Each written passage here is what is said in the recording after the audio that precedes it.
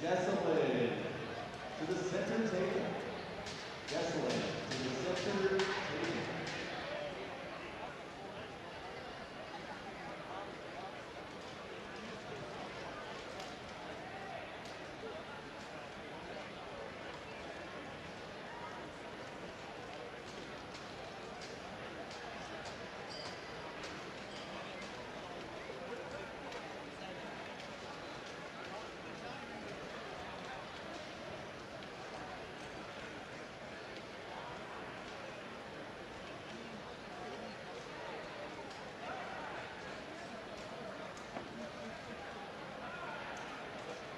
Ladies and gentlemen, it is day 2 of Carolina Carnage!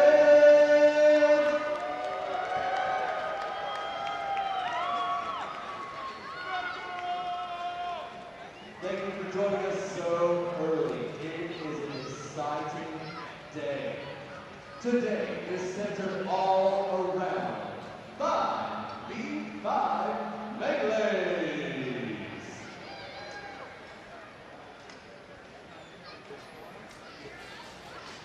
We have both men and women's teams from all over the Good morning and welcome to Carolina Carnage 2026 at the T. Ed Garrison Livestock Arena in beautiful Pendleton, South Carolina. We're lined up for day 2 of Carolina Carnage.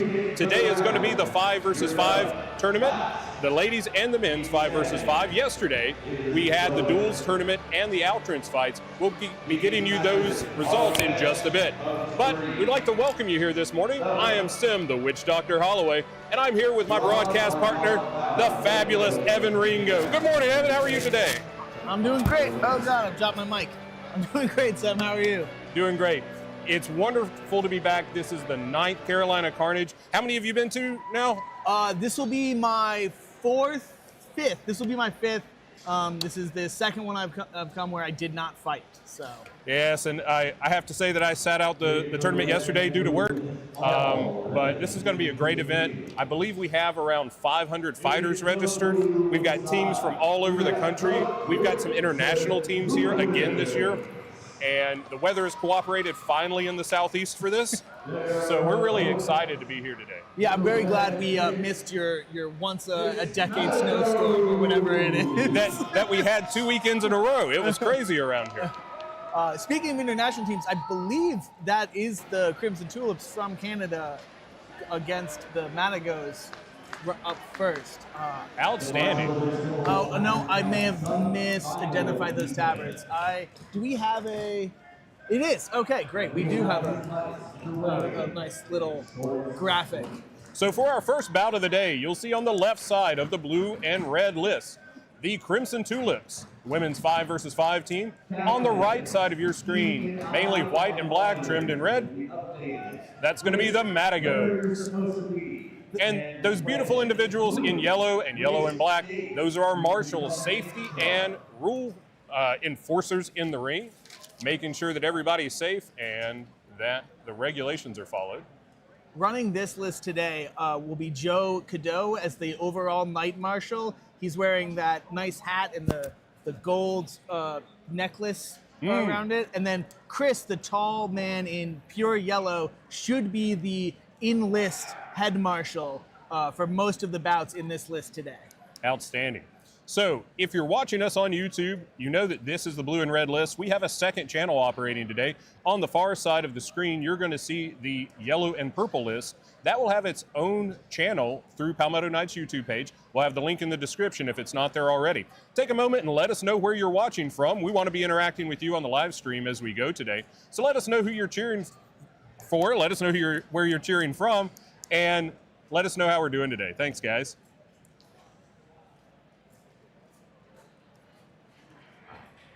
Looks like the marshals are doing a last-minute meeting. I was unable to get the roster of the Tulips, but for the Matagots, it looks like we have Carly running in the center, and then Danielle is going to be the nearest to the camera on the rail. I believe that's Heather Sanner next to her. And then on the far side, I can't quite tell the armor, and I don't see the flag numbers yet. So I'm unsure the too far. That might be Catherine with a feather. She usually rocks a feather out there, and maybe Beth. Oh, that's number 11. Let me check my notes real quick. So for those of you that may be new to the sport, watching for the first time or one of the first times, what you're going to see is a 5 versus 5 competition, but each team is fielding up to 8 individuals, so they'll have 3 alternates that they'll swap in and out. So the 5 that we're listing out now will probably not be the same for the next round. Yeah, that is going to be Catherine with a feather and Beth on the far side. And here we go, kicking off the first bout of Saturday's 5 versus 5 competition. Catherine makes a run, trying to open something up. And we see Carly getting over top right away. That's a nice quick takedown there, up. Matago up, 5-4, 1 tulip down in the center. This is exactly where you want to be, getting an early takedown so that you can get to a 2-on-1 early and start to work. Though it doesn't look like the Matagots are really taking full advantage of that. Another tulip down. Nice. They have to send someone over to help on the far side. Oh, no. All right, they got a 2-on-1 here. Let's see if they can work to turn that into a takedown. It looked like the Marshal sat down one of the Matago as well when that second tulip went down. Yeah, I could not see what she was sat for, but... Oh, So it's Carly's setting off the swing. 4-3. Right now we've got another tulip down. 4-2. And that's the match. You'll notice there at the end, there were 4 of the Matagos still up. When they took down the second to last, or next to last, tulip, they stopped the fight. If you're new to the sport, that's kind of the mercy rule. If the opponents are outnumbered 3-to-1 ratio, then they will stop the fight because of safety and because a 2-to-1, you can come back from that, but a 3-to-1 often results in injury. Yeah, there's maybe 3 fighters here today who could win a 3-on-1 against any random 3 fighters we picked. It's not actually impossible, but so close to it that it's not really worth playing it out when we look at the injuries that could occur. We do strive to be as safe as possible in what is potentially a very dangerous sport. Absolutely, and we've got a great staff of medics, of paramedics, of EMTs here today. We'd like to thank those that are volunteering to put in their time to help us out today, making sure our fighters are safe, because we know this is a dangerous sport and we're going to have definite injuries this weekend. We're just going to hopefully be able to keep it to a minimum. Speaking of the safety, you may have noticed that our lovely marshals in yellow were sort of poking and prodding at the fighters as they come in. Every time a fighter comes in, we check their armor to make sure that it is good, everything's attached well, to make sure that people are safe and we're not going to see any horrific accidents. Here we go for the second round. If the Matago can take round 2, they won't have to fight that third round. They'll be fresher for the next time over. Looks like they're off to a good start of that. Could see a quick takedown again here. Carly really putting in some work on that tulip. But they managed to get out. It's still a bad position for there, but Catherine is in a bad position as well over here. There's a double. It's 4-4. Did we lose a tulip on this side? I only see 2 fighting over here on the near side. We do, and there's another tulip down. It is 4-2. 4-2. It is very hard to come back from here, and there it ends it. That's a great opening bout. Yeah. Matago are looking very strong off of that 2 rounds right there. So as they reset the blue and red list, you'll be able to see on the far side of your screen, remember our second channel, the yellow and purple list. We got a couple of teams over there working hard. Switch over to that if you want a tight end view on that. We're going to be mixing up the commentary today. Most of it's going to be over here for the tier 1 list. But we have 3 tiers of competition today on the men's side. On the far list, it looks like Knyaz Fire, who are going to be one of the favorites to take it over there. And I can't quite see, maybe is that the Plague Rat tabard? Does that look right? I think I see a little rat on a black background. It does look like the Playgrass. All right. They are another veteran team. They've been around, maybe a decade at this point. Have been at almost every Carnage I'm aware that has happened. I believe so, if not all, almost all. And they were one of the first teams here, very much a sister team for the Palmetto Knights. Yeah. Speaking of which, Palmetto Knights is hosting the tournament. Yeah. Our hometown team here in the Southeast, in South Carolina, one of the oldest teams in the country, my team. Yeah. Yeah, been around since basically the beginning, if not the beginning. Grew this tournament from the first time I saw it happen, that there were maybe 5 teams, I think, and now clearly the biggest tournament in the country and one of the biggest in the world. Yes. I believe last year the count was the 8th largest event in the history of the modern sport, and outpacing some of the world championships because there had been more than 7 ahead. We're not sure about the numbers this year, but we've got 3 full days of competition, including an attempted world record attempt on Sunday for most number of fighters on the field at once. We'll see if that holds. It really is going to depend on how many people are able to grit out injuries and tiredness and just sort of how the day goes. But it could very much be a new world record on biggest fight. Looks like we're waiting on a team and they're struggling to get to the list. We've got the Rat Queens, the ladies Playgrads teams on the left side of your screen in black and red. They'll be facing the Chaos Cryptids if they can make it to the list in time.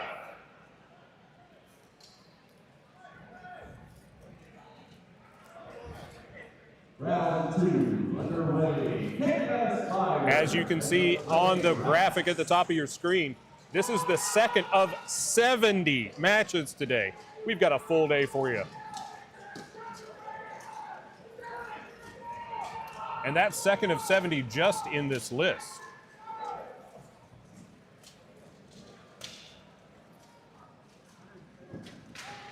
Looks like the teams had the wrong sides, maybe, or are they just coming to do the hug? No, it does look like they are switching sides. Oh. So that was the Cryptids out on the field, I think. Oh, okay. Because it looks like that's a rat on this tabard right here. Taking the first match. It's another goal in the yellow list.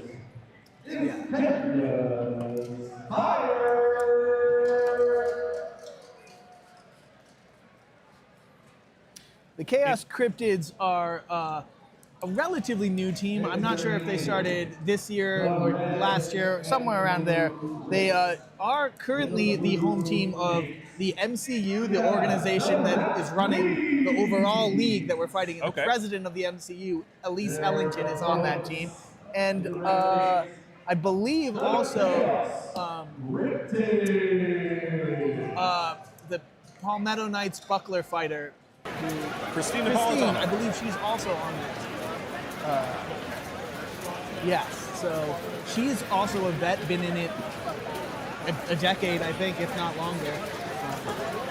I had definitely seen her more than her share of battles. I promised members of our production team up here I'd be telling old man stories from the announcer booth, and one of which is that I had the joy and pleasure of being at a convention and fighting 3 of the folks here that did their first exposure to this sport in the United States. One of our head marshals, Josh Waters, also Christine Napolitano, and another wonderful gentleman who had been fighting overseas and then started fighting in the U.S., Ivan. I love you, brother. I'm glad you're here. But all of that from a small convention in Columbia, South Carolina. Oh, not Dragon. It was, I don't know how long ago it was exactly, but it was the weekend that Pokemon Go came out. Oh, wow. And so we had to compete against that. Yeah, everyone is out walking around. No one wants to be stuck in a convention all that weekend, that year.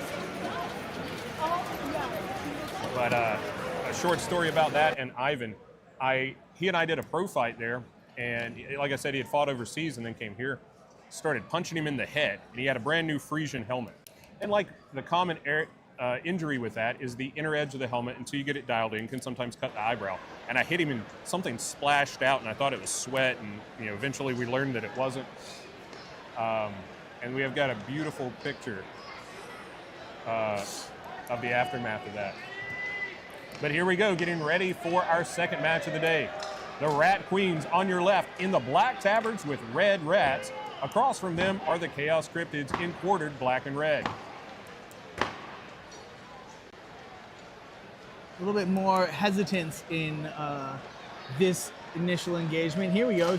See a fighter trying to make a run, gets cut off. It looks like the Rat Queens have the size advantage for this fight. I believe that is Elise, the president, in the middle, looking to make a deep run, getting kind of shut down there. There is room, and would really like to see her push deep right now. Maybe try to help out on that far side where they haven't engaged. Christina looks like she's got a good overhook. Oh, lost it now. Oh! One rat down. 5-4 Cryptids. And now they need to push this advantage. They need to get engaged, get hands-on. Otherwise, they could lose something on the far side and lose that advantage. Here we go. Elise has picked her target, but backs off again. I don't like that. Almost had a takedown, but the rat was able to change positions. It's a nice save there by the rat. This is a big lady that Elise is starting to hit off on here. Needs to go a little bit lower, try to get below the armor. Oh, working maybe a guillotine. No, just trying to push them under the list. That is one of the most embarrassing ways to get taken out. It has happened to me at least 5 times. So the way, and there we have another rat down. Another one on the far side list. It looks like we're 5-2, maybe 4-2. It's hard to tell. One of the near side fighters, maybe a Cryptid down. Yeah, I do think you were right. That is 5-2. Cryptids are looking good. It would be very surprising to see them lose from this point. So they're working hard on the far side of the field. Nice. A couple of more kicks might take him down. But right now, that one fighter is pulling forward. Oh! Yeah, pulling forward instead of pushing back on that kick, working against each other. It is a common problem that we see where you don't have enough communication. Which may be, like I said, this is a little bit of a new team. They may not have yet figured out how to work together. They are looking good, though. One of the challenges in the sport even today is that if a team is spread out across the country, made up from fighters of all over, they may not have an opportunity to work together like some of the teams that are local to each member. Now we've got a 3-on-1 on the larger fighter. Looking to go for a single leg. This is a dangerous move because if you get caught on the knee, you are sometimes sat for an illegal action. So you got to be careful to not slide down there. Great work by the Rat Queen, staying up in a 3-on-1 scenario. In the near corner, looks like they've kind of stalled out. Oh, they're talking now. They've switched positions. Christina's looking like she's trying to go for some sort of turn throw. She's got to be careful she doesn't get strung out. Oh, looks like they have her down in the corner here, yes. 5-1, Cryptids take the round. That is a very dominating performance by the Chaos Cryptids. So if you're new to the sport, wondering what this awesome thing is that you're seeing, this is bow hurt. The rules for this, 5 fighters enter on each team. You're out when you hit the ground. 3 points of contact and you're out. So if you're knocked down by your opponent, if you're knocked out by your opponent and collapse, if you trip over your own feet and land face first, you are out. But as long as you're standing, you're fighting until a 3-1 over. You also are given the opportunity to yield if for some reason you cannot go down, which is sometimes happens. A fighter will be holding you up so that their teammate can just hit you as hard as they can, and they don't realize that you're trying to go down and you're just getting beaten. So if you yield, if you yell, yield, yield, or put up your hand in some sort of surrendering gesture, you will be considered to drop as well, which is another way that you can get your takedown. And just now on the yellow and purple list, I saw a fight ended due to a helmet coming off of the last fighter on the team. Luckily, it didn't look like an injury. The marshals all threw their flags in quickly. But an armor failure of a vital piece will set that fighter down as well. Also, potential rule violations will do that. Yes, you can be sat for violating the rules. You can be sat if any of your primary armor fails. There are some pieces of armor that are not considered required, but most pieces are. And if any of those pieces, your shoulder, your helmet, your sabatons fall off, you will be sacked. And here we go with the second round of the Rat Queens versus the Chaos Cryptids.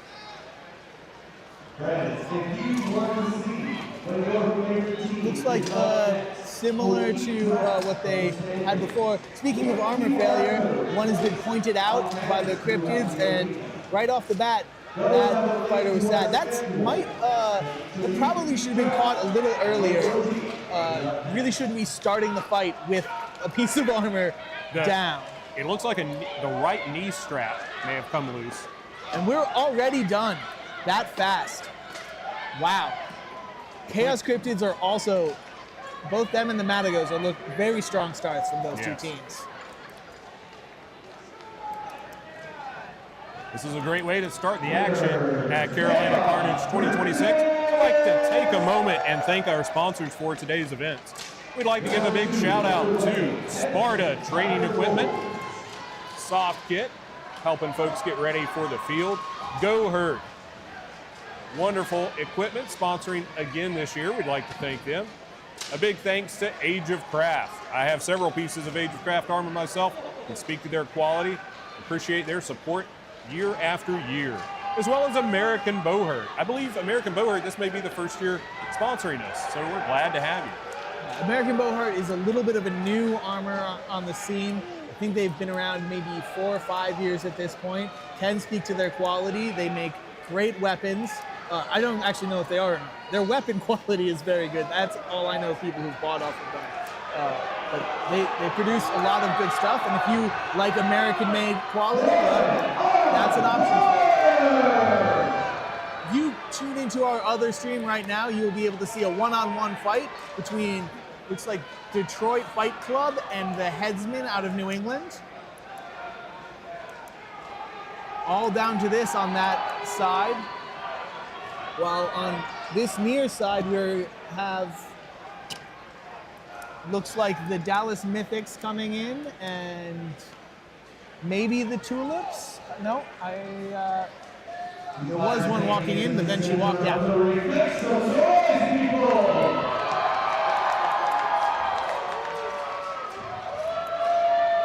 It looks like it's going to be the Dallas Mythics and the Los Angeles Gilded. I'm not sure if this is a new team or I just haven't been paying attention. I've not heard of the Los Angeles Gilded. The Mythics are one of the perennial winners. They have been champions many a time. They have been international champions before. They are very much going to be one of the teams to beat. Led by Shannon Knight, who has been in the sport again, 8-10 years. One of the hardest hitters with an axe out there.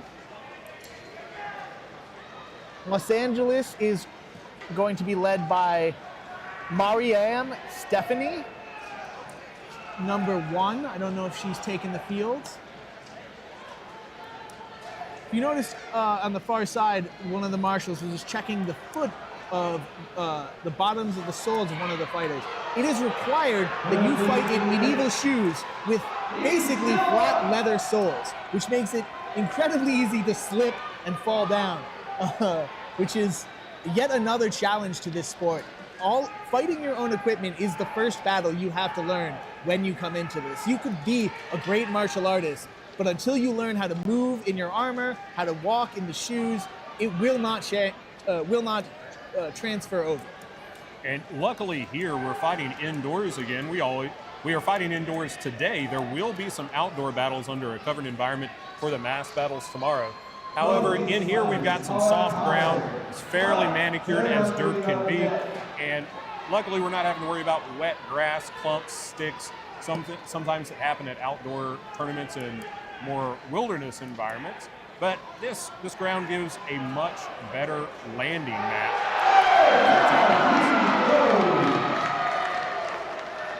Regardless, it looks like DFC won that one-on-one fight, and I believe that takes the fight for them over there. not quite ready to get started over here. They're still doing their final armor checks. And it looks like the other team is the Los Angeles Gilded Blade. Gilded Blades. Oh, it's a long name. We've got some new camera angles this year that we're excited about. Hoping to get you some action from the near corners where a lot of the tussling seems to go on. This is an interesting lineup. I have not, looks like they're going to run 3 on one side and 2 on the other rather than the standard 2-1-2 that has become the normal. Interesting, I have not seen that in quite some years. We'll see if that works out or if that center fighter for the Los Angeles Gilded Blades comes to the more of a middle position. You will notice a differing weapon loadout in a lot of the fighters. Some will use a shield and a one-handed weapon, often an axe, sometimes a falchion. Others choose to go with these these sort of more middle-sized axes at the 3 to 5 foot length. We probably won't see any of the long pole arms today. That's more of a mass battle thing. But sometimes people come out with 7-foot pole arms, and we are off. First contact in the far side of the field, and a weapon is down, although that may be a secondary. Yeah, it looks like that's a backup weapon. A mace usually is a backup weapon. It's easy to draw. Oh, we have our One first blade takedown. down. A hard shot landing in from behind from one of the Mythics, and a hard push from behind. 5-4 Mythics. Hard shots raining in on the far side from that pole arm. I believe it's 5. Oh, no. Yeah, 5-3 now, and then 4-1. All right. And that's the round. Wow, quick work by the Mythics, and a hard fight by the Blades. Yeah, they definitely showed up. Oh, it looks like the Marshals are going to... Oh, just getting the counts. It is imperative that the Marshals get an accurate count at the end of every round, because if we come to a tie, the first tiebreaker points is the number of small points, as we call them, the amount of people you had up at the end of the fight. So we try to record how many you have up at the end of every round.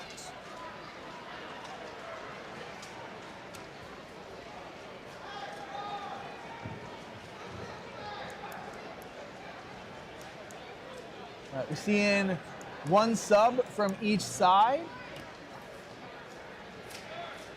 Round 1 in the red and blue list goes to the Mythics.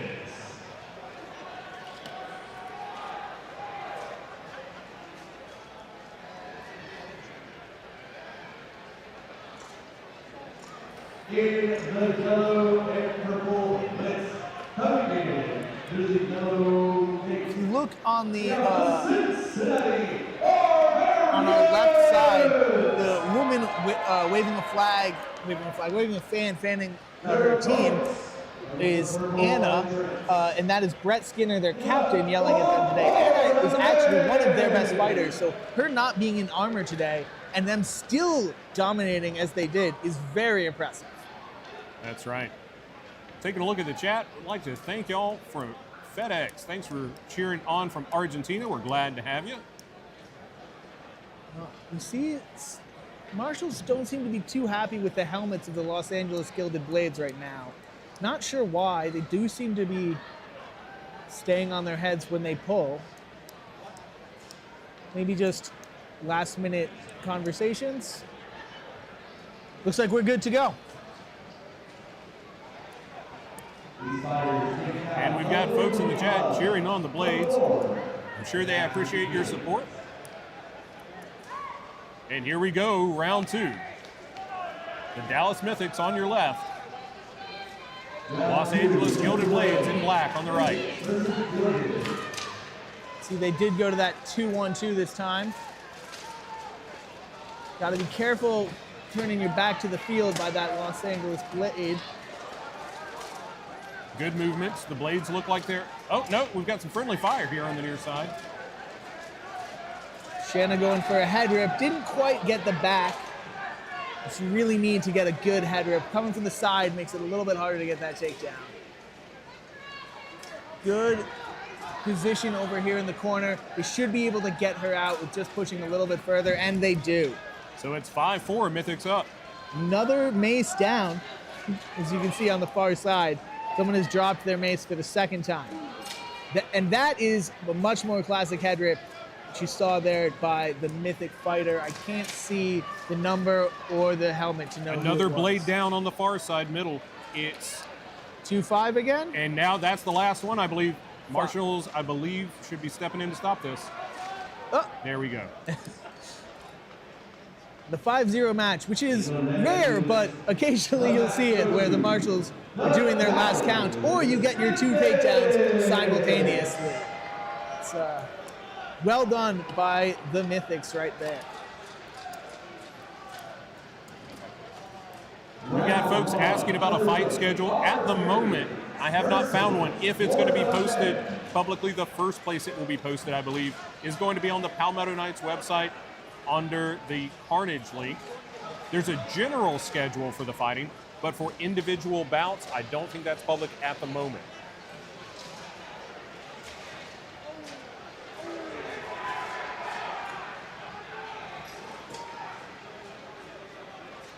That was a dominant showing by the Mythics.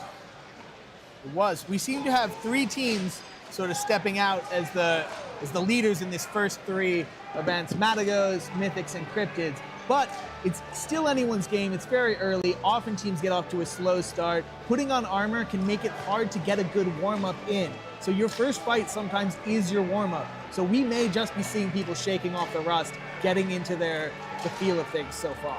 And Carolina Carnage this year isn't just the biggest tournament in the country or the hemisphere.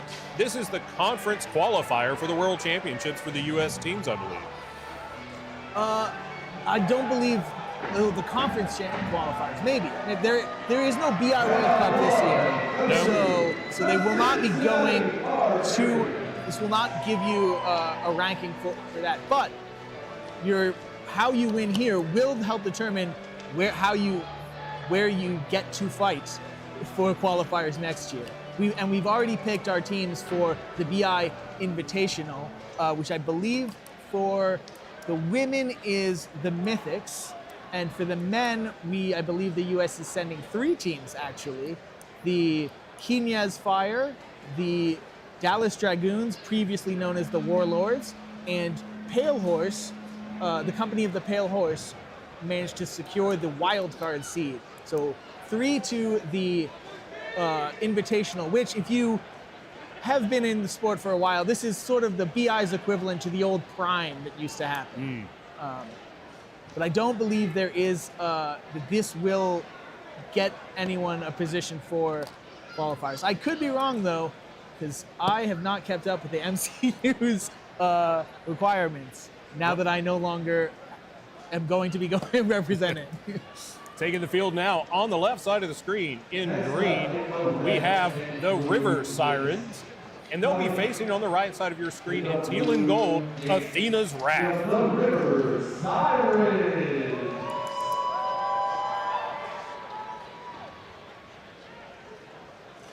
Their opponents come from the red side. Mango and Jessica, thanks for cheering on the Sirens. Glad to have you here. This is the first time I've seen Athena's Wrath.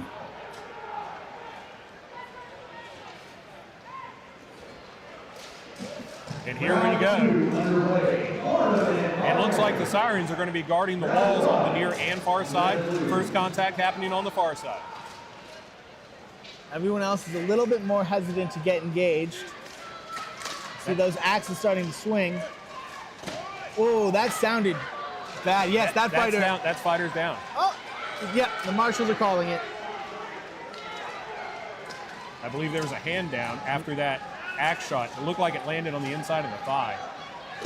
Yeah, and then it looked like she got her in the back of the head right after that while she was dealing with the pain from that shot. The inside of the thigh is such a hard place to armor, and so axe shots there are going to be debilitating.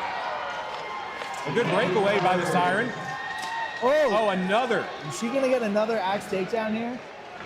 Not, looks like they turned into grappling.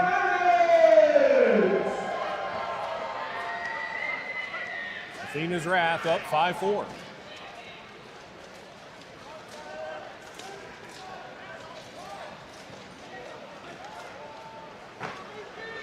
Currently Two one-on-one waiting for, oh, and we have another Siren down on the far side. It's 5-3, Athena's Wrath up. One of the Wrath breaking away to make it a 2-on-1. Oh, and hard axe shots. Oh, it looks like the Marshall stuck in his stick there, but then backed off. I wonder what that was about. There's a reverse grip on an axe there. Oh, managed to strip a weapon on the far side. That Marshall notice may have been about the location of a grapple for the neck. Yes, you are not allowed to place your haft on the back of the neck. We are concerned about hard axe shots. Neck cranks there. This is a perfect opportunity for what's called the hump and bump, which is where you push your opponent directly into the rail. It's 4-2. Behind her, and then, oh, well, just a turn throw there. That'll get it done as well. 4-1, I believe, is the final tally. 4-1 for Athena's Wrath. It looks like the River Sirens have 3 alternates available. And I see maybe 2 alternates available from Athena's Wrath. It can't be understated how useful it is to have fresh fighters come in for round 2. Yeah, especially that was a pretty hard fight with a lot of grappling. And on the other side, if you took some of those axe shots, you may need a couple minutes to walk that off, depending on whether you ended up with some sort of Charlie horse from that or not. It can be rather debilitating for a couple of minutes, or could put you out for the day if they land hard enough. The inside of the thigh is a rather juicy target across all martial arts. Inside leg kicks in mixed martial arts and in Thai kickboxing, definitely very tender targets. And often those shots can rise up to the groin. I have to say, though, I've been hit more in the groin during a longsword fight than I have in traditional martial arts battles. Yeah, I think that partially due to the fact that you can notice that these tabards hang a little low, it's hard necessarily to tell what is legal targets. And sometimes you might be throwing a long sword shot thinking you're throwing at the body, and it's not. Or you're on the inside and you're looking for a knee, but you can't actually see or feel where their body is. So sometimes it just rides up a little into the wrong direction. Or is steered up by the armor itself. The armor is meant to deflect originally. That's part of its job. So it can deflect things sometimes in a poor direction. Agreed. And here we go with the second bout with the Sirens versus Athena's Wrath. That center with the poleaxe still working, but Wrath coming in. The Sirens taking down 2 quick, and that'll be a third. It's 5-2 Sirens. And a hard hit, a back rip, and it's 5-1. Just like that, it can go very fast. Round 2 goes to the Sirens, and I have to say, this is the first round, this is the first match, I would say, that has gone to the third bout. Yeah, at least on our side, don't know how the other list has been going. But yes, here this is definitely our first third round match. You do not want to get too many of these with the long days of fighting that we have. You have to be in armor for hours at a time, which by itself is very draining. The more time you have to spend just walking around can really get to you. So even if you pull off this win, it could be so draining that it costs you later on in the tournament. And each of these teams these days are coming with a pretty good crew of support staff of their own. In the early days, pretty much everybody here was fighting, and you were support if you weren't in the middle of a bout. But we also have some incredible support staff. We'd like to thank the folks back in the armoring area to help folks with repairs. We've got a great kitchen staff back there making sure our fighters and staff are fed and caffeinated, more importantly, so that they can continue going on throughout the day, that they're hydrated, ready to go. Yeah, and also a list staff. I don't know if you had to deal with this in the early days, but do you remember when we used to have the fighters holding the list together? I've been one of those fighters holding that list yeah, together. if you were not in the fight at the time, you were considered the support literally. In a couple of the early years, we used the cattle gates. Yeah, I remember the cattle gates. Dangerous if you got your arm stuck there. We're off to a good start. Oh, another quick takedown. One raft down. Quick work by their center. Oh, it was a nice attempt for an Asoto in the open field across body, but didn't get it. Looking for the down rail Asoto. Doesn't quite have the pressure they need for it. Oh, and it's caught on the turn throw. If that center is called down, I believe the center was the one that did 3 or 4 of the takedowns for the Sirens last round. So we're at 4-3. No, it's 3-3. I believe there's a Siren down. No, that may be an Athena's Wrath down. It's hard to tell. There's a lot of green and teal. Yeah. Unfortunately, yes, we don't necessarily have home and away tabards. That's having tabards at all is a nice improvement from the early days, but it's 4-2 with the Sirens up. A 3-on-1 on the near side of the field. Athena's Wrath trying to stay up, but no, she's down. And that's going to be it. 4-1, River Sirens. River Sirens!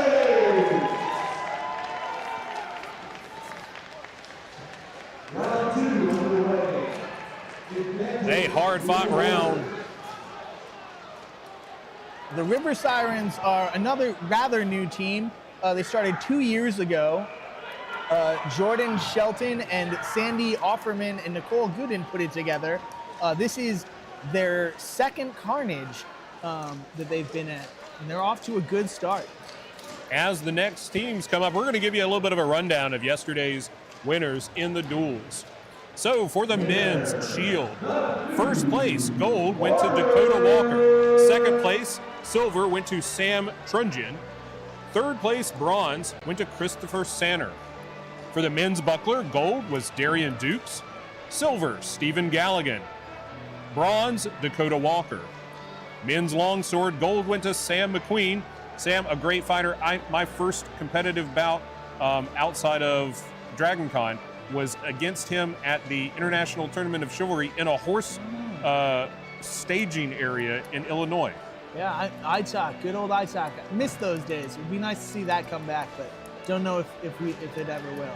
Silver in men's longsword went to Mason McNay. Bronze, Colton White. And men's polearm, first place was Johnny Porter. Second place, Micah Nelson. And third, Zale Hall.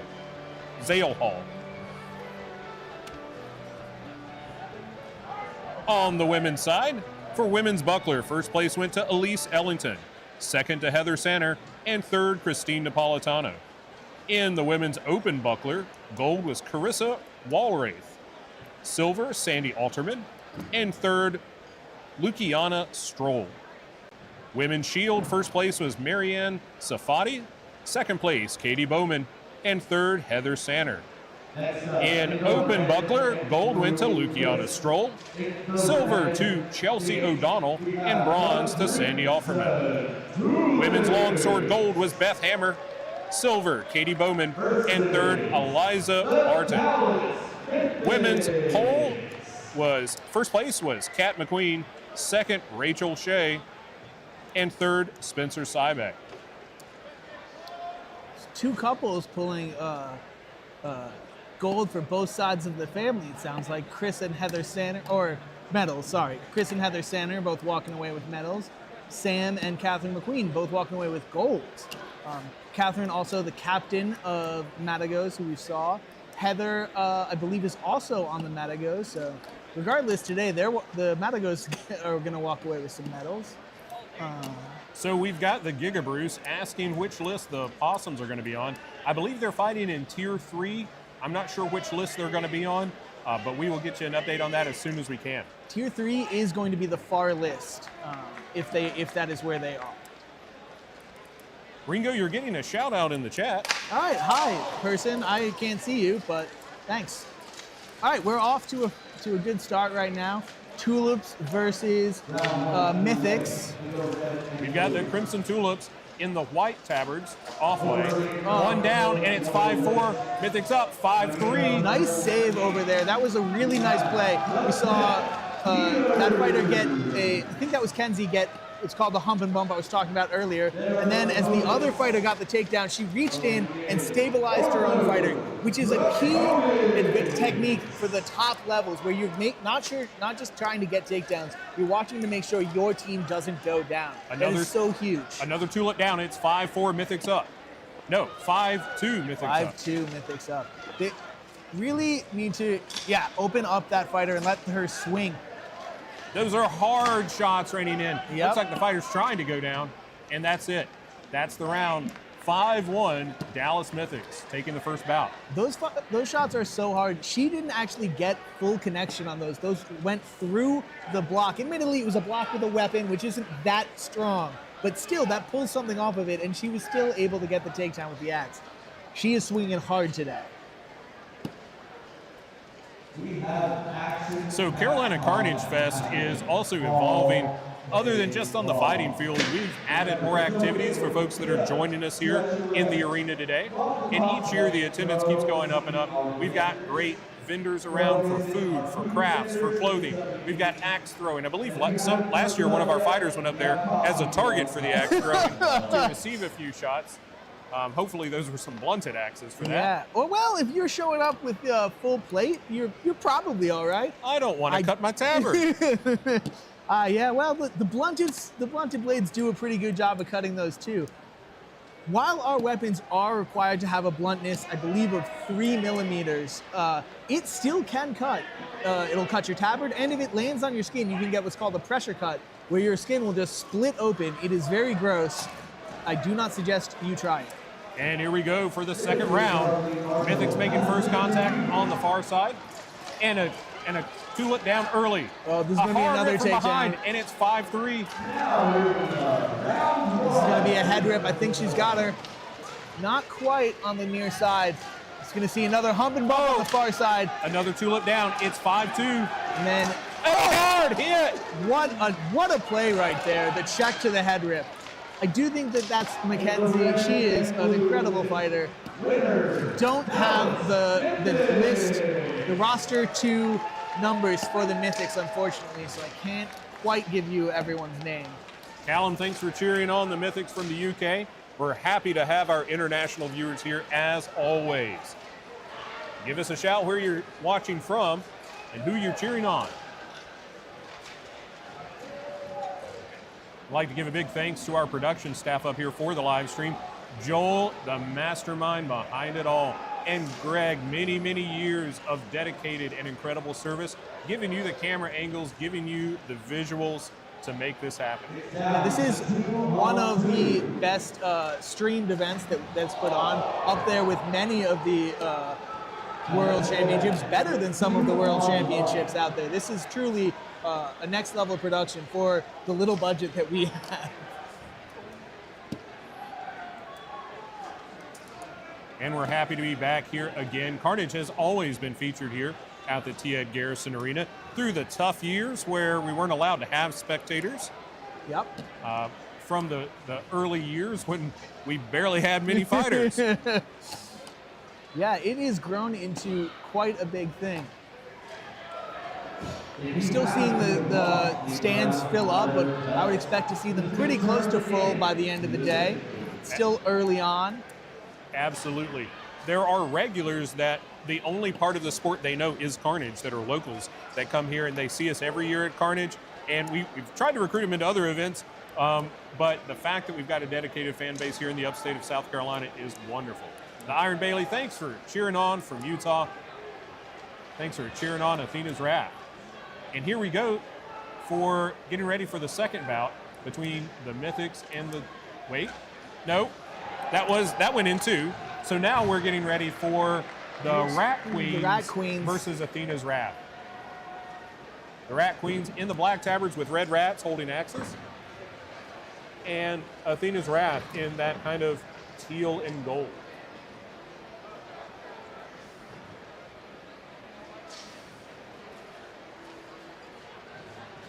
And taking a look at the other tabards on the field, I'm seeing more marshals here and more safety folks here than ever before, and I'm glad to see that. This is also, because this draws some of the best marshals from all over the world to help out, is one of the best training events 4 marshals. So you will see some marshals who are a little bit newer getting rotated in so that they can get the experience so that we can start to build a true professional core of refs.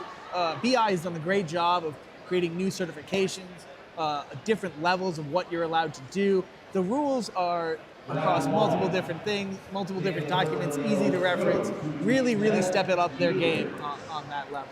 And the worst injury that I personally have seen, it may not be the worst injury overall, but the worst injury I have personally seen at Carnage was a marshal. It was Larry. Oh, I remember this, yes. He was marshaling a pro fight, an Outrance fight, and one of the fighters threw his opponent. The leg swung over and broke Larry's arm. Yeah. Brett Skinner threw Big Joseph Brandt, who you'll see later. Joseph Brandt's like 6'4", probably 240 when he's lean. Threw him through the air and just smashed into Larry's arm. Larry continued to ref the rest of that round too, despite having a broken arm. We have one of Athena's Wrath down in the near corner on the right. And one Rat Queen, it's 4-4. Tied it up. On the far side, you see this number 10 swinging away with the mace, but there's not really going to be that much power on it the way she's swinging. Oh, a suicide. I personally hate to see that technique done, where you just pull the opponent down with you. I feel like that is not just unhelpful, it's bad sportsmanship, but maybe that's just me. All of my experiences in the one-on-one duels in pro fights. Here we go, it's 2-on-2. This is quite the even fight. Oh, she has her back, was able to get the head grab, even though she didn't fully sink the hips in. Are they going to be able to get this last takedown? It looks like the marshals nearly stopped. There was some confusion. It's 2-1, and that's 2-0 in favor of Athena's Wrath, taking round 1. Some good teamwork at the end to get that hump and bump down. Push the opponent up over the back of the rail so that you can get your foot in behind and essentially pull an Asoto, if you're familiar with judo terms, into the rail and then pull them out. We had a person in the chat earlier asking about the Palmetto Knights, Possum Knights, asking where they were going to be fighting. They'll be on the purple and yellow list after the lunch break. Bill, thanks for cheering on from Canada. We're glad to have you here. Also, make sure you open up a second tab or a second device with the purple and yellow list going on the far side of the current screen so you can see the tight action going on over there. We're getting set up again for round number 2 for the Rat Queens by the blue gate on your left and Athena's Wrath by the red gate on your right. You'll see, not at the moment, there we go. We've got some spare weapons being placed on the gate. That is for if a fighter loses their weapon during the match, doesn't have a secondary on them, they cannot take aggressive action against their opponent. They can only defend. They must make their way to a gate and grab a weapon to then be allowed to make aggressive action back. They can't even grapple in an aggressive manner to take the opponent down. Which is an interesting call too. The marshals, I just heard them discussing it today.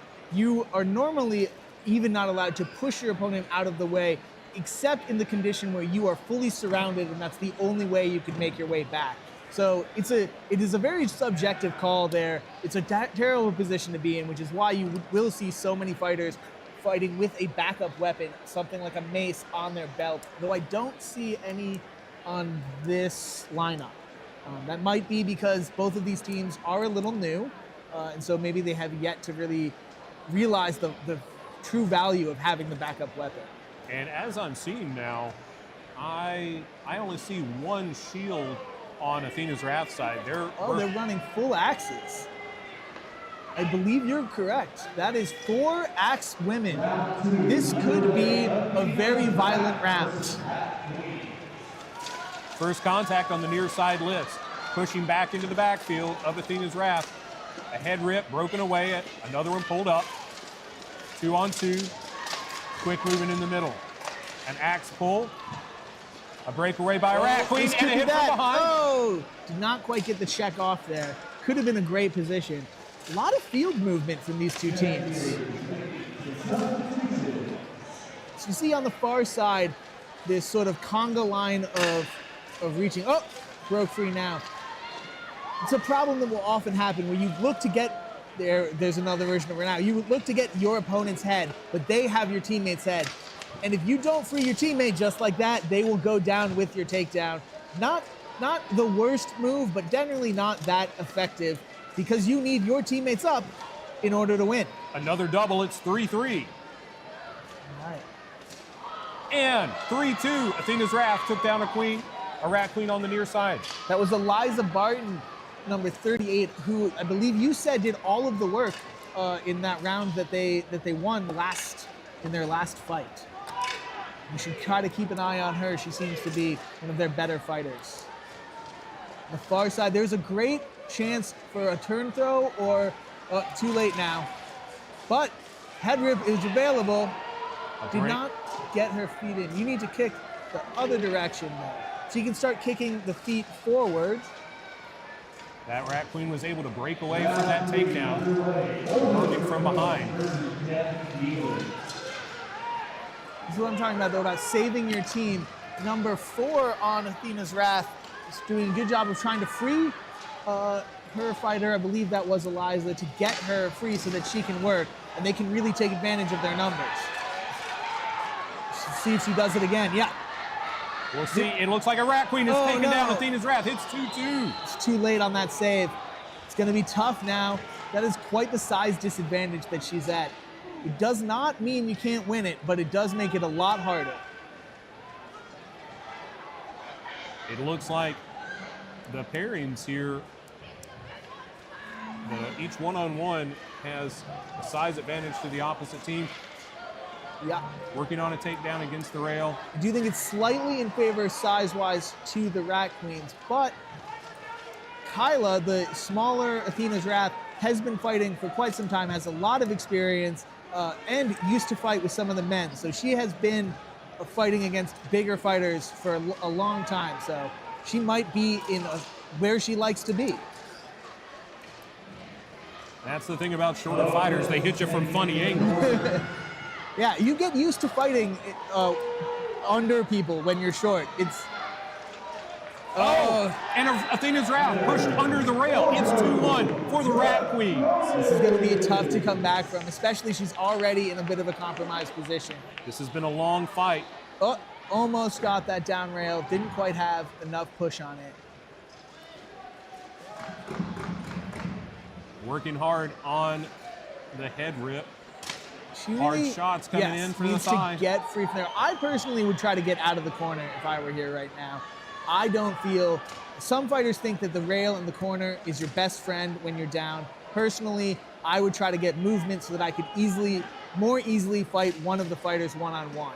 Now, I haven't fought melee, get your opinion on this, but in this situation, that remaining Athena's Wrath fighter staying up, it seems like it may also be giving her opponents as well as her teammates a chance to rest a little bit sitting on the ground. Not only does she want to win the bout, but that the longer that it goes, the folks sitting down get a little bit more of a breather. And if she can stay up and tire these two fighters out, they may not be able to go the next round. She may not be able to go the next round either, but that could play because they did take the round before, correct? So that could, this will time out at a certain point if they keep going. I believe it's 5 minutes per round. So if she stays up for the next, we don't have a timer on our screen, for the next 2 minutes, let's say, that will time out. They will lose 2-1, but like you said, she will have tired out the other team and given her team a lot of rest because 3 rats are getting rest right now, but 4 Athena's Wrath are getting rest right now. So. And you were right, Ringo. Athena's Wrath did win the first bout. Oh, that might be the time. Is that what the refs are calling right now? Yes. All right, so that's 2-1 for the Rat Queens. I am not up on the latest rules update, so I believe a new one just came out, but there used to be also a total match time. I believe of 13 minutes. I might have that wrong. There's been a bunch of rules in different tournaments I fought over my time. I get a lot of them confused. But yeah, so between that fight that timed out in the first fight, we might be at, let's say, 6 or 7 minutes. They would only have maybe 5 minutes left to get this next round done. And Jane, thanks for cheering on Athena's Wrath from Idaho. It's probably an early morning out there for you and a cold one. Glad you're here joining us.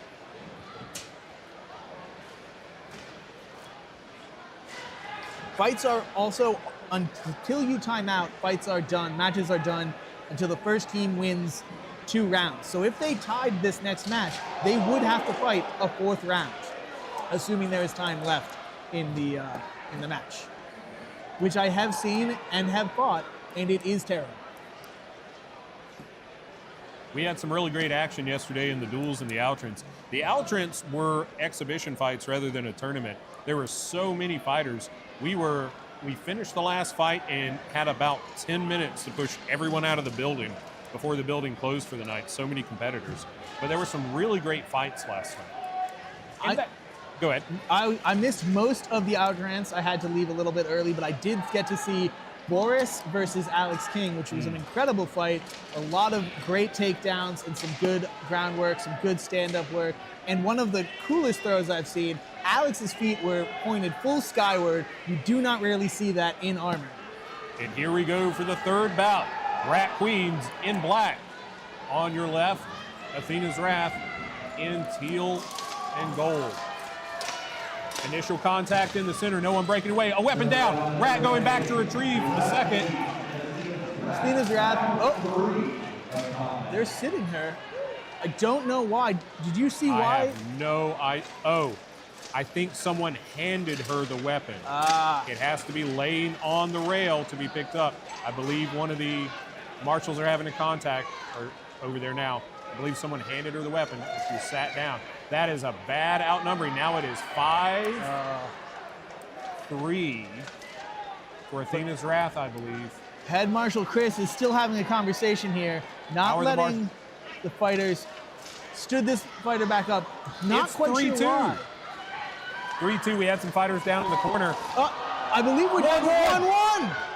The first time we've seen that in this list today. This is truly often the most exciting part of many fights. Now this Athena's Wrath fighter may be trying to push the Rat back toward those down fighters as a tripping hazard. Yeah. We'll see. I would worry about that personally right now, though. With the grip the Rat Queen has on her, the chances of going down with her are very high. I would first be trying to break that grip, which the marshals do for her because she was on the neck, which you are not allowed to do. You cannot place the haft of your weapon or strike the back of the neck. It is an illegal target. Now we've got that over-under grip you see from Athena's Wrath. And Athena's Wrath takes the 3rd round. And the match. That was a hard-fought round. I would say the hardest I've seen so far. Yeah, they might be paying for that later on with the amount of work they had to put into that one. We will see. It's definitely going to be a little bit of a test to those fighters who had to do the last fights. We've got a comment from the chat saying that there's a 5-minute time limit per round and a 10-minute total fight. 10 minutes, thank you. FedEx, we've got some updates for you. Now that we have a break between the matches for the men's duels winners, first, men's shield, first place was Dakota Walker. Silver went to Sam Trunjian. Bronze went to Christopher Sanner. Men's buckler, gold went to Darian Dukes. Silver, Stephen Galligan. And bronze to Dakota Walker. Men's longsword, gold went to Sam McQueen. Silver to Mason McNally. Bronze to Colton White. Men's polearm first place was Johnny Porter. Second place silver was Micah Nelson. And third was Zale Hall. On the women's division, women's buckler, first place was Elise Ellington. Second place, Heather Sanner. And third, Christine Napolitano. Women's open division, gold went to Carissa Walraith. Silver to Sandy Alterman. And bronze, Luciana Stroll. Women's shield, first place was Marianne Stafati. Silver, Katie Bowman. And third, Heather Sanner. Gold for women's open buckler went to Luciana Stroll. Second to Chelsea O'Donnell. And third to Sandy Offerman. Women's longsword, gold went to Beth Hammer. Silver to Katie Bowman. And bronze, Eliza Barton. Women's polearm, first place was Kat McQueen, second Rachel Shea, and third Spencer Sybeck. Those are your winners from the duels yesterday. Thanks for cheering on from Tandil City, Argentina. We're glad to have you. So it looks like we have Matagots versus the Los Angeles Gilded Knights here. Matagots repping 3 of the medalists from that list that you spouted off. Beth, Heather, and Catherine all took medals yesterday. Let's see if they can pull that off again with a team medal. Well, today is going to be the 5 versus 5 competition, but the finals will be tomorrow. Make sure you don't forget to tune in tomorrow for the finals of the 5 versus 5, as well as the mass battles. And we've got yesterday's duels and Aldrin streams up on the Palmetto Knights YouTube page, so that during lunch or tonight after the 5 versus 5, you can catch up on all that action here from Carolina Carnage 2026.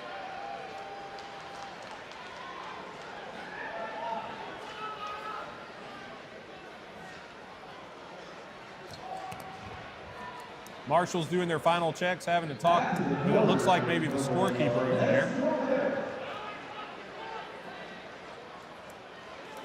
Looks like from what I can tell, the Gilded Knights, they do have some subs. They're behind the rope. You can't see them, but I don't see any support for the Gilded Knights, which is kind of rough. For the Matagots, you see the man in the feathers over there. That is Sam McQueen, the gold longsword champion for men's, and one of the repetitive winners for longsword. And a great fellow, too. Yes. He and I had a good fight a few years ago at a local Renaissance fair. It was a pro fight at the end of a long day. We lined up. We said we were going to definitely throw some kicks and wow the crowd. Great guy. Kicks me right in the belt buckle. And my weight belt broke in half and my leg armor fell like my pants dropped. It was the funniest thing. I just wish I'd been able to see it and not be the... and not experience it? But it was funny enough. I'd do it again. Interesting strategy right there. We saw Catherine the 2 run deep, which let Carly the 3 push off to the side. They've got a takedown. A lot of movement coming from the Matagots. They really seem to be looking to... Oh, we have a gauntlet down with the takedown by the Los Angeles Gilded. Matagots have brought it to 4-2. About to make it 4-1, it seems. It does seem. She is just holding on by that arm over the list. Heather pulls it off. Or maybe that was Beth. Pulled it off very casually, just get off of this list, and there's the takedown. That last Gilded blade to go down may have saved her teammate, because those were some hard axe shots coming in on the thigh. That's Carly with the Dragoon, I believe that helmet's called. I'm not great at the armor knowledge, unfortunately. I really wish I could help out more on that, but she is one of the strongest strikers total in the sport. She's hit me some of the hardest I've ever been hit. You do not want to let her swing on you. And I believe, I just checked my watch, it is time again for another old man story. Back in my day, when we started this, I was fighting, and I still fight, mostly in armor that I made.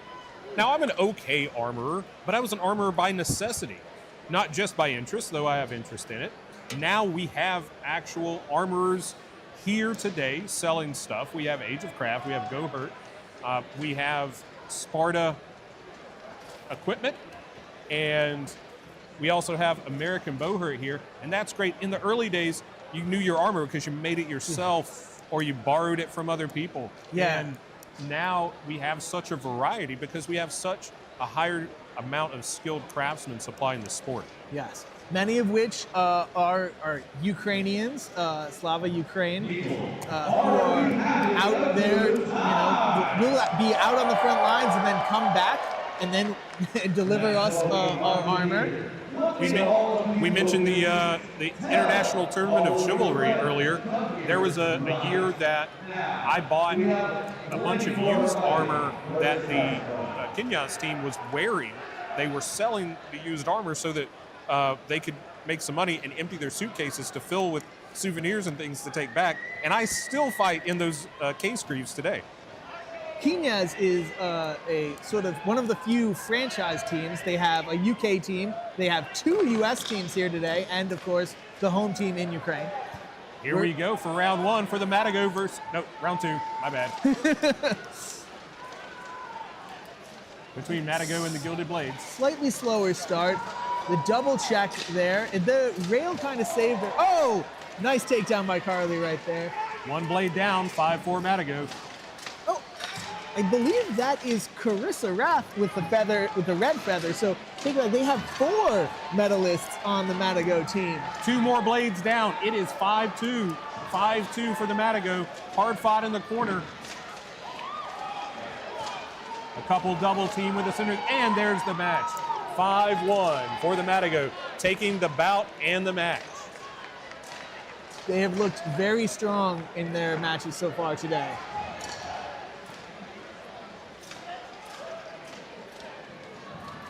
Small Swole Cinnamon Roll, we're glad to have you here cheering on the Matagot, as well as Mr. Irish Plays. Thanks for being here to cheer them on today. I believe that that fighter at the end, Kelsey Gentry, is a Los Angeles-based fighter. So she was fighting her home team on the Matagots right there. So that's going to be an interesting thing. I wonder if they were sort of talking a little bit of trading stories at the end right there.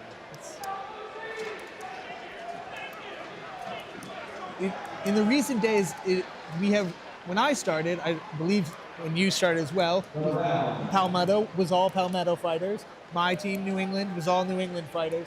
And recently we've come to more of a, I don't know, all-star, mercenary, there are a bunch of different names for it, teams where you get fighters from all over the country based on whether it's a shared idea of how to fight or simply you like each other or whatever. And that has become sort of the more of the default than it used to be. It used to be you fought with whoever you could drive to because that's who you could fight with. But. Yeah, and I think now the sport's been going on long enough that people will change location in the country and maybe they don't live near their old team, but they still want to fight with them at events. And so you'll have some situations like that going on. We have a bunch of that. Today, I know that is happening with the Dragoons. Adam Harrington has moved to Ohio. I believe that's happened with Knyaz, where Ellis has moved to Baltimore. Though Knyaz is another one, is not quite a regional team. They pick sort of everywhere around Michigan. So you'll have some guys in Ohio. I think they have someone in Illinois. They're a bit of a bigger region than a lot of the other sort of regional-based teams. Pete Moe actually lives in Texas. He still fights on Knyaz after moving out. So yeah, that does happen. Or occasionally you'll have fighters move to fight where they with the team that they like, if it is a regional team. I have seen that before as well. Here we go, getting ready for round 1 of the River Sirens versus the Chaos Cryptids. River Sirens on your left in the pale green. Chaos Cryptids on the right in quartered black and red. Looks like the Sirens are going to have the size advantage for the first bout. Chaos Cryptids are actually fighting without their captain, Lisa Oy. She's a senior in college, but she has a broken foot. So between that and finals, does not seem like she'll be out fighting today, but she is still here to coach for them.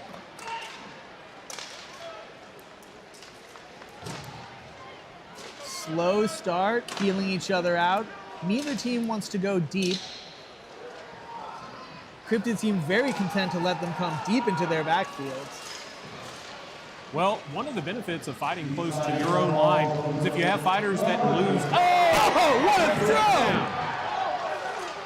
throw! She just yeeted her, pure power. 5. Oh, and that is a textbook hump and bump to an almost textbook head rip. This fighter is going off. Did you catch the number? 17, I believe. 17. And I believe that was the same fighter in their first round that subbed in and cleared the field. Maggie Ryan. Yeah, Maggie is an incredible fighter.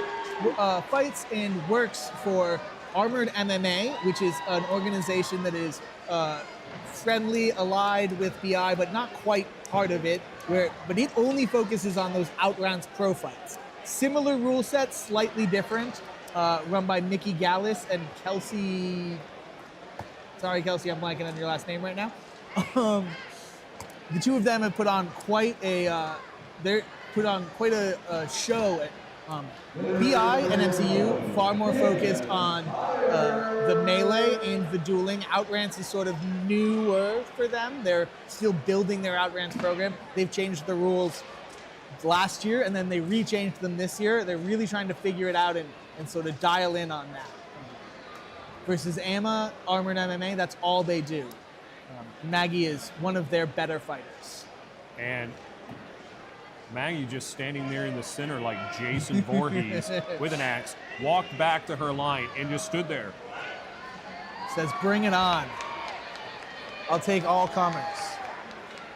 And here we go for the second bout. It'll be interesting to see if the Cryptids target the center for the Sirens. Or try to avoid her and get a takedown somewhere else. Both strategies you can go with. That is not what I would do, though, and let her get off. Though, quick takedown. Cryptids stayed up for a little while. Got to be careful. Maggie's on the run. They're going to need a quick takedown to make up for this. 5-4 Sirens. Christine 5-3. working on the far side. Oh, looks like she took a bad step. Oh, is she going to pull her with her? Almost. 5-2. It's going to be real tough to come back from here.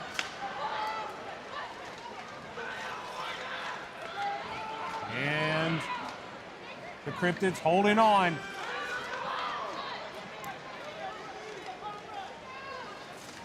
Oh! Nice work. And she brung her And down it's with her. 4-1. 4-1 for the River Sirens. Heroic moment, but not quite enough to stay up against Maggie there. Mango from the chat was suggesting that may have been Kelsey Lita. Kelsey Lita, yes, thank you so much. I hope she doesn't kill me for that. The River Sirens.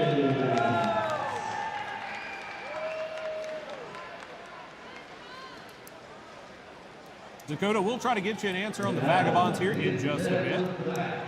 What's the question of the Vagabonds? It's which list they'll be fighting on today. Depends on which Vagabonds you're talking about. Johnny Porter's Vagabonds have grown to be two teams. So Vagabonds proper will be fighting in this list. They are in Tier 1.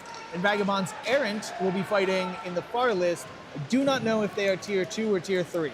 But yeah, and they are, I believe they're going to be wearing brown and tan.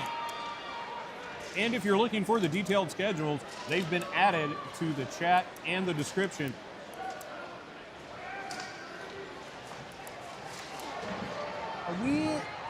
Looks like we might be taking a break at this list. I don't see any teams walking up. And the Marshals are having a discussion. That may have concluded the women's tournament up to or limited to stop before the finals.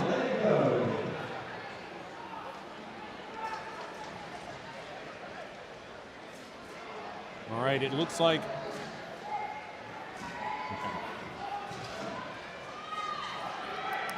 I don't see a team lining up. It's down to 2-on-2.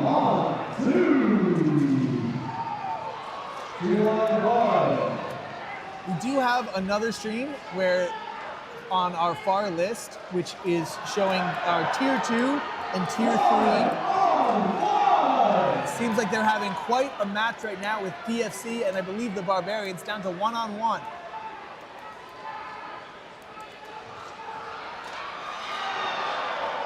They both go down. Oh, now we see fighters walking in. It looks like the Mythics. Oh, and I see where they're going to be fighting the Matagots. This should be a very interesting fight. Two teams that have both won at Carnage before. Two of the top teams in the country, continually. Both with slightly new lineups.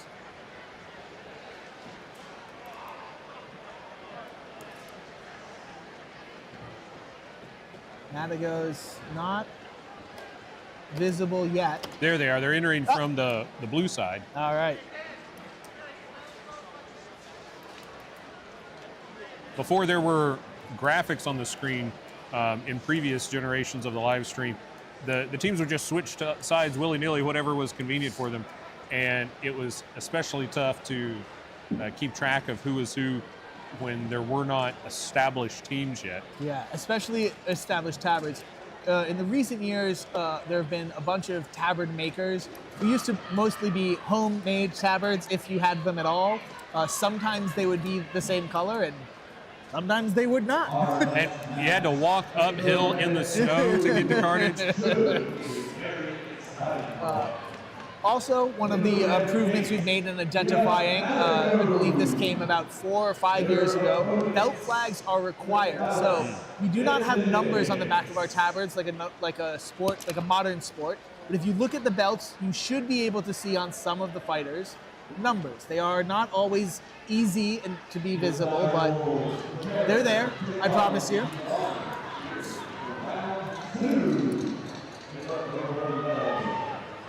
Matagots looking like they're having some fun before the fight. Gonna do some cheering.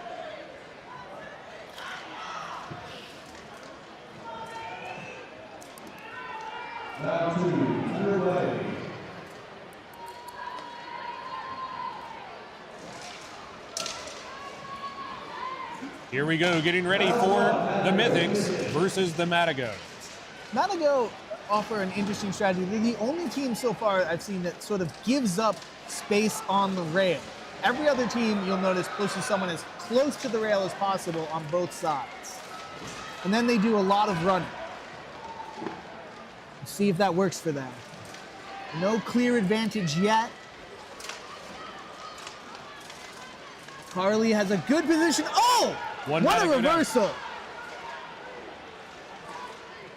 One Matagot down. Mythics working for that head rip.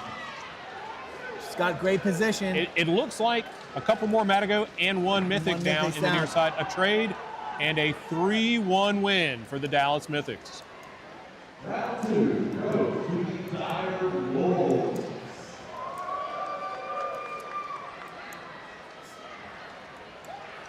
Marshall seemed to be having a discussion, but just probably clarifying the numbers. Looks like nothing happening there. Fighters stand. Get ready for round 2.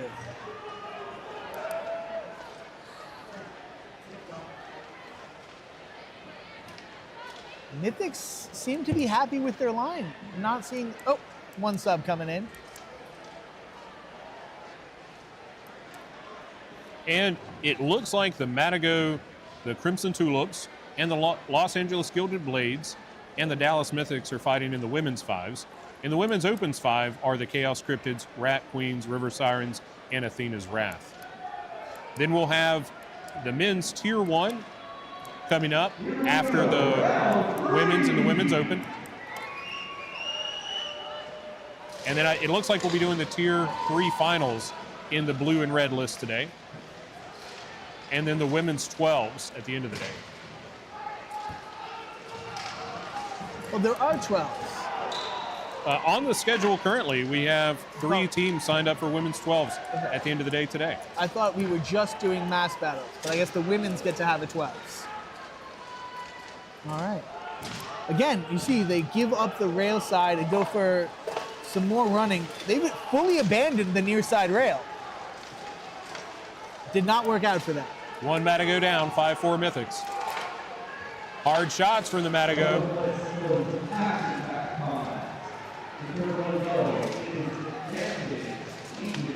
We're down a man, but seem to be in pretty decent place. And one of the Mythics just falls. I did not see what happened. It looks like she just went down on her own.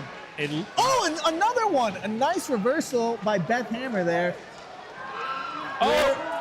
Catherine stayed up through that. That was incredible. That Matagot that was being attacked was able to hook her left leg on the crossbeam, the angular crossbeam of the list rail to keep herself up. That was incredible. Yeah. good awareness of the list is huge to staying up, especially when you're down. I have done quite a few odd things with that. Right now, Carly really needs to get that takedown on her. Oh no! It's 2-1, 2-1 Mythics. No! It sounds like she might be. No, the marshals are saying she's in. And I think she just did not realize there was another fighter up. So she's gonna run in. Carly in trouble here. 2-1. Trying to get out of the rail. Her axe is caught. I would have dropped my axe there and run to the other side. Forced to take a knee. And it's 2-0 in favor of the Mythics. Close fights, but the Mythics did manage to put together enough to get it done.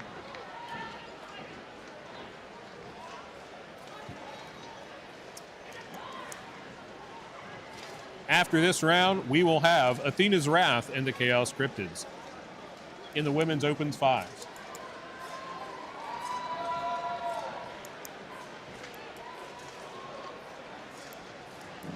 Following that, it looks like 2 more bouts, women's and women's open, and then we'll be getting into men's tier 1. The opening bout for men's tier 1 in a few minutes is going to be Knyaz USA versus the Company of the Pale Horse. That could be the finals, and that's going to be our first match of the day. Yeah, those are 2 of the favorited teams. Like we said, Knyaz and Pale Horse are both going to the BI Invitational in Romania in a few months. Both put together a lot of great tournaments last year. Pale Horse, rather a new team, but came out very strong in the past 2 or 3 years. More of that mercenary all-star method. Their fighters are from all over the country. Knyaz, pretty much just the Midwest area, with the exception of Ellis, who has just recently moved to Maryland, and Pete Moe, who has just fairly recently moved to Texas. I believe Pete Moe's on Knyaz Fire this year, though, as opposed to Knyaz USA. We've got Chaos Cryptids lining up on the right side, black and red quartered, and Athena's Wrath on the blue gate.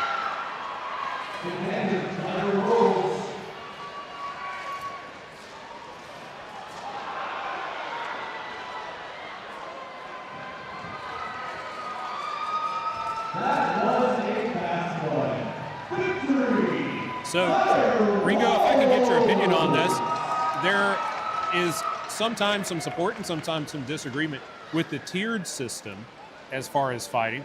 I've heard people support it, and I think so, that it gives teams an opportunity to be more likely to face teams that are on their level, so that the tier 1 teams are able to meet grind against the best, and the newer teams, maybe tier 3 teams, get more bouts with folks on their own level rather than getting seeded low against higher seed tier 1 teams and maybe going out early in a tournament. What are your thoughts on the tiered system? I really like the 2-tiered system. This is our first year doing a 3-tiered system, so I haven't yet had a chance to see it in action. Just the 2-tier I really like, for the idea that there are people who take this sport seriously, almost to the level of being a job. And then there's people who just want to come out a few weekends a year and fight. And because this is a combat sport where we use real weapons, it is, I think, dangerous to mix those 2 groups. I do not think that people who are just here having a little bit of fun really should be put against fighters who can crack armor. Andrew McCabe has broken people through their armor, has sent people to the hospital. In the tier 1, if you are just here looking to play, you're just asking for an injury against some of those top level teams, and I don't think that that's safe. So I really like at least the 2-tiered system. We'll see about the 3-tiered system. That might be too much, but maybe it's perfect. Well, we've got our first contact for round 1 between Athena's Wrath and the Chaos Cryptids. A little bit more conservative this round, I think. Again, that conga line I was speaking of. A trade in the near left corner. Looks like Cryptids are up 4-2, I believe. That is an early swing. Now, the correct thing to do right here is break the grips on your fighters before they go for the takedown. It could pick one particular to go after, though I would say each of the two should grab a fighter and go. Oh, a hard shot That was a nice to the back of the action. shoulder. Yeah. A good And targeting. another. Power is there, targeting not so much on the last couple of shots. That first shot, though, right in that shoulder spot, often our pauldrons don't sort of cover where the sort of lat, the exterior lat where your shoulder blade comes at, and it's very meaty, and you can land some very painful shots there. When you started moving in towards the spine, it's very hard to make those painful, especially with a one-handed weapon, possibly because of the way the fighter was spread out and the armor is flattened against your back. It does less to protect you, but that really depends on the style of armor, and without knowing, I would not be going for those shots. I'd really have tried to stay off to that side or looked for the butt or the thighs, as we talked about earlier. That was a 3-1 win for the Chaos Cryptids in the first bout. We've got someone asking in the chat about the yellow and purple list, about the team in blue and white. I believe that is the Tulsa Free Company. Tulsa Free Company. They are one of my picks for Tier 2. They are have really been putting in the work this year and the past year to get good. Zach, Heath, Sam, all some form of world champion. And also they've pulled in Tanner Cox, who is the head fighter and head trainer for SJK, who we did not see this year, but they're another very good team, and he is probably their best fighter, a very strong melee fighter. So definitely watch Tulsa. And I believe they're fighting the Barbarians right now. Here we go for round 2. First contact, lightly on the near side list. Athena's Wrath in the backfield, that big pole arm. Athena's Wrath is captained by Rochelle, one of the few armorers fighters who is still an armorer making their own in the sport. As you brought up earlier, that used to be the way we all had to do it. Not many left. She is one of the few. 2 Cryptids down, 3 Cryptids down, 1 Wrath down. It is 4-2, about 4-1. 3-1. That last takedown included a mutual takedown. Looks like the medics are stepping in for just a moment. Hopefully nothing too bad. Sometimes it's just caught up in the adhesion of the scrum and going down. Hopefully that's all this is. Yeah. Looks like they're removing a leg armor. Unfortunately, you would think that possibly the most of the damage, most of the injuries come from striking and such like that, which we do have our fair share of injuries that, but most of the really actually debilitating, keep you out of the fight injuries are knees. Knees in particular seem to be really prone. We don't get that many ankle rolls, we don't get that many shoulder injuries, but knees just seem to pop in this sport for some reason. So I'm really hoping that's not what that is. We do see them taking her leg off. It did look like she had her hands on her in pain. I'm hoping that's not what this is going to be. Never like to see this happen. But we've got a great medical staff here. Many of the folks volunteering to help out as well are fighters, have been training with the teams. While we do have, absolutely, we've got professional staff here. Many of our volunteers are full-on professionals. And it's a world of difference when you have a professional medic who knows the sport, knows the armor, and can address it that way. In the early days when the paramedics would come out, they'd pull out surgical shears and be clipping tabards and pieces like it was a bit more of an emergency situation and damaging armor. I've tried to do their best. Yeah, and sometimes you do need to do that, but most of the time you do not. And you really do want to get medics who do know how to do it. Hopefully we've been here long enough that we have the same staff who really start to get to know the sport. And like you said, a number of the marshals and support are paramedics themselves or have some sort of other background who can sort of advise and be like, hey, no, you don't need to do that yet. Well, I am hoping that this is the first year I don't have to leave the announcer booth to go be a backup down there on the field. Hoping we keep the injury levels down. and the safety level high. We've got so many support staff here doing a great job. Go ahead. One of the things on the injuries that we've started to do recently is that we've started to do a lot better job of having medics check fighters after big head hits. I've been bringing up for the past couple of years that a lot of fighters will sort of be wobbling around, almost about to fall over dizzy, and then say, I'm good to go back in, and no one stops them.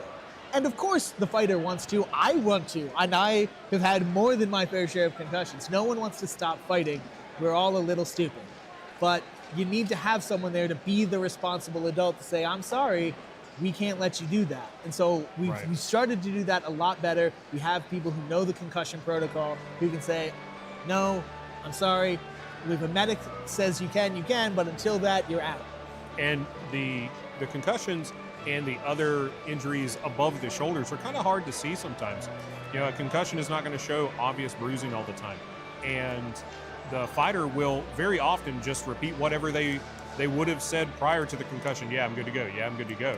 And those are some of the more difficult injuries to figure out.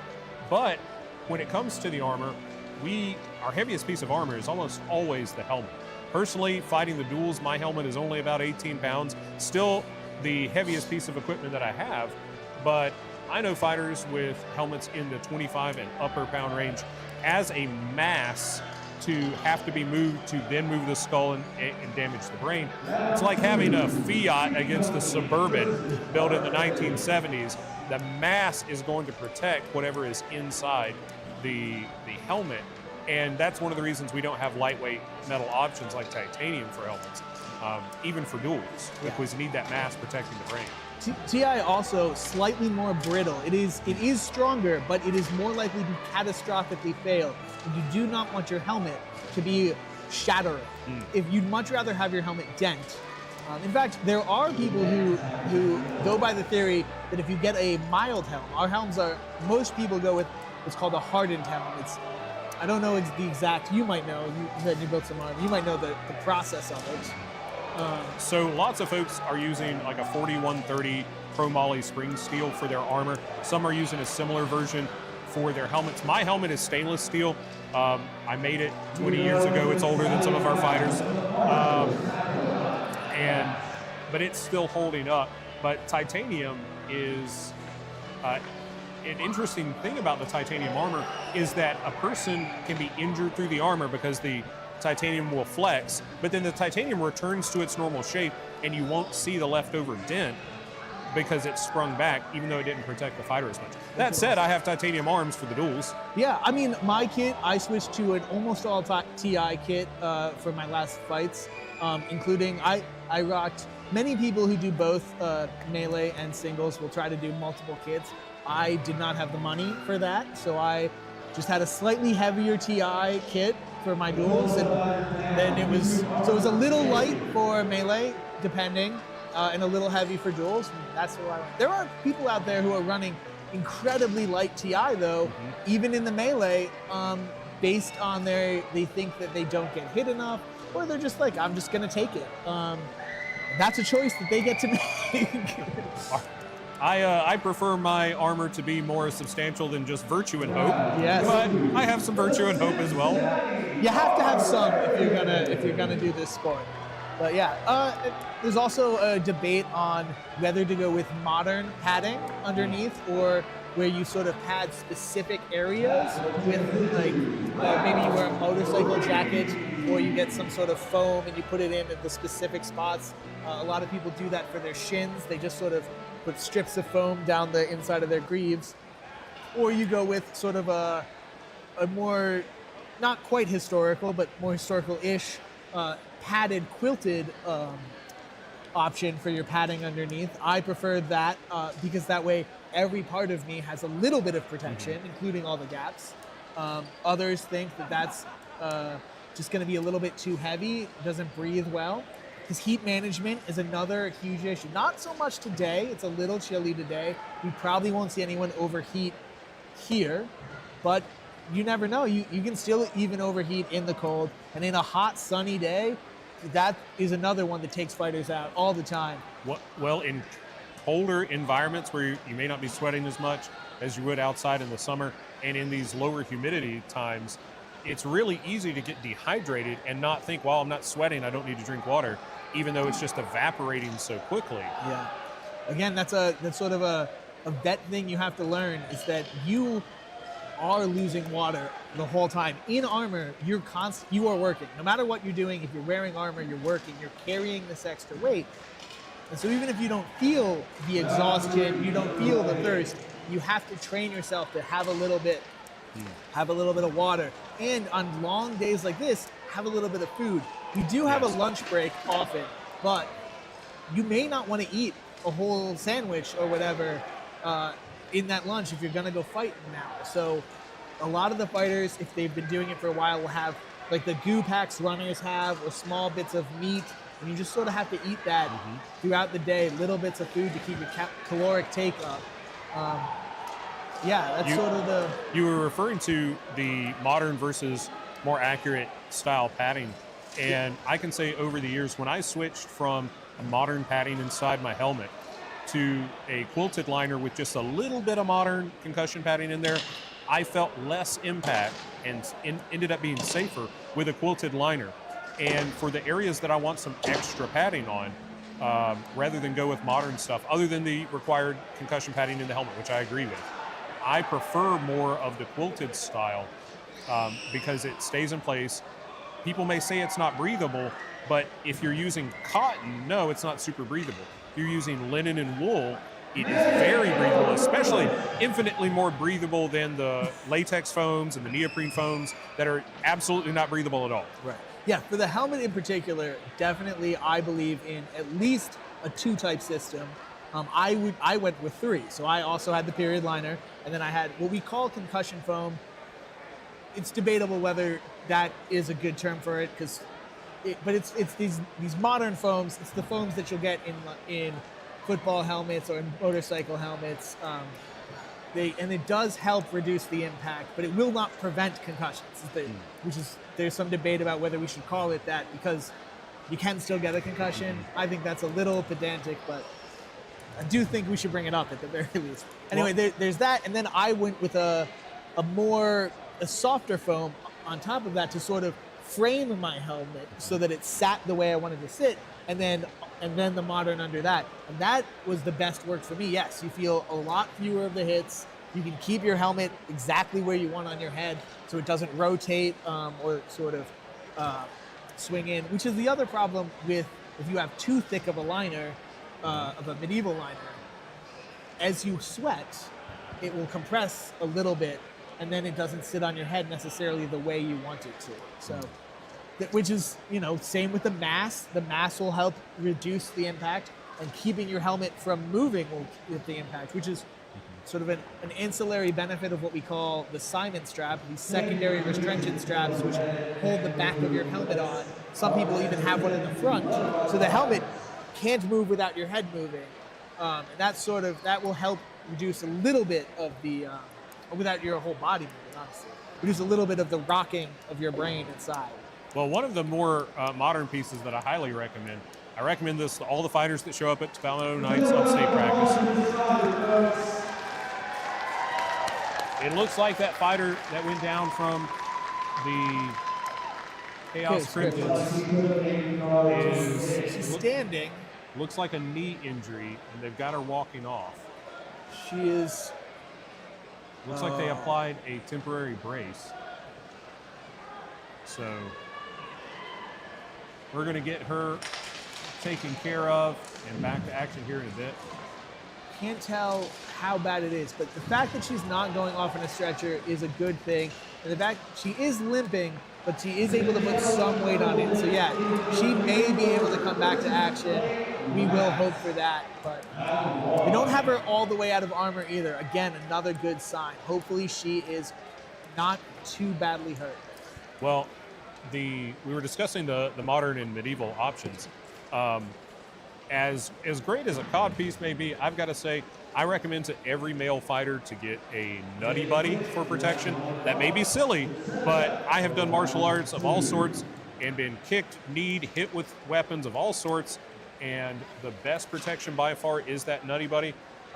So if it were required to have medieval growing protection, that's fine. I'll put it over top of the Nutty Buddy because it is tried and true. I agree with that, but again, this is another point where I like both systems. So I wear, or used to wear, a Nutty Buddy as well, and then I put on a medieval cup over it, a hardened steel codpiece looking thing, which I don't think is historical, but is sort of looking historical-ish. And that way, that sort of pulls a lot of the impact of the axe off of it. And so the Nutty Buddy probably can survive an axe shot, but it will drive into you. And the driving of the cup into you itself may still cause damage. And sort of having that two system pulls a little bit off of that, and then the Nutty Buddy pulls the rest. And you're usually a little bit better off there. So whenever possible, I believe, bring both. Here we go. Ready for round 3, Athena's Wrath and Chaos Cryptids. This is in the women's open division. Initial contact, that center taken to the edge. There's a nice little move there where because the Cryptids let Athena's Wrath get deep, they were able to cross in on the center with their number 2 off the rail. So we have a takedown.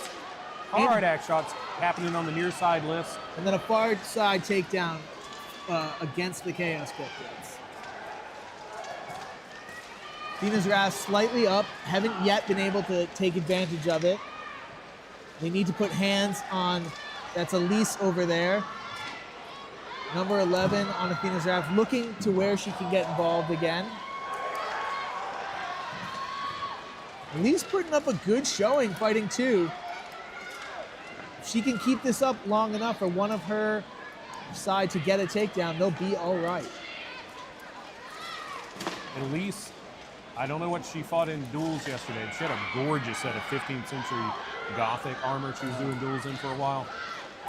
Taken down there. Hard to fight a 2-on-1 like that for long. Yes, Elise has one of the prettiest kits in the game. Oh, short axe shots in there.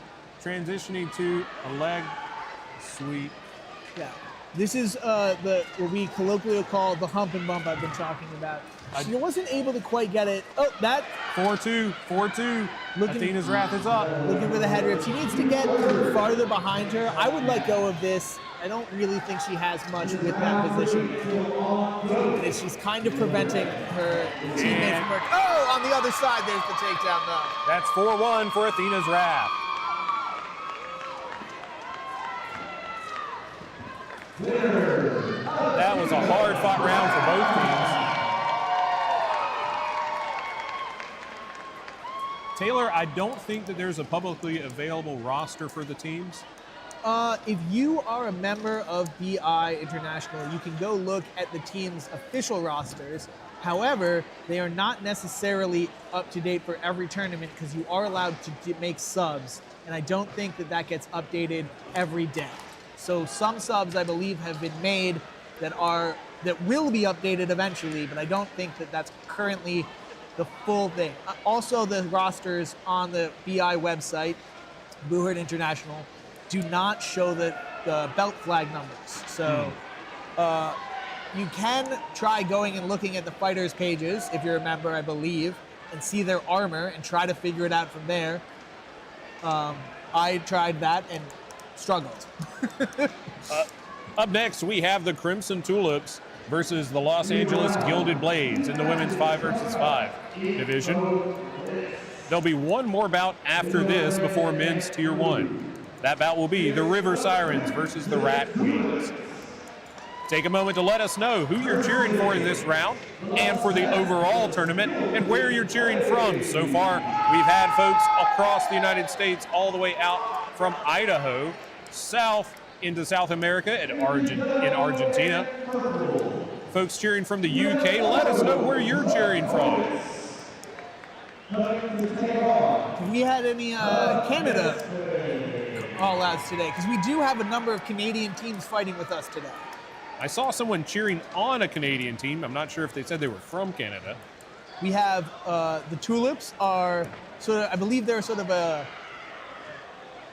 general Eastern Canada team. We also have the Scalagrims, which are mostly out of Toronto, and the Moncton Marauders, I believe, who are from either Newfoundland or Nova Scotia or New Brunswick. I unfortunately don't remember all the provinces, but the one next to Maine. And take a moment if you can to copy the link, share it out on social media and to all your friends. Heck, share it to folks that aren't your friends. Sure. And get those viewers in here.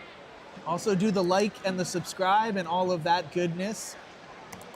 There's a lot of good stuff. We were on the Palmetto, or are we on the Medieval Combat USA today? Palmetto Nights. Yeah, Palmetto Nights. A lot of great stuff on this channel going back for years. You definitely want to check out other events, the previous Carnages. And we were off. Near contact between the Tulips and the Blades. That near Tulips with the buckler, with the, as you can see there, with the boat on it, that is the Scalagrim's boat. Scalagrim. Oh! Ooh. Hard ass shots raining I down think she's from down. the Blades. Please stop that. Okay. I believe that fighter was down without knowing it. Some of The marshals aren't sitting her though, but they stopped the fighter from hitting her. there were two fighters down on the ground. I'm thinking that fighter was maybe braced Pushed on her? on her own knees. Yeah, which is allowed. You can brace off of down fighters, but I thought they stopped the Los Angeles Gilded Knight from hitting her. You are not allowed in some versions of the rules, I believe this, to hit people who are bent fully over in the back of the head. Possibly that includes the back now. Maybe that's what the stoppage was for.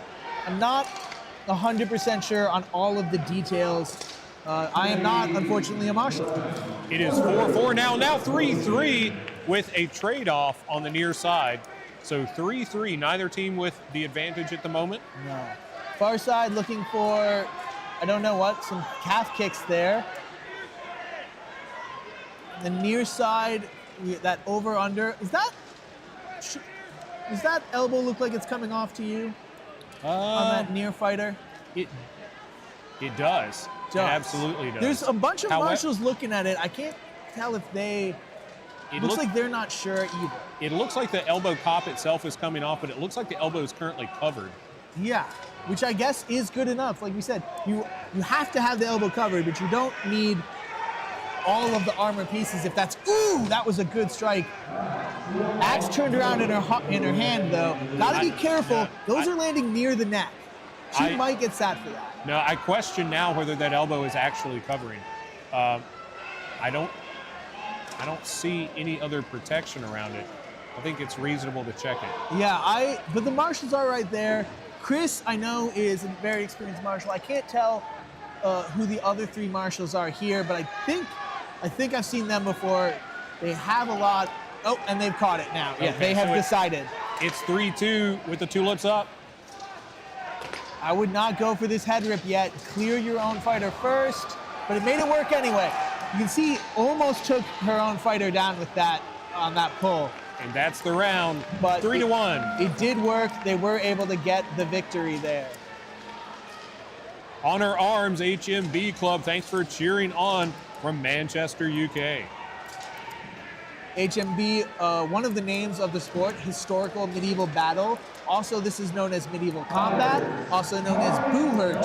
We have not somehow managed to settle on a single name after 20 years, I think, the sport's been around. TJ Jones, thanks for cheering on the Tulips from Canada. Nomad Dennis, glad to have you here, supporting the Blades. I do see some support for the Gilded Blades this time around. It's like a man in green and a lady in fur. And you see two of the Scalagrim fighters in the orange supporting the Tulips down there. I believe that's Alexander Rashi, and I don't know the other one. Alexander's been around for a while. He has some very good knowledge of the sport. So Now, if you can see on the near side, the Tulips have stepped up maybe 2-3 yards. I don't know that there is a rule on how far back you have to stand, but it always amuses me when someone does this. They sort of cheat up as far as they can get. I'm not sure it's illegal, but I would, if I were the opposing team, I'd at least ask the marshal to push them back. And you almost never see that happen. So some teams are able to sort of steal a little bit more of the field than their opponents, which can, if that is the tactics you're going for, it can be quite the advantage. Well, it almost looks like, to make a football analogy, almost like they're setting up for an onside kick, which may be a feint.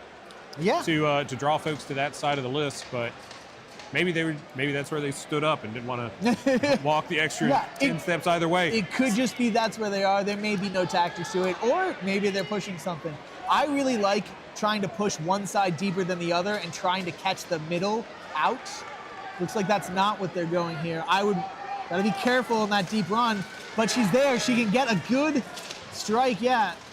Weren't quite able to take advantage of their numbers there, but local 2-on-1s is the name of the game at the highest level, sort of making these micro moments where you have numbers up. Looks like we have 2 Tulips down and 1 Blade down on the near side.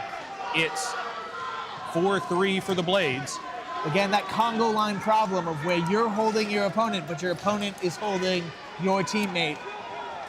And then turns into a big problem if you don't end up winning that. And even if it's tied, it's not necessarily great. Just 2-1 in the near side. If the Tulip can hold on against those 2 other fighters, maybe her partners can break away and come help. They're also up 1 round, so they can try to just hold out and maybe look to a hard win sweep on numbers. Oh, now that is not an option. 4-2. Gotta work hard now, or could look to take the knee and then just win the next one. Oh, push hard and you can get that takedown. I think she's lost the position. She gets it. 1 Blade down. I don't know how that's going to be called. I think it's going to be a draw. It's a draw. Calls it a draw. Wow. Wow. What a moment. Well done by the Tulips to turn that 4-2 into a draw. That is some great grit pulling that out. That's the first draw I've seen on the red and blue list today. Yeah, they are fairly rare in this sport, but they clearly do happen. And Ringo, you mentioned earlier about the international franchising of the Knyaz team. Knyaz USA is being cheered on by Knyaz UK in London. Yeah, I would wonder if they're saying hi. Do you guys get together as a group club and train, or is this sort of just each country does their own thing? Or is there sort of an all Knyaz family reunion?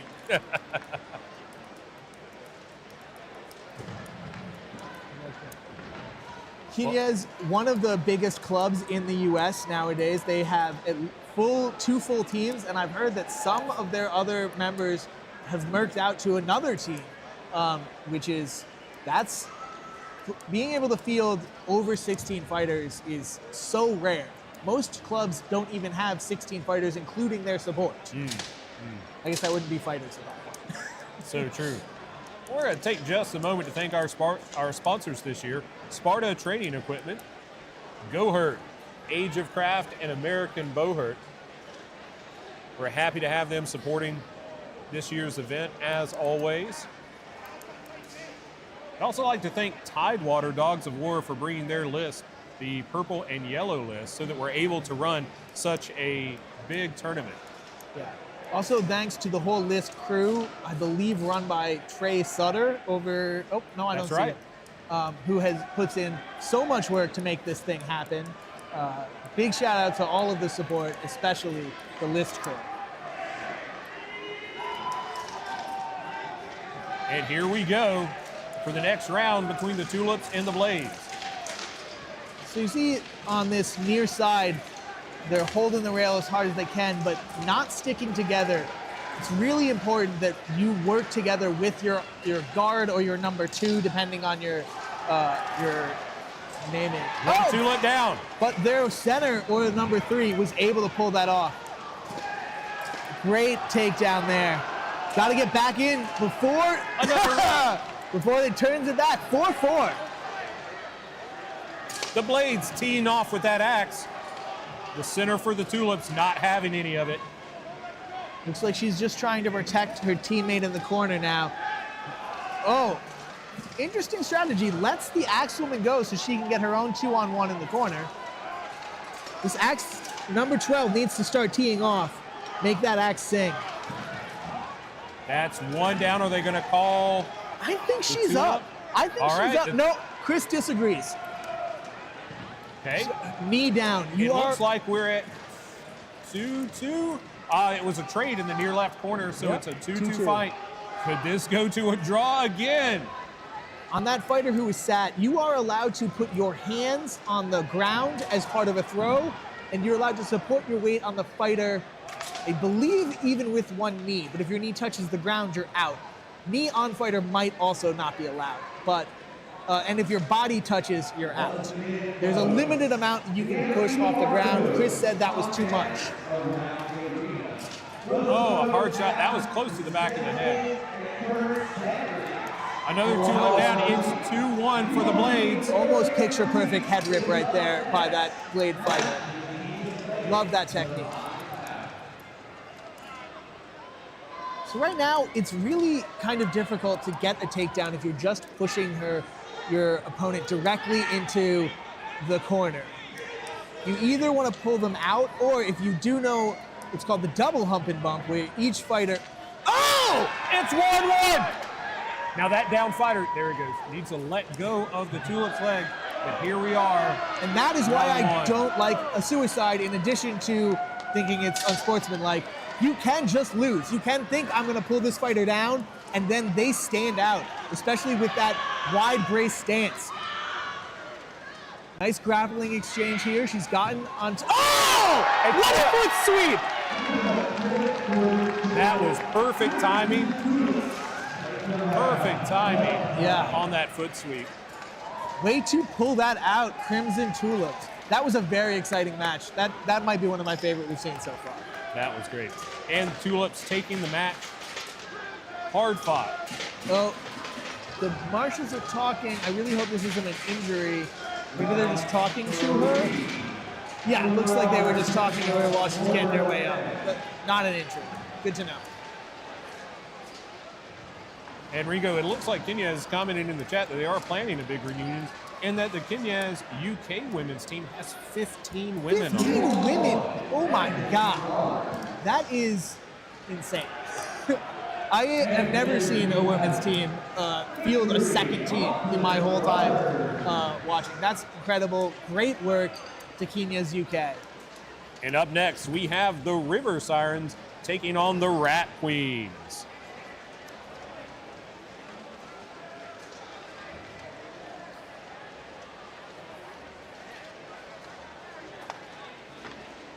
Marshals doing their checks. As I said before, if you're just tuning in, we always make sure to check the armor. We check each piece is secured. We check your chin strap to make sure that that can't come up. We check that you have back of the neck protection that will not flip up. You notice many of these people have aventails, these cloth or chain hanging down from their helmet. That is not enough to protect the back of your neck. You must have plates that can stay, because those aventails will flip up.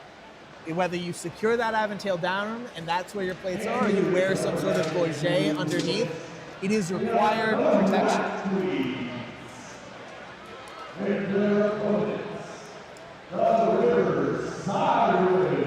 So we've got an injury update from that injured fighter earlier. It is a knee injury, going to get checked out by a doc. All right, well, we're pulling for her. Hopefully she does all right. Hate to see it, but there's always a few, unfortunately. I don't think I've ever been to a tournament this size without someone going home in a ambulance. We're getting ready for River Sirens versus Rat Queens. This is going to be I believe the last women's open match for the day. Unless they're doing, well, they've got the women's 12s later today. Yeah. But after this, we'll be getting into men's tier 1. That Rat Queen in the center, you might notice, has a very different looking helm than most of the fighters. All of our armor has to be historical. Most people go with very sort of Western European armor. That is some sort of Eastern European or maybe even Asian armor. Don't unfortunately know all of the things, but you can go and look at the Hoover International Rules of Authenticity if you want to know more about our armor rules. One siren down in the near field. Looks like another is about to go, taking some hard axe shots to the back and the thigh. Big headbutt there. Not able to use that 2-on-1 to get an advantage here. Good punches. They need to work together though. A trade on the far side, 4-3. Rat Queen's up. Hands on.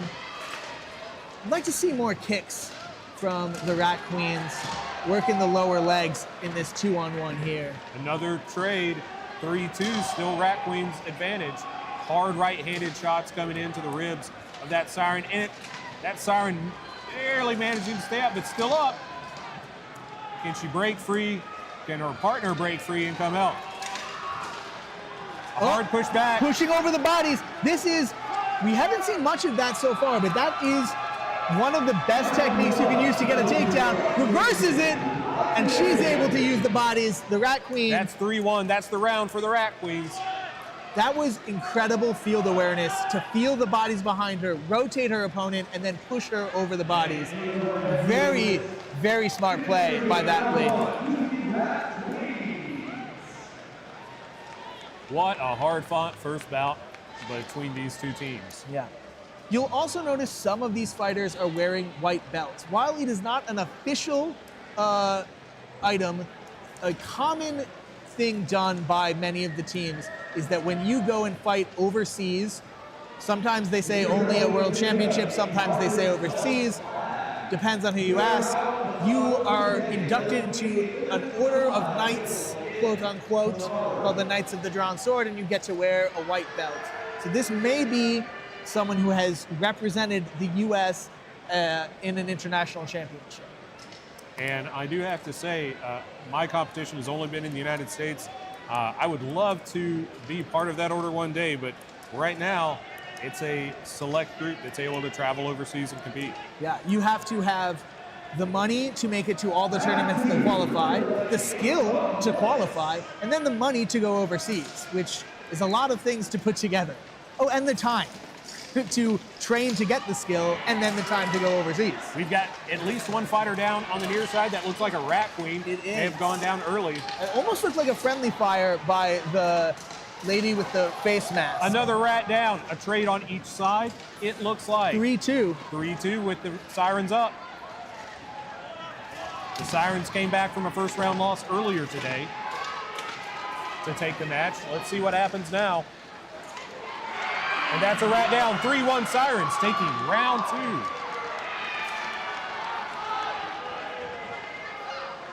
2. Great effort by the Sirens, pushing it to a third round. And we've got Bohurt International in the chat, asking folks how you like the fight. Make sure you shout it out. I can't speak for anybody else here, but I'm loving the fights today.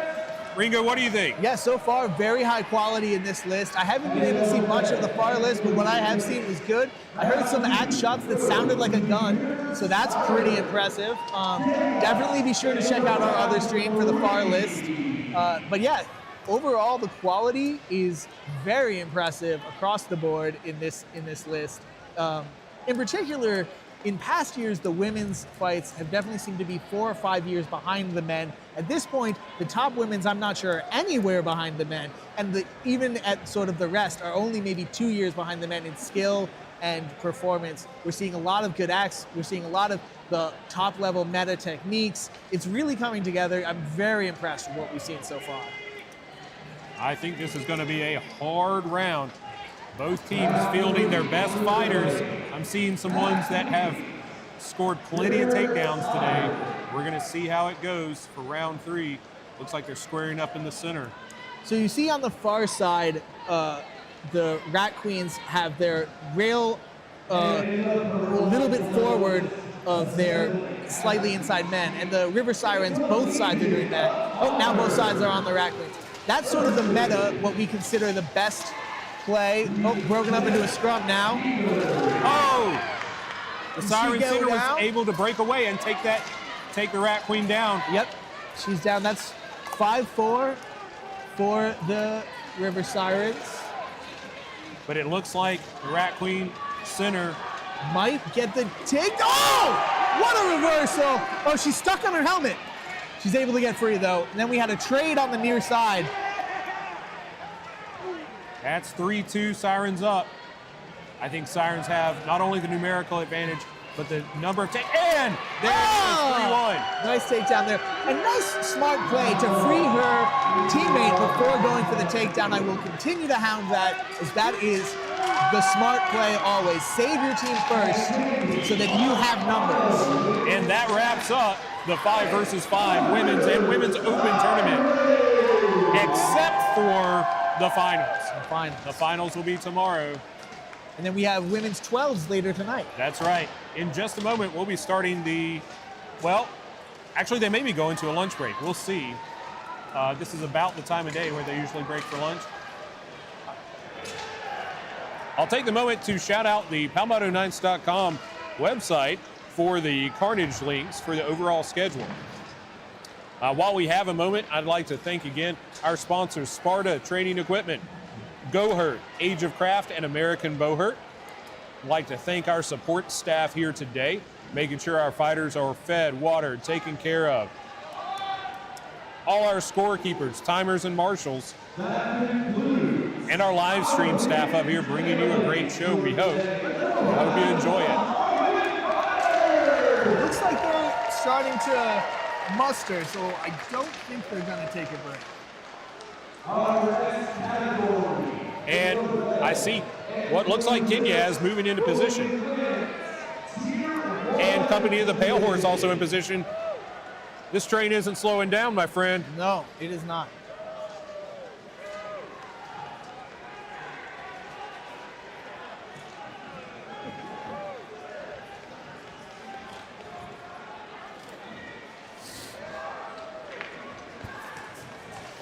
What a great day of competition so far.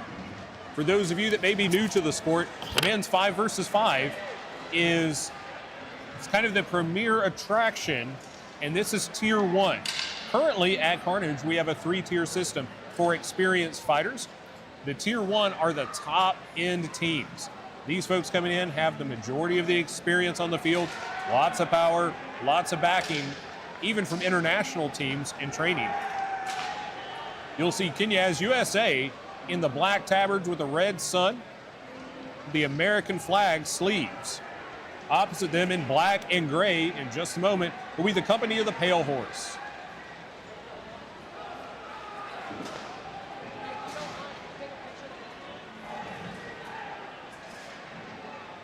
Shout out in the chat who you're cheering for. If you're cheering for both, I'm going to try the pronunciation, but Fairgirler.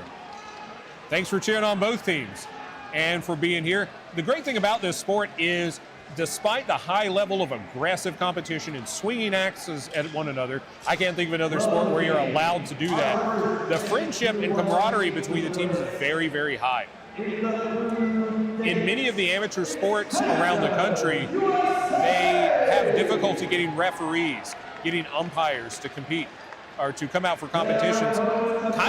There's, at least in the United States, there's been a sad little edge to culture of student athletes where the referees and the umpires take a lot of heat from competitors as well as parents of competitors, but that turns into a lowered ability to be able to field safety folks and rules marshals in those sports, which makes it harder to have those sports. Here, the marshals are generally very well respected. I won't say that a heated fighter won't get antsy from time to time, but the marshals are typically very well respected here. And here we go, round 1 of men's Tier 1 competition. Knyaz USA and the Company of the Pale Horse. Saw some sparks over there on the far side. That looks like Andrew McCabe for Knyaz, one of the best fighters in the world. Wearing those 3, looks like sergeant stripes there. Nice quick takedown on the far side. Unsure. Nice run by Michael Sloma. Got caught running out though. Chris Sanner looking for the head rip. 5-4 Knyaz up. This is not where you want to be, letting McCabe swing on you. Oh, hard shot and down. Yeah. Good teamwork there by Knyaz. They're going to try to slow it down now. Oh, he took a knee. Sloma needs to take a knee too. That was a hard shot to the back. Oh, Jesus. This is rough. And he's down.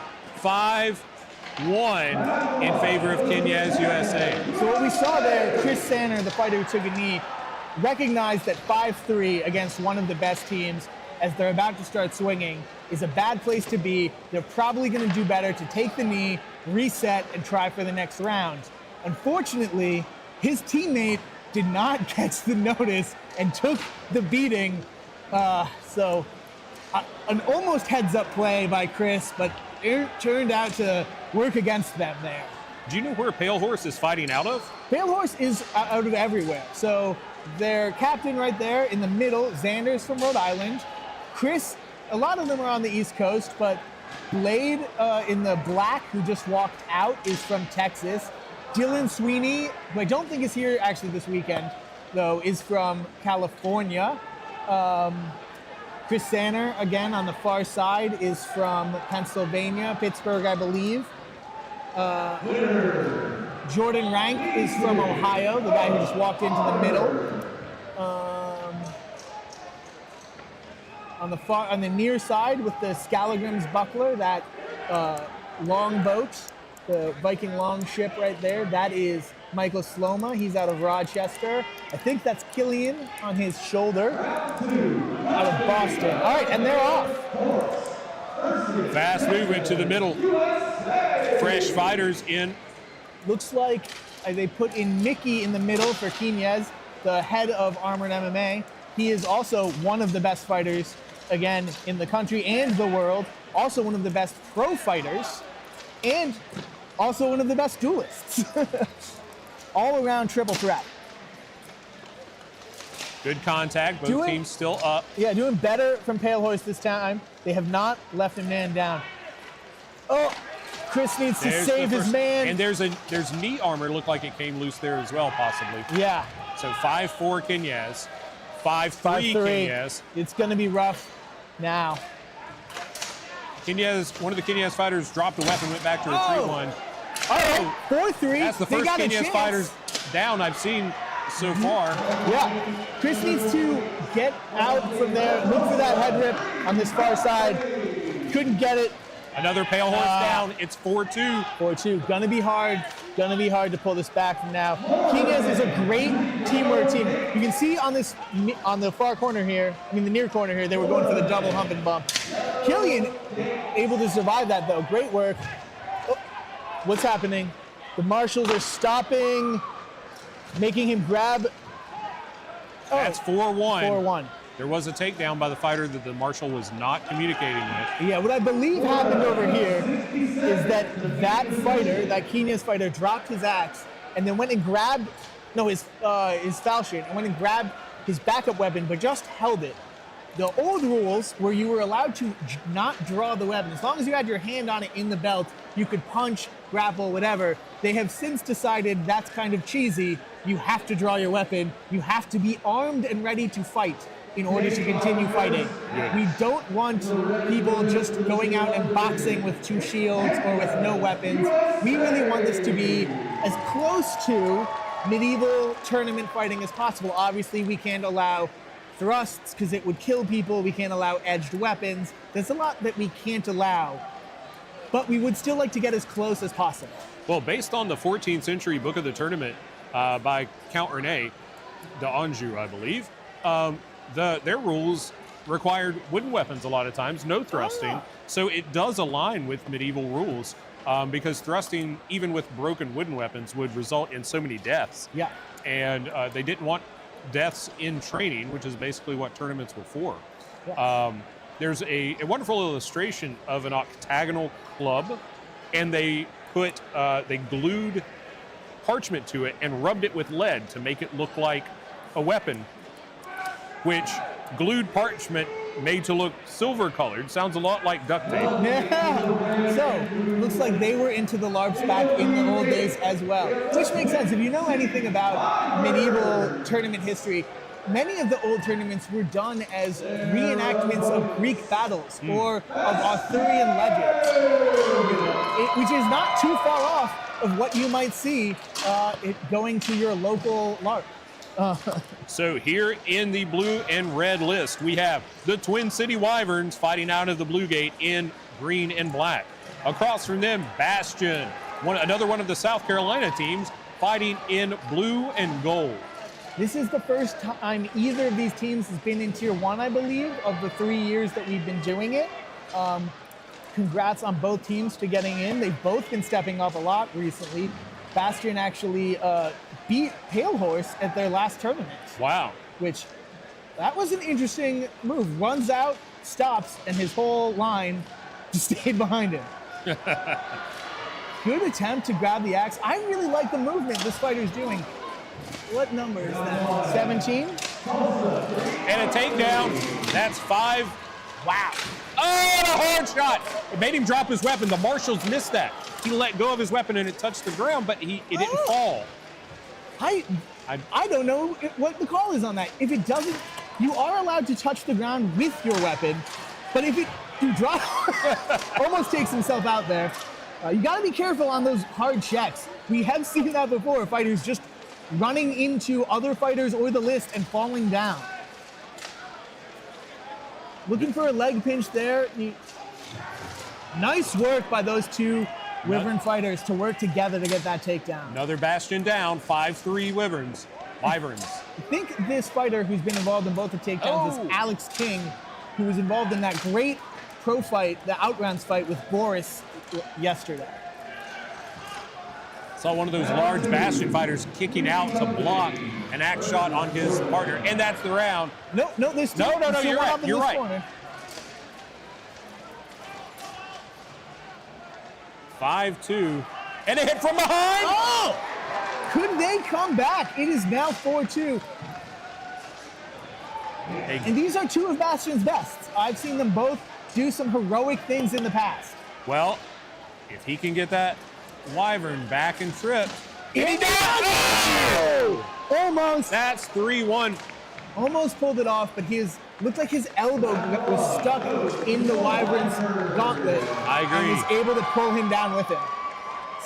You see the ref right here, the marshal right here, holding up someone's rondelle, either that goes on their arm or their back of the neck protection. They're going to need to fix that. That is usually a required piece of armor. Great work by both teams. That was a very exciting match. Danger Josh, thanks for cheering on the Wyverns. Honor and Arms Club, thanks for cheering them on as well as Perfect Scraper. Confirmed that fighter at the beginning was Alex King, who got those two takedowns, number 17. Up next, after the Twin City Wyverns and Bastion, we have Northblood and the Executioners. Northblood, also known as Scalagrims, are one of the premier Canada teams. Also one of the oldest teams. I believe they are maybe 11, 12 years in the sport. Yeah. Led currently by Josh Friars, but previously by Greg Polivoy, who's still on the team, who is one of the original people doing this 20, 30 years ago out in Ukraine. Still working at it today. I remember seeing Skullgrim impress at the Tournament of Chivalry many years ago. That's that in the middle right there for the Wyverns skipping is Lyndon Holt, their captain. You can see the C on his tabard. The joy of arms, my friend. And a reap from behind. Are they going to be able to take him? Almost A trade. They gotta clear. 4-4. They gotta clear the Wyverns fighter off of his buddy's head, and then he'll have the takedown. Lyndon trying to prevent it, trying to keep his fighter up. Is he going to be able to save him?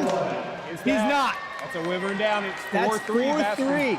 I also, while we've been watching this close side, I really liked what they were doing on the far side, letting that man with the a hard hit in the near right corner. Helmet going into the list field. But it's look okay. 2-2. Wyvern's able to get a takedown on the far side. Bastion pushing that Wyvern back over the down fighter. Is he going to be able to take him down that way? Don't think so. Looking for the head rip. Oh, is he reversed it? No. Good field awareness there. Looking for the hump and bump here. Able to get it. 2-1. Despite 2-1 is not over. No. He can still pull this out. In fact, he's actually in a good position right now. He could drive. No, that's a bad position. You're now likely to get pushed over the body yourself. Good luck. I think you're... Oh! He could. He's spread out. He might be able to pull this out. Bad position, but he could still survive. And he does not. That round goes to the Twin City Wyverns. Good work by the Wyverns.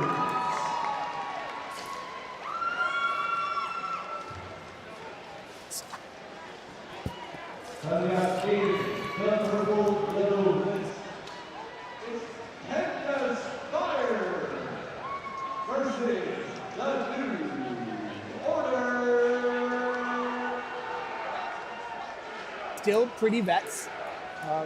Great work by both of them. I believe Bastion debuted as a team at Carnage. I could be wrong. That sounds correct. Yeah. They're another Southeast team as well, if I remember correctly. From South Carolina. Yeah. I thought they were from Georgia. They're from South Carolina? They may have some fighters from their Vanguard, I believe is Georgia. Vanguard, yes, correct.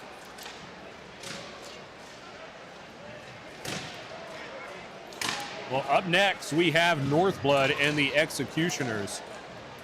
Executioners, another one of the oldest teams in the U.S. They've been around for right about 12 years now, led by Cat Brooks, son of Jay Brooks, one of the original 29 who went over to fight at that first Battle of the Nations the U.S. participated in. This will be their second year in Tier 1 at Carnage and their third Carnage. They have not done that much BI, so they're despite their experience, they might be a little inexperienced at this particular format. It's interesting, I see some of our list field support staff coming in and watering down. One of the issues that if you can look in the corner of your screen, there's a little bit of a haze there. Because this is a dirt arena, it gets dusty in here, and the dust is kicked up a bit, and they're trying to water it down where the fighters are going to be. But even in the entrance area to the left of your screen, there's a lot of dust kicking up over there, and we want to try to make sure we get you a good clean view. So this Scalagrim's team has 4 vets, very experienced, very good fighters. Josh Fryers, Greg Polaboy, Alexander Rashi, and Dom, the giant right there. But 4 very new fighters as well. So that's going to be very interesting for them. The Executioners, my old team, are running 5 of their main line, all very experienced. They've also picked up Canadian J.S. Drapeau, as well as 2 of Dominus's members, Joseph Brandt, the man who was used to break Larry's arm in that throw, and Alexander Doss. So it's a bit of a merc team, a lot of really great talent, but will they be able to synchronize together to put that talent to work? If they are, they have a chance of not just medals, possibly even gold, but if they can't get it together, they might not even make it to top 4. It really depends on, can they make that work, this new lineup they've put together. For them right now, it looks like Cat Brooks is getting something fixed at the edge. Josh Kearney on the far side. In the middle, that is Joseph Brandt. I really like that. I think he is a very good 3, though he doesn't often play it. can't quite tell who's the near side. Oh, that's Dustin Brooks. And then the near rail, Chuck Goodwin. Chuck Goodwin runs a YouTube channel, Woodchuck Knight. Very good if you're getting into the sport. He has a lot of great sort of, this was the journey I went on content. Some of it doesn't hold up because he was learning, but it's still very good to go through and be like, see what another fighter went through over the 7 years he's been doing it. And there is a lot that is very good, especially his newer stuff is a lot better because he's been in it longer and he's more of a vet. But I am subscribed to Woodchuck Knight myself. I've seen some of the videos. Yeah, there's a lot of good stuff there. Very good if you're a new fighter. I would suggest checking it out, just perusing it.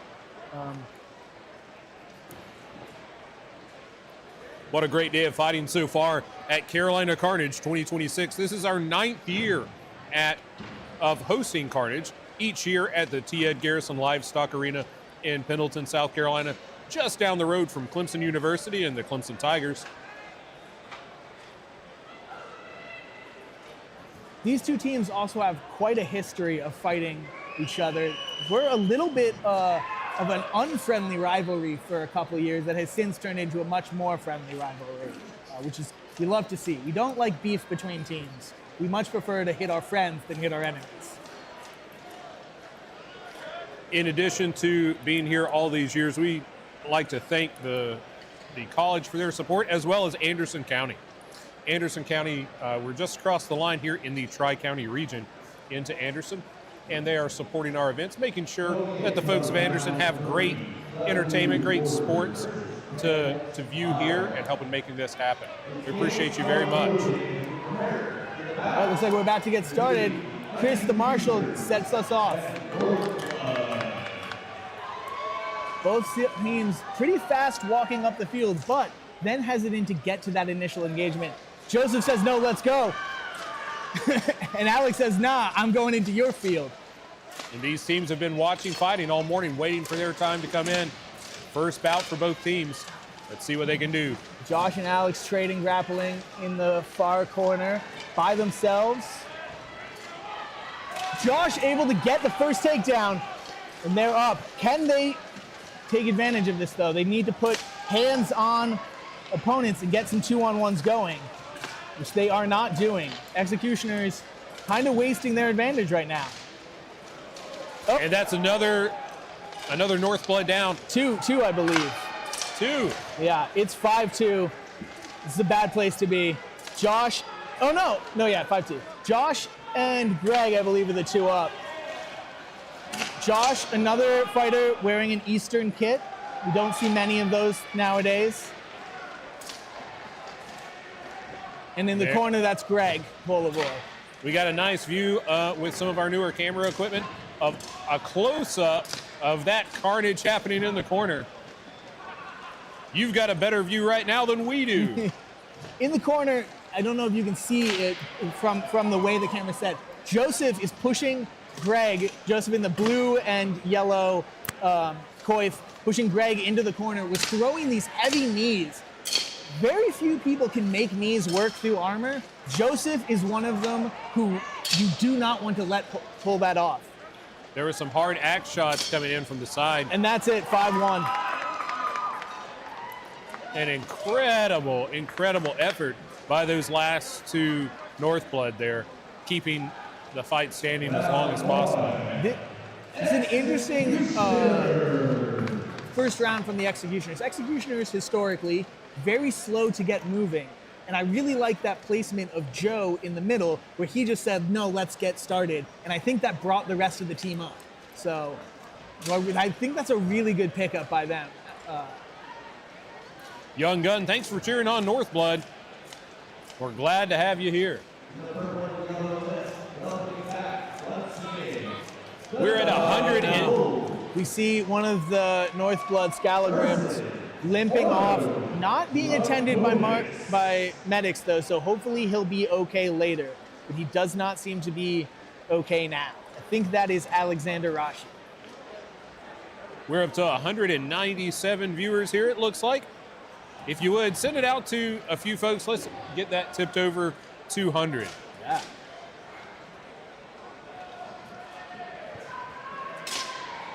This is going to be one of the best tournaments of the year, getting the year started off well. Obviously there will be BI Invitational, Way of Honor, a few others, but this is certainly one of the best of the season. Definitely want to share this with anyone else who's a fan of the sport.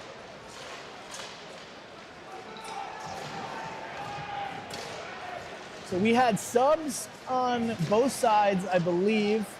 Looks like Greg Polivoy is gone for Northblood. Of the vets, I only see on that far side, Josh Friars and Dom. And on the Executioners, it looks like they brought in Paul Friedel, Paul the Barbarian, and then Alexander Doss, one of Dominance. That's Doss right there, making the run. Ooh, Paul getting some nasty shots into his armpit. Able to tank it, though. I think Joseph dropped a weapon, able to draw a mace. First takedown, followed by another. Executioners up 5-3. Paul with 2 nice takedowns right there. One of the bigger fighters in a sport full of big fighters. Paul stands at 6'4", 6'5", weighing in 300 something. Dom, another one of the giants, 6'3", I believe, over 300. It's 5-2, Executioners up. One of the Northblood made a great move to let go of a pinned axe, peel away, and draw a secondary weapon. But he's down now. It is 5-1. Executioners taking the bout and the match. Very heads-up play. Wasn't able to work for him, but yeah, oftentimes people with the two-handed axe, the nice thing about the two-handed axe is it deals a lot of damage and, at times, a very good leverage stick for the grapple. The downside is it's a very good leverage stick for your opponent as well if they can get their hands on it. So often people refuse to let go. This is my axe, I can't, this is mine. And you can't work at that point. If you just drop it and run off, if you have a secondary weapon or you can get one from the table, you'll often be in a better position than trying to fight to get control of it again. So very heads up play. Unfortunately didn't work for her. This is one of the interesting teams, Vagabonds, coming in right now. Led by Johnny Porter, my opinion, the best pound-for-pound fighter in the US, possibly the best pound-for-pound fighter in the world, possibly just the best fighter in the US. He is current gold world champion for outrants at middleweight, current gold polearm champion for the world champion. And I don't believe he got any melee gold, but did medal in 12s at BI World, and was the Team USA captain. So and won first place last night in the men's polearm here at Carnage. That's right, he did. And polearm is his third form. It's the one he trains the least in, and he's still out here getting gold. This is the team he's been building for the past couple years. So we'll get to see what they do. A lot of these fighters, though, are new. They do have one of the best trainers in Johnny, and they have been putting in a lot of work, but they are still pretty new. So will they be able to overcome that sort of rookie experience in their first year in Tier 1? They were supposed to be in Tier 2 originally, but because of the work they had put in, when we had a team drop, they were brought up to Tier 1 because they were one of the top performing last year, despite being, I think this is actually their first year. It's either their first or second year total fight. Well, beginning the action on the blue side there, it looks like the Listfield crew is working to repair the gate for the blue gate. Fighting out of the blue gate, we will have the Vagabonds. Opposite them at the red gate, we'll have the Berserkers. Berserkers is another one of the sort of dark horse picks for medals, led by Darius, who has unfortunately twice now blown out his knee, I believe, at Carnage. Last year blew it out, was almost out for the whole year. But they've put together some serious runs. 2 years ago, they won the silver division. Last year, they came in 4th at the silver division, even without their captain. They have a lot of meat and some solid vets. Yanni, Pat, Ian, Ian, who normally fights with the Colorado Wardens, was a big pickup for them. He's been in the sport I think possibly longer than me. Originally a Palmetto guy, I believe, before he moved out to Colorado. Yeah, Tall that's right. Squid Lord. That's right. Ian originally a Palmetto Knight. Yeah. But now he is a Berserker. I thought awarded, but they picked him up.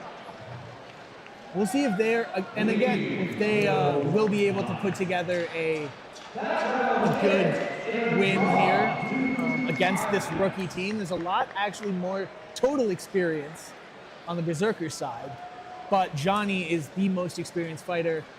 Well, he might not have more years than Ian, but he has more years at the top than Ian. So I'd still say most experienced fighter on the fields. As we're getting the blue gate fixed up, looking around the arena today,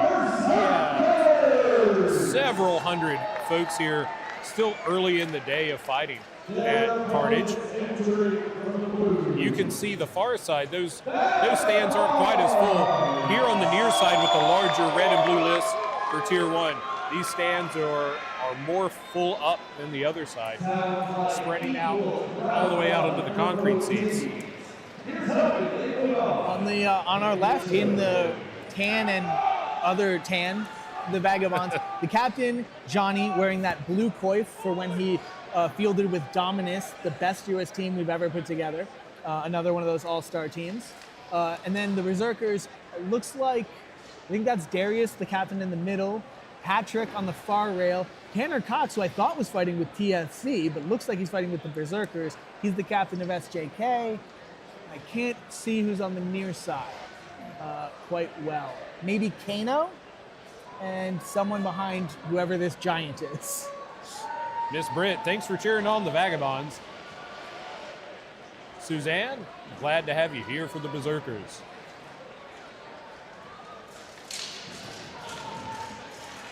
This is the first time I think we've seen a true, what I would call pole arm, actually on the field. Now that I'm looking at it, that looks like at least 5, maybe 6 feet on the far side in the Vagabonds with that back hook, which I believe would be illegal to strike with. I believe he has to only strike with the front edge of that. That looks pretty sharp on the back edge to me. But I'm not a marshal, and also can't really measure it for me. It looks kind of like the lower edge of a lot of the single-handed axes I've seen, so it may be legal. It may be. It's borderline. And hopefully the marshals know whether he is allowed to or not. We do allow hammerbacks. Well, we used to. I think we still allow. We do allow you to have illegal back edges if you don't strike with them, at the very least. And I don't know if this counts or not. It might count. But it's definitely a thing that he and the marshals will have to pay attention to. Interesting that Johnny, who just won polearm, is coming out with a Sword of Shield.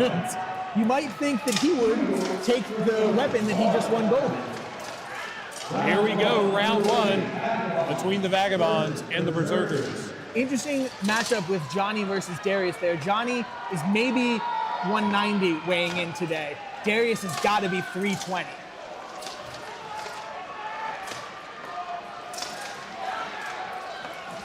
Still evenly matched. Oh. Good movement between the two teams. Yeah, Darius looking for a good head rip. Doesn't quite have it. Oh, Tanner also wielding a polearm. Tanner's another person you really don't want to let tee off on you. I've seen him break people's armor with one shot. That polearm shot skipped across the mail. Didn't hear much impact, but I saw some sparks. Yeah, it looked like he didn't quite get to plant and throw with accuracy. Looks like we have one of the Berserkers down. Didn't see what happened. Yeah, 5-4. 10 Vagabonds take advantage. I can't tell if that fighter's down. Might have been a simul. Looks like they're going to call it a simul. Tanner! Another trade on the far side. Is going to be considered down. That's another simul on the far side. Man. Questionable action where that fighter looked like, might have been Johnny, had his hand over the axe longer. They might be able to challenge that and say that he should have been able to stand up. But Johnny, behind! That's a lot of meat to get hit with. Crashing pickaxes, 2 shots, 3! He just ate those and barely looked like he noticed. That's crazy. He blocked that last half with his forearm. Ooh, that was the gut. That can really suck if you have a front closing Brig. And Darius goes down. Patrick is the last fighter up. And that last shot was much quieter than the first few. Those are the dangerous ones. The quiet ones, it means it has usually skipped around the metal armor and hit just padding or just meat in there. If you can hear a sort of muffled noise, that usually is bad. That's the one. The big, sparky, loud tings often aren't the ones that really do the damage. They're very impressive to look at and hear, but the ones that really hurt, you don't hear. It's that's what's dropping people. Vanguard getting reset. Berserkers swapping a few folks out. Looks like they're waiting on one more fighter to take the field. See a helm off on one of the Berserkers. It looks like Darius, the captain. Maybe. The one regular-sized person on the Berserkers coming in, that's David Sweeney. Looks like Darius is having a conversation with the marshal. Might be challenging something. Yeah, like I said, I think that they have a possible challenge. We'd have to see where Tanner's knee was. But Johnny definitely had his arm over that axe for a little bit longer than you'd think would be kosher while you're down. It might not have mattered, though, because Tanner's knee did look like it was also down. Kind of depends. I would really want to look at it before I challenge, because if you challenge and lose, you can't challenge again. You get one. If you successfully challenge, you get to keep and challenge again. Here we go for the second bout of this match. Interesting strategy by the Vagabonds here. Johnny pushed deep, one on the far side, and then sort of another middle fighter. I've never seen a lineup like that. That's very interesting. Let's see if it works for them. Second Vanguard in the backfield. Looks like the Berserkers are finally taking notice. Yeah, they got to get in there and start to work together. There's too much one-on-one. Even if you do have the talent to win the one-on-ones, you should never let it happen. That Berserker polearm fighter waiting. Looks like he's choosing his target. Yeah. And a hard hit! Nice, heads down! Good work by Patrick. Very heads-up play there. You often don't see the big guys make the runs, but when they do, they can really make it count. Now we have that polearm teeing off. Johnny looks like he got a takedown. Is it 4-4? I can't quite tell. Another Berserker down. 4-3? I'm seeing 4-3 at the moment. All right. Vagabonds up. It's a bad place to be. Got to make a move if you are the Berserkers. You can't just wait this out. I don't like what they're doing here. Especially with one of their fighters getting 2-on-1 near a body. 4-2? Yep, 4-2. 4-2. Yeah. This is going to be a meat grinder in the corner. Yeah. They're putting in work. I like this before going for the takedown. They're just going to soften him up a little bit. Throw some strikes. You do need to put hands on him at some point, though. Hard shield punches coming in. And then... Oh! It's 3-2! 3-2 for the Vagabonds! Tanner with a reversal on Johnny. Like I said, one of the best fighters in the world. So well played by Tanner. A little slow to get working, but when he works, it's huge. Can he get that? Oh! But 2-1. 2-1, better place than 4-2. They have a chance. David is going to have to put in work, though. If he times out, they still lose. He needs to get takedowns. If I were the Vagabonds here, I would stop engaging. You win if you time out. Back up, make him come to you. Again, this is a rookie thing where they haven't been playing long enough to know that, hey, the smart move is just rest. Oh! He lost his weapon. But that was heads-up play to knock the weapon out of his hand. He can take no offensive actions. You can't take a knee there. You can't take a knee when you're the last fighter. I think he took a shot just above the crease. Oh, I missed that. Yeah, there was a hard shot that landed somewhere on the thigh. It was either, it was such a quick shot, it either hit above the crease into the hip or it scratched low just above the kneecap. Okay, I missed that shot. All right, you're going down for a shot, I take it back. You can. Yeah, that was a hard shot for sure. I thought he was just being like, nah, I don't want to do this. If you're, that's different. I take that back. What a great round for both teams. Vagabonds coming out on top. Yeah. Strong plays both. Again, and both of them are, you know, dark horses for medals. Both of them could easily get in there. Up next, we have the Dragoons versus Pale Tempest. All right, Dragoons, previously known as the Warlords, they have recently had a bit of a lineup change with losing their captain, Brennan. And now they, due to drama that we will not get into on this, but yeah, they have now rebranded. They have a new academy, which will probably again become one of the premier training academies. They, yeah, one of the best teams that have been doing it in the U.S. for the past 5 years. And are there Dragoons over here on the blue list? Just making sure. Yeah, the Dragoons are over here on the left in the blue. These are their brand new tabards. I believe it's Rat Pack on the far side. That is going to be Pale Tempest, Pale I believe. Tempest. They used to be Rat Pack, I believe. Those are the Rat Pack colors, if I remember correctly. I think they also maybe have rebranded.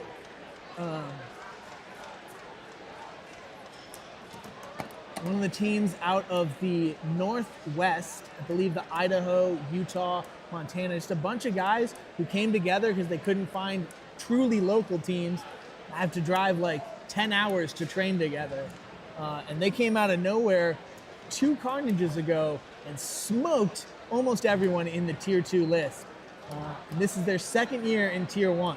We'll see if they've stepped it up and if they're able to put in a good candidacy for medaling. The Dragoons, you see in the middle, that's Adam Harrington. He is using a Dominus colored buckler. He fought with Dominus numerous times. On the far side, I believe that's going to be Brett on the rail and maybe DeAndre. Yes, DeAndre maybe DJ Scarlett with him with the Dominus shields. On the near side, we have Mikey in the 2, and I can't tell who that is on the rail. Maybe Charlie? Nope, it's a Wolf Rib. Maybe that's gonna be, yes, that's... Great takedown. Adam is one of the best 3s in the world. Incredible open field takedowns. Also an incredible pro fighter. Oh, another takedown for Pale Tempest. So we've got the Dragoons. Oh, hard takedown. That was BJ. 5-2 Dragoons. Oh, hard hit coming in. A landed knee right to the hip of the Pale Tempest, but he's still standing. That's it. 5-1. I don't know if they're going to count that. No, we're going down. I also think at 5-1 they call it they scored the same as 5-0, but. It's just fun to try to get the last takedown before the marshals stop you. What a round. Yeah, that was... Now, real quick, I want to point out that taller fighter for Pale Tempest walking off in the back, axe in his waist. That's an interesting choice of leg armor.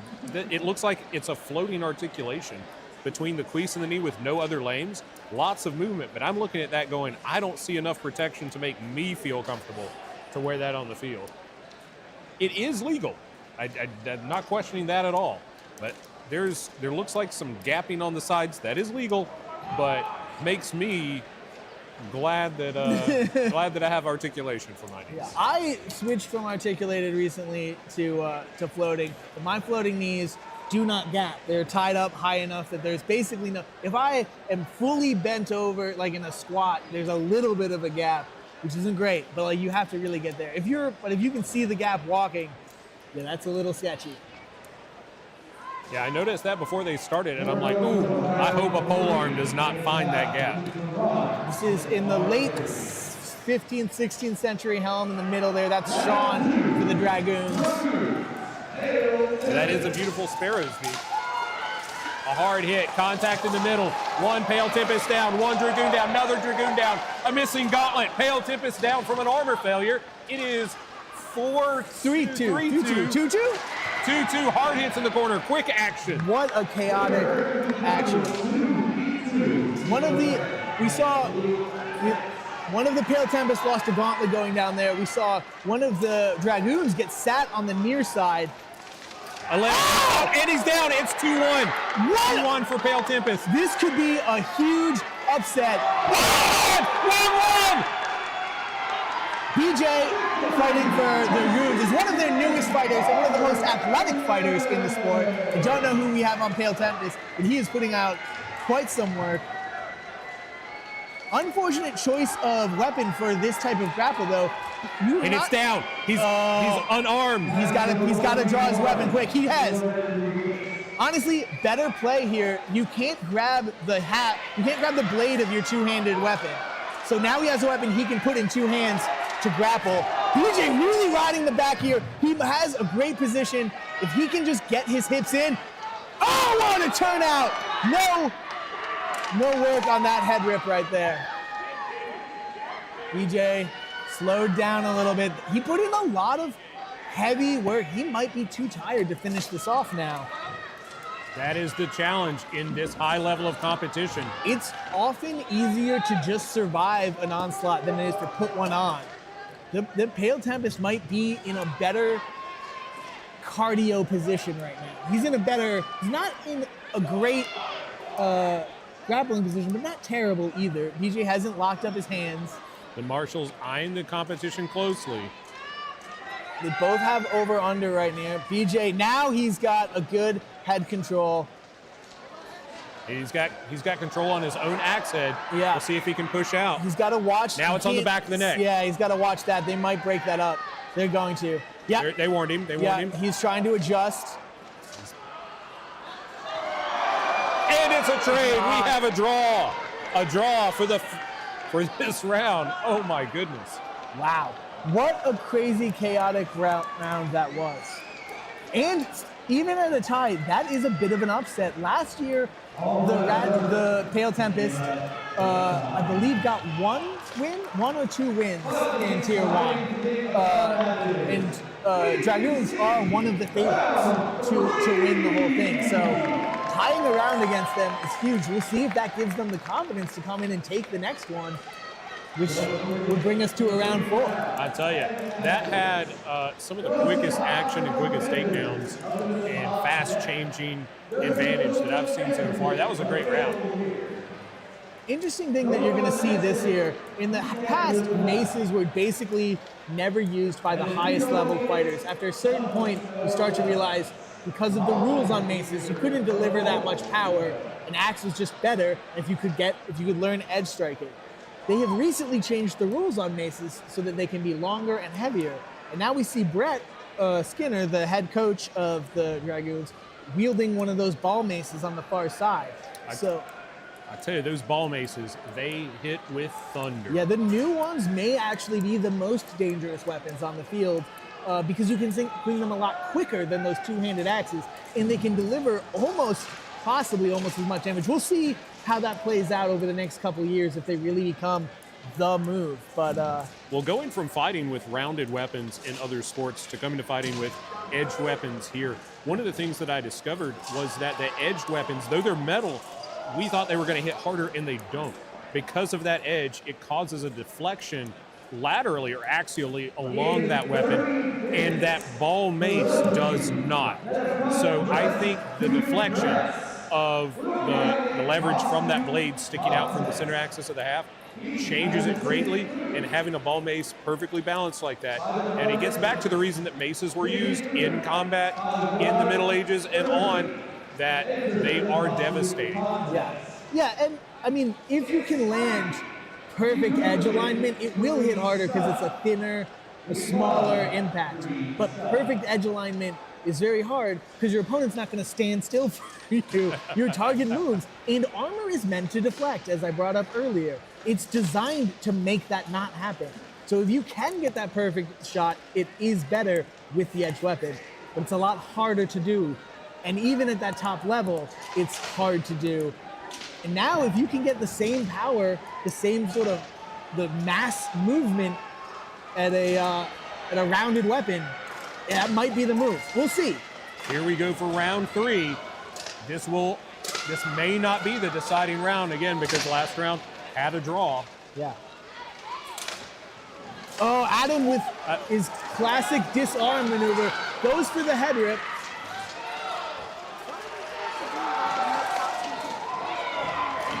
Oh, this is a crazy action right there.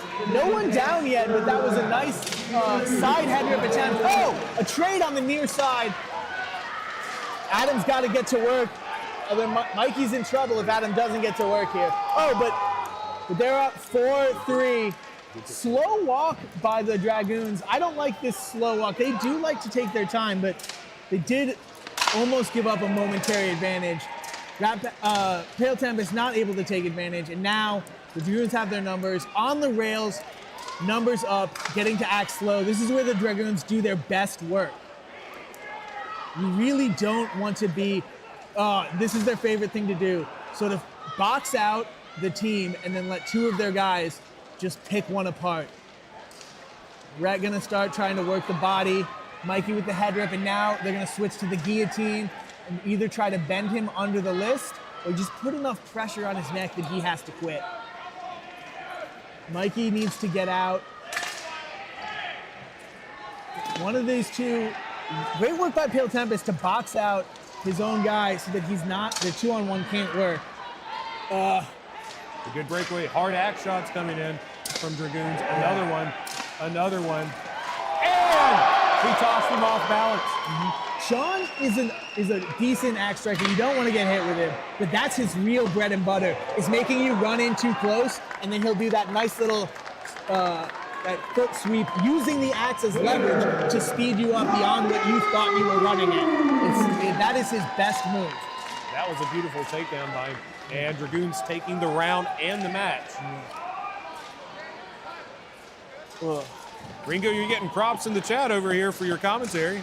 Thanks. We're glad to have you with us this year. Yeah, I'm glad to be here. I'm glad to still be able to participate now that I'm no longer out there on the field. So it's nice to be here. It's nice to actually get to see the fighting too. One of the problem might not be the right word, but if you are fighting, you can't watch that many fights. You have to get the rest. You have to sit down. You can get up and watch some of them, but really talking with your team over what just happened, getting the water, getting the food, fixing your armor between rounds, you don't get to see a lot of what goes on. And so it is nice to be able to start to see this, especially when like I said, one of those old man stories, when we started, there were maybe 100 fighters total. And you would never see more than 50 at an event. You knew everyone's name. You could track everyone. It's been a lot harder, and a lot harder for me to keep track of everyone.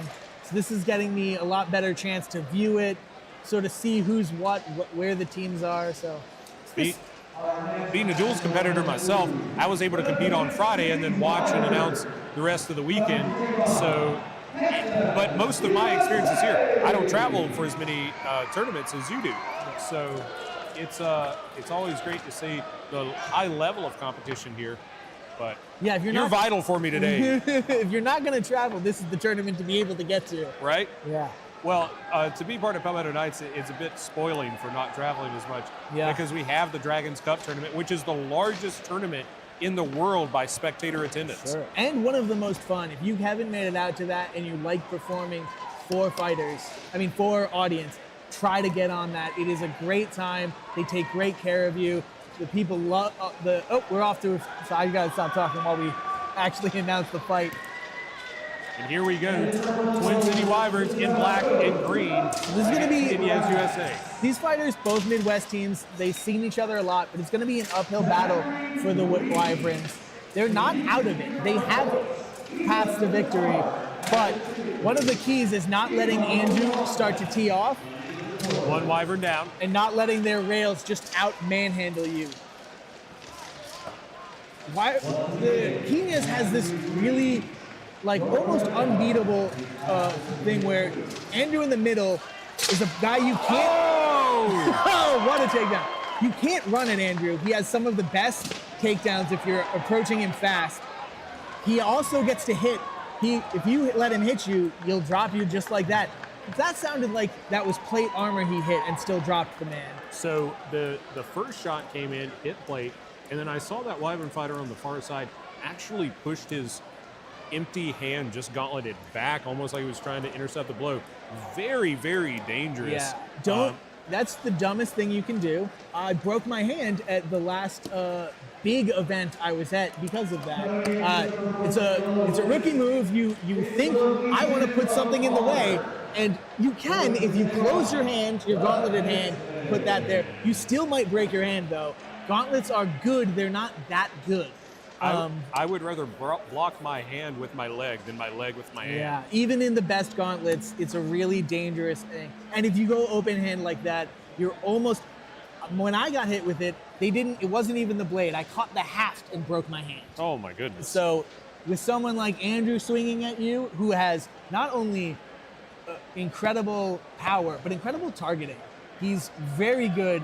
And if he says, oh, I don't like you, or just, I don't care enough about you to get this takedown, and he sees you put your hand there, he might put you out for 6 months. Michael Stewart, thanks for cheering on the Twin City Wyverns from Scotland. We're glad to have the international representation in the chat. Here we go for round 2. And like I was saying, so Mickey, who just came in for McCabe, is almost his mirror in some ways. And it means you have to address that middle threat. But by doing that, it lets their big men on the side work. And they have some of the most technical big men in the game. And if they can... Oh! Andrew just ripped the axe from his opponent, from his hand. No, that's Mickey. Mickey slipped in. Yeah, they look and move the same. It's very confusing. But yeah, a brilliant play. They're very heads up. Another dropped axe, but a second weapon drawn. Wyverns are doing all right this time by breaking them up and getting the Knyaz off the rail and actually turning this to 1v1. I think this is a better place to be, though they did just lose a man. I believe that was Chad. 2-man. It's 5-3 Knyaz. I believe that man with the Ukrainian number 8 over there is Chad, one of their newer giant fighters. Another Wyvern down in the near left. It's 5-2 and 5-1. The match ends, going to Knyaz USA in 2 bouts. You saw right there, it looked like at the very end, Mickey reached out and grabbed his fighter. Again, I believe that's Chad, to be like, hey, stop. Sometimes the fighters will pick up that it's 3-on-1 before the marshals do. And heads up fighters like that will be like, hey, we don't have to keep working. Because there is, for almost all the teams out here, a level of respect and like camaraderie where we know how dangerous this is. We're not gonna try to hurt you. You might try to get the takedown to beat the refs, but you won't try to do anything dangerous, usually. Some teams will, but for the most part, we try to be very chill about that. And Mickey in particular, like I brought up earlier, he's the head of Armored MMA, takes care of all of his fighters. One of the first guys who's been able to pay every fighter who comes and fights for him.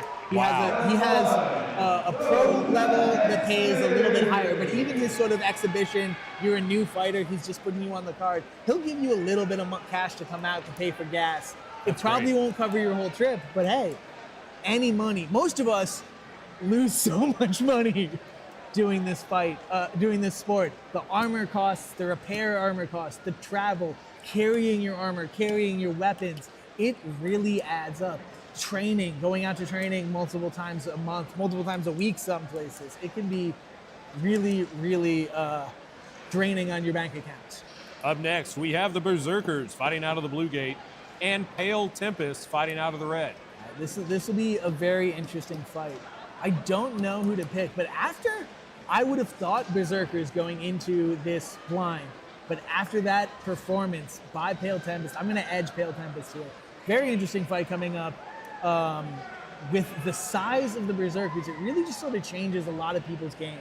You just don't necessarily know how to work. Because the things that work against people who are only 20 pounds heavier than you don't work against someone 100 pounds heavier than you. So we'll see if Pale Tempest can adjust for that. It's a very interesting match.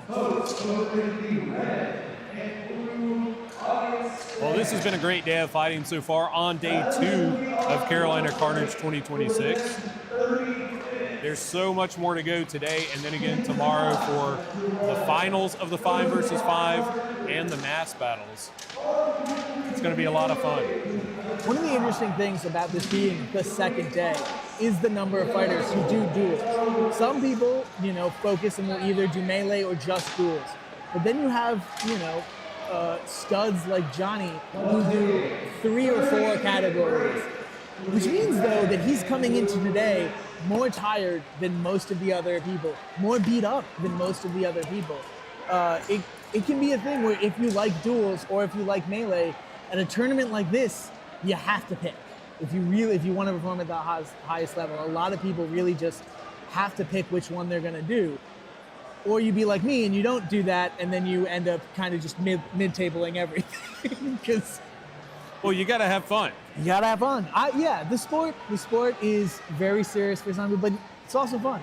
Like I said, most of these you're not getting paid for most of this. There's very few, and the places you do get paid, pay for your travel. That's basically it.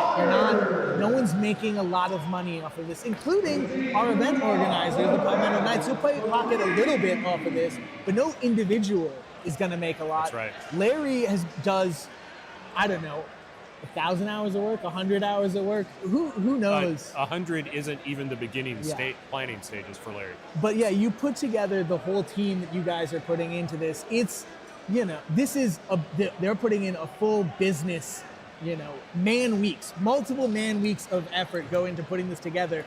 And some years they walk out at even, despite bringing in thousands of spectators, despite bringing in hundreds of competitors. It's an expensive sport that we try to do we're here because we love the sport. And that brings us to a good point to thank our sponsors for this year's Carolina Carnage. First, Sparta Training Equipment and Go Hurt, Age of Craft, and American Bowherd. I'd also like to thank the County of Anderson for helping us make this happen here at the T. Ed Garrison Arena at Clemson University. When are we going to convince Clemson to get a team? A college team, a Tigers combat team. Well, in the South, college football is so big, and especially recently with the Tigers program being successful in some recent years, that would be a pretty devastating team to field if we could get some of those folks out here rocking and rolling. Yeah, some guys coming off of, they do their 4th year, and they're like, all right, I'm done. I didn't go pro, but that would be devastating. BJ, like I brought up earlier, BJ Scarlett was a D1 player in college for, I believe, only 2 years because his grandfather thought it was too dangerous. And now he's out here doing this. So that would be, it would be incredible to see some of those athletes come out. I really hope we could somehow make that happen. Well, the athleticism has changed so much over the years. When I first started, you were talking earlier about having fewer fighters and fighting multiple rounds. The duelists were basically like, yeah, I'm not very good at this third style, but I'll fight so we have enough people to host the tournament. Mm-hmm. There were many times you go out there and basically doing triathlon level stuff, fighting in all 3 tournaments so we had enough people to field. Just having to do it, yeah. And now we've got folks that have played various high-level sports, either at the college level, semi-professionally. I did professional wrestling for a couple of years, and what you were talking about earlier about people getting paid barely enough to cover gas money, it rings true from the old days in wrestling and the new ones for the independent sport, the independent wrestlers moving up in their chosen field, because this is not something that we make a lot of money on. This is something that we are all, even support staff, spending money to do. Yeah, doing it out of love. Our marshals, very few of them we do pay them, we do give them a stipend, but very few of them will actually come out ahead. You have to live close enough for that to come out ahead. Most of them, I'm pretty sure, well, I don't know, if we make enough money this year, maybe they will. Larry and the Palmetto Knights are very good about sharing out what comes in, particularly with the support staff. Does a great job. I believe this was actually the first event to make sure all support staff got paid, I believe. We're all doing it out of love for the sport, love of the game, and that's which a lot of pro wrestling, especially in the indie circuit, just out there abusing your body to make a couple of fans happy. Well, the And when you look at a lot of the support staff here, you look at a lot of the marshals. Previously, they fought on their own teams. The Larry, previously combatant for Team USA and Palmetto Knights. Trey Sutter, the same as well. And they've transitioned mainly into the support roles for the team and for the event overall. Josh Waters, one of the head marshals, an experienced fighter who decided to make the change over to marshalling. Evan and I up here who have experience fighting as well, but find opportunities to continue to support the sport after the highlight of our time fighting, hopefully still getting to do some of that for the fun of it. But that's a great thing about this sport is there's a place for everybody in it. There's a place for folks that are brand new, may not even have their armor yet, but get an opportunity to get out, see some of the action, see some of the equipment, meet some of the folks they're going to be training with and competing with in the future. So even if you're brand new to the sport, there's a role for you everywhere. We're going to be going to a brief break right now, and we'll be back at the action with the men's Tier 1 5 versus 5 soon. However, there is still action happening on the the yellow and purple list. So make sure you keep both tabs open, ready to go. The red and blue list will be back at you in just a bit.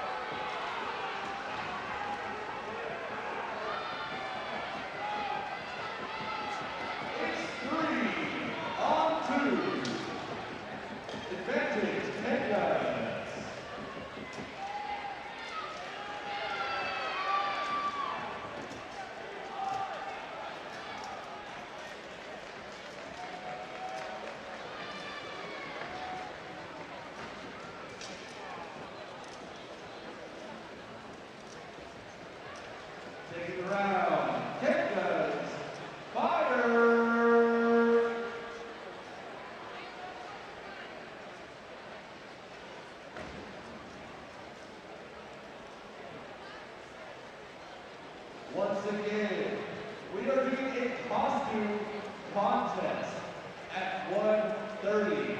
If you are interested in joining us for that, report to the front ticket booth by 1:30.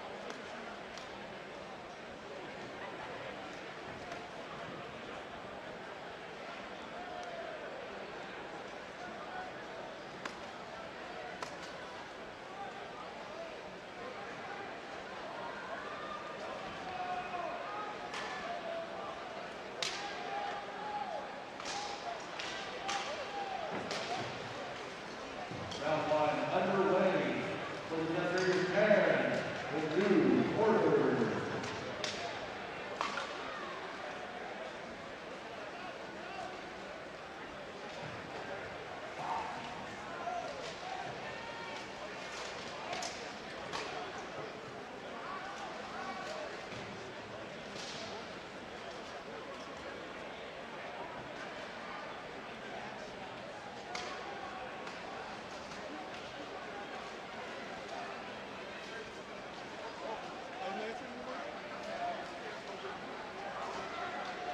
In 5 minutes, we will be starting the costume contest.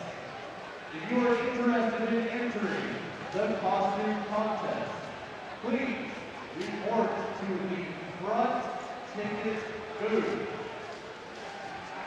Come to the front ticket booth to enter the costume contest.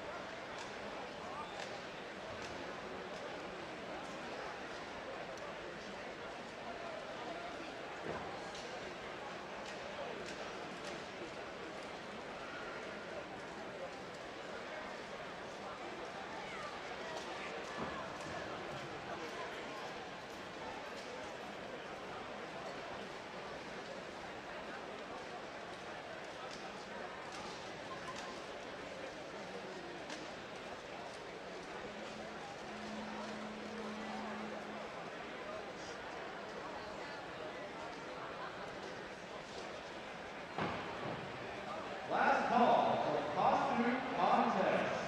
Please report to the front ticket booth.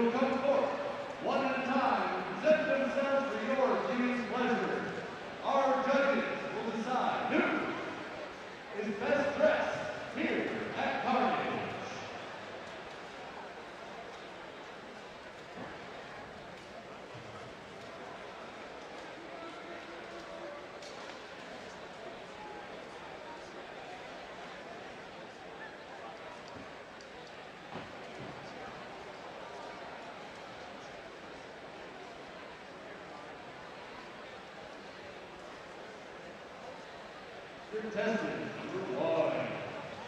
Clad in scale and kills. Well done, sir.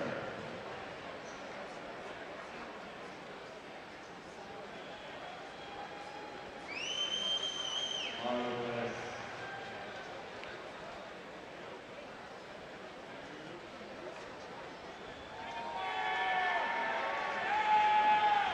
The people seem like the Dragon Knight. Well done, sir. We'll put you in place soon and get you out on the field.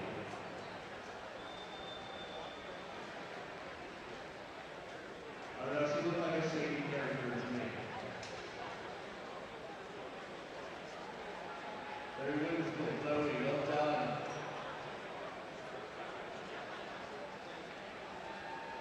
Right. Give us a pose. Well done. Man.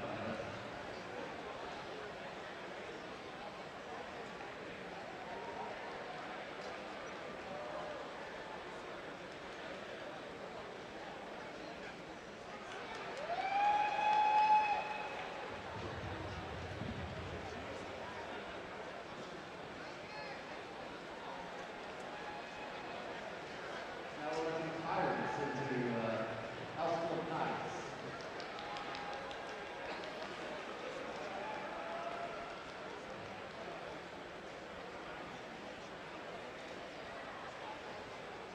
We love it. It's all about the flair, the charisma.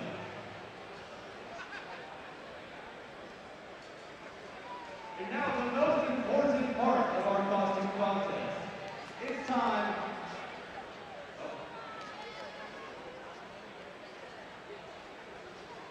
We're going to let the judges decide on the adults first.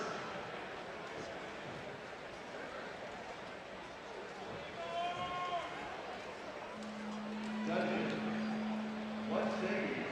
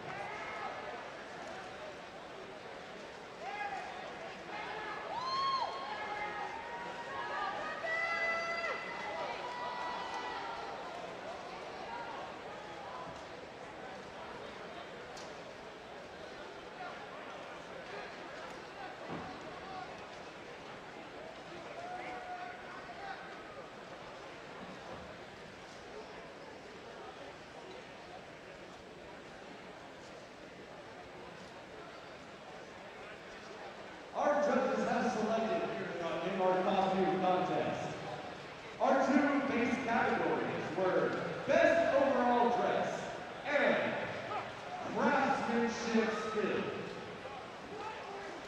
Winning the Craftsmanship category, we are Dragon Knights.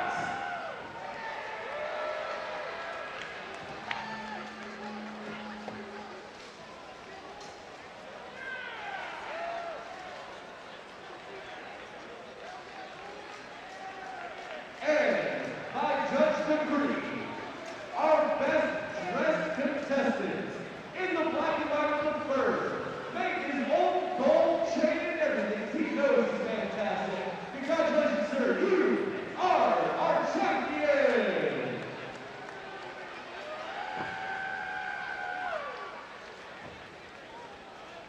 Contestants, thank you for your entry. You all look brilliant. Let the photographer maybe snap some pictures of you. And then go forth and be brilliant.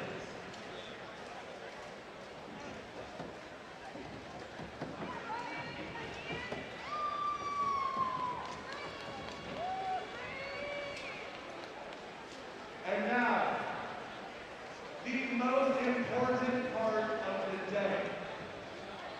The children's costume contest. You all are going to cheer very, very loud for these children. Because they're adorable and you're going to make some noise.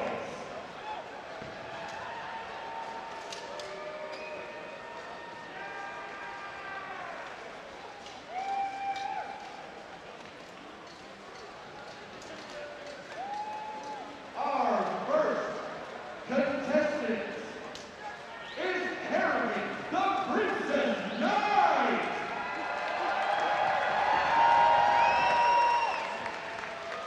That's what I'm talking about, people. Well done. And our second contestant, Princess Caroline!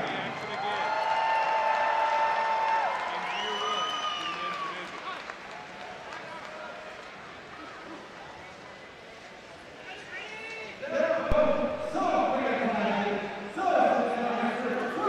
We've got the Berserkers facing off against Pale Tempest. The Berserkers in red and black, Pale Tempest in white, black, and gold. First contact on the far side of the field. Quick movement, one Tempest down.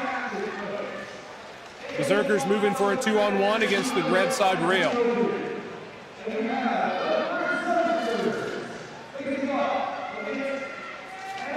The Axemen looking for their shots.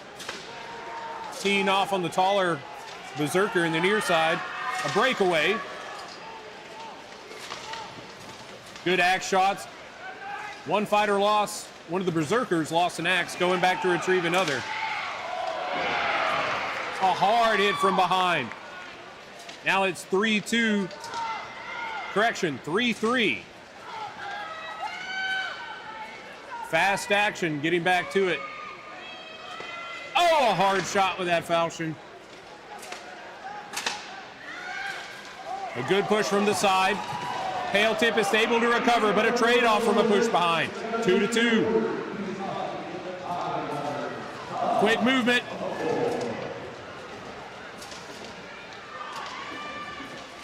And martial ruling, the Pale Tempest fighter still up. 2-1 Pale Tempest. And they take the round. First round going to Pale Tempest. If you're just now joining us, welcome back. Welcome back to Carolina Carnage 2026. We are back at the red and blue list for the men's 5 versus 5 Tier 1 division. Earlier today, we had the women's and the women's open in this list. Yesterday, the first day of Carolina Carnage, was our duels and outrants or one-on-one competitions. Today, we'll be finishing out the 5 versus 5, everything except the finals, and then later this afternoon, we'll have the women's 12s. In the chat, let us know who you're cheering for and where you're cheering from. Sherry, glad to have you cheering from Idaho.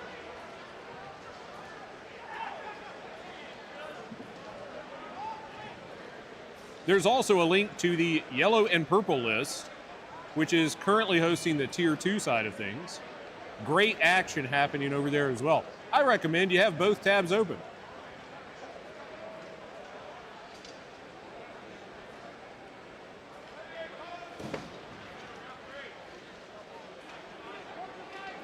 It's been a great day. We've got great weather here in Pendleton, South Carolina.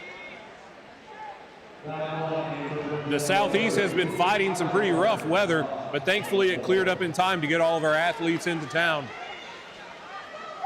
Here we go for round 2. Quick movement into the backfield by both teams. A reap from behind. Berserker goes down. Pale Tempest stays up. Another Berserker down. It's 5-3. Tempest up. One Tempest down. Berserker trying to even it out. Not quite able to yet. Another Berserker down on the far side. It's 4-2. Tempest is up. Tempest looking to finish. Not wasting any time. One Tempest down. Tempest pushing from behind, and he finishes off the Berserker. It's 3-0 Tempest. With taking the second bout, they take the round. And up next, we'll have the Dragoons against the Company of the Pale Horse. The Dragoons entering from the blue gate in just a moment. Company of the Pale Horse on the red.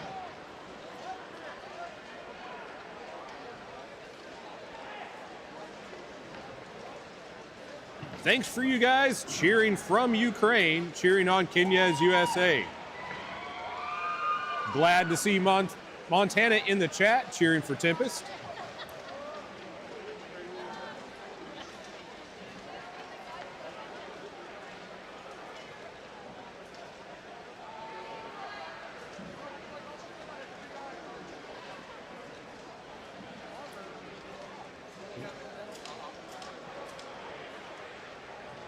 Up next, we've got the Company of the Pale Horse. And earlier, we were considering the different team names. There's a variety of different ones that are maybe a little hard to spell or even hard to remember. But I love the Company of the Pale Horse with its reference to Revelations, the Pale Horse, and on it, Road Death.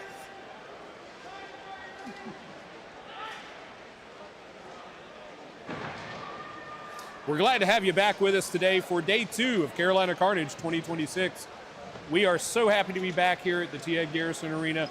Happy to have the support from our sponsors, Sparta Training Equipment, GoHurt, Age of Craft, and American Bowhurt.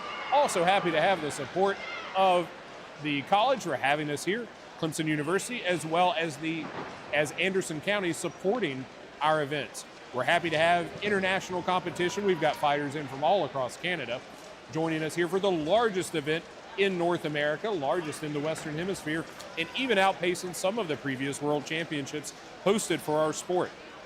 If you're new to this and you want to find out more, make sure to check out PalmettoKnights.com. Palmetto Knights is the local team for the Southeast. It's my team here in South Carolina.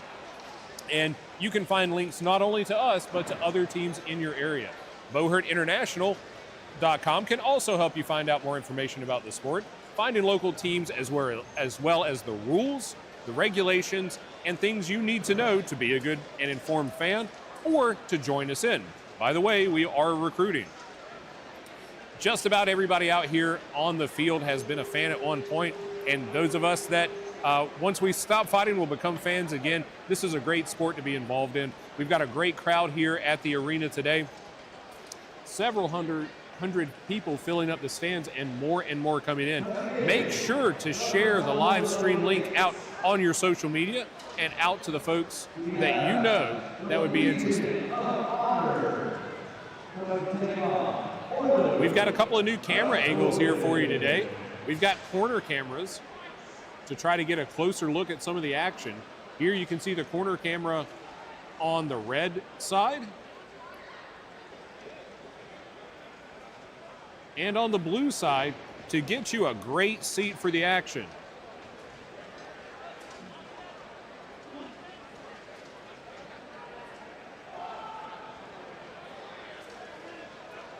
We've got the Company of the Pale Horse in black and gray quartered tabards. Dragoons in blue trimmed in red.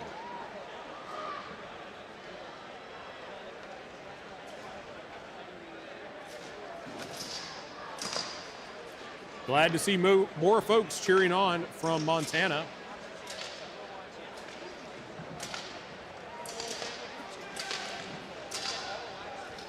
We've got some great action happening on the yellow and purple list as well. There's a link tagged at the top for that stream. My partner, Evan, the fabulous Evan Ringo, commentating over there. Hopefully he'll be back with us soon for some Tier 1 competition.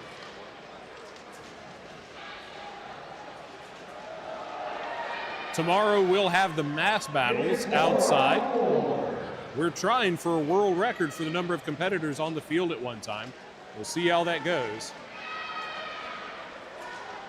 But not to get ahead of ourselves, we've got a great day of action still to go. If you're new to the sport, just tuning in maybe from a shared link, you'll see this sport growing and growing. This is Bowhurt. The event itself is Carolina Carnage. This is our 9th year of hosting Carnage, and it keeps growing and getting better each year. You'll see the folks in the yellow and black tabards. Those are our marshals. Their job is safety and the rules. They are both our umpires and our first line of defense in case an individual gets injured or maybe loses a piece of armor to increase the risk of injury. They're in there dodging axe shots to keep a good eye on the action. We've also got a great crew of scorekeepers, timekeepers, and other support staff. We've got an awesome crew in the hospitality room making sure our fighters are fed and hydrated. Love to give a shout out to them.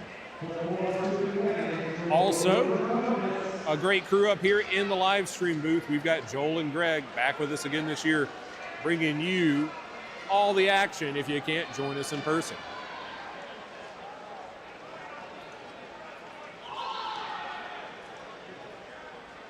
Benjamin Morrison, thanks for cheering on from California. We look forward to having your teams up later on. More folks from Montana. Big crowd coming in from there. We're so happy to have you here.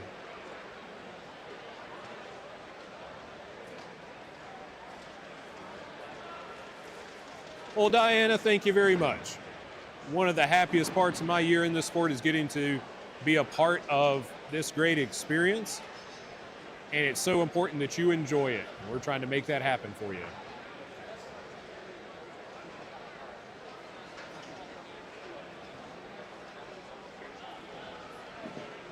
Another big shout out to our list crew. Not only did they work very hard at getting these lists down here set up on time, but also keeping them functional and repaired.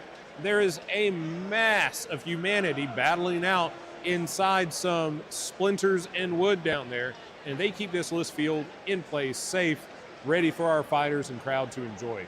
I'd also like to give a big shout out to Tidewater Dogs of War for bringing their list down to assist. That purple and yellow list is sponsored and transported here by the Tidewater Dogs of War.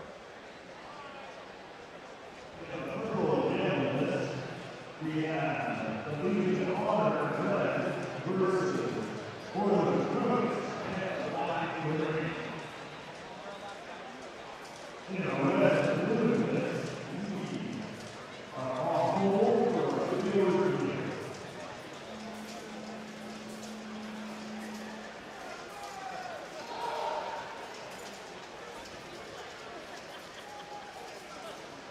It looks like they're giving the marshals a little bit of a break, not a full-on, just a little bit to get hydrated themselves, conference a little bit together.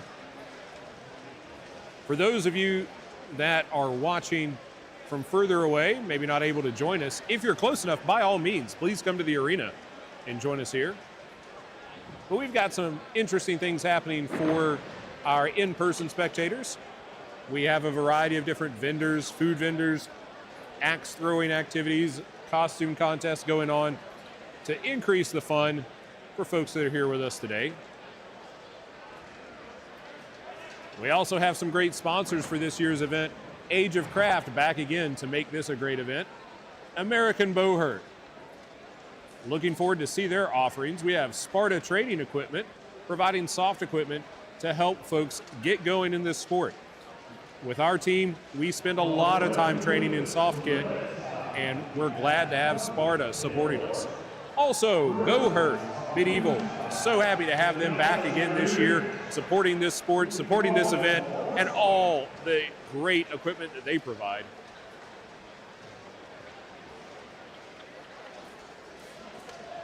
The red list is closed. Pale Horse ready to face the Dragoons.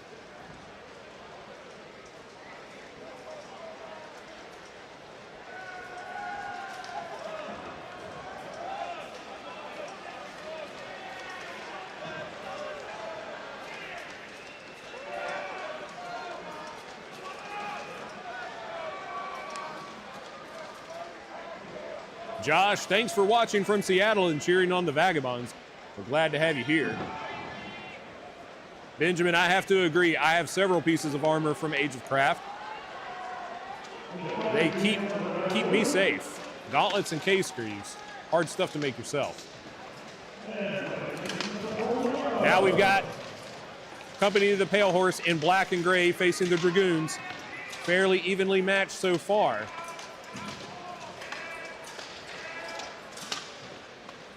Company of the Pale Horse opened the day against Knyaz USA.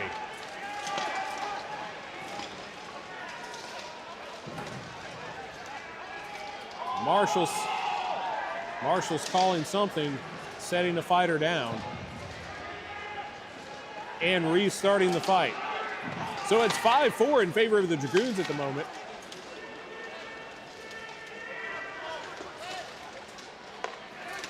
Working hard in a 2-on-1 in the near blue side. See if that Pale Horse can work his way back into the corner to get some support. Working for a grapple. If you're new to the sport, the goal of this is to get your opponent on the ground. That can happen. Oh! That can happen just like that from a hard shove through grappling, through strikes, a forfeit, or a weapon, or an armor failure. At this point, it is 5-2 in favor of the Dragoons. If it becomes a 3-1 or greater ratio, the Marshals will stop the fight. And there we go. Dragoons pull that last, or the next to last fighter down, making it a 5-1 advantage for the Dragoons. Marshals reporting the score. Those scores will help in case of a tie later on. These are 5-man teams, but they are allowed 8 combatants. Maximum 5 on the field at once, but they can cycle in their alternates to keep some fresh fighters on the field.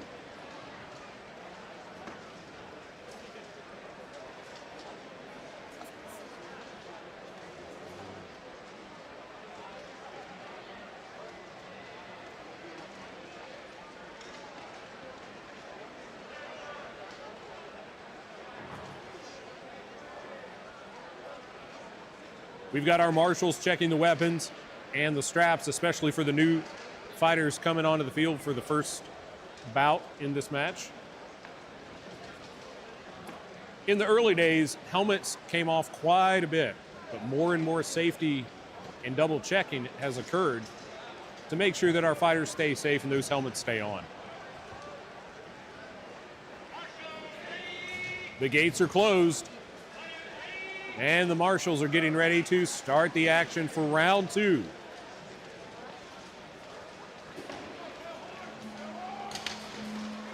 The standard 2-1-2 formation. The center's working those pole axes on the near side list. Hard shots raining in from Pale Horse.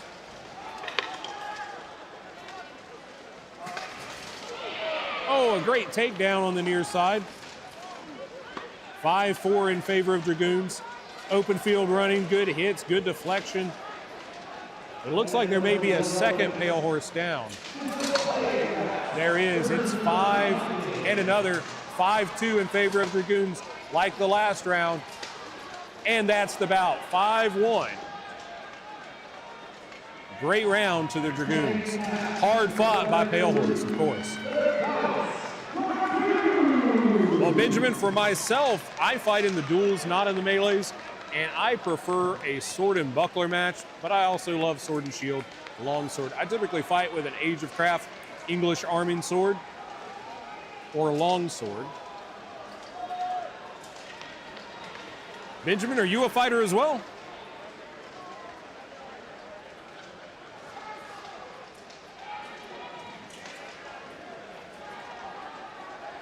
Up next, in the men's 5 versus 5 Tier 1 competition, we have the Vagabonds versus the Executioners.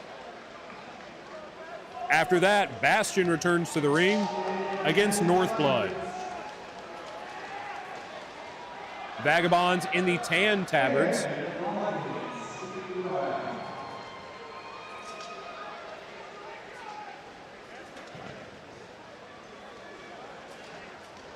Facing the Executioners in white and black.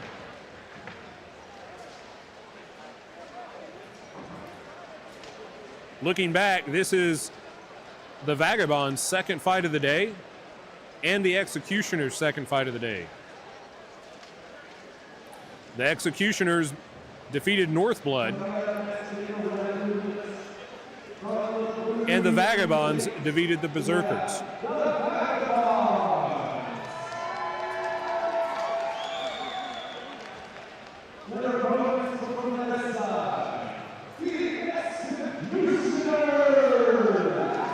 Mystic, thanks for cheering on Bastion, another one of our South Carolina teams here. Happy to have him in Tier 1 competition today.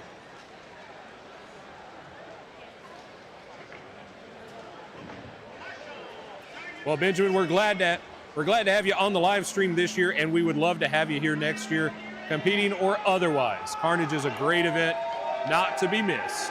Quick movement in by the Executioners to take the middle of the field, forcing action from the Vagabonds.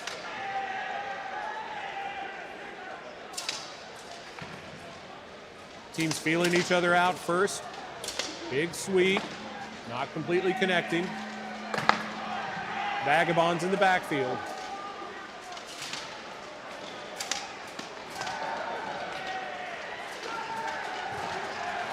A hard hit from behind. Executioner staying up, returning fire.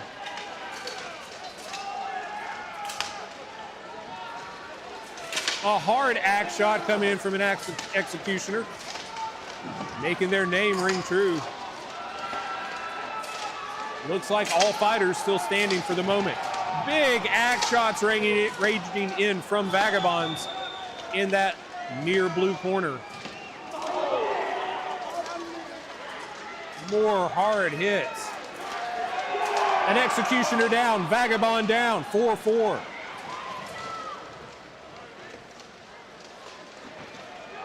Pushing back out of the corner.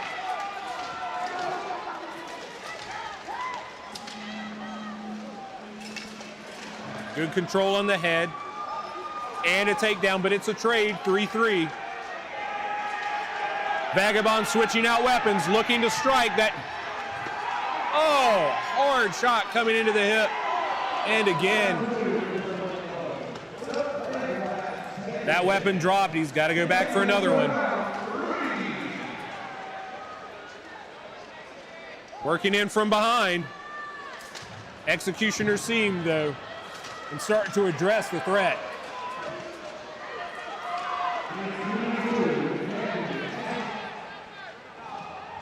And that's 3-1 Executioners.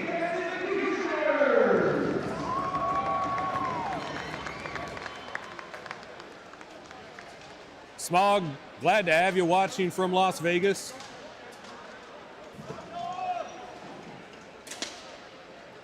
Let us know if you've watched Carnage before, if you've joined us here. if this is your second, third, fourth, how many streams you've seen. If this is your first time, let us know that too. We can answer some questions for you to the best of our ability.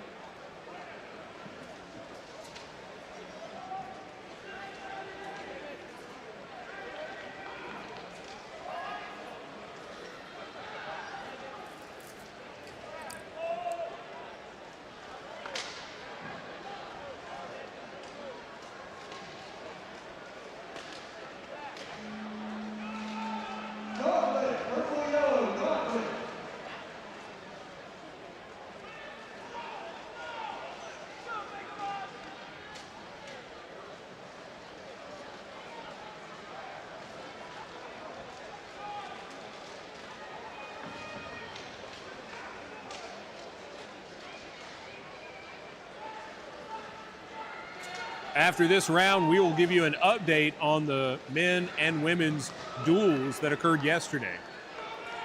For now, we're back to round 2 between the Vagabonds and the Executioners. They've brought that big polearm back out on the side of the Vagabonds. It did a lot of work earlier. We'll see what it can do now. Hard hits raining in the middle. Armor doing its job.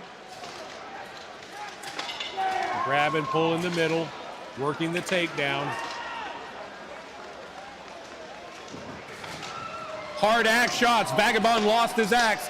He cannot take aggressive measures until he gets another weapon. And there he goes, grabbing the pile from his side.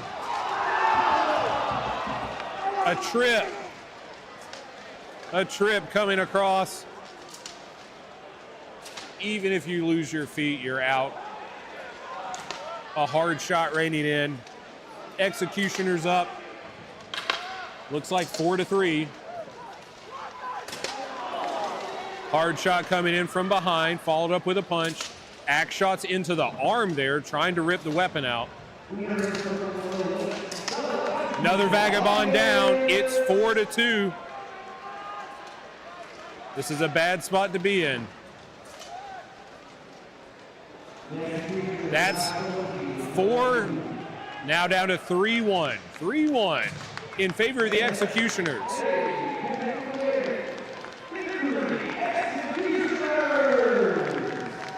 Hard-fought victory for the Executioners, but the Vagabonds not going down easily. Up next, we have Bastion fighting out of the blue gate and Northblood out of red.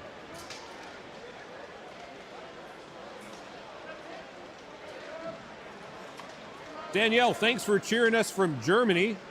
So happy to have you here. Josh, glad to have you here a couple of years ago. Happy you're back watching. Hope you can come join us again next year. Jarlhoff, glad to have you watching again. Cheering folks on all the way from Utah. Miss Britt, it's everybody's first time sometime. Do your job and make it someone else's first time to bring them on to join you. Also taking a look at the chat, we have some folks cheering on Northblood and Bastion again. This is gonna be a good fight. Bastion fighting in Tier 1 this year. So far, a low injury rate from what I can see. We did have one fighter brought out. We did have one fighter with an extended look by the medics who's going to get checked out by the doc, but so far things are looking fairly safe. We hope to keep that going. More folks watching from Montana. It sounds like a big party out there.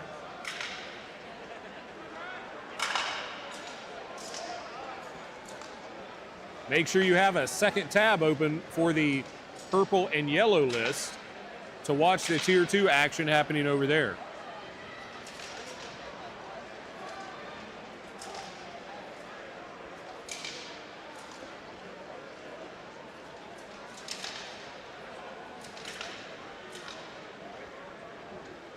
Honor and Arms Club so happy to have you involved in the sport as a marshal. You're one of the folks that really make this happen and keep it safe.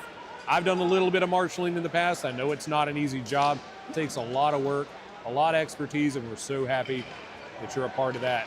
Hopefully you'll be able to join us next year.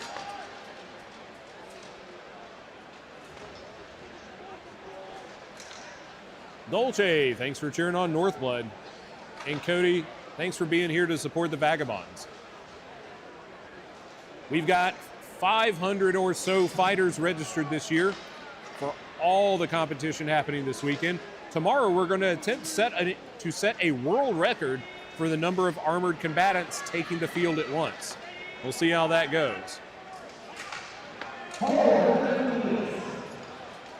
So it looks like something has been reset here. No? Not sure.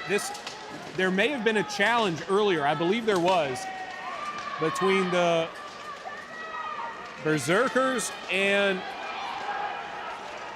well, something was stopped.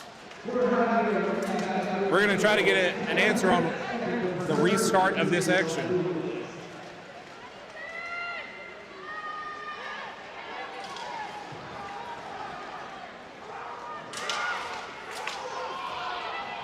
There was likely a challenge from the team captain. Now it's 3-on-1. And whatever that challenge was, it's now resolved.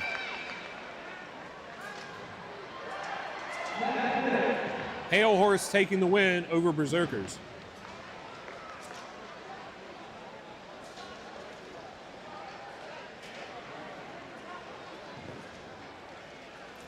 Merg Steelbound, thanks for getting that watch party going in Utah. Athena's Wrath doing some hard work earlier. I know they're happy to have your support, as well as Pale Tempest.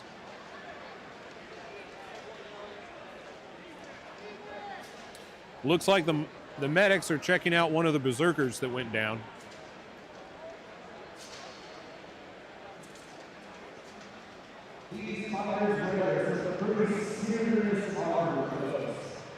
The Canadian teams are very well represented here this year. The Northbloods, many members of the Skullgrims, and we saw Crimson Tulips open the day in the women's tournament. The Crimson Tulips opened up against the Matagots, being the first bout of the day. We've had a lot of good competition going on and a lot more to go. We're happy that you're joining us here today. We'll go ahead and give you a recap of yesterday's action for the duels. The men's shield category, gold went to Dakota Walker, silver to Sam Turgeon, bronze to Christopher Sanner. Men's buckler, gold was Darian Dukes, silver was Stephen Galligan, bronze to Dakota Walker. Men's longsword, first place was Sam McQueen, taking gold. Silver went to Mason McNay. Third to Colton White. Men's polearm, first place was Johnny Porter, who's also competing here today in the melee. Second place was Micah Nelson, and third was Zale Hall. For the women's competition, we had women's buckler, gold was Elise Ellington. Second, silver was Heather Sanner. Third was Christine Napolitano. The women's open buckler, gold was Carissa Walraith. Silver, Sandy Alterman. Bronze, Luciana Stroll. For the women's shield, Miriam Safadi took gold, Katie Bowman silver, and Heather Sanner bronze. Women's open buckler, gold was Luciana Stroll, silver, Chelsea O'Donnell, and bronze, Sandy Offerman. Women's longsword, gold was Beth Hammer, silver, Katie Bowman, and bronze, Eliza Barton. Women's polearm, first place was Kat McQueen, second, Rachel Shea, and third, Spencer Sybeck. And it looks like that Berserker that was injured is up and off the field, safely out of the way and getting checked out by our medics. Hopefully he's all right. Some of the worst injuries that we get are from the takedowns more than the strikes. Armor does a great job against strikes, but doesn't do as much for takedowns, sometimes making it a little harder for the knee to be braced correctly or for a fighter to fall in a safer manner.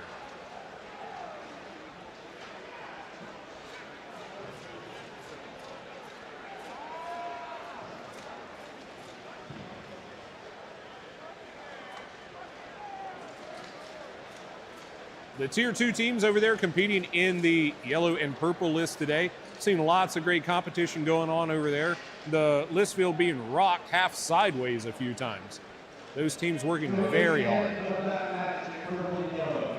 This list will contain a 30-minute break. The floor marshals pass their breath, pass the lunch. As we prepare for minutes Tier 3. Up next, we have Bastion and Northblood. Bastion in the blue and gold, fighting out of the blue gate. Northblood with the Skullgrim's logo on the back, I believe, fighting in the burnt orange and black out of the red gate.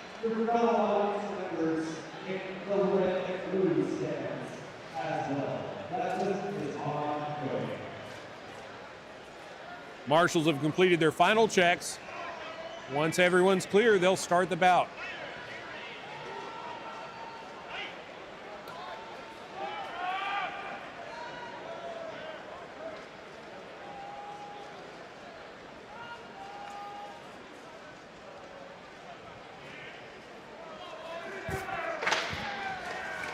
First contact on the near side of the field. The team's letting to see how that plays out, it seems. Northblood dropping a weapon, going back to retrieve one. Big hip toss, but Bastion stays up. A hard hit coming in from behind. Ian takes it and grabs. That made up. No, that's not Ian. I apologize. That may be Dusty. We've got one Bastion down. 5-4 Northblood. Dylan, it was Dylan. Oh, a hard polearm shot. Northblood standing strong. Some open field work and a trade-off up top. It's 4-3 Northblood.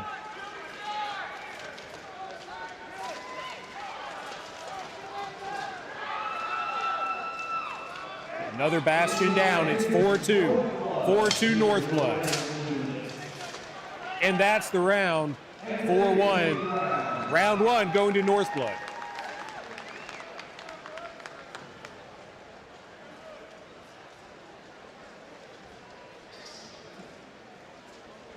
Danielle, glad to have you here watching, cheering on the family, making this a family affair.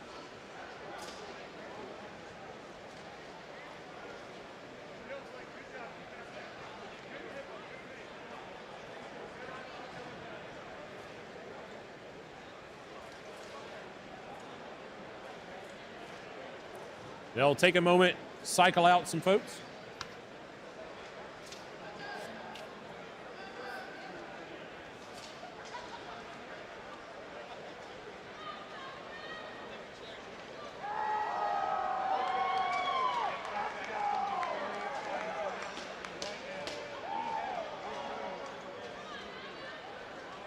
The fabulous Evan Ringo. Hi, Sam. I think my mic's on. Hi, Sam. Hi, everybody. Back. How was the purple and yellow list over there? There's some good fights over there. It's looking good. I'm not sure. I unfortunately walked in the middle, so I don't know who's winning overall, but some really good stuff by the Death Dealers, by Knyaz Fire, New Order. Really good work by everyone. Well, the folks definitely winning today are our viewers, both in person and online. We've got some great competition happening. Round one went to Northblood. Bastion looking to take round two to keep them alive. A lot of axes out for this Northblood Northblood lineup. All right, Bastion up. They're gonna two Northblood down. Three? No, just two. Still, Bastion looking like they're gonna come back. 5-3 Bastion bringing the heat this time. Yeah, that is not a good place to be, just getting teed off like that. Didn't see when he landed very clean, but some of those were gonna hurt. One Bastion down, it's 4-3. 4-3, all right. A hard shot, but Not was protected. Dom almost had a very good position there. That punch just stopped on his face. Oh, a trade-off. It's 3-2, Bastion up. 3-2, in my opinion, is better than 4-3 as the downed team. I prefer that. I think that you are. Oh. This man brings the heat with that two-handed. It's not really a sword or. I'm calling it a murder stick. A murder stick. That murder stick does some murder. It's a very. Oh! A trip. Northblood even it. Now they've got the advantage. It's 2-1 Northblood. Some good work by Dom and one of their newer fighters. Bastion fighting away. Can he even it out? He can't survive this by just accepting the strikes from two people. He needs to get out of this position though. And that's the round. 2-0 Northblood. Good work by Bastion to really push it to the end though. They showed some real heart there. Absolutely. All of these tier 1 teams are a tough fight. Yeah. You don't get into this tier without really putting in the work. Each of these teams probably would just walk over the other list. Though there are a couple teams in there who might have been able to make it to this, if a few things gone their way. Tulsa, Knyaz Fire, there is some real talent over there as well. I saw some great hits happening over there. A couple of times that list rocking sideways from the impacts. The Tier 2 men's 5 versus 5 just wrapped up. They're going to start the Tier 3 in just a little bit after a short break for the marshals and support staff. But Tier 1 men's is still going strong here on the purple and, I guess it's the purple list overall. Red and blue Red combined. and blue combined, yeah. Yeah, we do need to take breaks for the marshals, partially just because it's nice, but also out of safety. If anyone's worked on their feet for like an 8-9 hour day, you know that your brain doesn't necessarily keep up as well by the end of the day. And this is both a physical and mentally demanding job. You have to constantly be moving, constantly be active, and also constantly be scanning and making decisions. So we really want to give them some time to rest, recuperate, be sharp, so that no one gets hurt. Because our marshals are our first level of protection. Well, I guess our armor is our first level of protection. Our marshals are our second level of protection. Well, and the marshals make sure that the armor is right before you even get the field. So maybe they are the first level. And speaking of our wonderful marshals, there's a very experienced marshal out there on the field today, Austin, who gave some great advice. He was talking about being out there in the field, and it's a long day of fighting. You don't get a lot of breaks.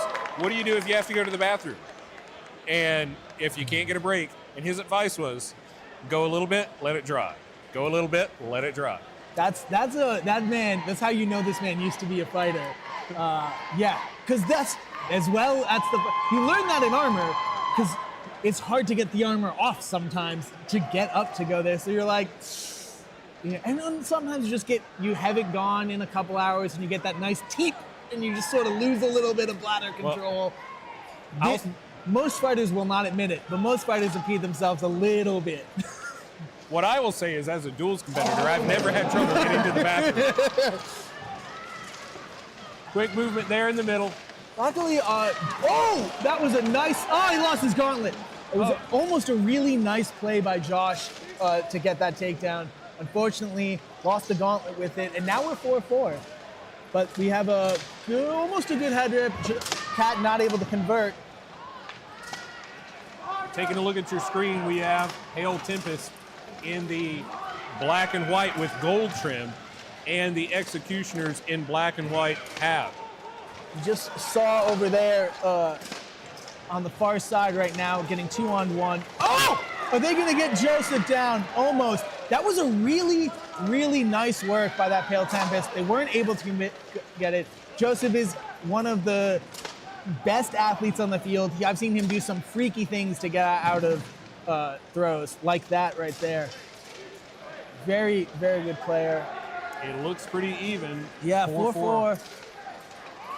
Cat slow walking into the fight. I don't like that.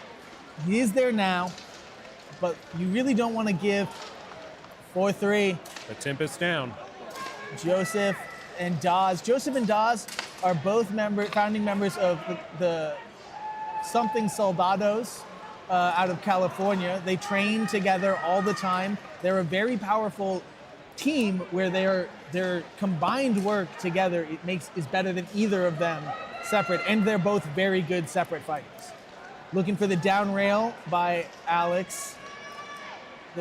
Marshals are stopping it, sitting the Pale Tempest. That sucks.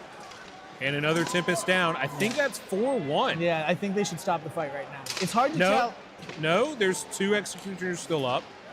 Yeah, but Pale Tempest has 1. It's hard to tell because of the white and white. Yes. And it really, we don't have the money for it, so I don't have a good solution. But maybe make our tabards reversible or something. We really need to have home and away colors. So one of the things that I've seen used in the past in a variety of different sword sports where there are melees involved were different colored mantles. Because the mantles made wide, they weren't as pretty when you're laying it over top of some stuff, but it could go around the helmet, sit kind of like a donut, and you could tell who was who. Easy to take on and off. That's a great solution. It's one of the things that we were talking about for the big mass battles coming up is how teams will be able to tell each other particularly when they haven't fought together all the time. I didn't hear that solution, and hopefully we can. Well, I don't think we have enough cloth to make it happen for that. But my solution for that was calls, where every team has like a St. George or whatever, or everyone has a call that they know. You just yell that the whole time you're fighting, which also makes it kind of just a little bit more of a battle cry. It brings a little bit more fun to the thing. But mantles is a good solution. We should pitch that. It would be nice if there were an official requirement, and I know we don't have it yet, but because that happens a lot, you can't tell. The medieval solution is the College of Heralds. Yeah, is know everyone's heraldry. Right. Yeah, and not limit things that are too similar. Well, here we go, back for round 2. Pale Tempest doing a good job to push the 2 big boys into the corner and kind of isolate them so that they can't get to work. It's impressive that these much smaller men are able to hold these 2 giants. Oh! One down on the far side, though. That's a Tempest down. Josh doing the slow walkover. Another Tempest down. Some hard chops from Paul there, but it looked like he must have been catching just the armor. Pale Tempest just kind of shrugged him off. Executioner trip going backwards. It looks like it's 4-3. 4-3? Executioners. Executioner going back to get another weapon. This is not where you want to be, letting Joseph swing at you. He's a big, mean man. It's 3-2, though. They have a chance. And he's gonna almost caught it. He could still convert this. Joe's got his head down. Very hard to convert. Oh, a trade. There. It's 2-1. Executioners still have the lead. Executioners. This is honestly not that a better position, I think, because all you have to do is catch one miracle. Need to move. It's true. And I like being in the open here. It makes it harder for them to work on you. He's got to rotate away from that body. Good work, good work. And you're bad field awareness. Like I said, rotate away from the body. Very smart play by Josh, though, to come in slow, just get hands-on, and walk in to where he just had to push. That's that veteran play stuff. The Pale Tempest, they're not new, but they're not old. Josh has been doing this a decade plus, so. Executioners take the bout and the round. Do you know, since I walked away, Pale Tempest, have they got a win? Pale Tempest faced the Dragoons and lost. And then they also faced... Actually, that may have been their only bout so far. All right, and the Executioners, have they won the fight I was over here for? And I think I saw them win against the Vagabonds, but it was hard to tell. And I don't know they if this did. is their... They won against the Vagabonds. And was this their third fight then? Or had they done 4? That was their third, and Pale Tempest beat the Berserkers. Beat the Berserkers. Oh, I was looking forward. I missed that fight. Nice. And there was an appeal in that, and they came back out 3-on-2 to wrap that one up. Well done, Pale Tempest. So up next, we have the Company of the Pale Horse against the Twin City Wyverns. I don't think we do. No. I mean, that's not who took the fields. So I don't know if we have the wrong teams or if our schedule is a little off. I think it was my error. Oh, okay. I saw the check mark move on the scoring sheet. It just went lower. It's Dragoons and Berserkers. Dragoons in the dark blue with red trim. Berserkers in black and burgundy. You see this man walking across, Tanner, he is from Houston, or just outside of Houston, and the Dragoons, obviously from Dallas. They fight together, they train together all the time. A lot of love between the teams, but particularly Tanner and the Dragoons. So if you look over at the Berserkers, you see the fighter with the barbute with the T visor. I tried wearing one of those just to see how I liked it because they look so intimidating. They do. But I just couldn't get into the as a fighter to wear it. They just look so intimidating. I have never particularly liked them. I found that they did not give me great vision, but I have switched to the wolf rib. I believe those open masks there with just fucking bars across the face that you see a lot of people wearing. I believe that is the current best helmet, but it is the least protective helmet, and we have seen it fail badly for people and his eyeballs. Oh, a hard shot. He looked like he was able to slip a lot of it. I think he caught a lot on the buckler and slipped the rest. That's Brett Skinner holding David Sweeney's axe right there. Brett, one of the best fighters on the Dragoons. He's their head coach.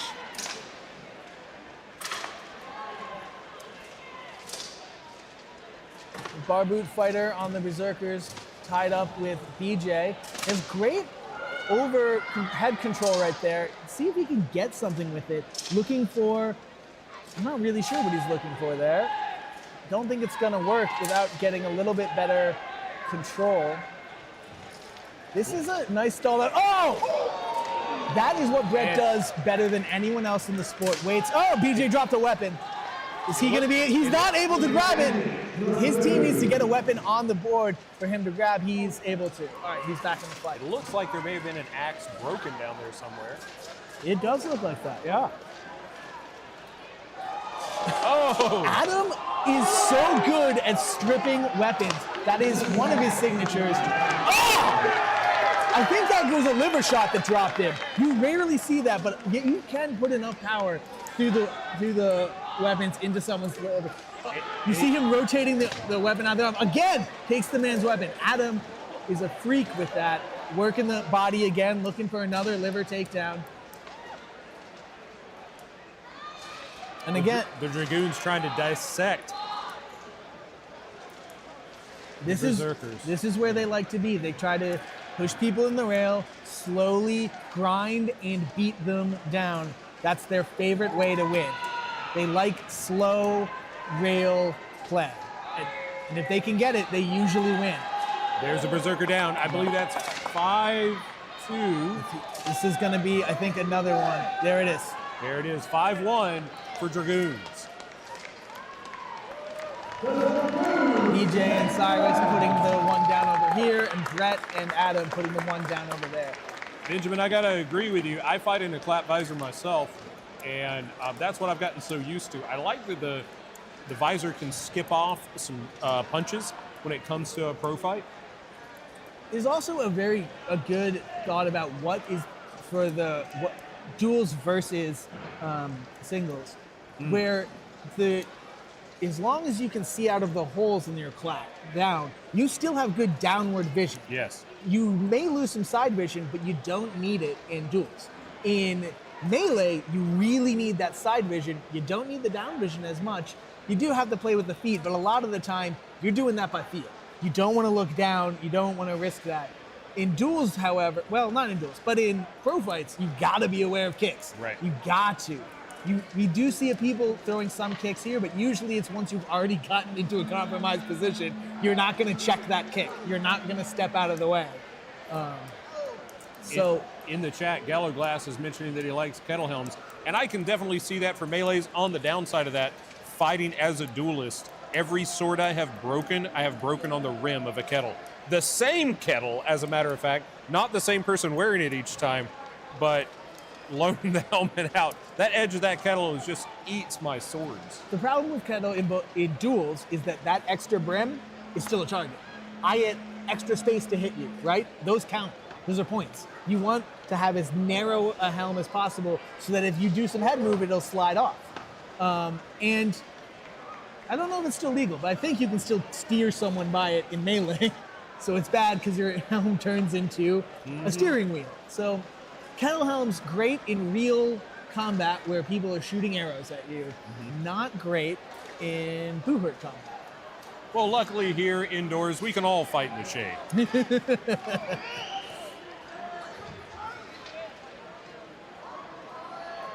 And we're getting ready for round 2, Dragoons versus Berserkers. It looks like I only see, there we go. There's the 5th Berserker. Yeah, they were saying hi, trading things. That's Yanni in the middle. Yanni, I forget his last name, Wong, I believe. Wang or Wong, has trained with the Dragoons quite extensively, goes to a lot of their camps, so a lot of cross love there. He is also one of the most floating mercs. He in the Air Force, so moves around a lot, and then also just has fought on almost every team that would take him. Honestly, do think he is one of the Berserkers' more dangerous fighters.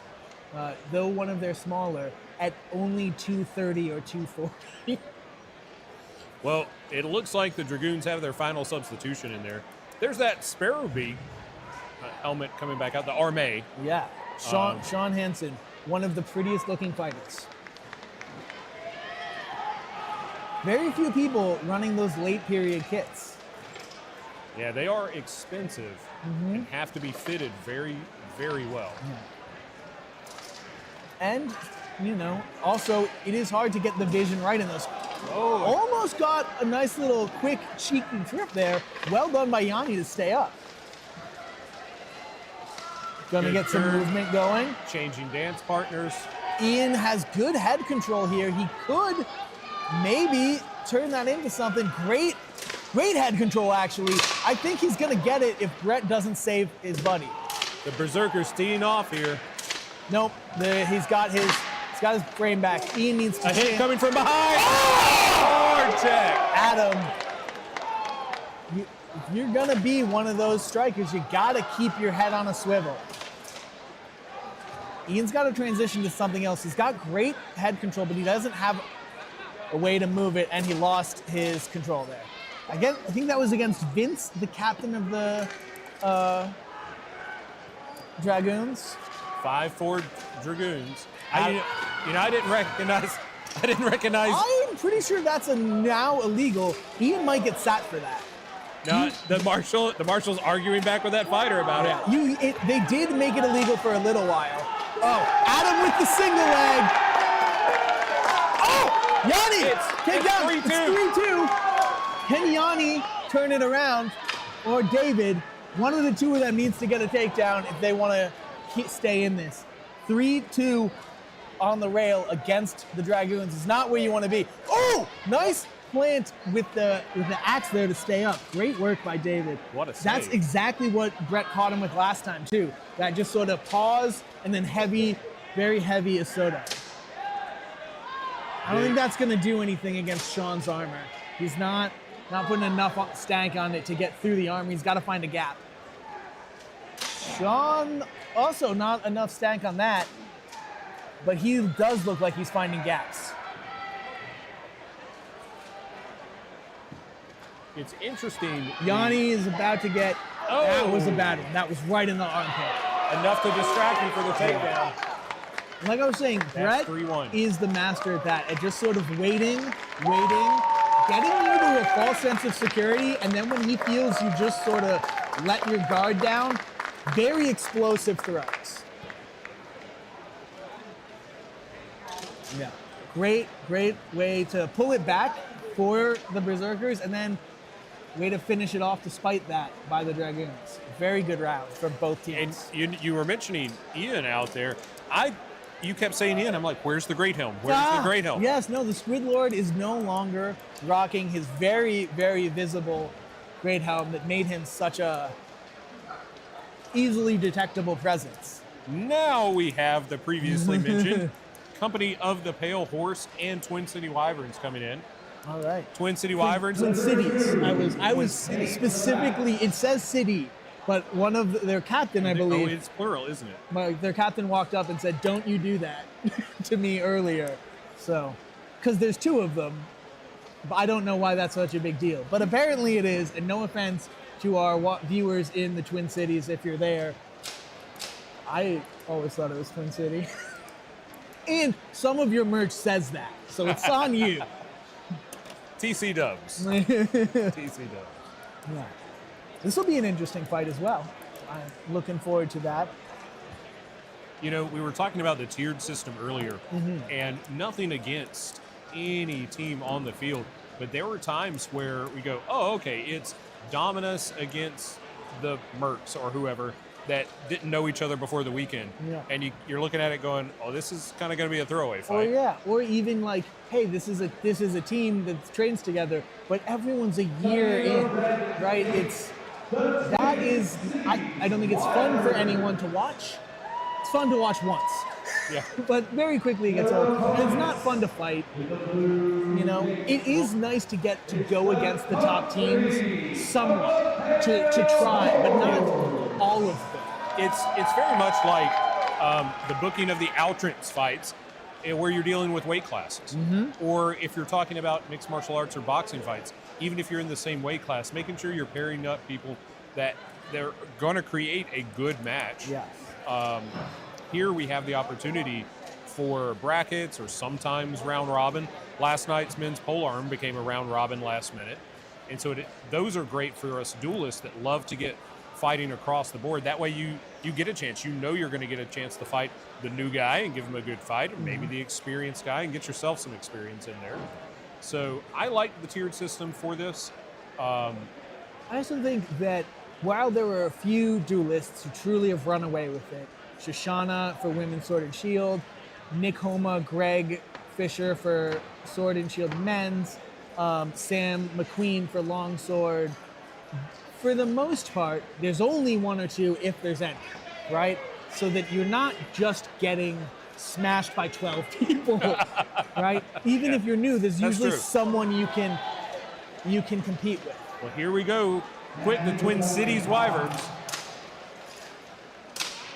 There was a really missed opportunity right there where Alex in the middle was not checking his flank. And if either side of Pale Horse had sprinted, they could easily have smashed and got that check. Chris Sander getting free. Chris Sander, one of their most dangerous grappler threats. Also, if you let him start teeing off on you, one of their most dangerous to just punch. I've watched him just, oh! One of each down, it's 4-4. Alex with a great takedown there. They managed to take Blade down. This will be a bit of an upset. Not a crazy upset, but a little bit. This would not have been an expected Another Pale result. Horse down, it's 4-2. 4-2 Wyverns. Can they? Xander is, who the two Wyverns are getting there, is pretty consistently Pale Horse's best performer. But he is looking in a rough position. He's out now. Again, these are two, this is Sander, their best takedown artist, and Xander just their best all around. So they're in an okay position. There it is, despite 4-1. the numbers. But the numbers play. Great teamwork by both members of the Wyverns right there to finish it off. Very good round by the Wyverns? I don't Well, know. you know, we've debated that in previous year. I say that we just do whatever we can to alternate Wyverns and Wyverns. Yes.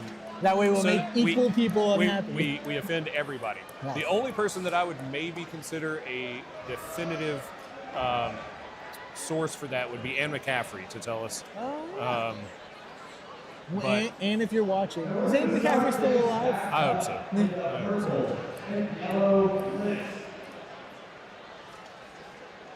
All right, getting ready for round 2. We'll see how this goes. Yeah. This is an interesting lineup in the middle right here. We have Xander, the captain of Pale Horse, against Lyndon, the captain of the Wyverns. So we'll see if they sort of have a captain's fight and just throw down. That'd be kind of fun. They probably won't, but I always look for little fun things like that. We won't see this year that previous years we have had Dylan Sweeney from California and Johnny Porter would always find each other and push everyone inside and have a boxing match right in the middle of the list. Be like, no, this is our fight.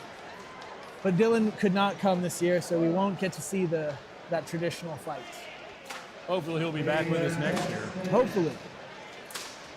The Wyverns swinging those axes, not to great effect yet. Oh, a nice weapon strip, but very quick recovery by Lyndon. He's struggling against Jordan, I believe. Jordan is a brown belt in judo and one of the best pure grapplers in the sport. 5-5 still standing across the board. Nice axe throw. Axe shot. No one really in a positional advantage either. Now though, maybe. Not able to convert. Good looks. Looks for the foot sweep on the far side. Looking for the hump and bump. One Nice Pale Horse down. takedown.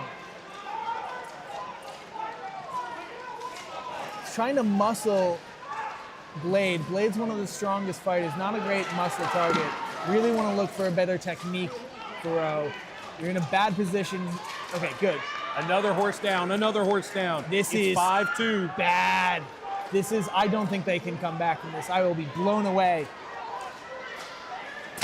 Nice. Now look at that leg. That leg pinch right there is At first it looked like it was keeping him up. it was, but that's also become one of the strategies of the top teams is you squeeze the leg and then sort of pull the guy out more and more until he can't support himself. So it did keep him up for a second, but they weren't necessarily going to get that throw anyway. And then after that, you hold him in place and just let your boy string him out till you get the takedown.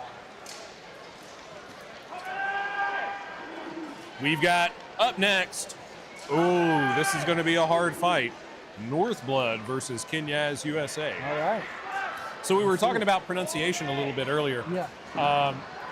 And the big college near here, what is it? Clemson?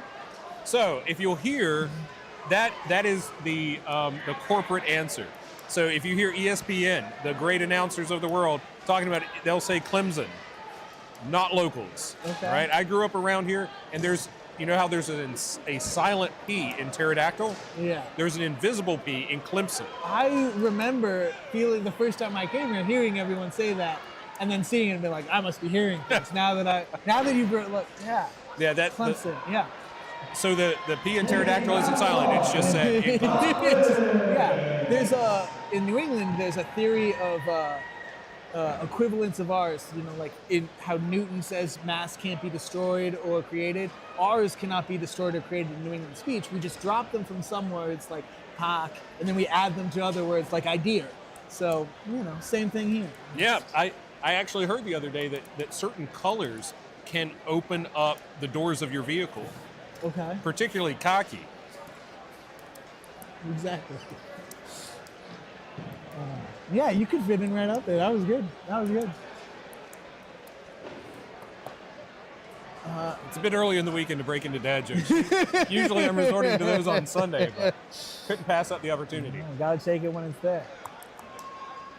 We seem to be having a little bit of a pause on this list. Not quite sure why. It does look like our other list has started back up.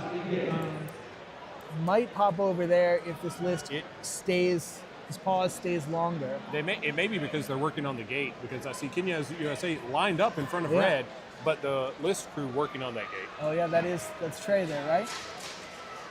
Yeah, our other list has started back up. If you want to pop over there for a few minutes, I don't think this will be too long. Northblood is already lined up over here as well. Yeah. They're just waiting on that list repair. Yeah.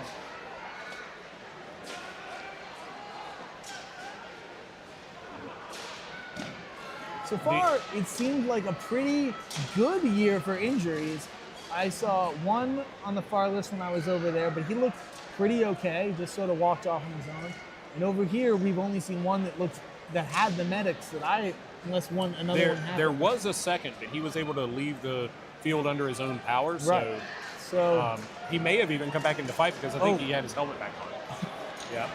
On the far list, I just saw, I don't know if anyone saw it on the camera, a marshal just had to roll out of the list to get away from the fighters. And also on the far list, the fighter that's kneed on the far side with the Saleh on, his helmet came completely off, but he was able to throw it back on.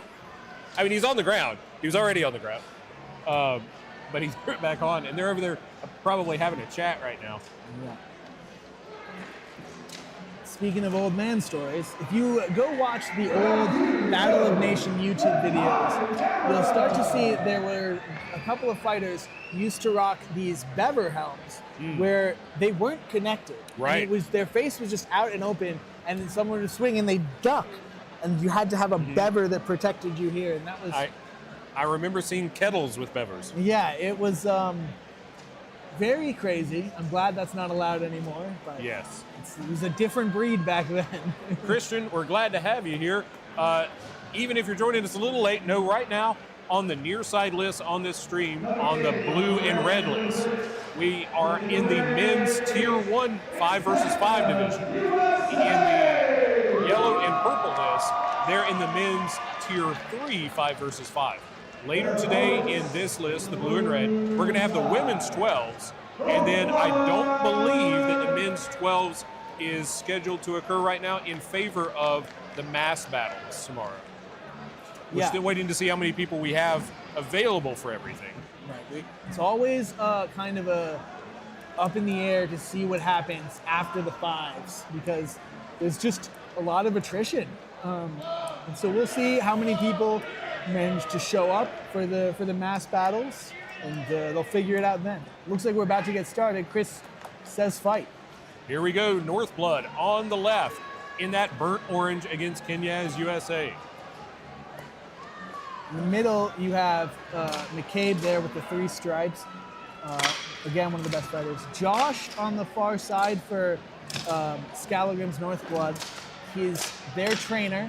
And again, one of the best judo guys in the sport. You really don't want to let him get his hands on you, particularly on the rail. He has a very dangerous down rail assertive. You can see the far side rail, Knyaz is trying to trap that shield, maybe trying to pull him in.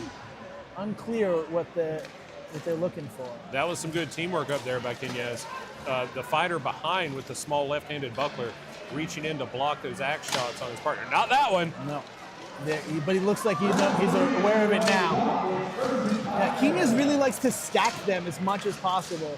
You see more good teamwork where he's reached over and now compromised Josh's position by grabbing that axe. We're not able to make it work though, but then just collapsed his axeman. 2-on-1 there. Another Northblood down, it's 5-3. Yeah, bad position to be in. Then axes that look like they're about to start swinging on Dom in the corner. Is that Dom? No, that's Greg. A trade, 4-2. Some hard pommel strikes, maybe. It looks like, Oh, no. we have an injury. Oh. That looks serious. Yeah. I don't think that was the strikes, because it looks like it's his left leg. And I think he was striking the right leg. That's the round, 4-1, but Mythics jumping in. Yeah, I believe that was just sort of some sort of pull. I can't tell if he's grabbing his knee or his thigh. It might be, I'm gonna kind of hope that that's a pulled muscle in the thigh, because that's a little bit easier to heal from than a knee injury. So. Yeah. This might be just the moment. While we're here, we'll go ahead and make sure that we thank our sponsors, as well as give you a rundown of yesterday's duels competitions. There was no Altrance tournament, just Altrance exhibitions. But first, we want to make sure that we mention American Bowhurt for sponsoring us this year, along with Age of Craft, returning to sponsor. Another returning sponsor is GoHurt, as well as Sparta Training Equipment. So much of what we do at practices is in padded equipment, and we need good, durable stuff. Gone is the day of PVC and pool noodles duct taped on them. Well, not completely gone, I'll be honest. Not completely gone, but mostly gone. But if you want to be safer, then Sparta Training Equipment is going to be a better option for you. Safer and just better in terms of a simulation of the fighting, right? Like they move better, they feel more like armor on you if you're wearing the armored stuff. They have helmets that kind of feel like real helmets. It's just a better simulation. And for our results from yesterday in the women's division, we had women's buckler Elise Ellington took gold, Heather Sanner took silver, and Christine Napolitano took bronze. Women's open buckler gold was Carissa Walraith, silver was Sandy Alterman, and bronze was Luciana Stroll. We'll get back to those duels winners in just a bit. Right now it looks like that fighter is up and off the field. The Mythics giving the marshals an update. That's a good sign. Yeah, we see some Escalariums taking the field again. If we're really, really lucky, it was just an armor bite or a painful strike. Yeah, or sometimes it's a cramp. You get a really bad cramp, it feels like you pulled a muscle, and then later it turns out you get home and it's just like a minor strain and you're okay. Yeah. But it can be rough. So it looks like they're taking a moment to settle, and marshals. Oh, it looks like, I'm guessing from the movement of the marshals, I'm speculating here, the movement of the marshals going back and talking to the team captain. There may be an appeal, there may be an issue with a strike. I didn't see anything that looked untoward, but it's hard to keep your eye on everything. That's why we have so many marshals around the field, so that we can try to catch every little thing. Speaking of later period kits, take a look at that great bassinet there with the articulated cuirass, those gigantic pollens. Oh my goodness, that is a gorgeous kit. And you're blackened. You're only really allowed to have a blackened armor kit after a certain period, because I guess that just didn't exist in the time. You can have a patina that looks black if you don't take care of your stuff good enough. But oh, you've seen my armor. Yeah. Well, it started out as blackened. And then patinaed to slightly off black? Yes. Every now and then I'll strip it back down and hit it with gun blue. Also, the AC requirements, the authenticity requirements do change per level of fight you're at. So I don't know if the whole tournament is under the top level or just the tier 1, but at the lower level fights, you can have blackened kits that are 14th century. Interesting, and I didn't know that. Mixed stuff, yeah, because we want to give people opportunities to fight, and if all you can piece together is sort of a mixed bag kit, we let you have a mixed bag kit. We're getting some comments in the chat.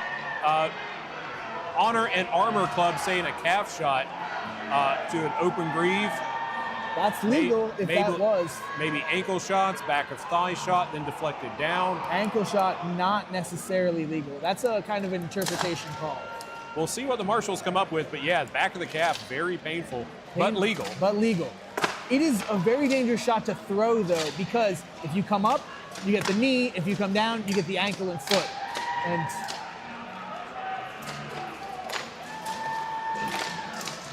Good strikes. One of the nice things about this strategy Knyaz does, where they stack fighters back like that, is it means the only throw you can really get against that first fighter is coming forward. You can't drive. One Northblood down, 5-4 Knyaz. Oh, bad position. Oh, a hard axe shot. It's 5-3. Under the list. Is he going to be able to? 5-2. Looks like that's it. That's a knee and a yield. 5-0. Wow. Quick work. Hard fought by both teams. The good thing is that if it was deflected into or just a clean shot to the calf, that could cramp. That might take him out for the tournament, but it's so meaty. Yeah. It's less likely to cause a long-term damage. Yeah. And hopefully that's the case. Yeah. Up next, we have Vagabonds and Bastion. All right. Bastion entering from the blue side, but they're going to be fighting out of the red side.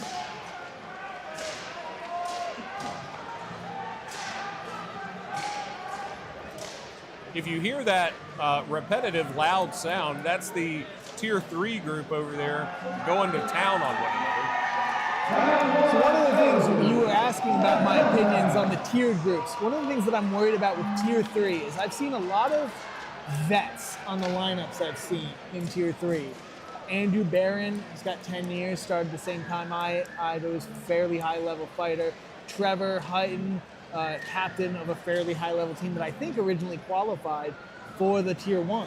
And so mercs from top-level teams that can't find other teams seem to have found their way into the lowest tier. That merc team might be... It does feel a little against the spirit of the thing. A little heavily weighted, maybe. Yeah. It does look like there's no purely hot, put-together total ringer team, but even a couple of ringers in that. Samuel Ride from Australia, one of Australia's top fighters, is fighting in that list. So, yeah, it's that's my one fear. We'll see how that works out, though, because again, that might work out great where you do get where you get that experience to get top-level guys without truly getting just beat down in a way that's not fun. Right, because if it's spread out across a couple teams, maybe that's fine. We'll sort of see at the end of the day how that worked. But I'm a little worried. I'm just saying that. I'm a little worried that there's some, I won't say shenanigans, but shenanigans. And we're off. Here we go. We've got Bastion in blue and gold fighting out of the red gate. And I believe that might be Dylan over there with that large chopper murder stick we were calling it. Oh, gotta keep your head on the swivel. Able to survive the initial hit, but I don't think he's going to. Oh, they're working against each other. Johnny had that takedown. Again, this is that rookie thing. A lot of talent on the Vagabonds. Bastion down, working on the other. It's a good hump and bump over here. Another Bastion down. It looks like 5-2. Very fast and active from the 5-4. Vagabonds. 3-1. Or 4-1? We'll see how they score that. We'll see if it's 4-1 or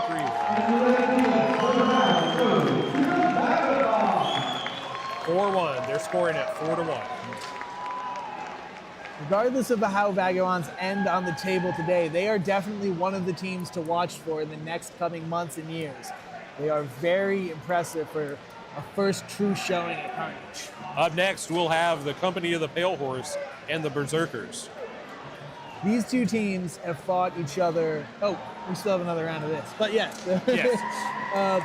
Pale Horse and Berserkers have fought on and off for the past year so many times, and both trying to be that next team to break into that sort of top 3, top 4 that have been traditionally held by Executioners, Knyaz, and Dragoons, or Dominus back when Dominus was around. So that, there's kind of, again, a little bit of a friendly rivalry there. But this still is Vagabonds, Bastion. Bastion's going to want to come back hard against that, try to recoup and see if they can.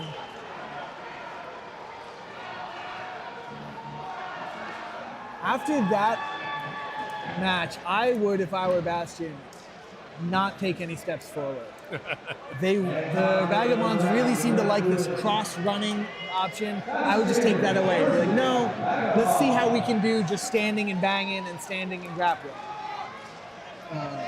Which they're kind of doing. They're not as far back as I'd like, but they didn't come very far forward. That does limit the backfield runs they can make. That was a hit, but not a takedown. But he did push him off the run into the corner, wasn't able to make anything happen with that.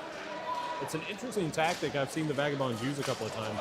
Send their center in running, and then once it draws the attention of the other center, have one of the wingmen come in and attack the opponent's center from behind.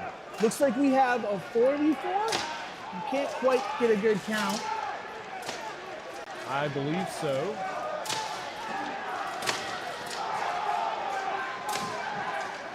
A lot of axe or murder stick shots. One of the interesting things about 3-2 maybe?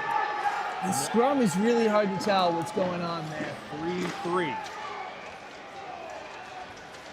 Johnny over top gets a takedown. 3-2. Throwing heavy shots. Wait, no, 4-2? 4-2, I think. 4-2, yes. Looking to try to get over for that head rip. Doesn't quite have the strength or the leverage. I'd look for something else on this. The way that head is tilted forward. Oh, but they get the takedown on the other side. As I was saying though, the 4-1 Dragons, what I was saying about the striking is there's this sort of disadvantage or disincentive to the striking where the best part about striking isn't necessarily taking the person down that moment. It's that you wear them down and they're less effective in the future fights. But the way these fights work is you only fight that person usually once, maybe twice if you see them again in brackets later. So it doesn't really start to pay off because all you're doing is making it easier for your opponents to fight them. So that's just it's sort of this interesting thing where if you're going to go 4 rounds, beating the crap out of someone's very helpful. But if you're only going 2 rounds, it might be wasted effort. So. Well, I think that brings up an interesting point. We've talked about the evolution of the sport, and in the beginning, for me, I saw a lot of the bouts going to full 3 rounds most of the time, unless it was just a squash. And now looking back at the list for today, almost all of the rounds are 1 and 2, 1 and 2. Yeah. And I think there's so much more of a drive to finish sooner, knowing that they can really limit the number of fights they have to have before getting to the end of the tournament.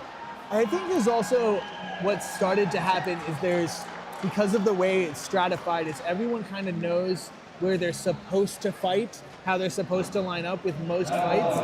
And so if you lose that first fight against someone who's supposed to beat you, it can really sap your confidence to try hard in that next round. And you might phone it in a little bit. Not obviously they're gonna show up and you're gonna fight, but it can just be a little bit harder to grind it out. Versus if you lose to someone who you're more supposed to be with, you will grind that next fight out. You're like, no, we're not losing this. And I think there's just a little bit of that where people, they don't really give up against the better teams, but after they've lost that first round, it's just so much harder to dig deep if you already know you're expected to lose. And that's just sort of, we fought each other enough times now that we do kind of have a basic on paper knowledge of where everyone's supposed to land, except for a couple of 2 teams. Like these 2 teams is always a toss-up, right? Well, but Dragoons versus each of these 2 teams, we expect the Dragoons to win, or we expect Knyaz to win. And so if they get the first round, Knyaz will come back hard. And then obviously either of these 2 teams would come back very hard. But if they lose that first round, it can just be really hard to be like, do I want to try so hard here when I know I'm going to need it 6 rounds from now against a team I am more at even? And that could be a smart consideration. In addition, One of the things that I haven't seen in a very long time, it's probably more of a world championship thing, but fighters that may be from the same country or maybe on the same overall team, the lower tier or the lower team kneeling to the better one and not having to fight out of that. I hate seeing that. You don't like to see it, but it's obviously a smart strategy, right? You've already decided who's going to win essentially pre the tournament by fighting a bunch. Right. Hard contact in there from the Berserkers. Yeah, he looked like he stumbled after that. That might have really rocked him, and now he's down. I think there's one of each down in that corner, possibly. It does kind of look like that. And I think one may have had a little bit of a push from behind. Ooh, that is a nice axe shot. If he can get a few more of that off, that guy's gonna go down. But nope. Yanni was able to survive and get outside. And that looked like a trade though. Yeah, it was. Good hit, but hate to trade that out. Yeah, you really gotta be careful on those heavy checks to not overcommit. Because if you really clean someone out, they fold like they're not even there. And you can sometimes just trip over your feet at that point. I was confused there for a moment. Several of the Company of the Pale Horse have red armor underneath, or red tabards underneath their Berserkers. Yeah, it can make it hard to tell who's. Oh, nice attempt at a hump and bump by David. Sloma steps out of it. Yanni and David aren't working the best together, but they put it together there. It's 3-1 Berserkers. Marshall stepping in to stop the action. It was a nice round by both teams, honestly. Agreed. And it's nice to hear. Sometimes the crowd is maybe a little less engaged with the near list, watching the far list. But I'm hearing more reaction from the crowd here today than I've heard in previous years. I think part of that is the experience of the crowd, getting to see it time and time again. I also think that this is a more even list than we've seen in the Tier 1 in the past. I think we've seen a bit closer and also more exciting teams for the most part. Everyone used to really try to do the Dragoons thing of slow grind on the rail. And we see Pale Horse likes to run. Berserkers like to do big man run, which you rarely see. Vagabonds, very active. Knyaz do grind, but they always have one guy doing heavy axe swings, running around. So you get those big action moments more versus last year in particular, and I think the year before too, Tier 2 was very action-packed. There were big hits, there's lots of swings, there's lots of running, lots of 3-round bouts. So I think that as we are getting to the point where those top 3 teams aren't as secure as they were. And also, I think people are starting to be more active, and that old grind isn't working as well. We saw the Dragoons push to 3 men or less a few times. And it's been a few years since it has changed, but the wider top to the list field that prevents people from just hooking around the top of the list and taking punishment was a big change years ago. Yeah. That's the old list was very narrow, and you could just hang on it, and so it was a very grindy game. And I do think that is part of why people did a grindy style that starting to people are realizing that doesn't work as well with this list. Oh, what a save! But he was able to get it. Nice work by whoever is in the bar boot there. A run in to help out, but Pale Horse was able to turn the Berserker to negate that advantage. But those are some hard shots swinging in. I don't know if they're landing well, though. Well, that was a buckler. I didn't see that initially. Yeah. You can do good... two are going to go down there. You can do good hook shots like that to the side of the armor, but you really have to land them in the right spot. 2-4 is not... 4-2, not great. And one of them, Blade, is in a very compromised position. Sloma is a bit better, but still not great. Sloma's also one of their better support players, but not very good at sort of hero moding by himself. The Berserker dropped his own weapon. But he was able to draw the mace, so... Yeah. I think that's Yanni trying to put Sloma out. Oh, very bad position over those bodies. It would be pretty easy. I would just throw Teeps into his belly right now. if I were who's ever swinging right there, number 13. Especially if you're really good, you can make those thigh shots 3-1. You can make those thigh shots sting through the armor, but you got to be good, right? And like even when you are good, it can skip, like you brought up earlier. If you don't land perfect, that slides off. Armor is meant to skip that. It's not the best position, especially with that offside strike.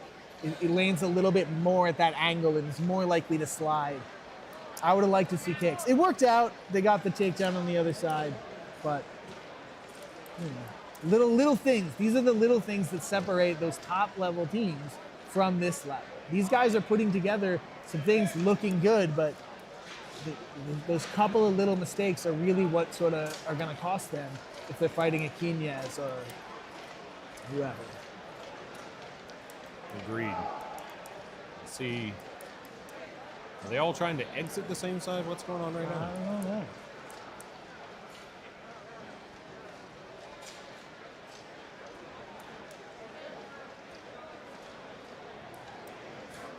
Well, we see that fighter, I think, apologizing to the refs as he watched out doing that horse thing. One of the old Pale Horse members, that used to be his sort of signature move walking in, and I think that was a bit of a taunt, which is not allowed. We do have sportsmanship rules. Now you saw the captain be like talking to him about something, and then the fighter went to the refs, I think, to apologize for it. I'm sorry. We really don't want to have too much shit talk. Unlike the UFC, we aren't that much of a spectacle sport. We do love the violence. We want to keep it friendly, right? So we do try to. Sorry. It's okay. Up next, we have Knyaz USA against the Vagabonds. This is going to be a good fight. Yeah, this will be huge.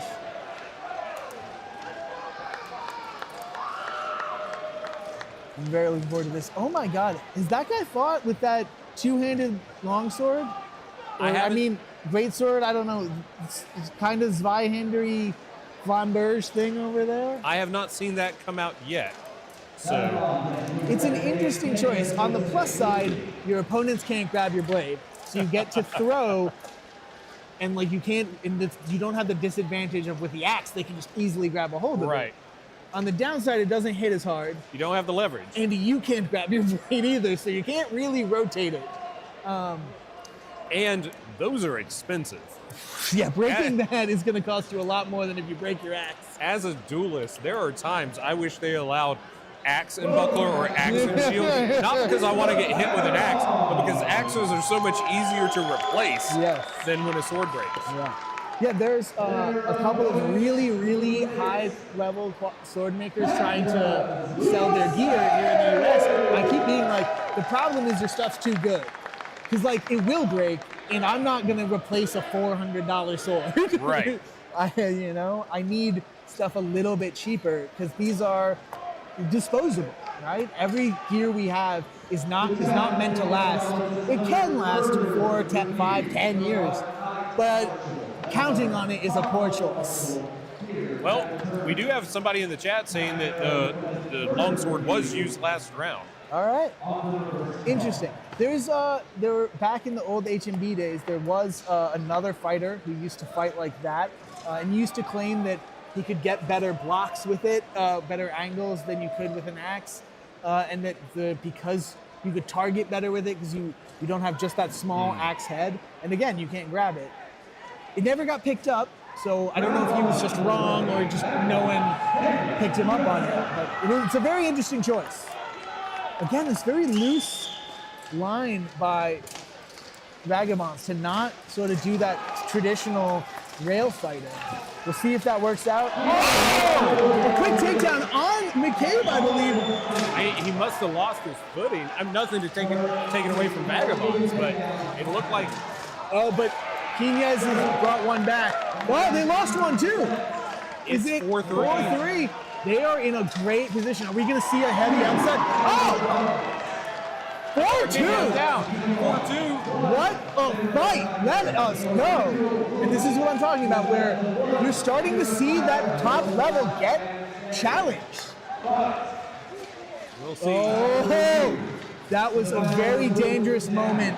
Almost went over the body. If there'd been a little bit more heads up on the Knyaz side, it would be 3-2 right now. And this scrum in the corner is going to be beefy.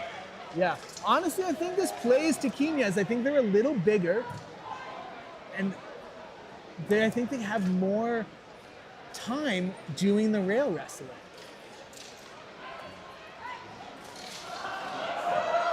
Oh, quick takedown, 4-1.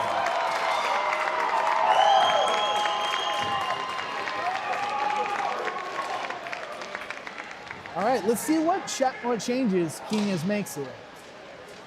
One of the things that with the old execution when I ran with them, is that when we lost a round like that we didn't expect, we would not change. We would be like, no, this line is gonna earn it back. Versus other teams be like, that didn't work out, let's make some changes. Knyaz going with that standard. We're still on. This 2-on-1. This Well, right now they have 6 fighters on the field. Somebody's going to have to step out. Yeah, it looks like McCabe is sending... No. He's just telling the guy where to go. So, yeah. Wow. A lot of confidence in his line right there, making the same trades he probably would have made anyway. Honor and arms, I agree. Vagabond definitely showing they deserve to be here in Tier 1. 100% they do. 100% they do. This is going to be, can Knyaz pull it back out? And can they pull it back out with enough men? Because again, small points matter if this times out. Vagabonds have a little bit of momentum right now, but that's crashing up against Knyaz. Yet again, that play you said where they send their man deep and then try to catch the center. Knyaz is onto it though. This is a bad position for that Vagabonds fighter. He's pretty compromised. Oh! That was shoulder. No, that was shoulder.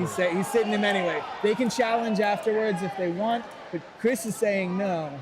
It looked to me, I'm not a marshal, but it looked to me to be off center enough to be the trapezius.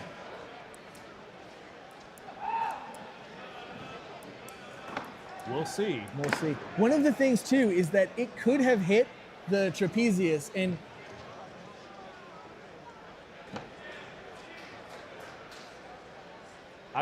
we're taking a look at a replay up here, and it looks to me like a trapezius shot. Can we put the replay up for the view? Okay. We can't get that replay live for you right now. Sorry about that. One of the things that can occur with the plated neck protection is if a strike is in a legal area, off to the side, the edge of the plate could drive into a non-legal area. I was just gonna say, and what happens with that is usually that it's not a catastrophic injury, but it feels like it is. We call them a stinger where I'm from. I don't know if that's the common term, but your arms just go numb. Your legs sometimes shut off, but you're fine. In the next couple of seconds to minutes, you'll be back up and walking if that is what happened. But who knows if that is. But yeah, you get these shots, and for a second, the first time it happened to me, I thought I was paralyzed. I was like, oh, my arm doesn't work. I hope this goes away. And about 5 seconds later, it did. And you're right. It's called a burner or a stinger. That's one of the medical terms used for it. Oh, great. It's an extension of the brachial plexus coming out of the neck that kind of damages the nerve's ability to function in the moment. Yeah. In the back area there, it's not uncommon to crack the tip of a vertebra off, called a clay shoveler's fracture. That's a common injury for folks. Is that a bad injury? Not particularly. It's very painful in the moment. It tends to not be surgically corrected. It just breaks off the long tip. If you feel the bumps in the back of your neck, it's the tip of one of those bones breaking off, staying within the tendon because it's locked in place. And it can be done by yourself by lifting things that are heavy and pulling and crack off that, like shoveling heavy clay, where the name comes from. That's all right. We heard some clapping, but it doesn't look like he's actually back up. So I don't know yet what's happening, but if he stood up, if that's what that clapping's about, I'm gonna think that this was what you just said. Was the plates. Yep. He looks good. I think that's exactly what happened. Hit a plate, went into the neck, and he kind of had that stinger and just dropped. Our rematch is having a rematch. Now, here's the thing. If that is what happened, are they going to be smart enough to not challenge it? Because he may feel like it hit him in the back of the neck and not know and be like, I have to challenge this. Or they might sit. I think that was Mickey who threw it, and if they sit him, is Knyaz going to challenge it to be like, no. We're pretty sure that was a legal strike. Trying to pull it up. I'm trying to pull it up here. Meanwhile, in the other list, we have a one-on-one. It looks like a challenge because it's just those two fighters. So that's a pretty exciting match if you want to pop over there for about a minute. I would not take longer than that if you're interested in these results, though.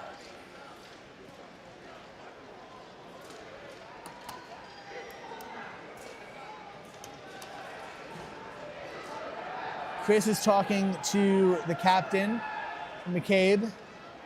We'll see what comes of that.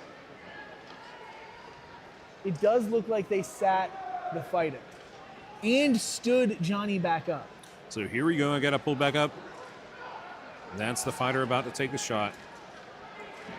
I can't tell. I'm going to be honest. Here's my concern. I think you're right, but I can't tell definitively. I can't zoom in any more than this. But to me, it looks like it lands on the mantle. It's off center for sure. Yeah. But is it here, which is kind of off center on the neck, or is it here? Yeah. And I can't tell. And with the problem with that is the way, just like in football, if you challenge, it needs to be clear that the call was wrong. So they may be in trouble if they try to challenge this because there may not be enough evidence to switch it around. The thing I hate about this, though, so it's called the sort of colloquial term they've been saying is a seesaw. They've sat the fighter who did the illegal move and stood the other fighter back up. And I really feel like it should be one or the other. That's such a change. If you're gonna say it was illegal, the guy should be up, stand the guy up. If you're gonna say it was illegal, the guy should sit down, sit the guy down. And honestly, I just think you should just always stand the guy up and not sit a guy. But this sort of complete reversal, for something short of a red card, I really don't like that type of call. I really feel like it's, too punishing for non-red card violations. So right now it looks like we're 5-4 Vagabonds. Yeah. That's an interesting call. Yeah. And again, we'll see if they challenge. And they have to wait till the end of the bout to challenge, don't they? I believe so, and they have to challenge within a certain time limit. What I don't see is the fighters on Knyaz watching footage. If I am Knyaz right now, I'm getting my support to show me the footage so I can know whether to make that call or not. Because I've had in the past, we were told we were good to make a challenge, and then after that, and we just sort of went with it based on what our support said, and then when we brought it up, it became clear they also missed it in the moment. And you really need to be sure, because if you lose your challenge, you don't have it for the rest of the day. Hard moment for Knyaz to come back from. It looks like we're about ready to start back up. I also think that in addition to that, the fighter in the corner who looks like he might get that takedown he kind of lost his position, but he got the takedown anyway. 4-4, great head control on this near corner.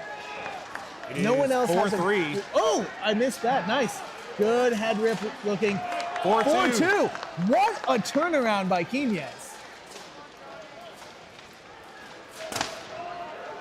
Hard axe shot. We see some. Oh, and the weapon's gone, but he's going for his backup. Yeah. So if I'm him, I'm working that hand. I'm not letting him get the backup. It was a really nice striking angle to look for both the thigh and the weapon. I don't know if that was intentional, but very well played if it was. It looks like they've got him leaned back into the ropes. really good position in the far corner. Not great position on Johnny. 3-1. That's it. That's it. And so we go to round 2. So interesting result of that, round 3, I mean. Interesting result of that. Knyaz only won by 3. Vagabonds won by 4. Right? Do I have that right? I think that was round 3. It says round 2 on our thing. Yeah, I'll check So the I'm score going to sheet. trust our thing right now. If my numbers are correct, which it's been a bit of a long day, so it might not be. Surprisingly, just trying to talk for a couple hours straight can wear you down mentally. Oh, no, you're right. That was round 2. We're going to round 3 now. Yeah, so if Vagabonds were up 4-1, Knyaz is up 3-1. And that took, I don't know, 5 minutes. They have 5 minutes, which I guess would be the max time limit anyway. But if it ties at the end of the round, Vagabonds win. Or if they end the round with Knyaz up by 1, Vagabond, that's a tie. And I don't know what happens if you tie at the end of a match. Honestly, I don't think I've ever seen it happen. Well, I don't think we're going to see a challenge here because Knyaz won the round. You don't want to challenge just to get that extra man. That's too risky. It was great work to come back by those boys. They really gritted it out. You see the big giant redhead with the helm off. That's Chad. Unless that's Chad's brother. There's 2 giant redheads now. One of their best fighters, but they no longer have him on the field because of that. I do think they have Jimmy and McCabe though, so that's huge. But no Mickey, I don't think. Yeah, no Mickey. So there. Oh! Big hit. Got to be careful with that deep run thing. You're going against someone like McCabe, one of the best fucking flankers. A hard trick. Oh, Johnny might turn it around though. He does not.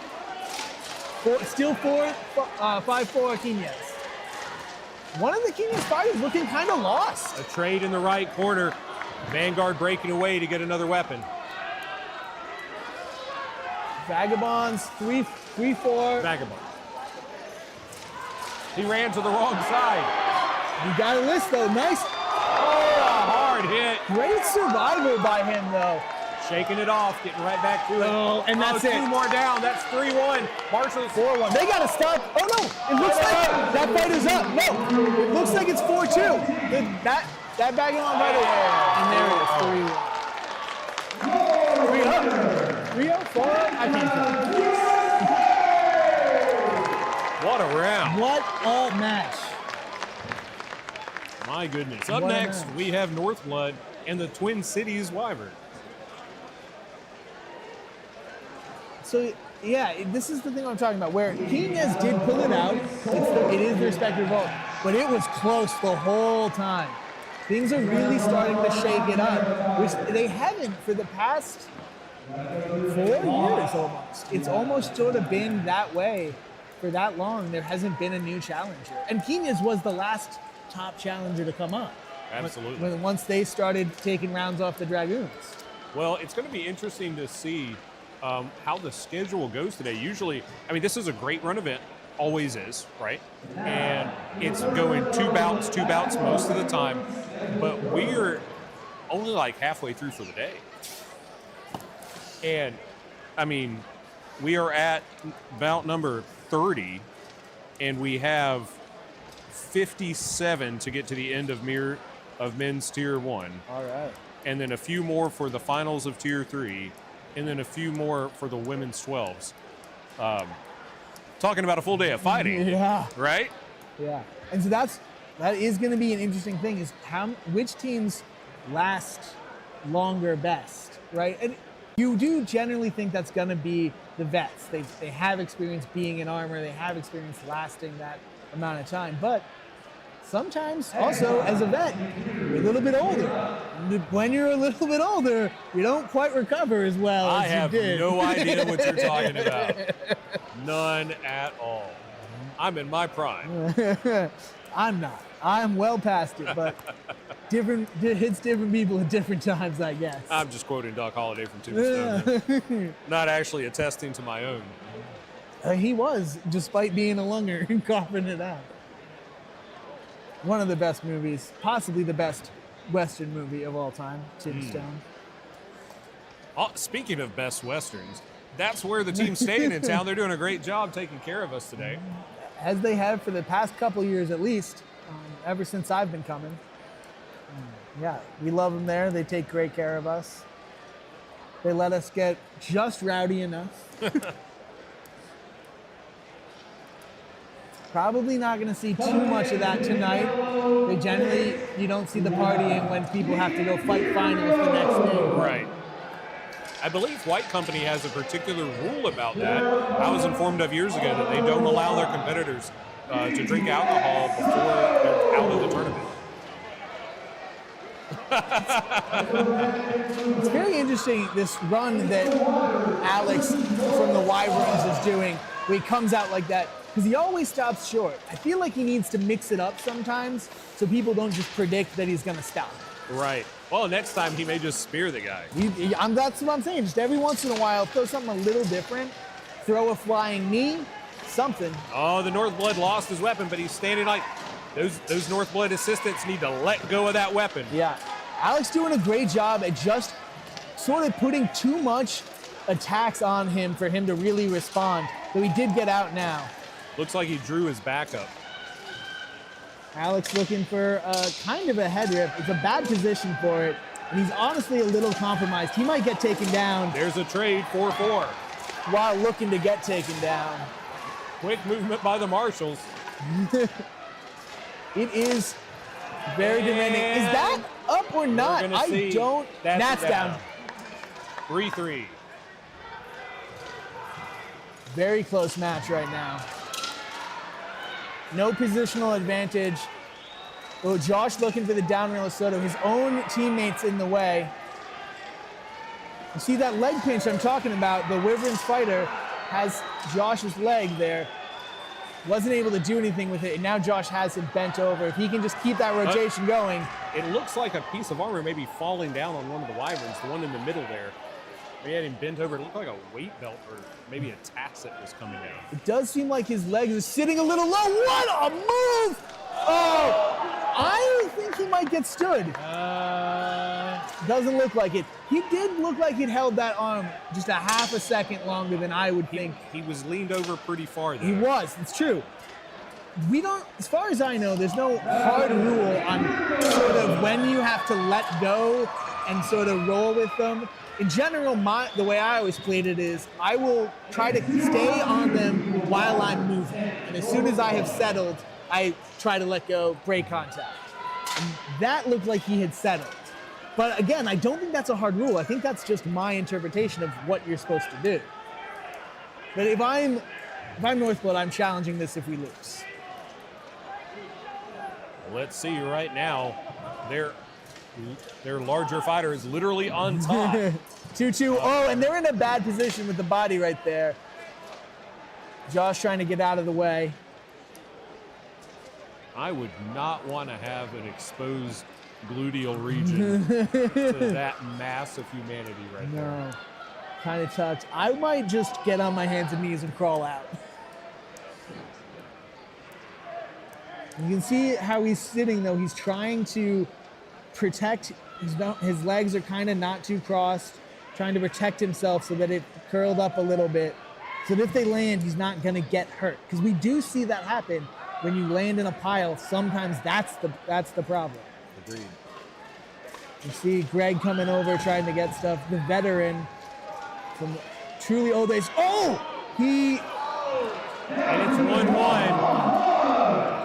That was a dangerous move over there, trying to go to cut the knee. We do see a lot of that turn into blown out knees when you try to do that cut sort of turn throw a Soto thing and reap too hard against the knee. It's legal, but it's very dangerous. The Wyvern broke free of that deeper grasp, now has a hook over that larger Northblood's arm. Yeah, I can't tell who the Wyvern is. That's Dom on Northblood, also Scalagram. They, This may be a I trade. believe that's Vichy Nisas. And it was draw. a trade. Honestly, good result for Wyverns, especially at the end right there where you're outsized against a vet. You know?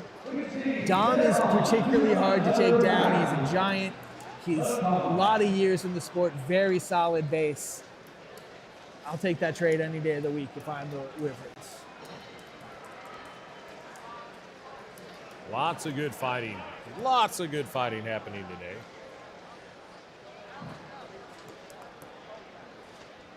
Marshall's doing a second check around, which is good. I think I've only seen I've seen more gauntlets off today than I've seen helmets off. Yeah, and not that many other types of armor failures too. It looks like, at least in this list, people really have their stuff buttoned up, which is what you would expect for the tier 1 list. Well, the other thing that I haven't seen much, and again, watching this list every year, is I haven't seen a lot of broken halves.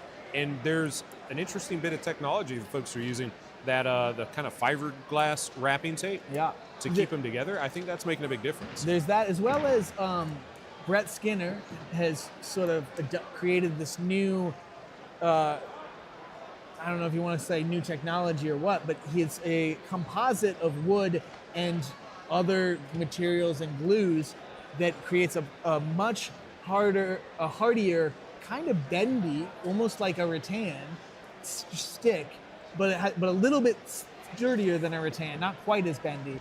So it flexes rather than breaks, and then has that same sort of, you know, the glue that goes in that fiber fix is kind of built into the wood. So you see a lot of that out there as well. Those two things have really started to help, you know. Well, the South Carolina flag centered in the middle is the palmetto tree, and that was the reason that it was put on there from the coast. It was used as a barrier during the Revolutionary War to absorb cannonball shots. They would bend but not break. Yeah, it's that sometimes you don't want the hardest thing you can get, because the hardest thing breaks. Sometimes you want something that has a little bit of flex to it. I'm looking up some of my notes on the Wyverns, which I haven't had much chance to do. It turns out they're rather young as a team, even though the team's been around. Their oldest, the vet with the longest time, is only 6 years in the sport. That's actually still relatively new. And other than that, people are at the 2-3 year mark for the most part. So that's really impressive from them. I see a lot of trading, a lot of axe shots. No one's really putting anything too heavy. That sounded better. There's that beautiful late period kit on full display now. The Wyverns didn't push deep initially. Oh! A big hit, but not a finisher. No, wasn't able to quite get around, especially with the way they were stacked like that. Very hard to get that takedown. Ooh! That sounded very nasty. Didn't drop him, and his buddy was not able to convert. Trade in the far corner. Oh, hard axe shot.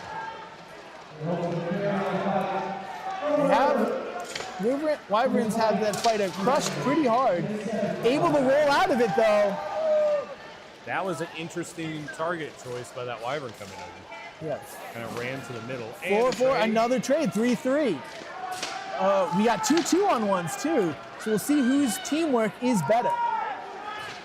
Those hard axe shots coming in, but the other crew working a possible trip over the down fighters. Yeah, have a good grapple. That's a nice attempt at a down rail, and they compromise the body. That's 3-2. Wyverns are up. Yeah, dangerous position to be in. Good to roll out there. You have your buddy support. You're doing a good job of trying to stay away from that axe fighter's shots. Now he has control over the axe. If he can survive for a little bit longer, maybe his buddy can get a takedown. And kind of a even positional battle on the 1-1, and the 2-1 is not too exposed. The 1-1, those fighters are still working. A lot of times later in the day, these fighters will end up just kind of stalling, waiting for backup. Yeah, honestly, the Wyvern fighter would have been almost smart to do that, to just stand there and let his 2-on-1 work and kind of stall out. Though hard to tell if the Scalagrim guy was going to let him. The Scalagrims, they're the ones who need to work to make something happen. Because if the round time's out, Wyverns win.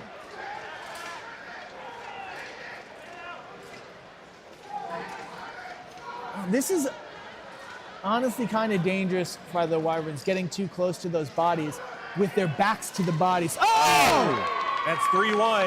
A hard push from behind while trying to retrieve a backup weapon. Needed to be a little bit quicker on the walk. Kind of just walked over, and the Wyvern right there had a little bit more pep in his step.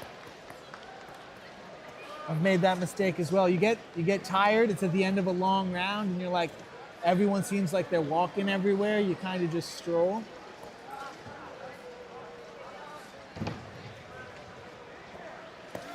We'll see.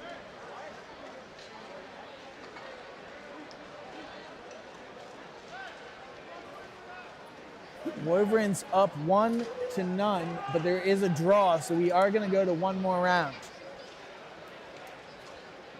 At least one more round, possibly more. We'll see.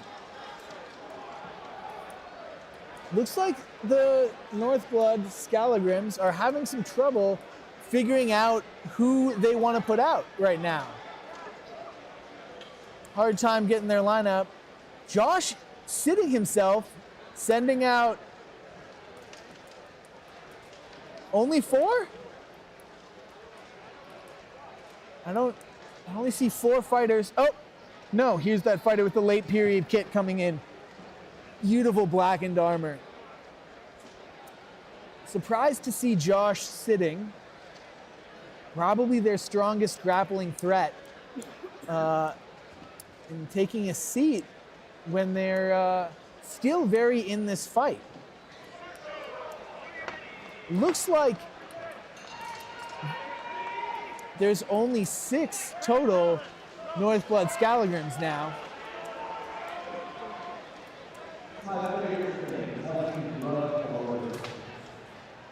Alex trying to taunt, get this guy to come out of his spot. Now he's got hands on. Nice attempt at an open field to Soto. Didn't have control over the head though. Looking for the down rail. When you try a down rail like this, you really need to press their body into the rail. Was able to make it work despite that. Oh! What a play. 2 down. Alex really stepping it up in this round for the Wyverns.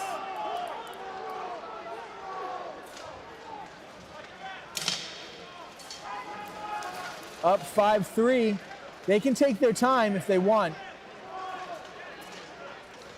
They're not content to that, though. They want to put this away.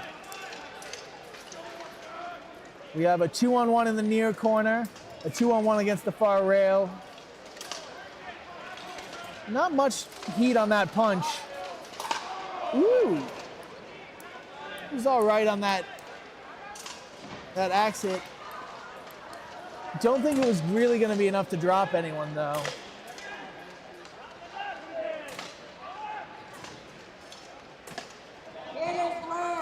I was kind of seeing a stall out for the Wyverns, and this is sort of, you know, I think that different from those top-level vet teams. They haven't really figured out how to do great teamwork, how to really work their 2-on-1s. That's going to be the difference. So that right there was a pretty good version of it. Just apply that top pressure until you can crush them down. Looks like the Scalagrim fighter in the corner is going to take a knee rather than get just fucking crushed on by the axe. Kind of a smart decision. I don't really like it personally, though. They used to have an option, I don't see them here, of they would have white flags on the list, and the captain would be able to throw the white flag to quit for his team.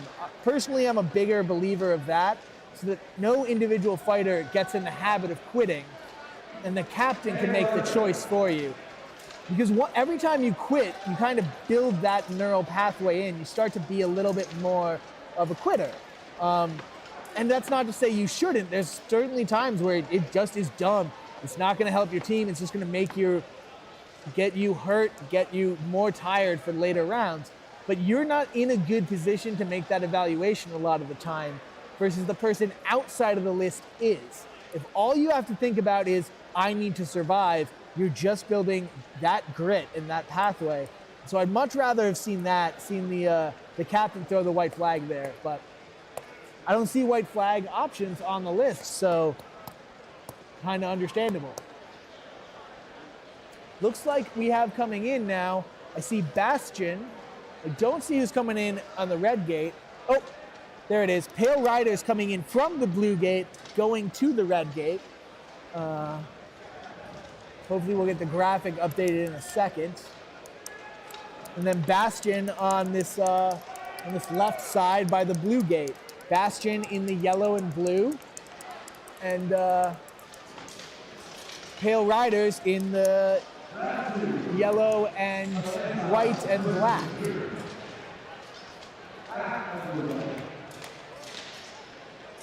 Again, Marshall's checking every part of the equipment.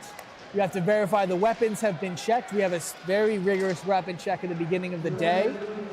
Checking the bottom of feet, make sure that you have flat medieval soles. Checking your helmets, making sure they're firmly attached.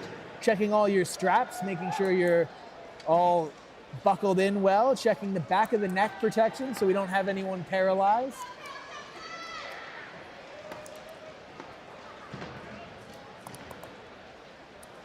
Pale Tempest Center, also known as the 3, stepping out, really giving, taking as much space as he can. Sort of doing an invert, sort of doing a flying V, gone to the traditional shape now, or more of a flat line. Sort of the traditional meta right now is what you kind of see right here, where the wings are a little bit out in front of your center, of your 3.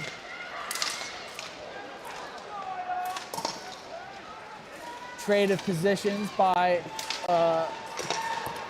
Pale Ride. Not quite sure, Pale Tempest. Not quite sure who's up. Oh, Bastion getting a takedown. One Pale Tempest lost a weapon. Looks like maybe 5-4 Bastion, 5-3 Bastion. Maybe 5-2. 5-2. Bad spot to be. Heavy blows coming down in this left corner. Looks like he can't quite get his targeting or his power off on the far. Oh, Bastion tripped over the down fighter. 4-2, still bad, but better. Getting dragged out. Got to get out of that corner. Those bodies are very dangerous with the position you're in there. And head rip down. Looks like we're going to end it 4-1 for Bastion.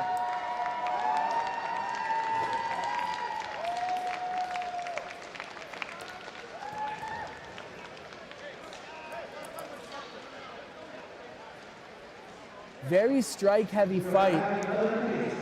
Bastion really like to make those heavy blows land.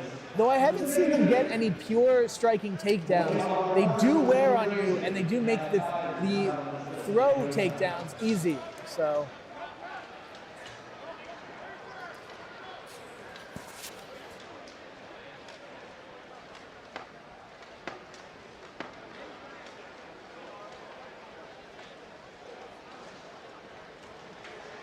up again for continued action in men's 5 versus 5 tier 1.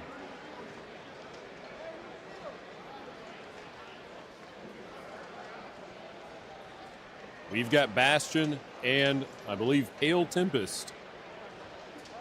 Bastion in the blue, coming in from the blue gate. Pale Tempest from the red.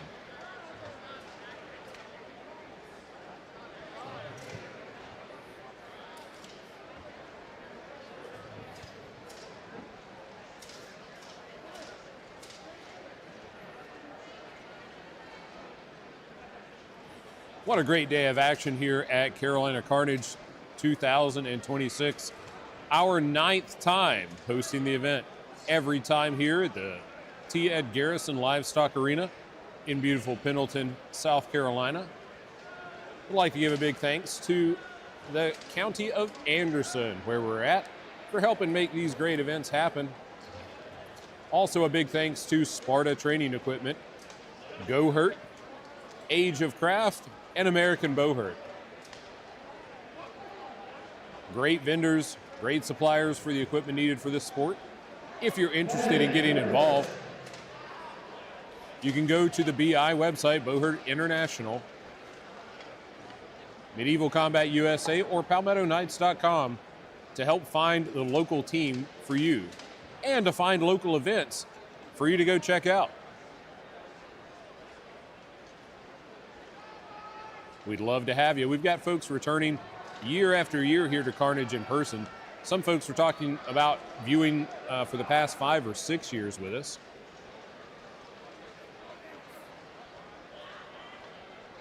We're always glad to have returning viewers.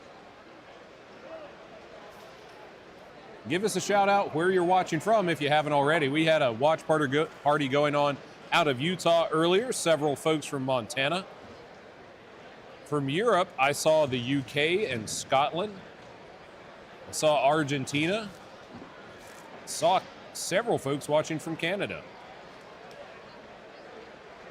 Usually we have some Aussies in the chat. It makes sense. We have at least one, I think 2 Aussies fighting in the tier 3 list right now. And we're off. Here we go for round 2. Let's see if Pale Tempest can come back.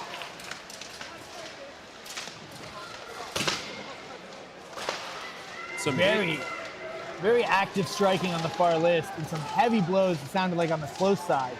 Oh! Oh! He caught that high kick. We're almost able to dump him. Nope. Trade? No, I think Pale Riders are up. 4-3? 4-3.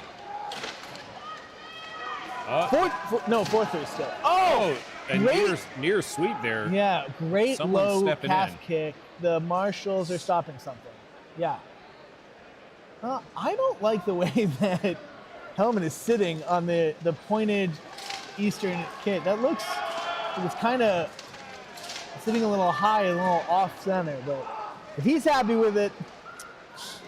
He looks like he's lining up to take a few axe shots. Look at that tiny wee little axe head. That ready for just destruction to find an opening between armor. Oh! And he uses it to disarm his opponent. Nice. Very smart heads-up play. Honestly, Mean strikes. if I'm Bastion right now, I'm calling for them to take a knee. We're up 1 round. We can afford it. We're probably not going to pull this out. And that one axe guy was putting in some serious work. Well, the question I had with that is, you can only substitute out a maximum of 3. Bastion's guys are in there taking heat. It's 2 of them. They can swap out as long as they can stay in. But there were 4 of Pale Tempest that were working that. Right. And all 4 of them can't swap out. Correct. So, if the guy hadn't been swinging, I think that is the right call.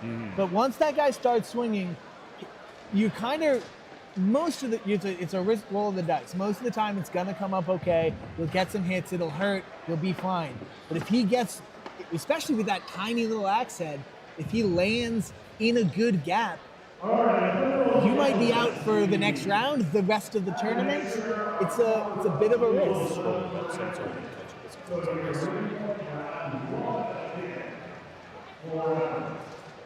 Here we go, another 3-rounder though.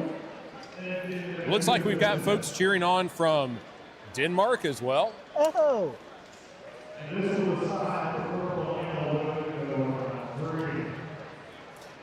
Oh, there we go. We've got some Australians in the chat.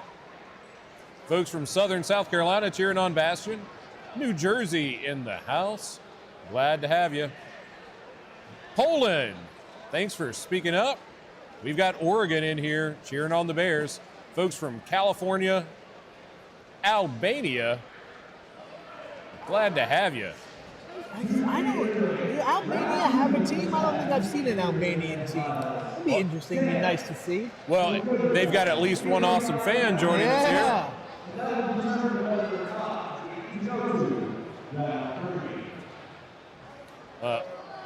That was a big sweep back the other direction.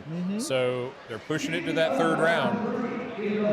One of the things that I have seen with a lot of the 3rd rounds from the far list and somewhat in this is when it goes to the 3rd round, that 2nd round is like, you'll see like a 4-1 to the one team and then a 5-0 to the other. It's a huge sweep on both rounds. It sort of, something changes dramatically between the 2 rounds. And so it's just an interesting thing that you'd think that most of the ones that go to 3 would be 2 1s, 3 1s the whole way through.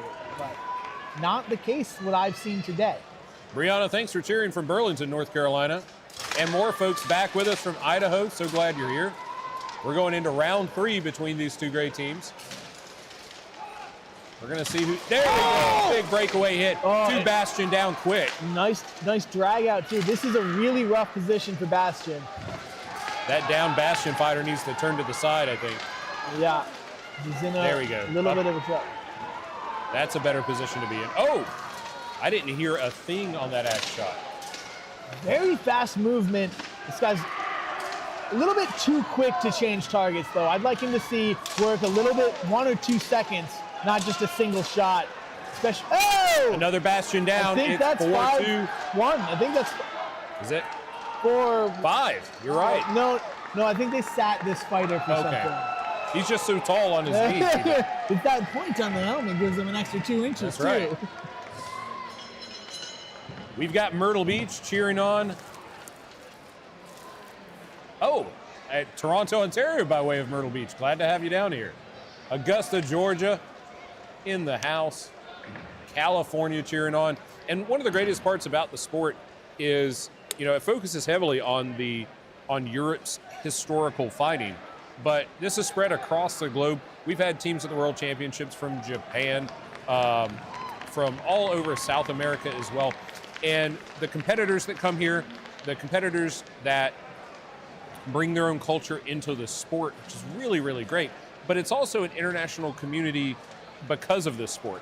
Like, I've met people from all over the country, of course, like you would, but from people all over the world because we have a shared interest. Yeah, you really get to network in a way that most people don't get to. You really get to experience other cultures, particularly if you go to the international tournaments, if you're lucky enough to be selected, or if you just say, I'm going to put down $2,000 and go to Way of Honor this year. Right. But yeah, it's really nice to get to, and because of that shared interest, there's just sort of an immediate bond with a lot of the other people where you might not have a shared language, but you have a shared language. and the stories that come back from the international competitions, I remember one of the earliest, it may have been the first competition that the United States competed at overseas. I believe it was Battle of the Nations. And one of the American fighters struck a Polish fighter, I believe, in the finger and severed the tip of the finger, that's obviously a rough injury. But at some point later in camp that night, the fighter that lost the partial digit brought it as a trophy, and the U.S. guy's like, thank you, but I can't get this through customs. Yeah, there's another story I know of a fighter got his foot broken by a competing team. I believe it was the Danish. And then next year he came back. He had screws put in, and they took the screws out afterwards. And he's like, hey, here's the screws of the foot you broke. There's a little trophy you can put on your shelf. The first time I fought the Bohert style, it was at DragonCon at an exhibition. And I was fighting a friend of mine. He had a new helmet. And we were both wearing clap visors. First round we did sword and shield. Second round we did longsword. Third round we did a mace and shield pro fight.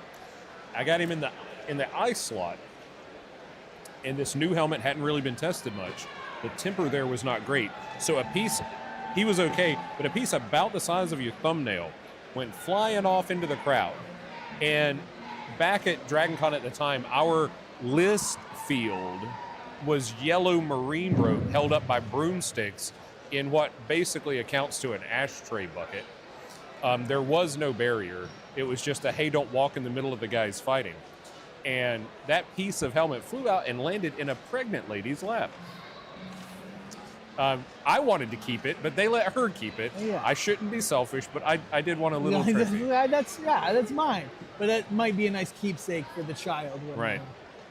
This is going to be a very interesting match. We have the Dragoons, formerly Warlords, one of the sort of top teams of the past 5 years, top academies, versus the Executioners, who train out of the Knights Hall, which was the first, as far as I'm aware, first full-time hall training gym for the sport.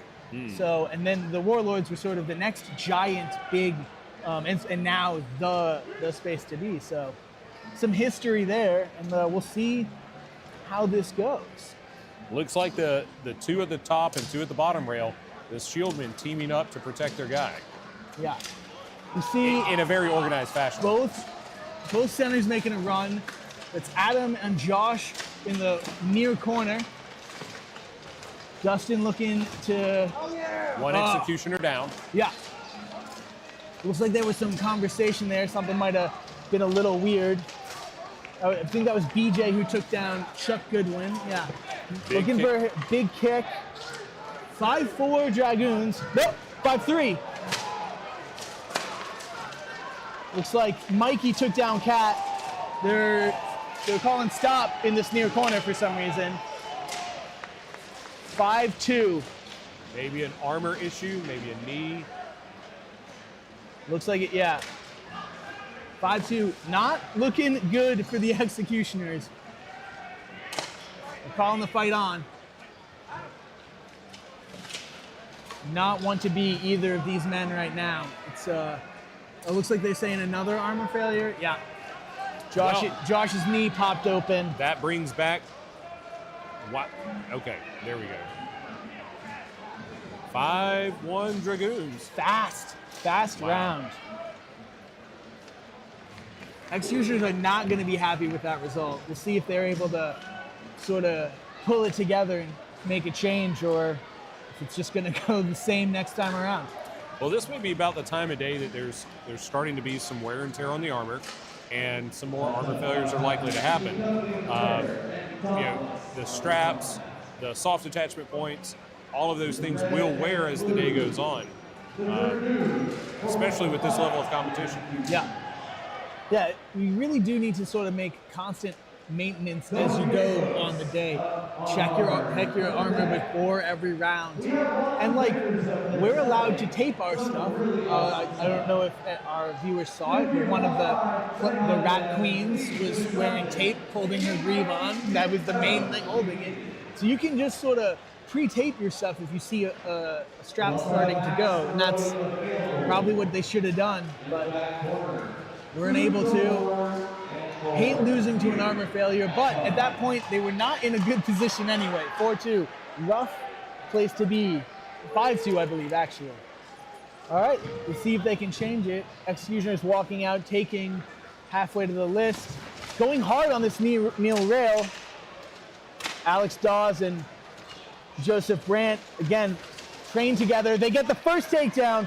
Definitely off to a different start this time around. Oh, a hard shot on the far side list. You have the giant paw on Sean, probably the smallest of the Dragoons, but a very squirrely fighter. Trade on the, no, not a trade. Sean survived, but not well enough. Got caught by Joseph. I think it's 4-3. That's right, 4-3. Executioners up. Yeah, if I am the Executioners, I'm going to help my buddy over there. He looks like he's in a bad spot. I think that's Chuck getting kind of bent over by BJ. Brett coming, trying to take it. Almost got him. Dustin was there to save him. The near side, Dawes and Brandt, they're putting in all the work, making it happen. It's 4-2 Executioners. Interesting result. This round, all to their two new pickups. Brandt and Dawes so far, all the takedowns. And there it is. 4-1. Chuck Goodwin and Dustin, the two on the far side who took down Brett right there, are one of probably the Executioners' strongest pair, their strongest traditional weapon. They've been working together for 4 years as a pair. Neither of them sub out most of the time. Usually those two fight every round for the Executioners. I think I've seen a few subs from Dustin today, but not sure I saw any from Chuck. Going to a third round. Warlords technically up with a 5-1 result compared to a 3-4-1 result for the Executioners. Warlords could afford to just rest this out. Interesting. Warlords making their full line change. Charlie Brumfield on the near side. Solid vet, been in it a while, but probably one of their weaker, and of course, when you're talking about this level, weaker is not saying anything much, but probably one of their weaker men. Looks like DeAndre is out, and Vincent is out, and Sean's out. I think I just heard an axe break somewhere. Yeah. Charlie is probably one of the best setup men they have, though, even if he's not the best at takedowns. So, but Charlie and Mikey versus the powerhouse of Alex and Dawes. I honestly, this round, I don't know. I don't like Cat in the middle versus Adam, but I like Dawes and Brant versus Mikey and Charlie. And I think it's just a fair trade, Brett and Dustin versus Brett and BJ versus Dustin and Chuck. Cat getting some work in. He needs to be more active though. Yeah, coming over, he needs to box Adam out. Adam getting to work on Dawes. Cat needs to get in there. He's being a little too slow to work. Finally now he's got close enough that Adam can't work. Adam has to respect. We have a trade on the near side. On the far side, hard to tell if anyone's got a positional advantage. Kind of just a mess of a grab. A bit of a dog pile. Yeah.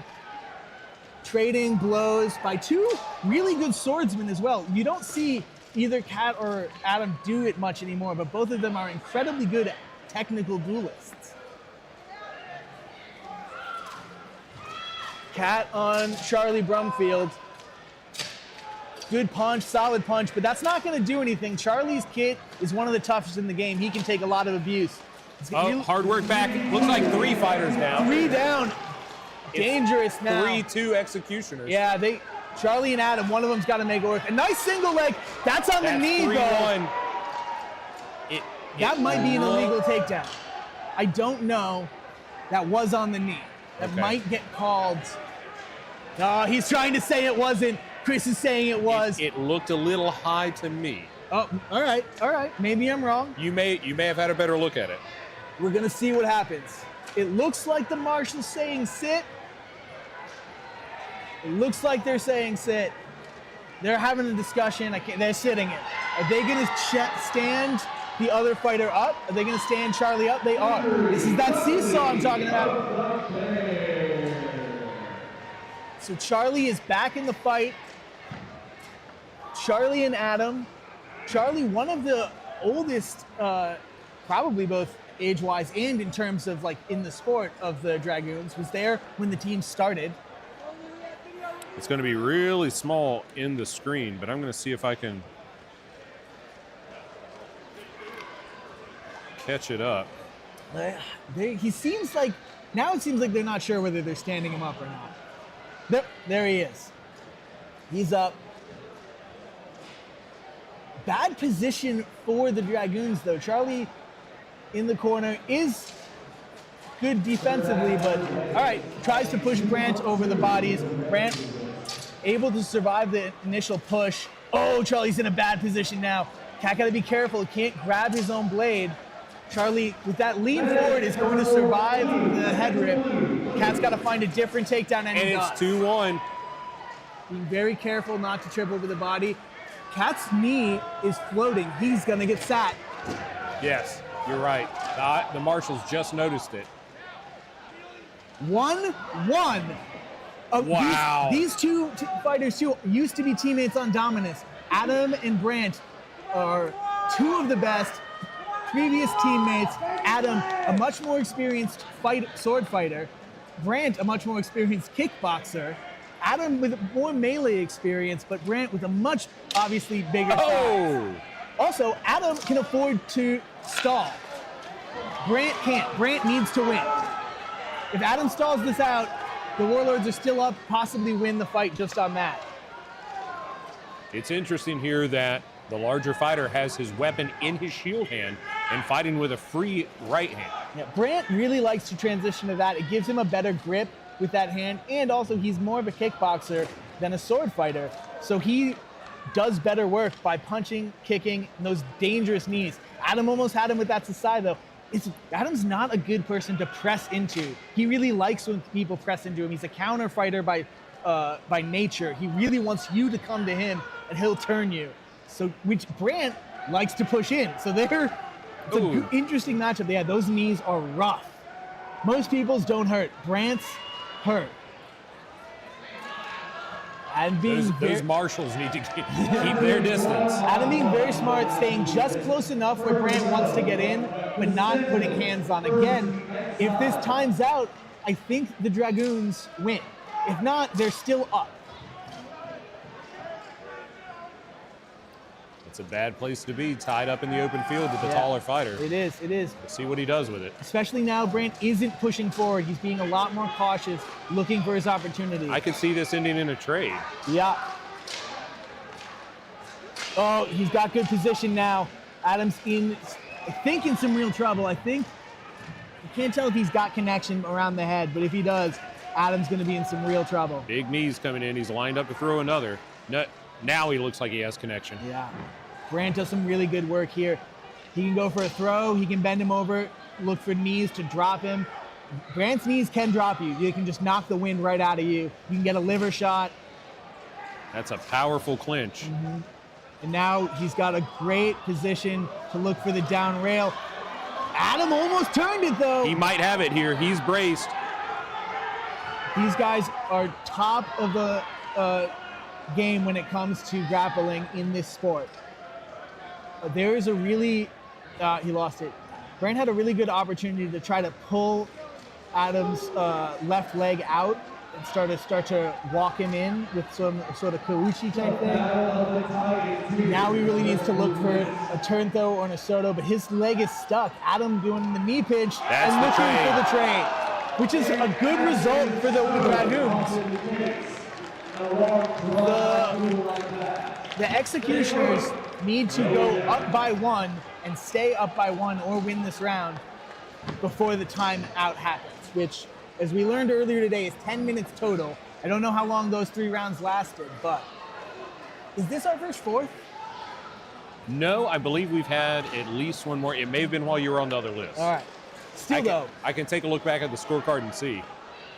Going to 4. This is... And Andrew Turner, I would have to agree, this is so much better than any football game, even the best they've got. Well, American football, I don't know. Premier League, I don't know. This is some very exciting stuff. Brant is going to be really tired from that, though. And Brant has been doing a lot of the work for the Executioners here. Cat, their captain, just went out for the Executioners. Looks like he has some sort of armor. Right, yeah, no, they sat him for his knee. Cat is one of their better fighters most of the time. Though I don't know if he... Yeah, today, no, he got Charlie down over there. So losing Cat's going to be big for them. And you are right. This is the first 4th round, at least in this list. Yeah.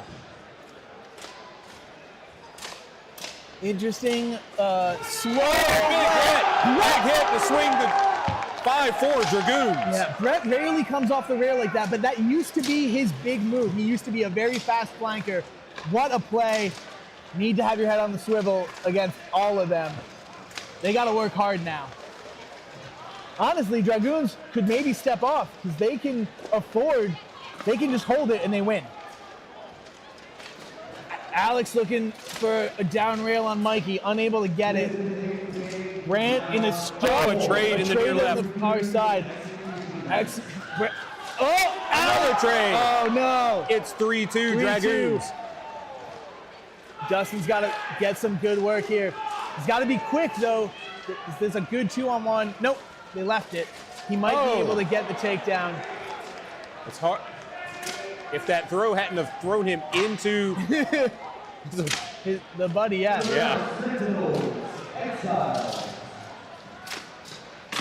Brett letting his buddy tee off, letting Sean go to work, which is going to be a tough place to be if you're Chuck. Chuck bent over. Big men generally don't do good in this bench position. They don't have a lot of experience at it. He's got to get out. He might just tire out there. It's hard to just sit with a lot of weight on your back.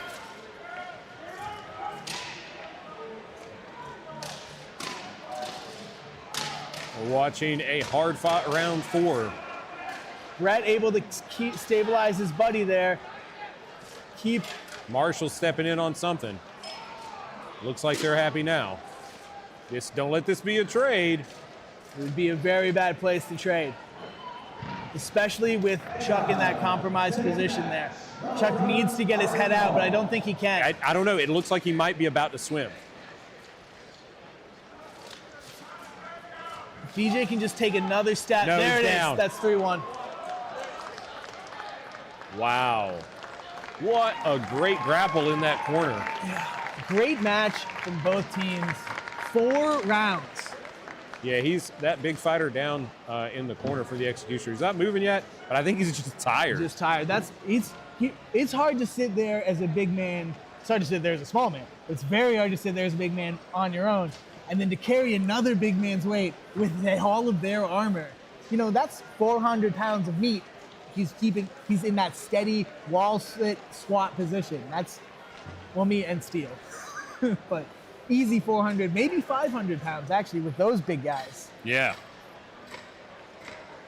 Go do a wall sit with 200 pounds on your back and see how long you guy can hold it. It's rough. Chuck's gonna be in a bad shape for their next fight after that, actually. And up next, we have the Vagabonds and the Twin Cities Wyverns. Both teams have looked really good in this bracket. Both of the teams, their first year in this bracket. I don't know that either of them are still in competition for medals. They might be, but even if they're not, they're definitely, this is sort of the match, I think, to determine who's sort of that next upcoming team. Well, it's great competition all the way around here today. The only downside to having multiple list fields active is we can't watch every fight individually. Yep. It's great that we can go back and watch them later, but I love to see all the action happen. Yeah, it is a little hard. It's a little sad. Like I said, it was the problem with being a fighter out there. You don't get to watch the fights. That's true. You do get to participate.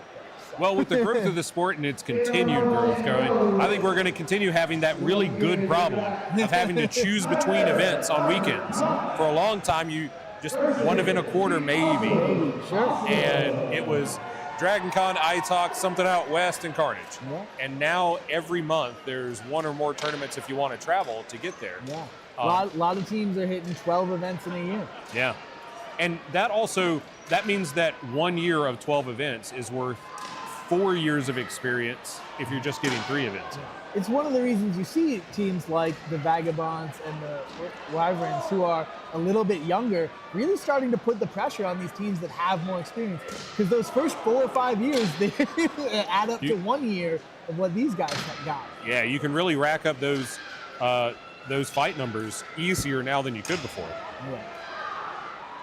And especially at these big tournaments where you're getting more and more fights at the tournament.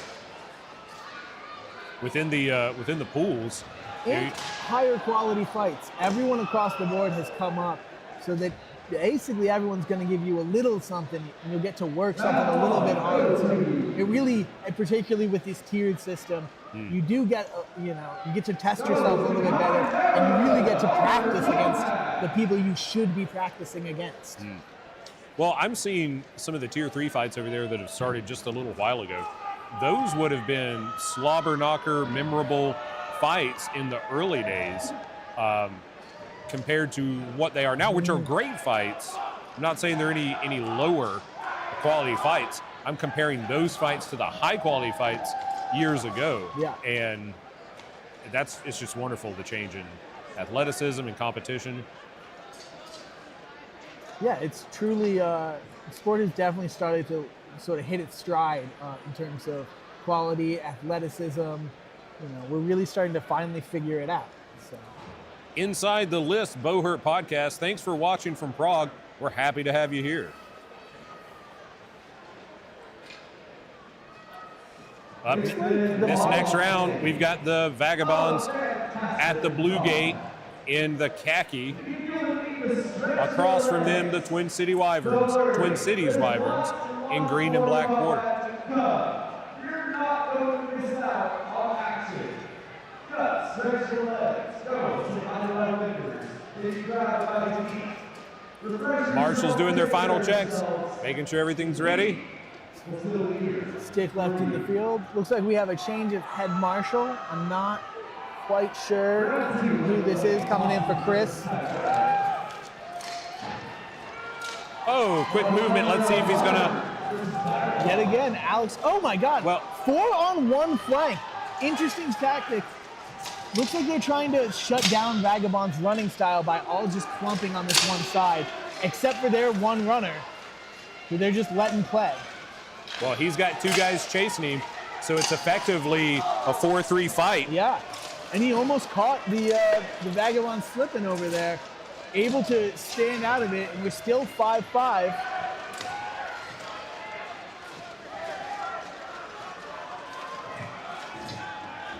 We got 2 2-on-1s. Those runners looking to commit. We've got commitment from the Wyvern. Oh, a trade in the near right. And then the Wyvern down over on the near side as well. 4-3, 4-2. Vagabonds looking strong. Oh, a tight scrum in that near corner. We're sorry we can't bring you that corner view right now. We have exhausted our batteries for the time being. We're going to try to get those switched out for you.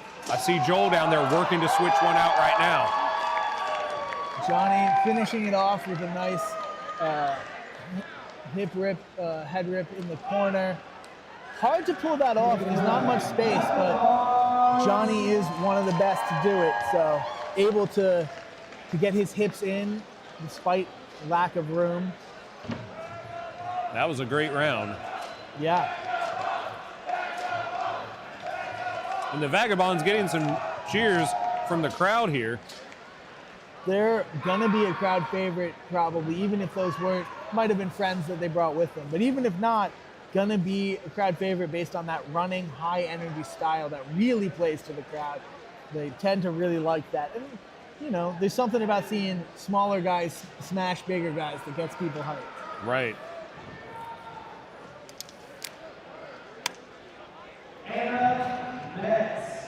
It's been interesting, like you mentioned, the choices of pole arms have been pretty much just 2-handed axes, not a whole lot of the more exotic style. But the more exotic ones I've seen out today seem to have gone to good work. Yeah, you can still make them work in the 5s. They're not an optimal weapon for most people in 5s. They take a lot more weapon skill to make them effective, both in swinging and in grappling. But if you can, they do hit harder and they give you more leverage if you know how to use it. But really, the big pole arms are meant for the mass battles.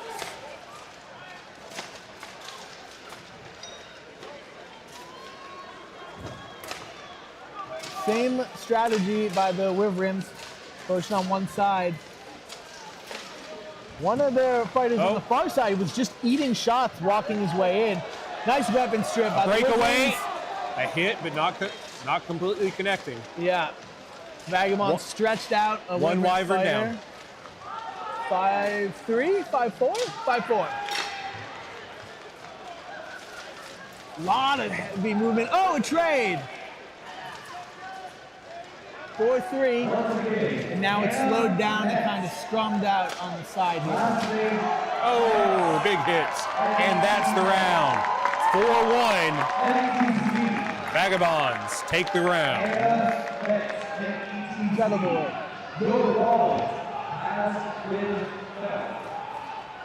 Vagabonds are looking very strong.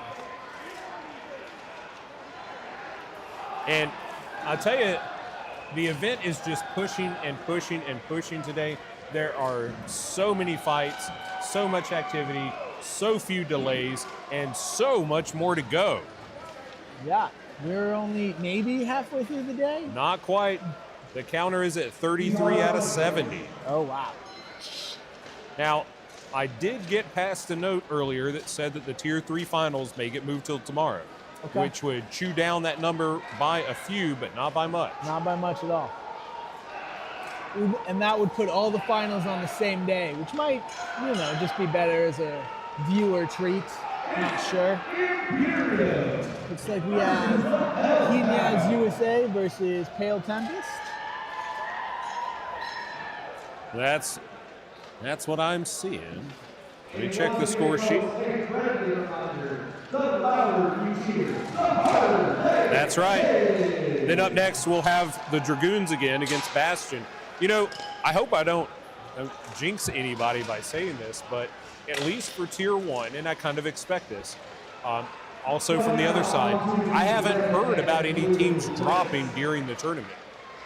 No, I don't think so. Not yet. And that's a compliment, I think, to the quality of fighter and training that go into it. And I haven't seen, for the most part, it seems like most teams have the same subtotal too. Sometimes the team won't drop, but you lose 1, 2, your whole bench.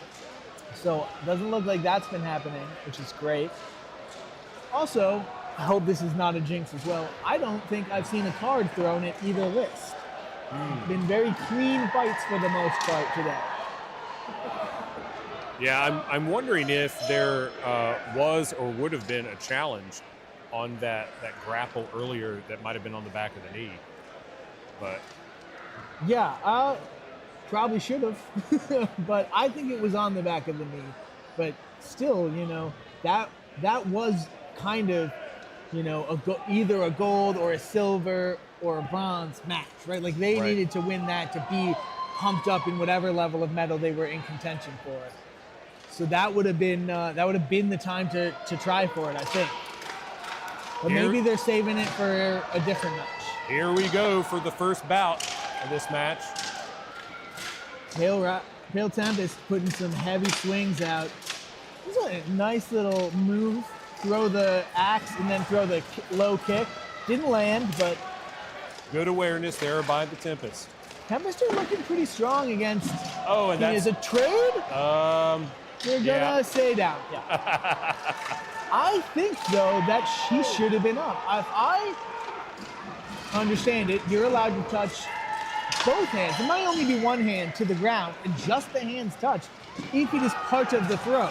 And I would say that would have been part of the throw. So. Well, we have another here. Oh! Big trip. That's 4-2. Yeah, quite a swing right there. I do think McCabe hit his own fighter on that first swing, but. Big axe shots raining in. A hard push in the corner. Oh! And he's down. He's got to let go. No! You have to stand him back up. You have to stand him back up. Wow. I don't think they're gonna. Are we gonna see a challenge for that? I don't guess so. Interesting. And that's a question of, is he aware that happened the way it did? Are they calling it worth it to go 3-2 against Knyaz? Is it worth the challenge? Even if you win, now you're 3-2? I think 3-2, yeah. I mean, you're probably still going to lose, but 3-2 is winnable. And sure, it's a hard fight against Knyaz, but... Could they wait till the end of this round and then challenge the second? I don't know how long you get to challenge. I've never been a captain. I've never had to know that. Good question. You do only get a certain amount of time. So then maybe, they wait and see, and if they lose this round, they go, it's not worth it. If they win this round, they go, maybe we try. The chat is saying only one hand or the edge of the shield down. All right, well, I'm wrong. Well, or they're wrong, but probably not. They have access to the internet and can look it up. Well, one of the interesting things about the sport is the rules. I want to say they're always evolving, not just changing for change's sake. They're evolving to keep up with the tactics of the sport to make sure the sport is doing well. Yeah. And it's not just change for change's sake, but it does mean, like, I have trouble keeping up with how long you're allowed to fight on the ground in pro fights now. Yeah, it's changed every year, I think, or evolved every year. They also, there are, some competing orgs. There's different rule sets sometimes within an org. BI used to be BL, and then there was HMB before that. There's all sorts of different things, and keeping track it's starting to finally get easy, but for a little while it was not. Well, I'm thinking we're pretty well settled now. Besides, we're going to be running out of acronyms soon. Yeah, we can't do another one because we've gone as far as we can go with that. We're gonna have no more letters left, and we're off. Here we go. 2-1-2 setup. Pretty standard. Mickey looking for a deep run. Pale Riders with a smart movement to kind of neutralize that deep run. Looks like they're sending someone else. That might be Ellis, one of another Aussie who moves here recently. A big hit, but shrugged off Yeah. by Tempest. Didn't look like it landed cleanly. Kind of landed a little soft and on the shoulder. Oh, Marshall in the way, but he does manage to make the run. Doesn't have a good grip. Oh, That's a wow. Tempest down in the corner. Spiked on his neck almost. Another Tempest down on the near side. Yeah, 3-5, bad place to be. We'll see what happens. Compromised position. Another Tempest down, 5-2. Oh, they sat one of them. Oh, he lost his gauntlet on that 4-2. 4-2, and their threw towel. the flag. They threw a towel. Towel. They threw the flag. They didn't throw it where the marshal can see it. I think Joe, yeah. On the far side there, you see with the hat and the necklace, that's Joseph Cadeau, the Knight Marshal for this list. He saw it and was trying to stop the fight on the far side. Looked like the marshals on the near side weren't able to see him wave it down. We have had that problem a few times in the past. Maybe we need to come up with a better solution than a flag, but Well, I think they got there in the end. It didn't look like he ate too many shots. there's also the idea that throwing the flag from there may not be the best solution. Yeah. Like, I know we need to make sure, because in the early days, it was a free-for-all. It's like a lumberjack match for those pro wrestling fans out there, where the entire fighting list was just surrounded. And you have coaches with their heads next to each other yelling into the fight right as it's happening, but they're limited to where they can be. It might not be the worst idea to consider allowing them to change position for the purpose of throwing a flag. Yeah, I think that would help it out. But then they have to run to the other side, so that still isn't necessarily the best. I don't know that there's a better solution, but I think it's going to be a thing they start to workshop in the next couple of years now that the rules have kind of stabilized. We've got a pretty consistent martial corps to debate these things, to talk things through.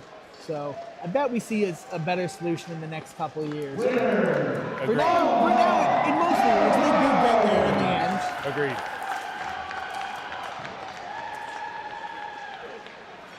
Or throw the flag further, I guess.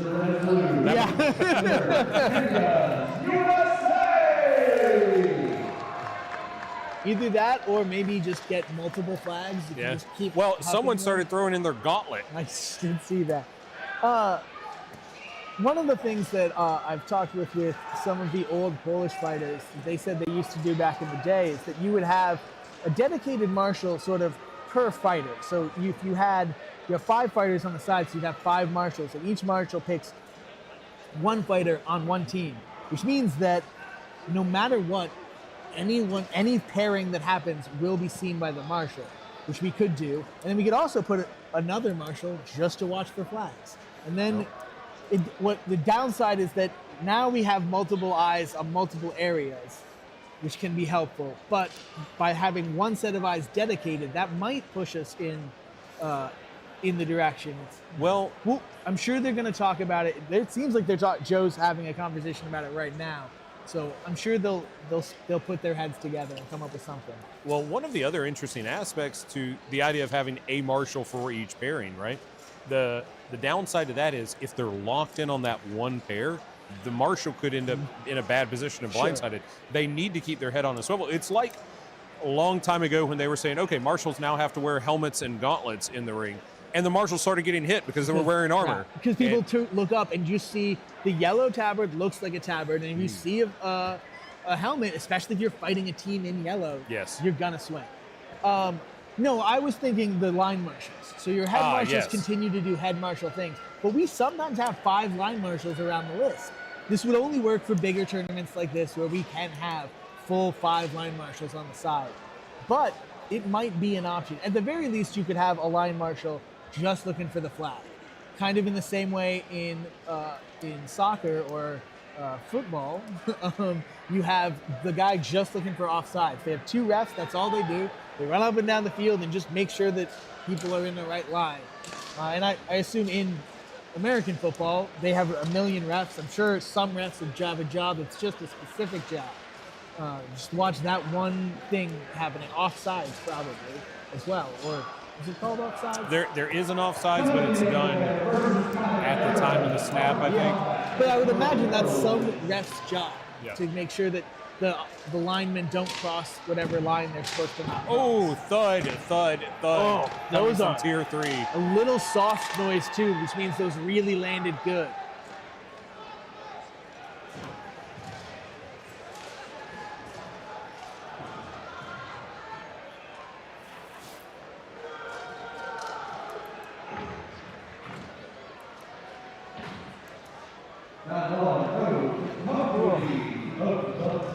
So for those of you that may be just joining us, what are the marshals discussing? We're not completely sure at the moment, but the last thing that happened on the field that we were discussing that involved the marshals was the Pale Tempest side throwing in a towel to forfeit the match, and the marshals not immediately noticing it because all the action was happening on the far side of the field from the Pale Tempest. So they may be discussing that now. They may be discussing how to react to that in the future. Or it's also possible they're getting ready for the next set of bouts, or something else may have come up. Yeah, or perhaps they're about to take another break.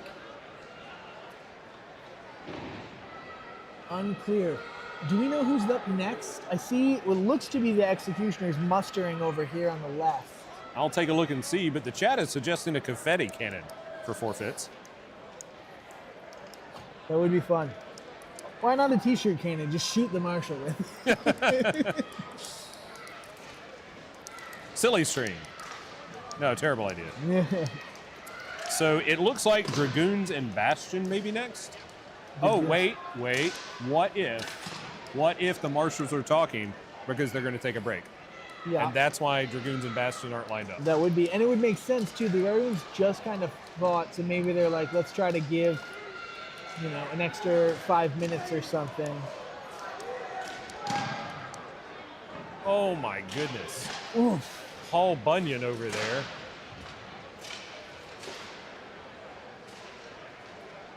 I believe on the yellow and purple list, I'm guessing that's Company of the Bear in red and blue. Mm-hmm. Yeah, made up of the old Ursus crew and the Gauntlet and Rose, I believe. Sort of a hybrid Cali team. Names I haven't heard in a while. Glad to hear them begin. Yeah. We need like a bit of a press packet or something with heraldry and. I tried the best I could to get some of that information, but it's hard to reach out to all of the captains. They're not all in the official communications channel, and not all the captains even knew all of their fighters' names and numbers when I talked to them. My friend, this has been a challenge for years. Yeah, I just want to let you know, they're not just ignoring you. No, I know. We're getting better, though. I was able to get some. I've been trying to share what I could off of that. And then, but like some of the teams I think have changed since they registered. Yes. Northblood is still registered as Northblood, but Josh said they're supposed to be Scalagrins. Dragoons are still registered as Warlords. I think they are updated on the BI site, but they're still registered as Warlords. It's sometimes it can be a little bit of a mess. And then I have to say, by Sunday afternoon, there was a couple of years ago, we had the Mystics and the Mythics, the Warlords, the Warlocks, and I think the War Pigs. And the Wardens. The Wardens, yes. And it was just kind of a mumbly WM mess. And then teams really love a specific sets of colors. White and black, red and blue, red and black are just favorites everywhere. And so it can be very confusing sometimes just on the tabards. You'll be like, oh, and this is, you know, this other team coming in. Well, a little bit of information you may know, but in case maybe some of our viewers don't, the College of Heralds historically has limited the metals and the colors, the metals being white and yellow, for silver and gold, because if you put a blue emblem on a green background, it's hard to really see that. And it would need to be outlined in a white or a gold. But if you're quartering it, you can put green and red, and that's okay because you can see that just fine because it's big regional stuff and all these different rules for it. It's the same reason why McDonald's arches aren't, you know, red and green on them. It's got the yellow and the red. Yeah. And so forth. A lot of that, sort of my understanding of current marketing language, color language or whatever, is basically the same as at least some varieties of heraldic language. Because I have also heard that changes per region. Yes. The Polish didn't have the same rules as the French and the English, for example. Right. So. Well, visually, the white or yellow on one of the other colors just visually stands out more. Like you wouldn't want to see, like for instance, the plague rats. The red on black is harder to distinguish what the actual outline is. Yeah. Rather than they outlined the rat in gold or outlined the rat in white. I don't want to get too over the top with rules about it, but I will say if you notice off to the left, and you may be able to see just on the edge of the screen, the Palmetto Knights blue and white tabards for the possums. I think those are gorgeous. Yeah, those are very nice. Do you know who made those? I don't, no. And I would say as a duelist, I could really up my game by having a little bit of a nicer tabard. I had a nicer tabard for my singles. My partner Megan made me a very nice yellow and blue colored stripes, and was also heavily quilted, so it would help protect it longer and make it sound like you didn't hit my armor, which is a little advanced sort of old man trick. You learn that if it doesn't sound it, they might not count it. Like a wooden buckler versus a metal one. Exactly. I still fight with metal bucklers, though. I fight with a metal buckler in a pro fight because it hits harder, and in the melee because it hits harder. But if I'm gonna do a buckler fight, I would like to get that the metal boss, and then a wood shield around. So basically, a small round shield is how I would like to fight my bucklers. Yeah. I see the executioners took the field now, so I'm confused. Maybe there was a challenge from earlier. Oh, from the knee. That would make sense. I'm going to go back to the scorecard and see if we see something. Like I said, I would challenge that, even though I think it was me. Yes, okay. An appeal. Nice call. Nice. Now we're hearing an appeal in the red and blue list. So we should see the Dragoons come back. I don't remember who is in, and I'm going to assume it was that me. Looks like we see Dustin and Joseph Brandt on the field right now. Well, help me remember what was going on at the time. Was it the takedown happened? There was a weapon behind the leg at some place. Yes. And what did the marshals decide in the moment? Sat down the fighter that was holding. Right. So Dustin had a single leg on, I want to say, Brett. It might have been BJ. I don't remember who. Had a single leg on one of the Dragoons, and then they were able to convert that into a takedown. The marshals stood the Dragoon back up and sat Dustin from the executioners. So they went from going up one, they were up one for the takedown, to being down one for essentially Dustin being taken down for that throw. Okay. So that should be, when they reset it, either the executioners up with a. Oh, now they're pushing the executioners off the list. There seems to have been a marshal decision. Maybe they're gonna say no, the appeal isn't good. Maybe they're going to delay it for a minute. Oh, a Dragoon is coming in. Wow, this is some really behind-the-scenes work here. I do think that it may end up with the Executioners up like a 3-2 at the end of this. Well, that could potentially negate that fourth round, I think. Yeah, I honestly have no idea that works. I don't even remember what round that was in. It is going to be very interesting. I think that would have been in, that could have been in round 4. I could have been. I think it was round 3. Round 3 ended in the draw, but I'm not sure how it got there. I think that is what happened. Is that Dustin got that guy. He got sat. The other guy stood up, and then there was a trade. So I think it was 3-3, turned into, or 3-2, and then turned into 2-2, and then turned into 1-1. Now Bastion's about to take the field. Which was the original fight it was supposed to be, right? Bastion Dragoons. Bastion Dragoons. And, well, maybe that's what they were doing. Maybe the Dragoons were like, hey, don't make us refight right before that challenge. We have to fight. Yeah, right before our round here. Yeah, that would be, I think, a fair thing to ask. And but then Executioners are up next round. Maybe the Executioners got called to the field by a support staff trying to say you're on deck, and then because it took so long for this round to start, I don't know. We're just spitballing here at this point. Very hard sometimes to tell what's going on down there. And then there was a meteor that fell from the sky. Well, I'll tell you, this year's Carnage, the crowd, I'm seeing a bigger crowd than ever before, a more active crowd than ever before. We've got more vendors and things like that going on here. So hopefully Carnage will continue to expand here at the T.Ed Garrison Arena. I mean, it's practically a run fair at this point when you're looking at all the shops and activities you can do at it, especially now that we're expanding into the outdoors for tomorrow's fight. So if that goes well, I really could see this growing because people really do like. I mean, I guess in February maybe it's not nice walking around, but.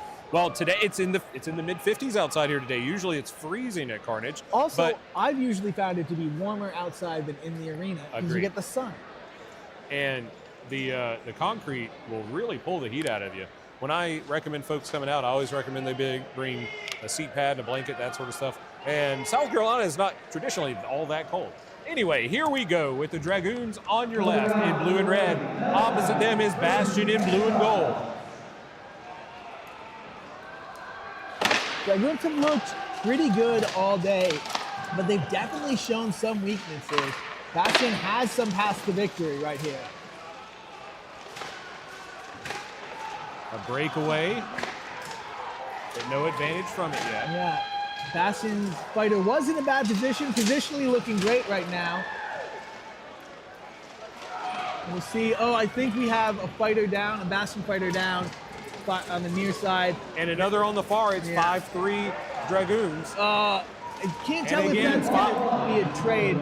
That's 4-1, if not 5-1. I can't tell if they ended up sitting this Dragoon, which looks like, it's Michael Johnson on the near side. I couldn't tell if they sat him or not. That was a quick round. Yeah, it was. Interesting tidbit about this team. Vincent is probably their newest fighter in terms of being on the field because while he joined 2 or 3 years ago, he's been injured sort of constantly since joining, and yet he's their captain. So basically everyone else has more field experience with this line than their current field captain, which is an interesting, you usually don't see that. Usually the captain is, if not the person with the most experience, one of the most experienced. That's true. Well, it's interesting too with coaching. Like a lot of times the folks coaching the team are the fighters that aren't in the fight. Yeah. But occasionally you'll have a coach who,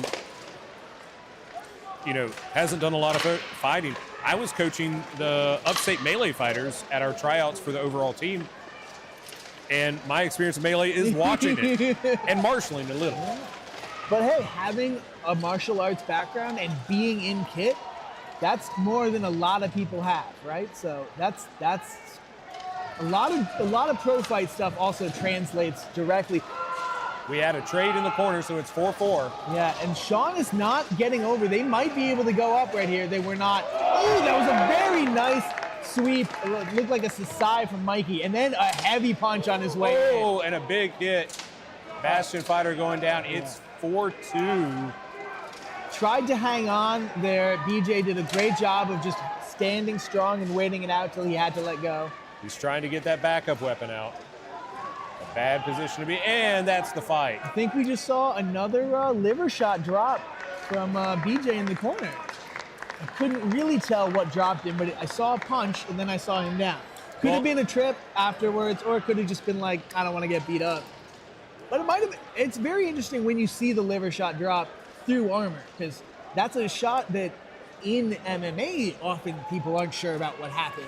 Well, the way that armor can be layered, and I know you know this, the way that armor can be layered around the torso for those lames, if it's hit in the edge of that armor, like we were talking about earlier with the neck, if you're hit on the trap, but the plate lays over the spine, it may feel like it hit the spine. Yeah. If it's overlain and when it gets hit with a punch, it could drive the edge of that plate in between the ribs, and especially as the day goes on, as fighters are fatigued, as fighters are dehydrated, those shots are going to settle differently than they would have this morning.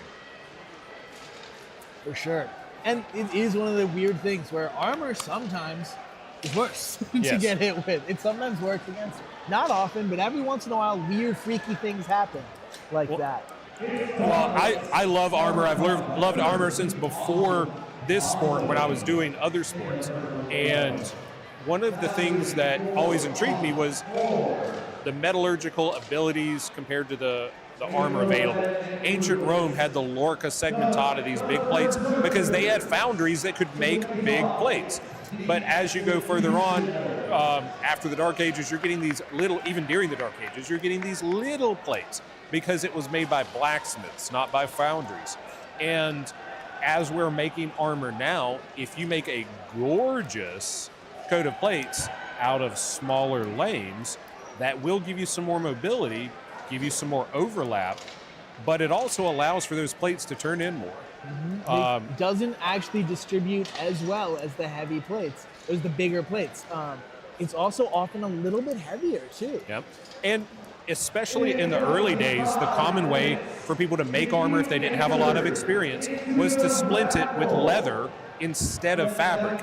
And that leather by itself is almost half the weight, depending on your thickness, of the metal when you're talking about the thinner metals. So plate is lighter than the splinted because it doesn't require the extra nails, the extra rivets, the extra fabric even, much less the leather. Yep.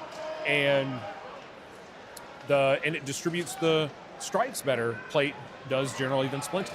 Splinted is just more economical and easier to pack. Easier to build. If you want to build your own, most people can build splint. Very few people can make plate. Looks like that fighter has lost a weapon. Executioner's not able to take advantage. A big hit. Executioner down 5-4. Gotta be careful there. They really don't want to lose this one. I think that was a 2 trade. down. Berserkers are up 4-3. It's a bad spot to be. Really don't want to lose this one. 4-2. This will, if this goes this way, I believe be the first time Berserkers have taken a round off of the Executioners. And it looks like they will.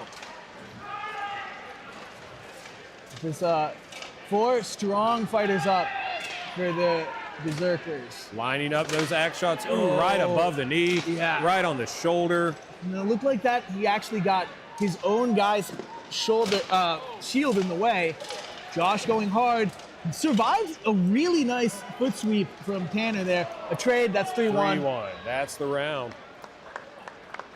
What a great round. Yeah. That's a very surprising result. Berserkers are going to feel great about that. Bet they come even harder this time around.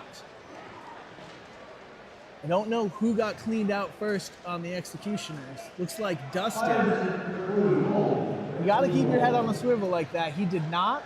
And losing that first first fighter can, even if you are better up man for man against the team, that's real hard to come back against. And, you know, especially at this level, no one's so good that they can really afford to go a man down and just work it through. Absolutely. Taking a look at the chat. She's so sweet. Thanks for cheering on Bastion today. If you're taking a look at the yellow and purple list, we've got the hometown team, the Palmetto Knights, Possums, over there. See some subs for both teams. Tanner coming out. He looked like he might have been a little hurt. The Martians were checking on him, but obviously not too bad. No medics. Yanni coming out as well. I think we see Darius coming in. I didn't see who else came in. Maybe Sweeney. For the Executioners, we saw Kat go out, and maybe Josh. Yeah, and no, Kat and I'm not sure who else went out. But that's Paul Friedel in the middle. Paul, also known as Paul the Barbarian. We have Dawes and Joseph Brandt on the near side. Chuck Goodwin, Woodchuck Knight on the far side.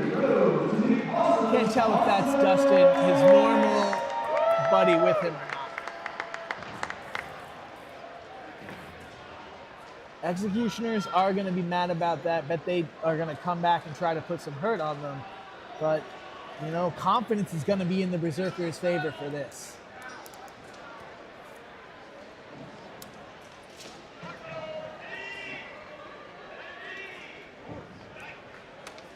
And here we go, round 2 between the Berserkers and the Executioners. Big teep from Joseph. It's rare that Joseph is outsized, and this is one of the teams. Big hit! And a helmet off!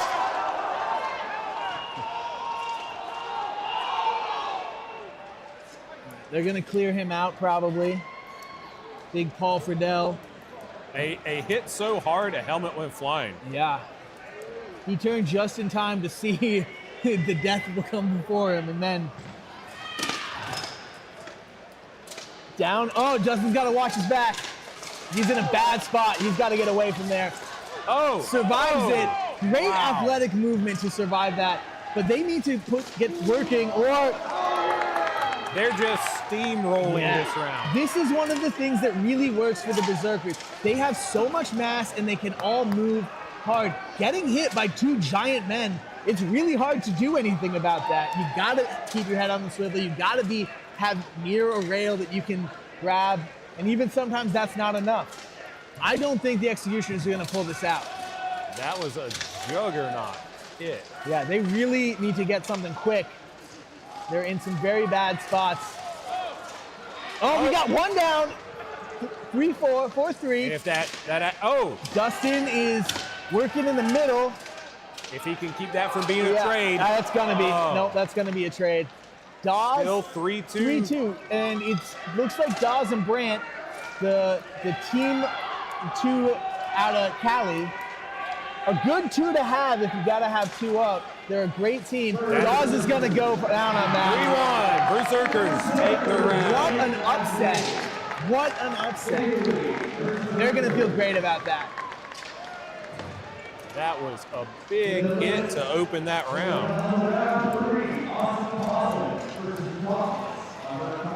Wow. It really changes the table, too, because if I remember, the Berserkers have lost to some of the teams the Executioners have beaten, or at least one of the teams the Executioners have beaten. So that's going to sort of put it back into maybe in anyone's game at silver or at bronze. Well, up next, we have Northblood versus the Company of the Pale Horse. Following that, Knyaz USA and the Dragoons. Executioners are looking a little tired and beat up. They might start slipping even more after that. You know, walking with their heads down a little bit. They got to really fucking dig deep and turn it around after that. I think the men's tournament started about 1 o'clock 12:30, 1 o'clock, something like that. So they've been fighting off and on for about 4 hours. That's a lot. That's a lot of activity out there. Plus, they're not getting any easy rounds. They're not getting any new teams. No. They're having to work for every inch of field and every takedown. Yeah, every team in here is definitely going to be hard. It's a hard-fought match. And they had that 4-round back and forth with the Dragoons, which really looked like it took the toll on Chuck, one of their strongest fighters. And Kat looked a little tired and hurt after that too. So they're gonna have to dig deep and find that 6th gear or whatever to turn it back around. But, Ringo, you're getting blamed for something in the chat. I'm not sure why. Usually it's my fault. Whatever I did, I'm not sorry for it. Whatever I did, I'll do it again.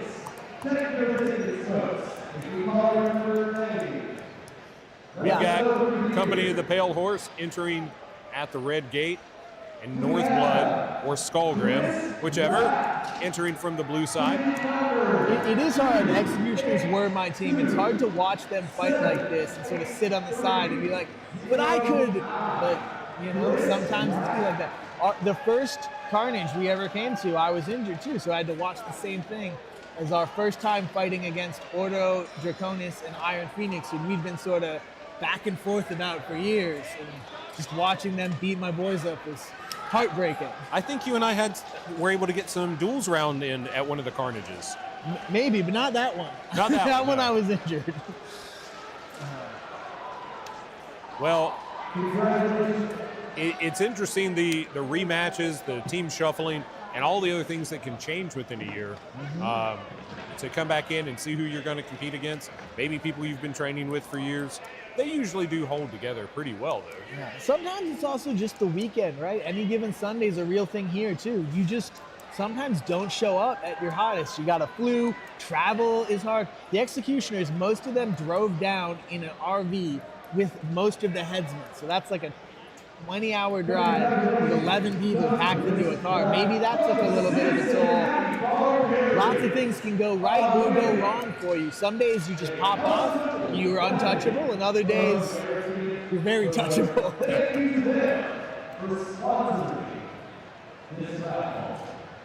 And again, they are fighting with a little bit of a new roster. Brant and Joe and Dawes are not their normal group, and it does seem like they haven't quite figured out where they want that lineup to go.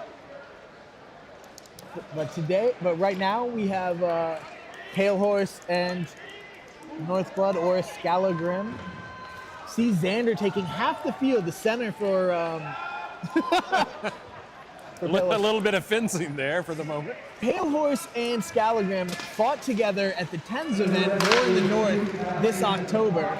I actually got to fight with them for that. It was a great time.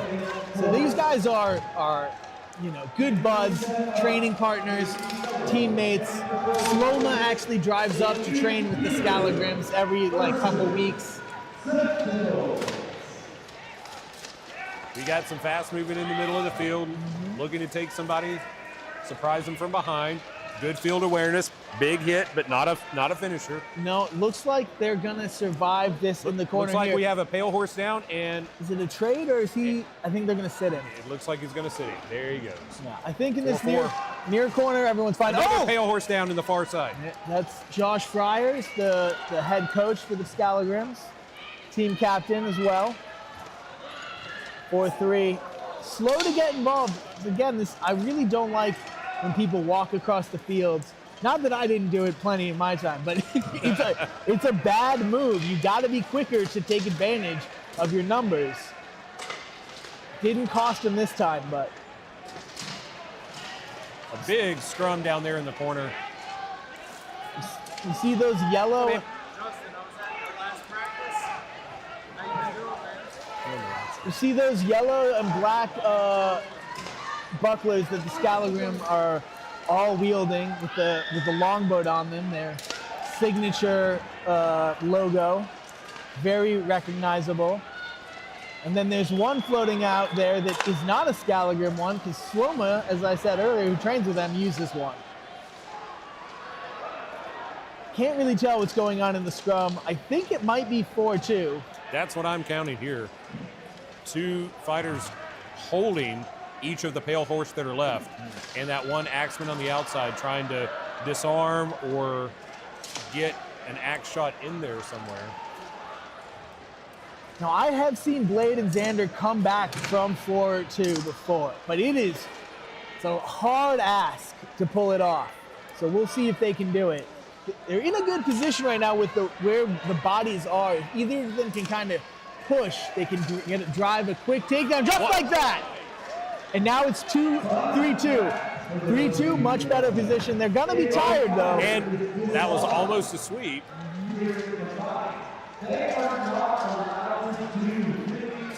Oh, what a kick! 2-2. That's Blade in the back, in the black, and Xander in the white striped. And just a minefield of down fighters. Yeah. Gonna be very tough still to pull it out. They're both gonna be much tireder than their opponents. There was an interesting movement down there by one of the down Northblood fighters. I think they need to make sure that they stay still. Yeah, you're allowed to move if fighters aren't nearby. Otherwise, you could get accused of, cheating.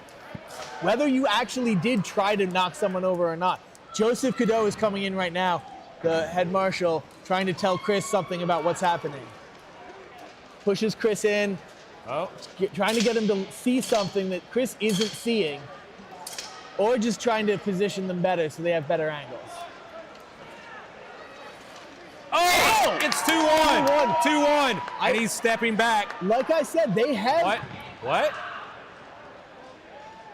What's going on? I don't know. They're calling someone down. His helmet, they're saying his helmet was sliding up too much. You're down.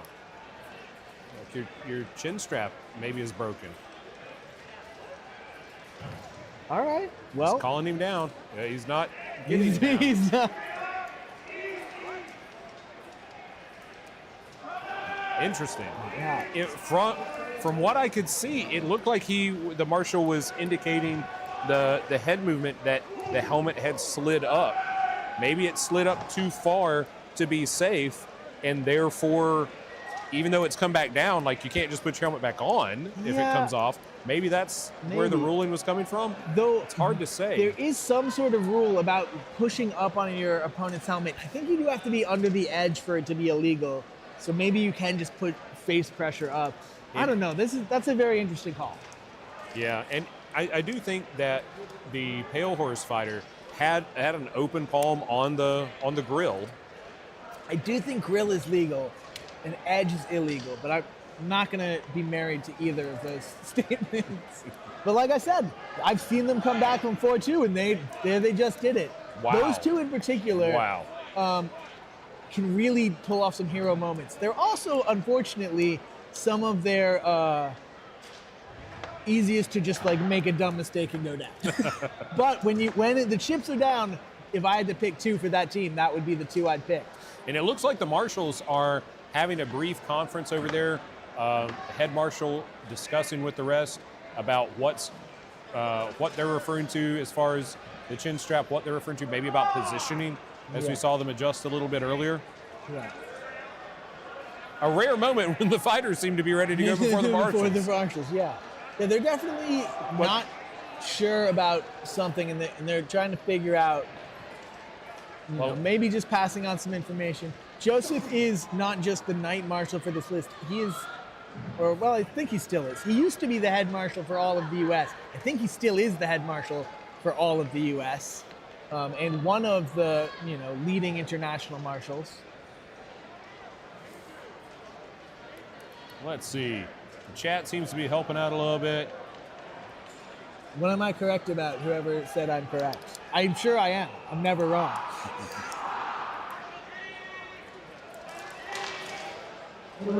Chris gets us started. Here we go. Interesting. In the previous round, we saw the Pale Horse Center take this deep field, and this time it was the Scalagrim going deep. Interested trades in the middle. That's Jordan Rank, their resident brown belt in judo. This guy's giving him a good fight though. A big hit from the side. A trade on the right side, 4-4. One of the problems with being a traditional judo fighter is that you're allowed to go down. One pale horse down, 4-3 Northblood. You're allowed to go down in judo, getting your ippon or whatever. And so a lot of throws are not actually great throws for Another our Skullgrim sport. under the rail. Oh, are we back to 3-3? It looks like it, 3-3. Yeah. And that's a similar problem with folks with a wrestling background, is your takedown, you're usually landing on top of your opponent. Yeah, so you have to change a lot of what you know about your mechanics. And we see often a lot of really great grapplers struggle to make the full transition.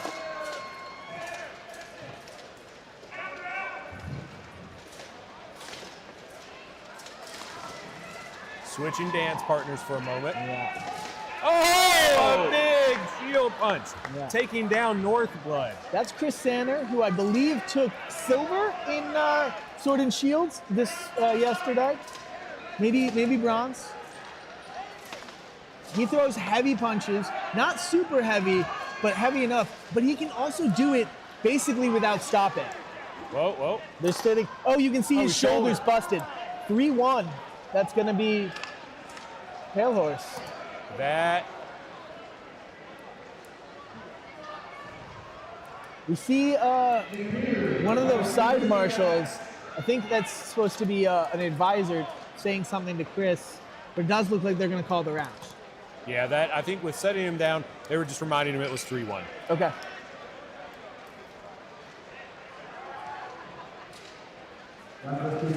You'd think that it would be easy to count then to 3 to the 1, and the marshals would always, but sometimes it really is, sometimes you mix up which fighters are on what teams due to the tabards looking the same.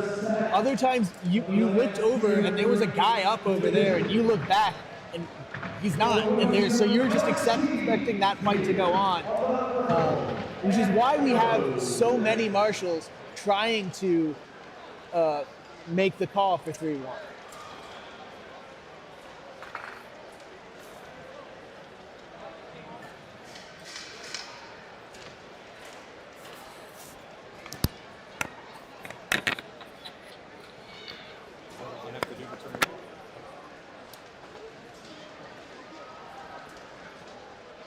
Coming up now, we have Knyaz versus Dragoons. This might be the gold medal match. It is a round robin, so it's just sort of who ends up with the most points at the end of it, who won the most rounds. But I don't believe either of these teams have lost a match. So it is conceivable that whoever wins this match is just the gold medal winner. Though, still anyone's game, anyone can take a loss later on, making it a more confusing result. But right now, we would expect this to be the gold and silver match, the winner to take gold, the loser to take silver. A lot of fights left in the day, though, so not a guarantee at all. Knyaz definitely has the size advantage and have been fighting together a little bit more often. The Warlords have had some injuries, hard to put together the same line for the past couple of years. I'm sorry, the Dragoons used to be the Warlords. They have changed names, changed academies. Also, in addition, the Dragoons used to give up a fair number of their fighters to dominance. So Knyaz has more time actually together as a team, edging the teamwork in their favor in addition to the size in their favor. But that might not be enough. We will see if the Warlords can pull it out against sort of the current reigning champs for the US, Knyaz.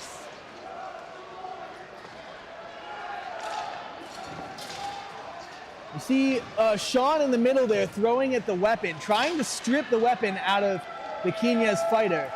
It's a high-end technique, knowing how to do that, making sure. You see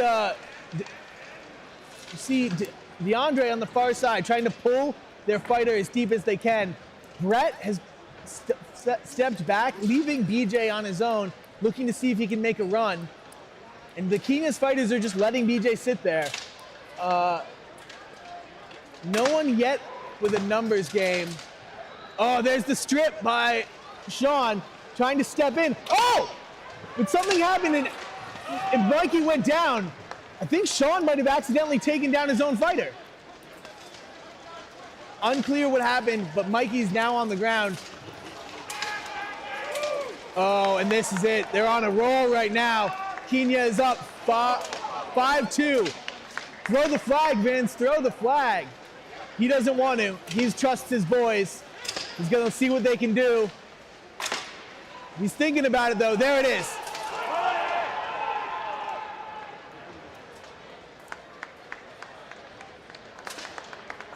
I don't know how that's going to be called with Vince throwing the flag right there. I think a flag call is a 5-1. I don't know, though. If someone can check the rules, does a flag call have a specific number, or is it just a number on the field? Very interesting result right there. I didn't see what happened to Michael Johnson on the far side. But the moment his knee went down, it changed everything. You saw Brett try to hero moment that out with that cross. Wasn't enough.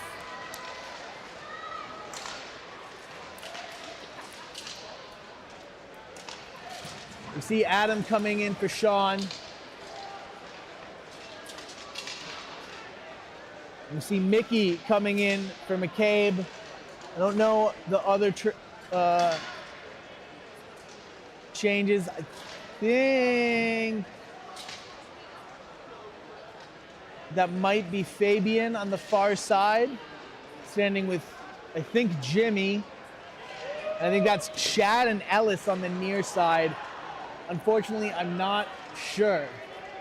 White flag is a 5-round loss. That's what I thought. Thank you for confirming it. Honor and Arms Club.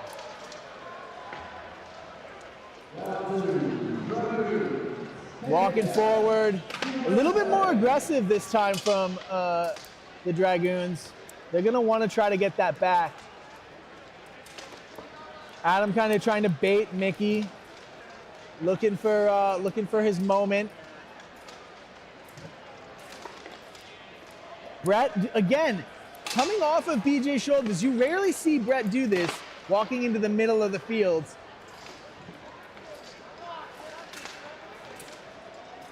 They're basically running a hard 3 on the rail for the Dragoons. Brett sort of trying to decide whether he wants to go back and help BJ or get involved on this 3-on-3. Hasn't made his mind up. Just kind of stand there, and even just standing there, he kind of boxes Mickey out, kind of almost giving a man advantage. Oh, heavy shots. Brett's got to watch it. Mickey with a nice, brilliant play. Brett had to address the cross. Mickey saw it, went in. They're up 5. Oh! BJ with a takedown, 4-4. Dragoons still in it. Still in it for sure. We're going to into the scrum. Honestly, despite the size, Knyaz, I don't know if they have the advantage here. This is where Warlords like to work. They're happy to work off the rail. The only downside is they have to win this round. They can't afford to time out at 4-4. Knyaz can. Knyaz can sit and just pick like this. Dragoons got to put in work.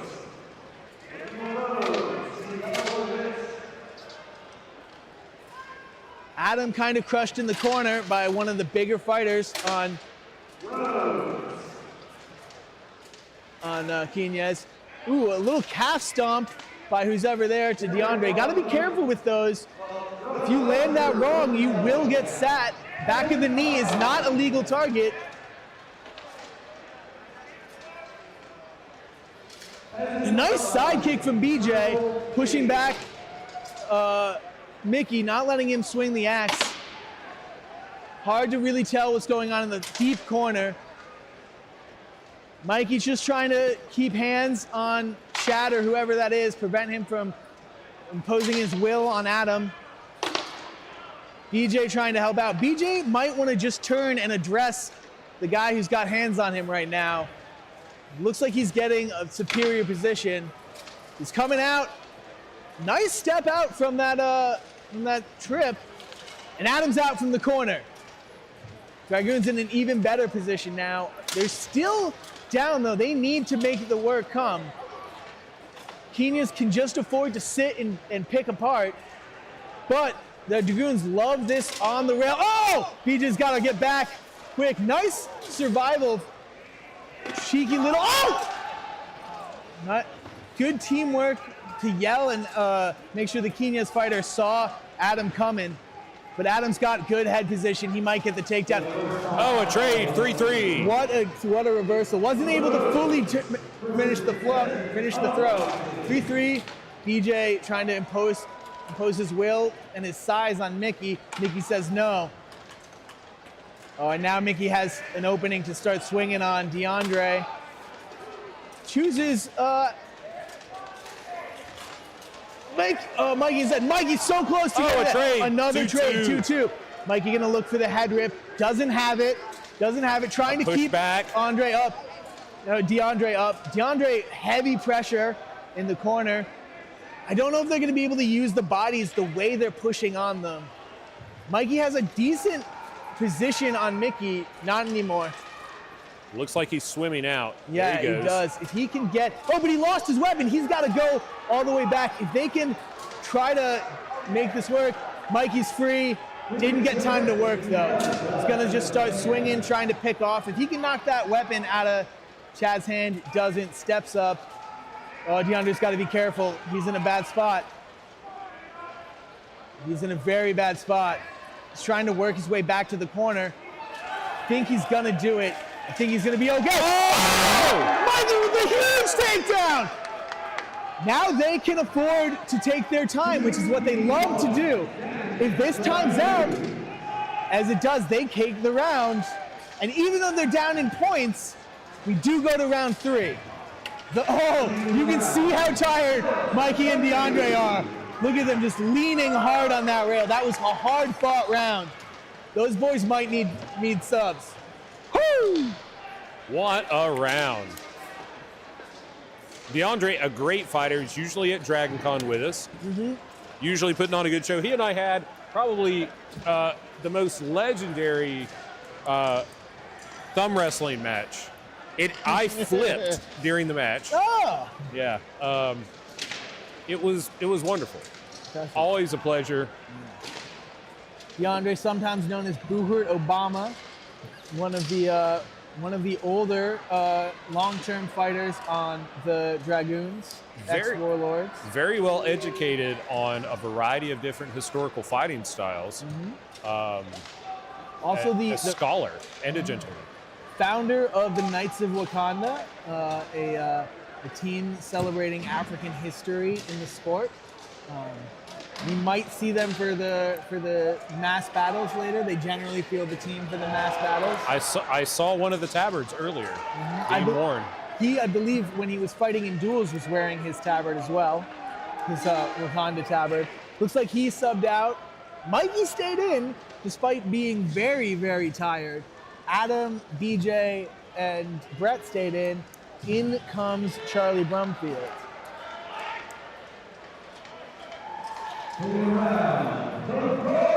Charlie giving the salute to, I think, Jimmy on that side. Brett is just saying, nah, I'm getting in on this. I'm going to try to make something happen. Which, after getting taken down twice, I think he really is going to want.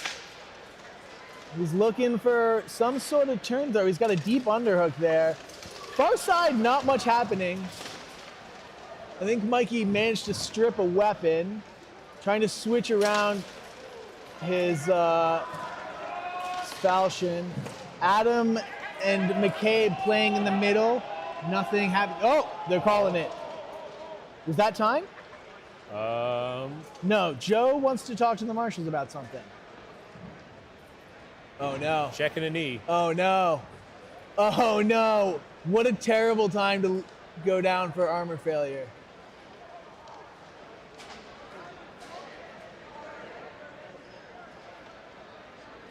There's something about the knee. I think it looks like his wing is wobbly. And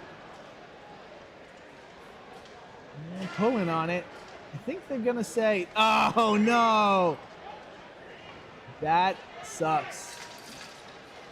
It can't get a good look now, but you're right, that knee doesn't look like it was protecting him, whatever's going on.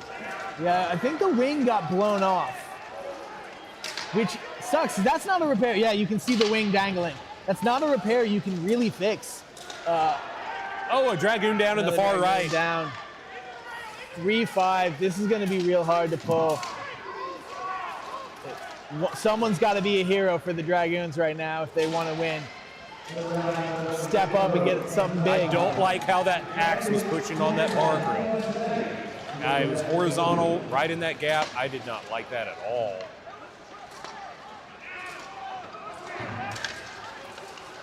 Nice little stomach punch there. Looking to get, I think, BJ on the far side, but he seems to be holding his own. No, maybe not. Those shoulders don't look like BJ. Vince, maybe? Oh. Heavy shots. Hero mode, it was BJ. Hero mode staying up with it. They made a trade. 4-2. Not the worst thing that can happen, but not great. Oh. No, I thought he had stepped out. He was just taking a breather. The other problem with this, in addition to having to just get a take, oh! Brilliant play by number 23, Knyaz, to just sort of scoop up Brett's foot.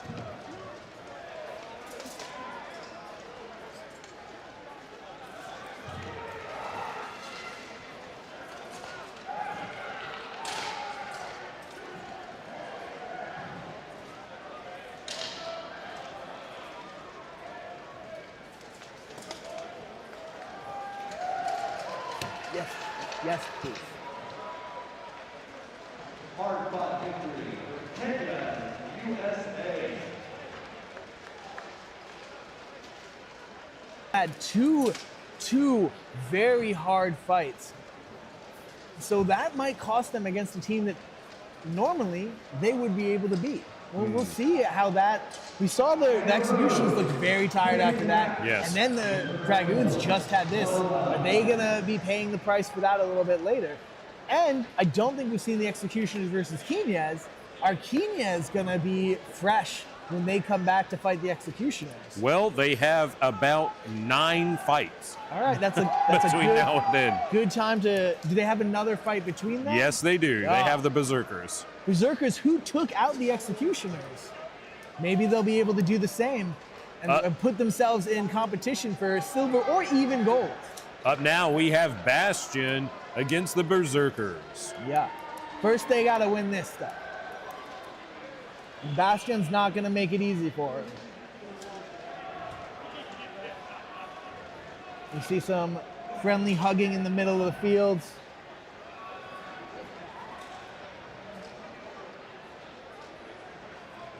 Ian, I believe, has fought on Bastion before. That's the yes. Giant hugging over there. Yes, he started with Palmetto Knights, went to Bastion, is now. He was with the Wardens. I think he still is, and he's just fighting with the Berserkers because the Wardens aren't fighting. But maybe not. Maybe he's just made the jump fully to the Berserkers. The Wardens also were in Tier 1 for a little while, and then they had to drop for some reason. So, one of the newer teams, originally led by Greg Fisher, who I think has passed the mantle on and stepped back to only do duels, which is his primary joy. Berserkers coming in hard, it looks like. Yanni kind of holding back in the middle, though. Ian, a heavy punch, sent that fighter back 4 or 5 steps. I did a fisticuff match with Ian one time. He can punch. There's a lot of weight to put behind that, too, and his arms got so much reach. Nice! Almost. Oh! That was almost Good a really save. nice throw. 4-4. In the middle, but he went down with it.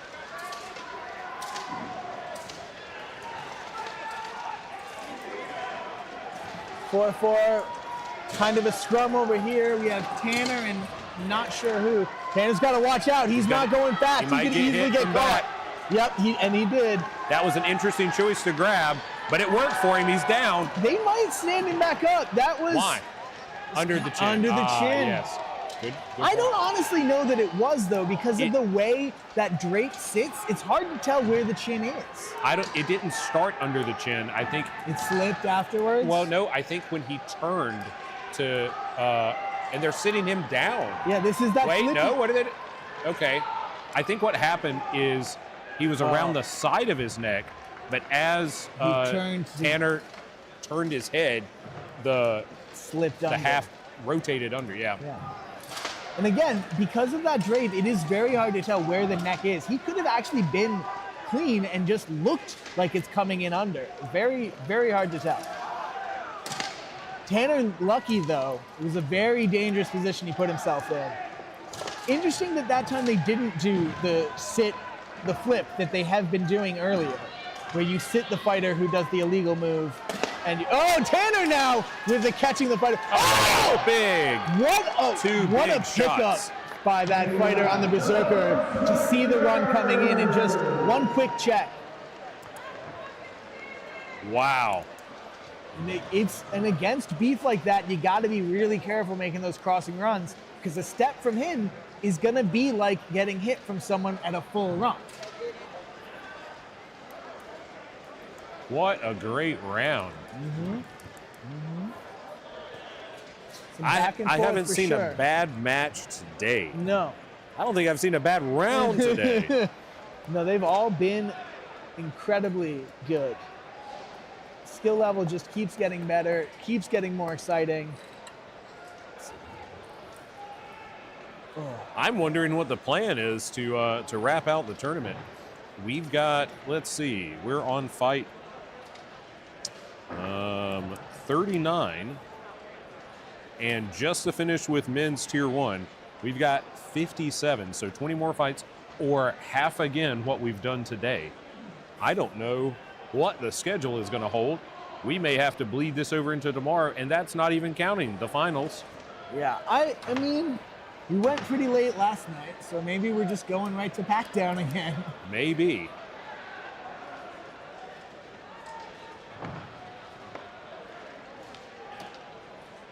I mean, we are indoor, there are lights. Yeah, I have seen this go very late. The last time I fought with the Executioners here, I think we were fighting 7, 8, 9 o'clock. It was definitely one. The moment they were done, Larry was yelling us to get out. So yeah, I've got an update now. It's just 57 for the day.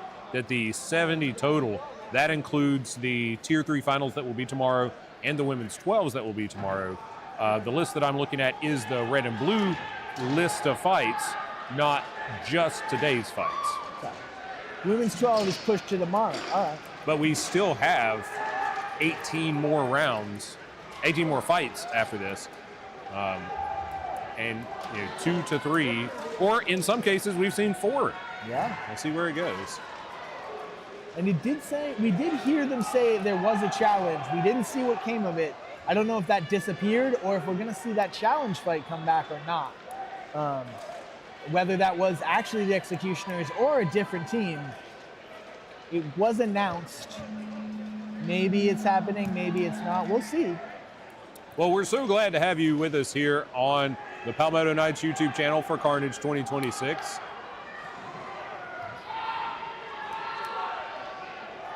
Marshall making sure she's got her flag.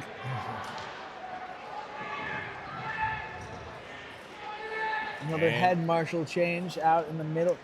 Who is Austin the head marshal this time? And Austin stepping in to be the head marshal. One of the longer time marshals, been in the game for quite some time. A stout fighter in his own right. Mm-hmm.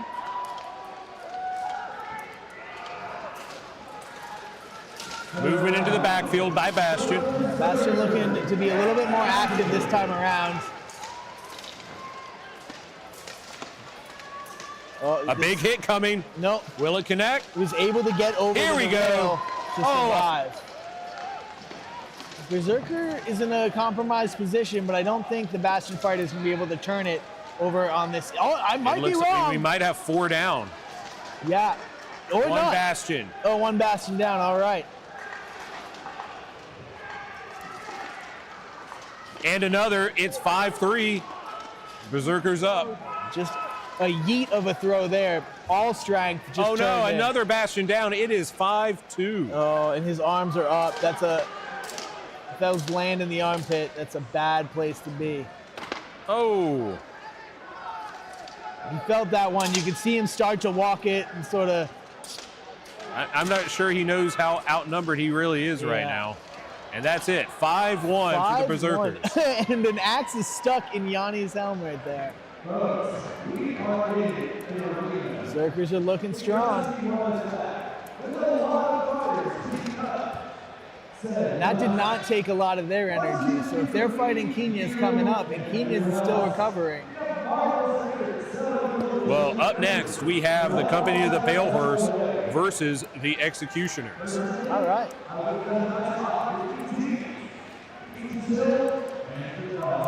A little bit of history here as well. Xander, one of the captain of the Pale Horse, one of the founding members, used to train at the Knights Hall, used to fight on the Executioners. He was actually on the Executioners when they took bronze here 2 years ago.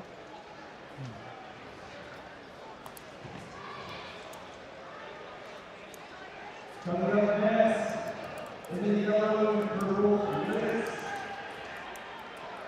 In the yellow Mythics, we have the leopard Knights. Executioners are either going to come back dejected from that loss, I think, or much harder, looking to really put a smackdown. We'll see. They're walking in a little slow, but that's also just how they walk. We've always been one of those teams that kind of just sits there and gets it done. We'll see if they come out strong. If they do, I think they're looking good. If they come out slow, that may have been too much for them.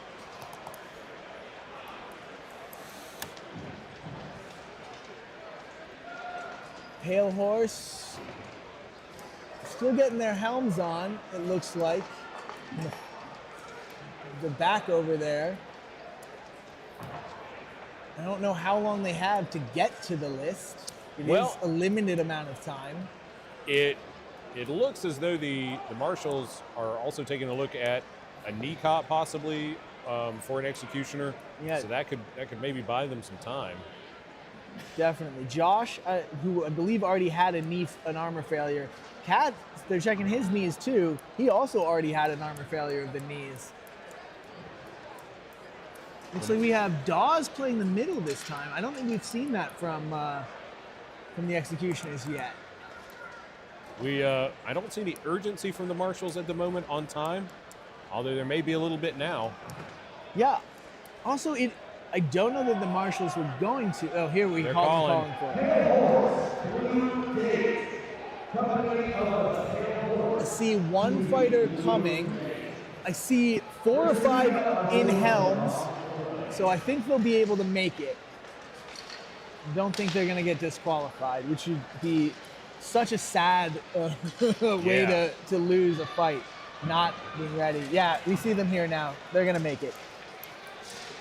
I don't actually think I've seen anyone get timed out. We do have a limit on time, but I think they try to be pretty nice about it. Because no one wants to win or lose them.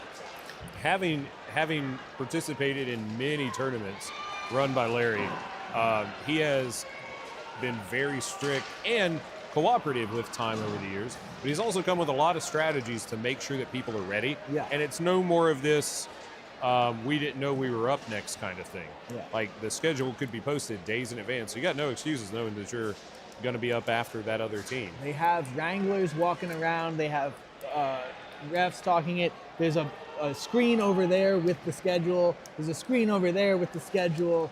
You can print out your own schedule. There's an announcer. There's a lot of stuff playing to it. But that said, in general, I do think they give you, if you're working there, they'll give you like a 30 seconds. Right. That, you know, it's if you're still sitting down that they'll probably call it. And I haven't seen it happen yet, that I can remember. At least not at Carnage.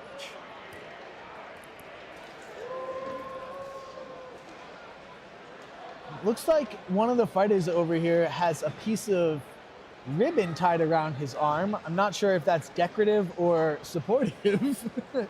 Well, it reminds me of the favors that knights would often wear to signify who they were fighting for. Seen quite a few knights walk in with something their girlfriends or wives or husbands have given them to tie around their arms.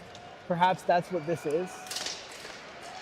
Heavy shot from Chuck, maybe, on this far side. Breakaway into the back. Alex looking to make something happen. Yeah, Chuck swinging hard. Doesn't get the follow through he needs to really do damage with that.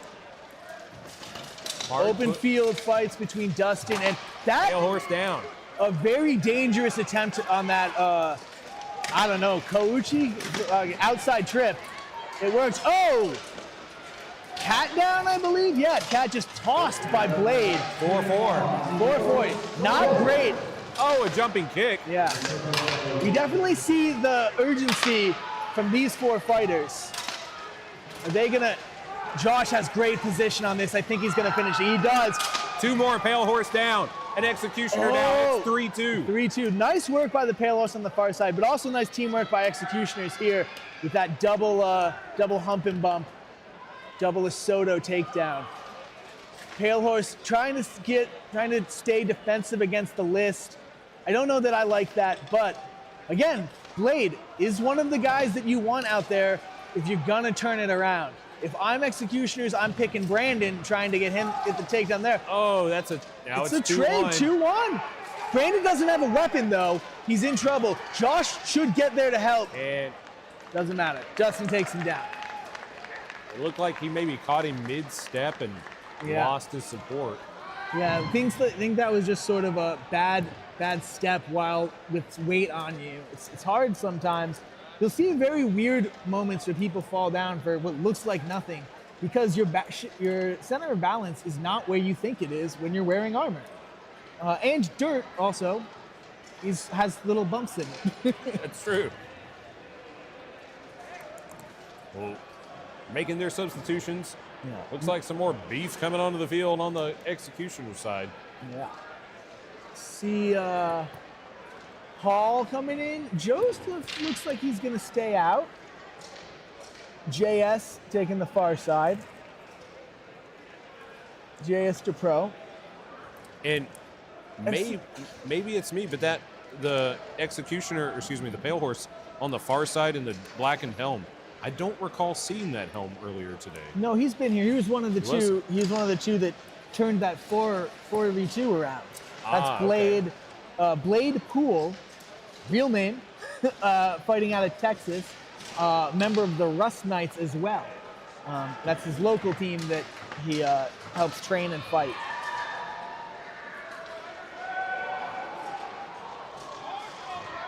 Not a dominant performance. It was very tight. We'll see if Pale Horse can step it up just a little bit more and they'd be able to take this round, or if the Executioners can double down and get it closed off a little bit stronger. You see Killian on Blade's shoulder on the far side. Oh! Quick takedown early. One Executioner down, 5-4. I think that was Jordan, their judo guy, as I said, taking down Drapeau, the Quebecois. Swing and a miss. Chuck is looking to pick up two and just sort of hold him. Cat getting a quick takedown and a heavy check. He didn't even need to check him. He put one hand on him and punched him down. A lot of weight in that Brooks boy. Another Pale Horse down. Yeah. It is 4-2. Yeah. They turned this one around a lot quicker despite going down first. Almost like that's what they needed to wake up. Dustin hitting his own teammate. Not a great move. Should probably try not to do that. And there it is. We're 4-1. Yeah. 4-1. Sometimes you need to go down to get up, to sort of wake yourself up and be like, no, we gotta work. You gotta get some urgency in you. And they did that time around. The old phrase, if you can't beat them, join them, only applies if you can't beat them.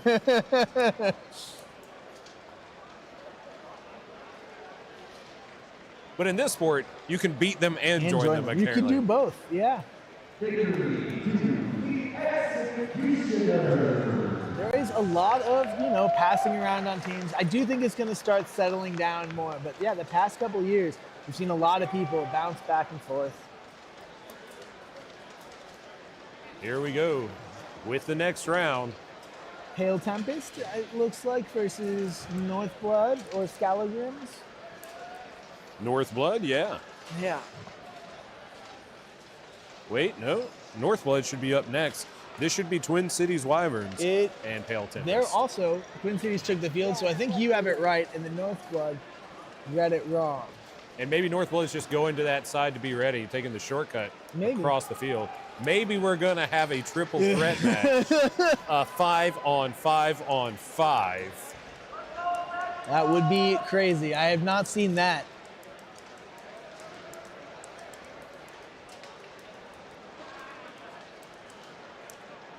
This might just be also a case of late in the day, get a little tired, you haven't been drinking enough water, haven't been eating enough, kind of can't follow the schedule. You see your name, you're like, we're up now. Or someone told them they were on deck when they were in the hole. A lot of stuff can happen there.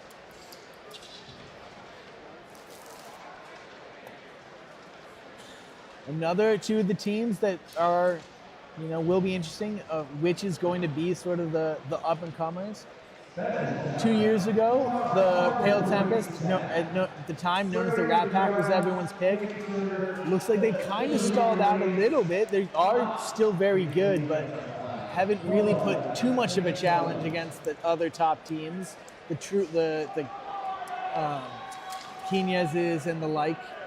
I'm not seeing a single shield on the Wyvern side. Oh, they're running full axe. This near-fighter at least has a one-handed axe. He might have a shield. But yeah, 4 two-handed axes. They look like they want to bring the pain this round. And there is a two-handed falchion coming in from the Tempest. Yeah, he's not swinging it, though. He looks like he's just holding it, looking for a takedown. Big hit on the near side. I do see a buckler from a Wyvern. Yeah. Oh, nice takedown, but he lost his weapon. It's Alex King over there. A trade in the near side. Alex has got to get his weapon out. He's struggling. Able to rotate to the side. Oh, they might be able to come back. Bad field play by the Wyverns. Didn't pay for it, though. I think Alex is working without drawing his weapon. There's calls that he doesn't have a weapon. Yeah, they're going to sit Alex. Yeah. He did not fully draw it from the sheath, from the frog, which is required now. That is a new rule as of this year.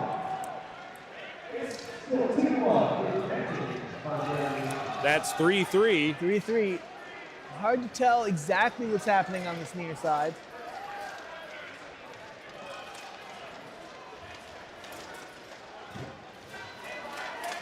Nice a trade. Another trade. Well, yeah, there's a knee down with that. So it's 2-2. Stepping out, trying to swing. Oh, what in the... Okay. Dropped his weapon immediately, but was very quickly able to redraw that backup mace. Very interesting. Looking for a snap down. Snap down, a hard takedown to get in this sport, particularly against upper tier fighters. Has a much tighter grip this time around. Looks for the body push, not able to get it. No teamwork right now between the two, either of the two left standing. That last slip out, if he shoved him back, you might be able to fit him under the rail. He'll probably be looking for that if he can get him broken down again. It'd have to be quick. He's popping right back up. Yeah. But there might be a small window. Yeah, right there. One of the keys that when you break someone down like that, you'll see the Dragoons in particular do is you put the top of your chest on the back of their body and slowly try to work on top. And then it's a lot easier to bend them under the rail once you get that top position with your chest, rather than just snapping down again and again. Holding with your arms is really hard. If I get my chest on your head, it's really hard for you to rotate that out. Looking for a some sort of like an one-arm arm drag. turn throw, yeah. You got to be careful there. If you put too much pressure, they might call that looking for a break. You're not allowed to do submission locks. And those aren't always called the way you would think they'd be called. Still working the grapple here. No major strikes recently. Pushing the head back. Gonna try to look for the guillotine. I think, nope, lost his position for it. If I'm this Wyvern in the corner, I'm gonna wait half a second, and then when he gets a little lazy, push for that body right there.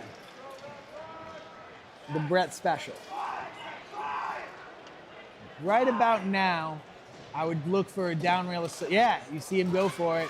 Nice turn by the Tempest looking And for a the trade, it's 1-1. We've got our corner camera back to give you a good shot.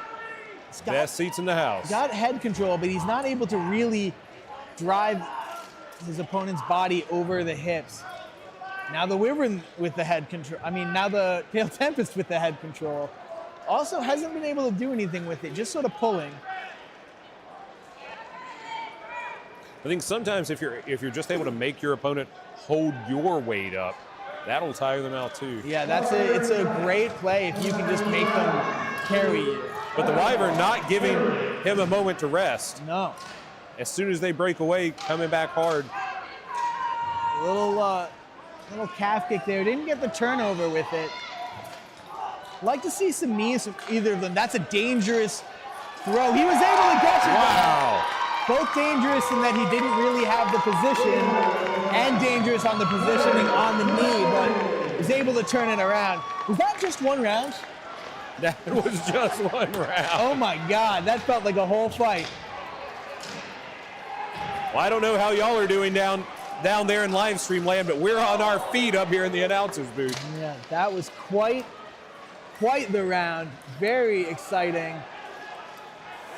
Let's see what the next one brings. Feels like anyone's game.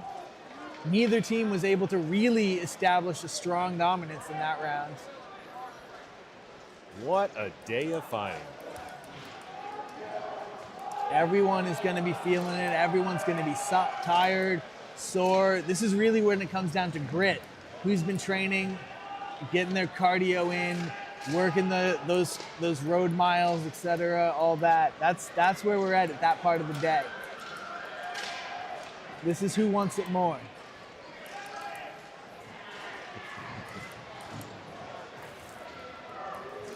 Show of respect from the Wyverns over there. A little bow.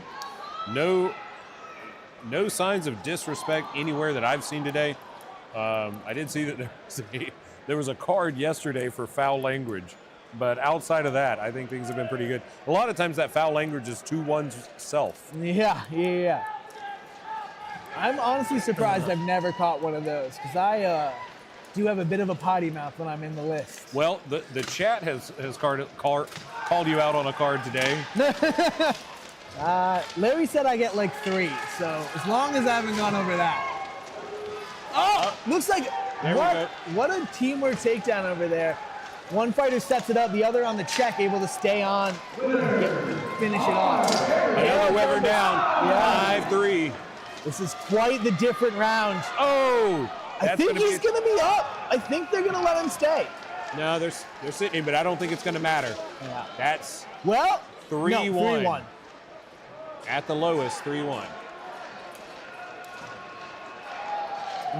That was a quick round, yeah, that was considering the first one. Completely different look than what we saw the first time around. All started with that little bit of off balancing, and that turned into the check in this corner over here. Well, some conversation happening. Not sure why. I think it's between the marshal and the line marshal about whether or not that Tempest should be down. I see Joseph saying all rise. Chris is now saying okay as well. Another interesting one because I believe the Wyverns have beaten teams that the Pale Tempest lost to. Not 100% on that. It's been a long day. Hard to keep track. I should have been keeping a bracket or something, and I have not been. And up next, we have Northblood versus the Vagabonds. All right. Northblood entering from the blue gate. Again, if you're just joining us, many of them are Canadian fighters. And all of Northblood is Canada. Well, Greg Polovoy is technically Ukrainian, but he's been living there for a long time. And then the Vagabonds entering from the red gate in that kind of khaki and tan. Also, 2 of the Canadians at least are Quebecois, and some Quebecois say that is not the same thing as Canadian. I don't know if these particular Quebecois believe that, but it has been a thing I have been scolded on before. Well, that blue gate is closed now, so wherever they're from, they're here now for Carnage. Yeah. Locked in there with the Vagabonds, who are looking hungry. Vagabonds have been running a very active game, lots of cross runs, very different style than we've seen from almost any other team. I like this this fighter in the middle sort of playing. Skullgrim rowing the boat? Yeah. Yeah. It's a nice little, now 2 of them. That's fun. That's like that. It's fun. Yeah. Glad to see the boys out here enjoying themselves. That's what it's about.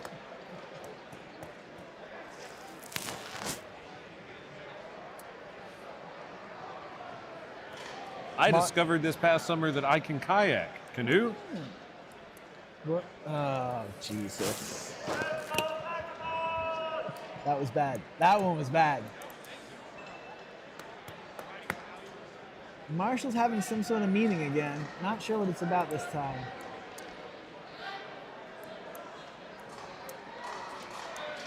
You see the Chris there, who might be the head marshal this time around again, has a bit of a microphone. I would really like that if we hooked that into the announcing system so he could make calls like you see in football. We might have to give a yellow card for language to a marshal if we broadcast what was coming through that mic. Definitely depends on which marshal you give it to. Right. Not going to name names, but I've heard some things. So, just to prove me wrong, these Vagabonds come out real slow and cautious this time around. Although I think I see them setting up for that push and turn technique. Mm-hmm. Yeah. They did push 3 to the one side. There it is. This goes there deep. We go. Yep. And the second one tries to catch the center. They weren't able to pull it off, but that is sort of their go-to move, it seems. It's worked for them several times already today. See Josh not wanting to commit on that axe fighter, trying to sort of stand with Johnny. No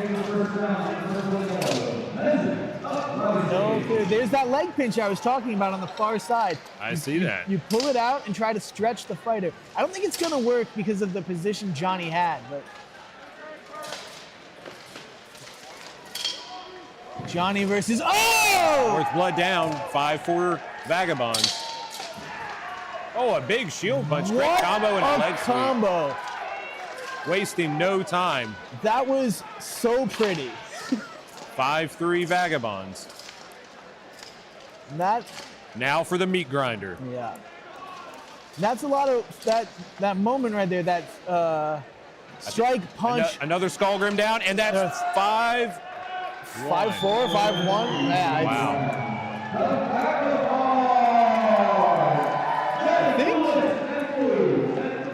looks like they're having a little bit of an exchange of words. Hopefully they're gonna calm it down. Looks like Johnny's trying to calm down the Canadian. I'm not sure what happened there. Also, I might have just seen a medic run in. Yeah, one ran through.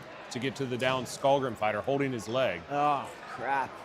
It also looks like the Marshal that was with the mic might also have a body camera on. I do see that, yeah. I'd like to see what Marshal Cam gets us. That's pretty fun. I wonder if they're using it for reviews. That would be interesting. Those two fighters are still discussing whatever happened, but it seems like on better terms. Yeah. Did you know that if you take a Viking ship and you turn it upside down, that you can wear it like a hat? It is in fact capsized.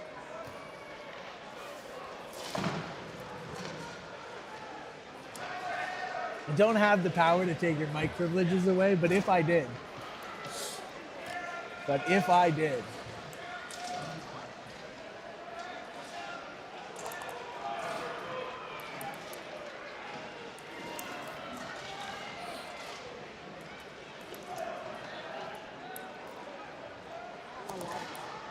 I'll try to slip a few more in there as we go. You did say they'd come out later in the day.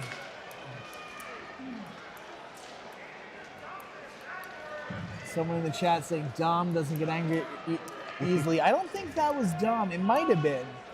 But Dom usually looks bigger to me.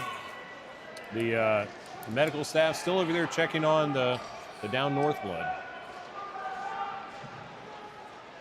Hopefully he's all right. See a bunch of marshals standing there trying to give some privacy. And it looks like his teammates are looking on as well. Yeah.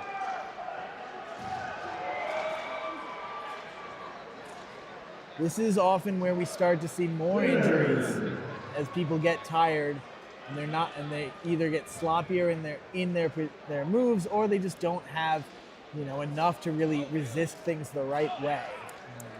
Hopefully we don't see too many more, but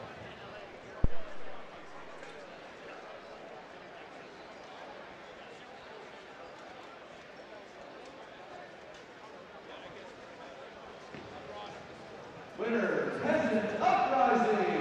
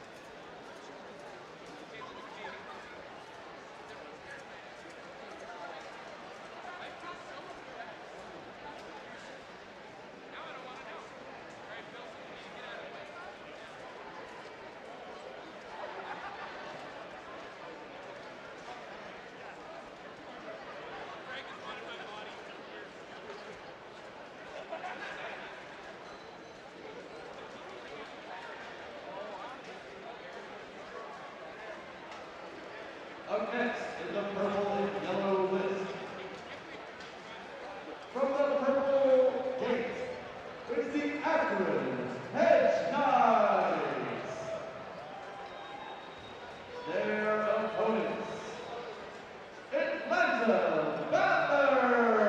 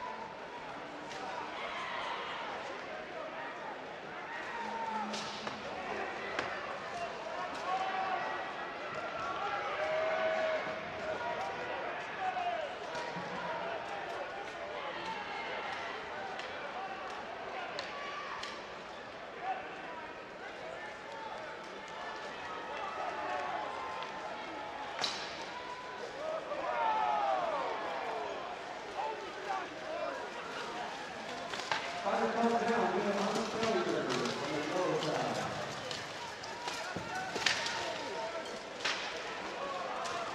That is Northblood round. Cryptids, Vagabonds.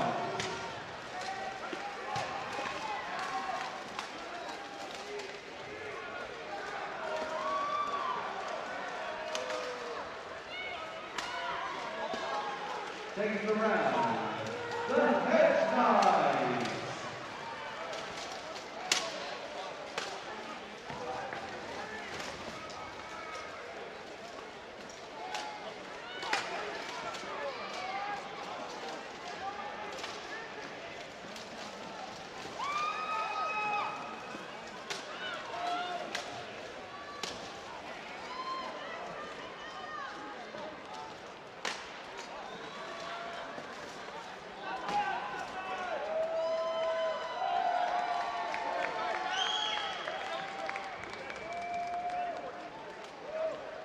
Vagabonds, take the round.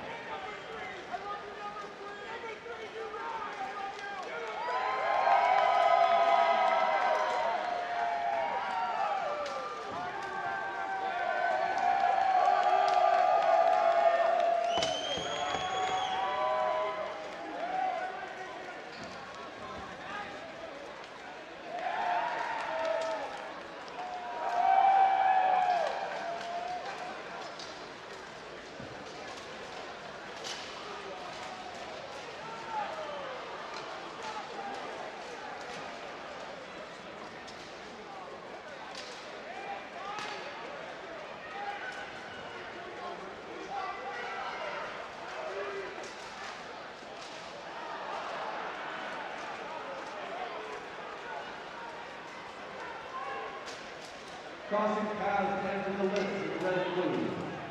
The Twin Cities Wyverns versus the Tulips Dragoons. And taking the match is up for more on the list, the accurate head size.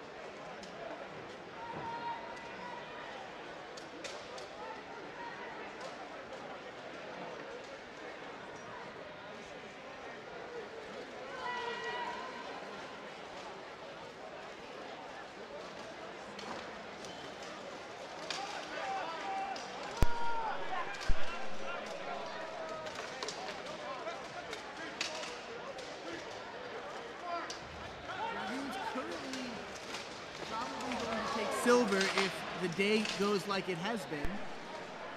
Wyverns do not want to give them that. Really going to look to get a victory here. Put their hat in for a medal. Oh, and a big hit from a Dragoon. Did Adam stay up though? I think I just saw one hand down on the opponent. One hand is clean. Nice hit. Great field awareness.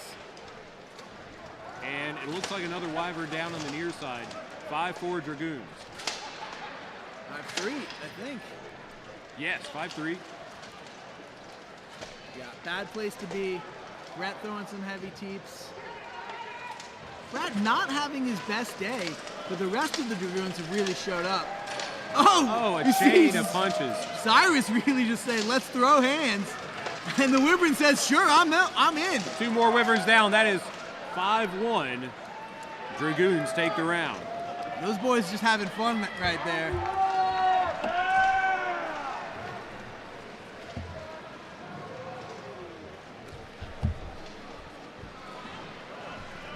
Just so you know, with the microphones, we had a little bit of a technical difficulty, and we've got a backup mic running right now. So let us know how that volume is. It looks like we may be a little quieter, but we'll get it dialed in for you. We appreciate your feedback. It's very important to the broadcast here, and we're happy to have you as part of the team. We've had viewers from Poland, from Denmark, from Canada, Australia, Argentina, across Canada, across U.S., New Jersey, California, South Carolina, Augusta, Georgia. I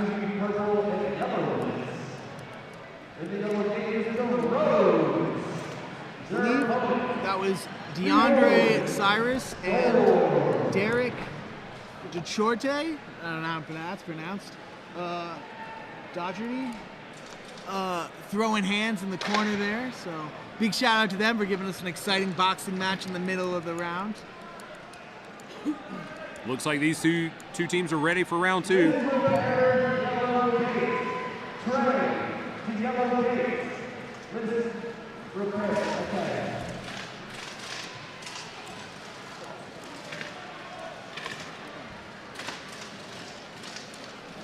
One Wyvern down already. Didn't see what happened. I think it might have been a takedown from behind, not sure. Charlie feeding to BJ. Now he needs to get in.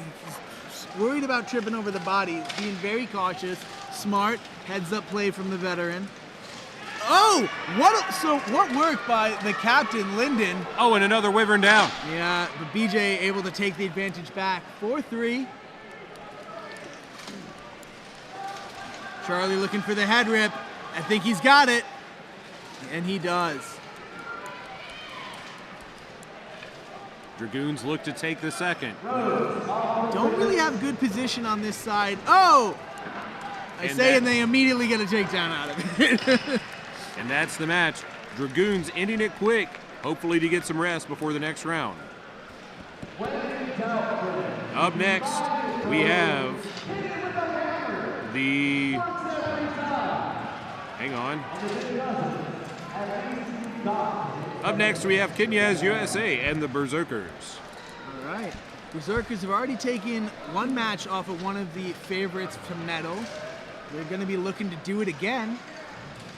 Though I did just hear they may have lost one of their fighters. Tanner may have a broken arm. And Darius doesn't appear to have his helm on. So that's not going to be helpful. I only see 4, maybe. Okay, there's 6. I see 5 with helms on. I see 7 now. Yeah. But one of them just has his helm off. That's Darius, the captain. Hopefully he's not hurt, but I'm going to guess by the lack of helmet that he does not think he can continue. Still showing up for his team, walking by, wants to make sure to coach them, try to get a victory out of this. But no gauntlets, no helm, that's not a good sign. Especially going up against Knyaz USA, who have been looking close to unstoppable today. Raven, thanks for cheering from Seattle. We're glad to have you here. I'll tell you, one team in black with red trimmed in gold, and the other black with red trimmed in gold. Does sometimes make it hard to tell. At least there's a USA flag on one of them. That's pretty differentiated. I think sleeves are going to be our marker. Mm-hmm. You can't even do size because both of these teams are bringing out monsters on the field.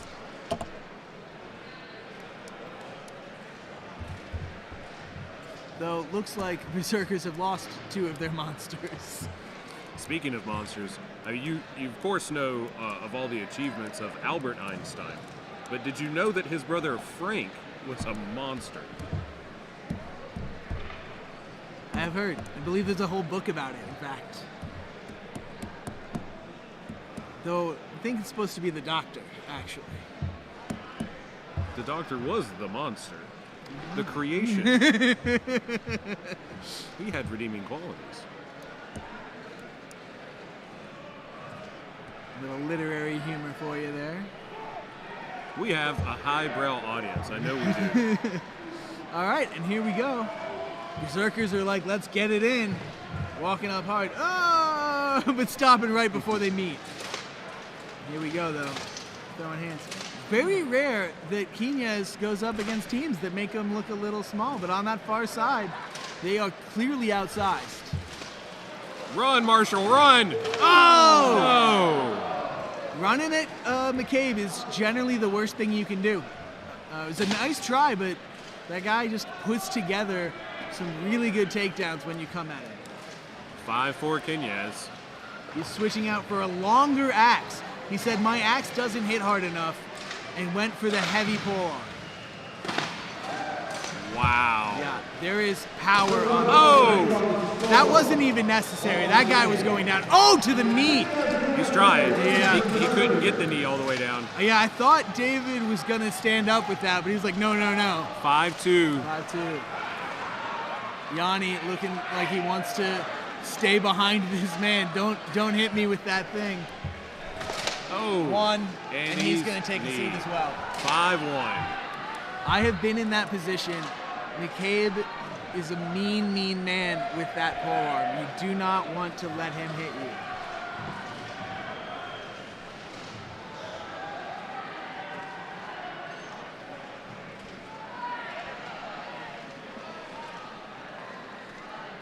And the marshals are telling fighters to rise.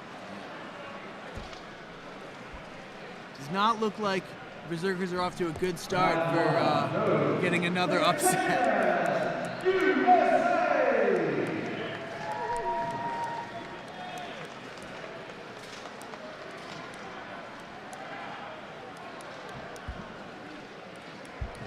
What a great day of competition. And if today is the first time you're tuning in with us, we have yesterday's competition, the duels and outrance fights available also on the Palmetto Nights channel, as well as tomorrow's competition will be coming, beginning at 10 o'clock, 10 a.m. Eastern Standard Time. Victory to the Rose! It's going to be another big day of fighting.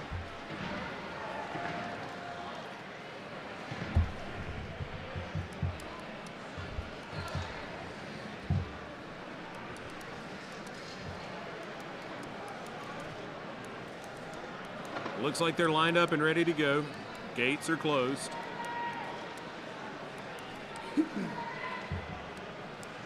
Round 2, Knyaz USA Berserkers. Oh, just a powerful shot right under that hand resting on the rail. Not playing games. No. And those are the worst if you're on the rail, too. It creates an anvil effect, so it hits even harder than it normally would. Mickey with a deep run. David looking to box him out, not let him work on his teammates.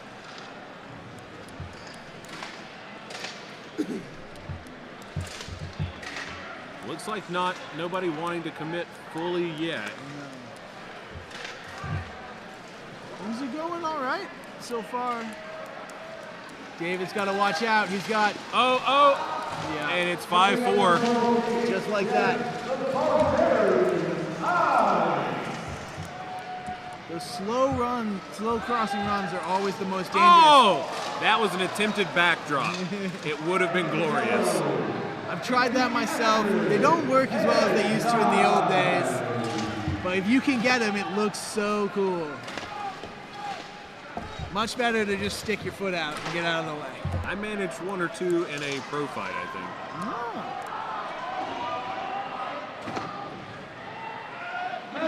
Medic, oh no. I see a leg twitching. This is not great.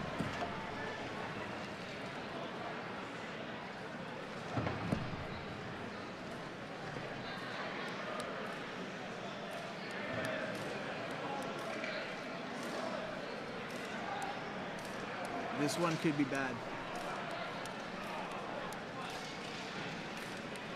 think that was Patrick Hurd who took that hit.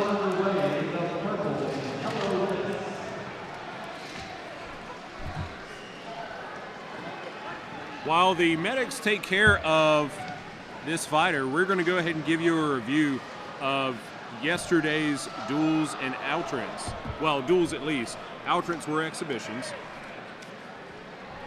For the men's shield, we had Dakota Walker taking gold, Sam Sturgeon with silver, and Christopher Sanner with bronze.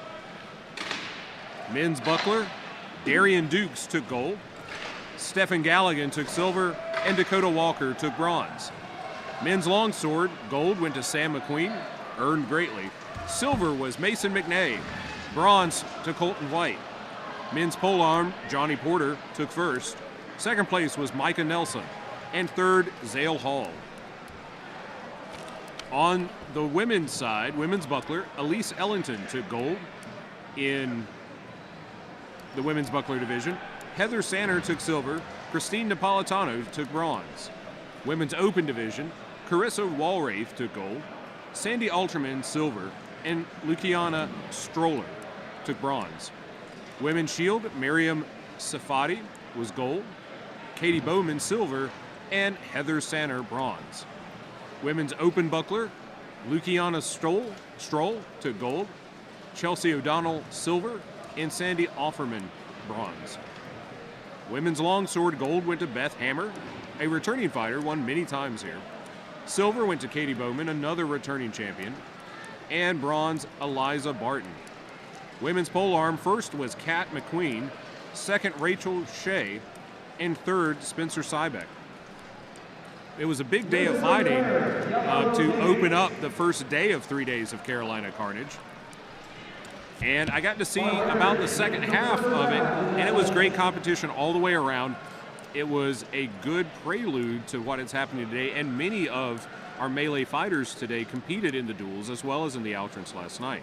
I think we had maybe 12 or 15 outrants fights going on. It was a really good scene for it, and a lot of times we won't have a particular weight class that is represented. But I believe all the weight classes were represented yesterday evening. It was unfortunate that we weren't able to run a whole tournament, but it was better that a lot of fighters were able to compete in at least one match in that format. That's my favorite format to watch, personally. I don't love long-term ground fighting, and I think the rules change time to time, but the use of the ground fighting is a different aspect to the sport that we don't really get anywhere else.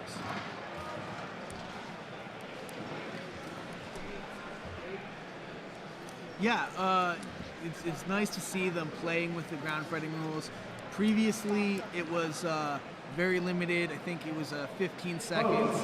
Then they tried an unlimited ground fighting recently. It seems like they've gone to a 30-second. Personally, I like the unlimited ground fighting or no ground fighting. I'm a big fan of extremes. If you're not going to allow ground fighting, just make a takedown a really, really powerful, worth a lot of points, or however you want to call it. And if you are going to allow ground fighting, let it play out. Because if you do limit the amount of time, it limits the reason for the bottom fighter to try to do anything other than turtle up.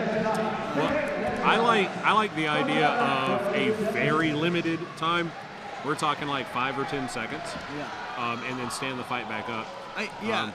I wouldn't mind if it was just who can get dominant position. Yes. I just don't like ground and pound when you're not going to let fighters work a longer time, because all it is at a certain point is it's not worth it to fight back from the bottom, so you just let the guy hit you because it's too much work, and then you don't get to get them off, and then you don't get to work after you get up.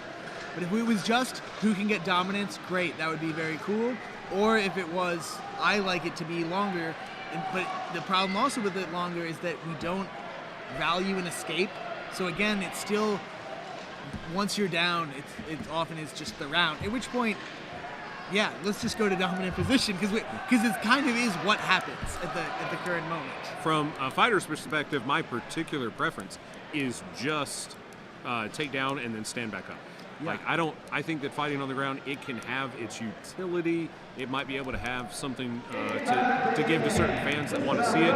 Extended ground fighting, I find to be less actionable than the standing fighting, but having the option for a takedown and then stand back up and keep on sword fighting. Yeah. Because that's what when I go out there, I want to be a knight. I want to be in armor, sword fighting. Yeah, I want to fight with the weapons. That's why I got into this. I didn't join because I wanted to do BJJ in armor. Right.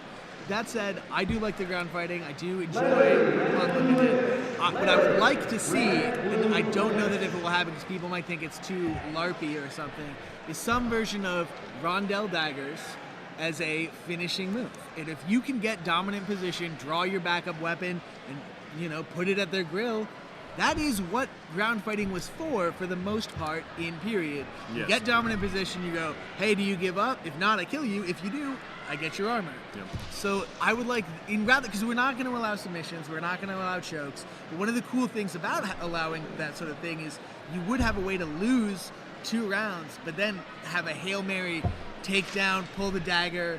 I think that would be a cool thing, but maybe that is too LARPy, too nerdy. Well, to use, and I see where you're coming from, that some people may accuse it of that, but in reality, we are trying to recreate a 14th century tournament here, and the certain limitations that were allowed, and when we do the bigger events like at Dragon Con, I don't know if you've been able to join us for some of the panels and things that we're able to do, but we'll do medieval myth busting, where we'll say, oh, well, they say that if you fall down in armor, you can't get back up. And we'll do burpees, push-ups, front rolls, and all of that. I've done multiple episodes of swing dancing with Christine to show that we can move in the armor. We'll talk about movement of legs and we'll throw head kicks. But then we allow in certain panels the audience to pick the weapons and the wind conditions for the fight. And so we'll go out there armored, and we'll have a flexible rubber dagger. And it's not LARPy at all. It's what would a knight do with this weapon against the opponent if armor as worn. Right, that's what I think, but I can understand why people would be like, well, you're not really... The rest of the sport right now is the amount of damage you inflict and whatever. But, like, truly, the armor often mitigates most of the damage. But I can see why you'd think and look at it and say, that doesn't count. I personally would love it. And I did do that panel one year, and I fought Spencer Waddell. We had daggers, and I went and did an Amari roll and stabbed him in the butt, and it was, it was great. I thought it was hilarious. It's very fun to get to play with that thing.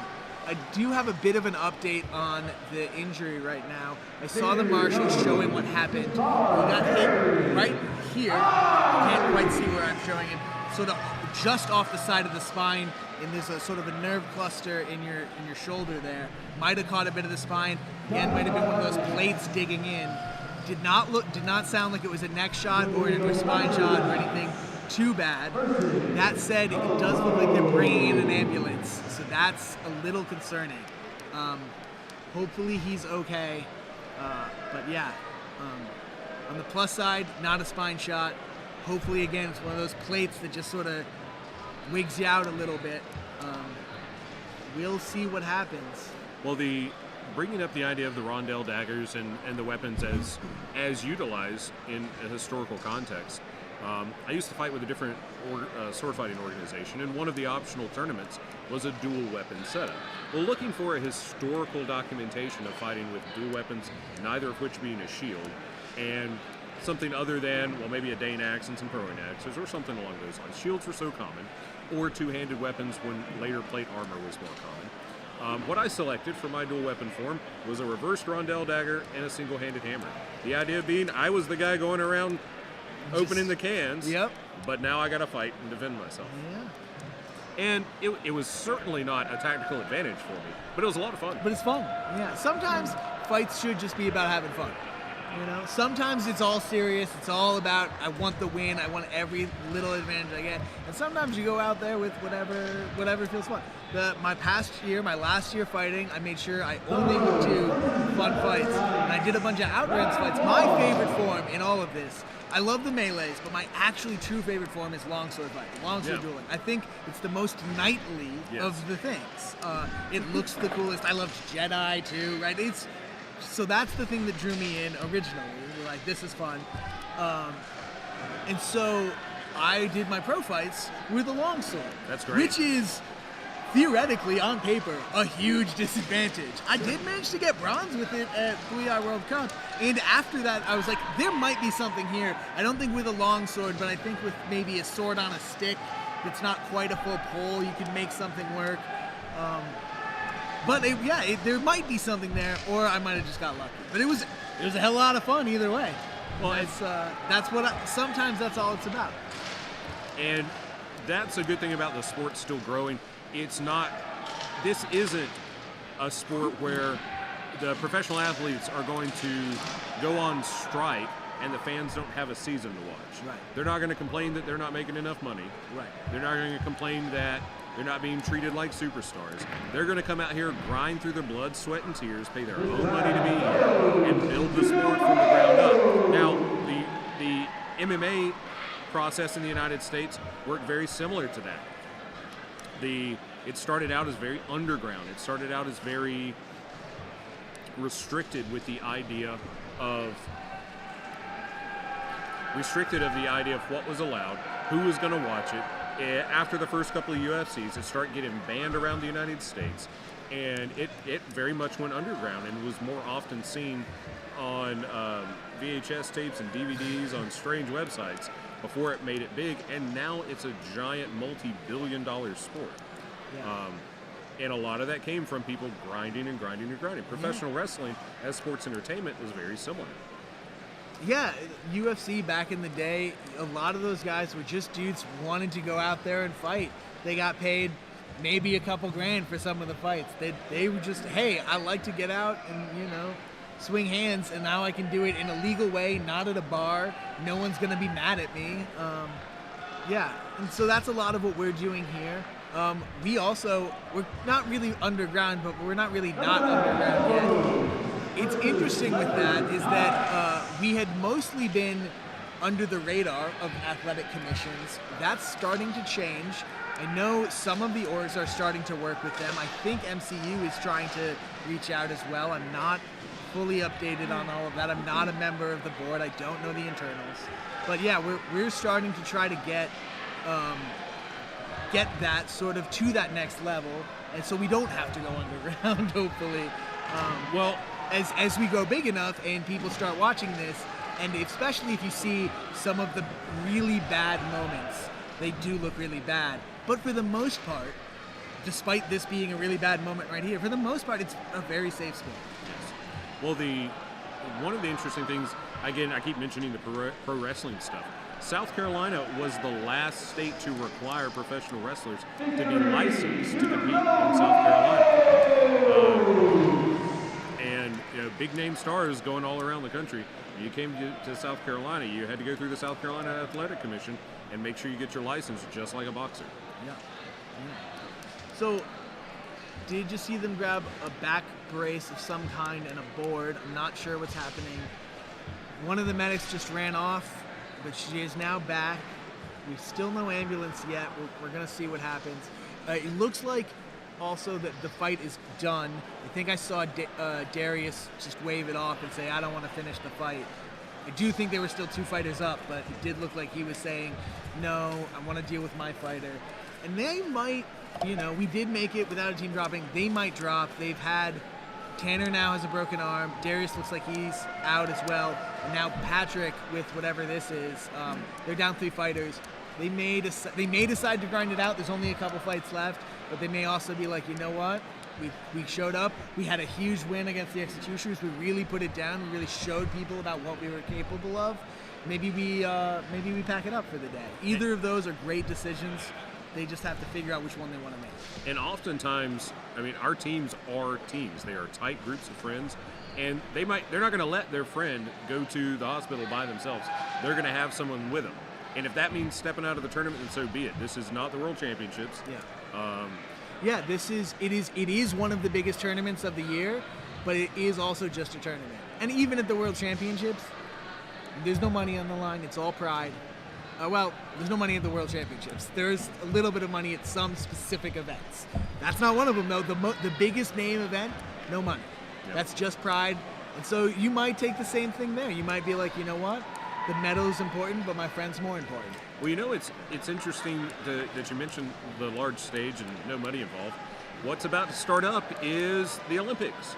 And can you imagine, just put your thinking cap on, your imagination cap on for a little bit. Can you imagine what it would be like to get bow hurt in the Olympics, even as an exhibition category?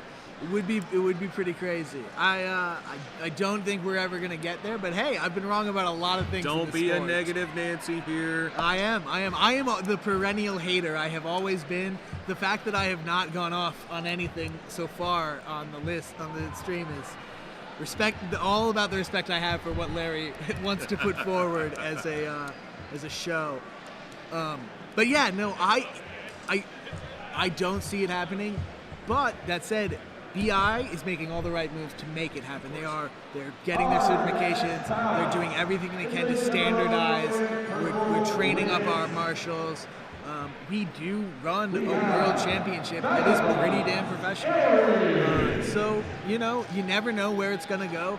If you'd told me maybe 5 years ago, I'd have believed this. 6 or 7 years ago, I would not believe this event would look like this. I wouldn't have believed that Armored MMA was paying fighters all over the country. I wouldn't have believed that BI World Cup was looking as big as it did. It's, you know, so we have, 500 fighters here today? When we started, it was 50 fighters. I am surprised that everywhere I go, I'm seeing new fighters constantly. Now, I was personally out of the sport for a large portion. Never completely out, but not as fully engaged as I was initially. Right. And now I'm getting suggestions in YouTube for fighters doing Armored MMA that I've never seen before. Yeah, never heard of. Who is this guy? It used to be that I knew, or at least had heard the name of, everybody active in the sport. Yeah. Knew almost everyone by name and face, knew every team. It's so hard to keep track of that nowadays. Well, the other thing is we had time for some more off-the-wall stuff. Did you ever go to any of the Conan events down in Florida? No, I did not make any of the Conan events. The pit fights were great. Yeah, the old days, we did a lot of dangerous, dumb things that we probably shouldn't keep doing, and it's probably good that we don't, but I do miss it. My first days at the Knights Hall, our list was was built with this heavy just steel bar around the thing, and we just let people hang out on the side of the list. Just audience members just right there. We'd come by, the sword would go flying back, and be like, yeah, you'll be all right. Eventually we learned that that's not safe. So, you remember earlier I was telling the story about the chip flying off at Dragon Con the first year? Yeah. So we had a total of 6 fighters that year. We had such big difference in the size. There was no way we could do a melee, right? It would have been a 3-on-3. And so we paired the fighters up, me and the guy closest to my size, and we fought 3 different rounds. Piece chips off, we had a rope hanging up as the please don't walk past this. Yeah. The next year, because that piece had flown off the helmet, they said, okay, now we're going to have a net. We took PVC and made basically a big cube around the ring and hung netting on it. First fight, longswords crossed. A Hanwei practical longsword, the last 8 inches of it goes flying over the top, never touched the net, landed in the aisle, thank goodness, in the aisle between folks. And we said, okay, I guess we're going to have to go a little harder than that. And I had a pro fight that year. The next year, I take that back. We still had the PVC, but the pro fight that year, we couldn't push each other into the rail because it was just PVC. It wasn't glued together, it wasn't zip tied together. It was stuck together with oak and netting. Yep. And then we upgraded eventually to a metal cage, the one that is behind us here holding the backdrop for us. And we fought in that. There was a 3-on-3 that Austin was a part of, crashed into one side, and that cage went up and then collapsed down in and made a little sandwich out of all the fighters that had fallen through that side of the cage. The next year it was upgraded, the next year it was upgraded, the next year we had a wooden list, then we had to have extra double netting, we had to upgrade our net because an axe head went through the thin nylon netting, Yeah. and now it's commercial fish netting. So we're always trying to improve the sport and our equipment. Yeah, trying to make sure to get it to some level of professional, and again, without losing the free spirit of what we do. It's So I see the fighter sitting up, nodding. He's responding, so that's good. It's definitely better than it could have been. A much lower sense of urgency at the moment. Yeah. There's one person running, but that seems just to be out of personal excitement. Yeah, I think they're just trying to talk about what's happening. We only have a few medics around there now. Things are, I think, a lot better. We also still have action going in our other list. The yellow and purple list, tier 3. The Vagabonds Errant look like they're fighting over there. The second Vagabonds team. Don't know who they're fighting, but... So we've got some folks in the chat. Some are mentioning they're watching from New Jersey. Alyssa, glad to have you. Also, Melissa, thanks for cheering on Andrew. And Bohurt Australia is asking any advice for standing up the best live stream of the sport.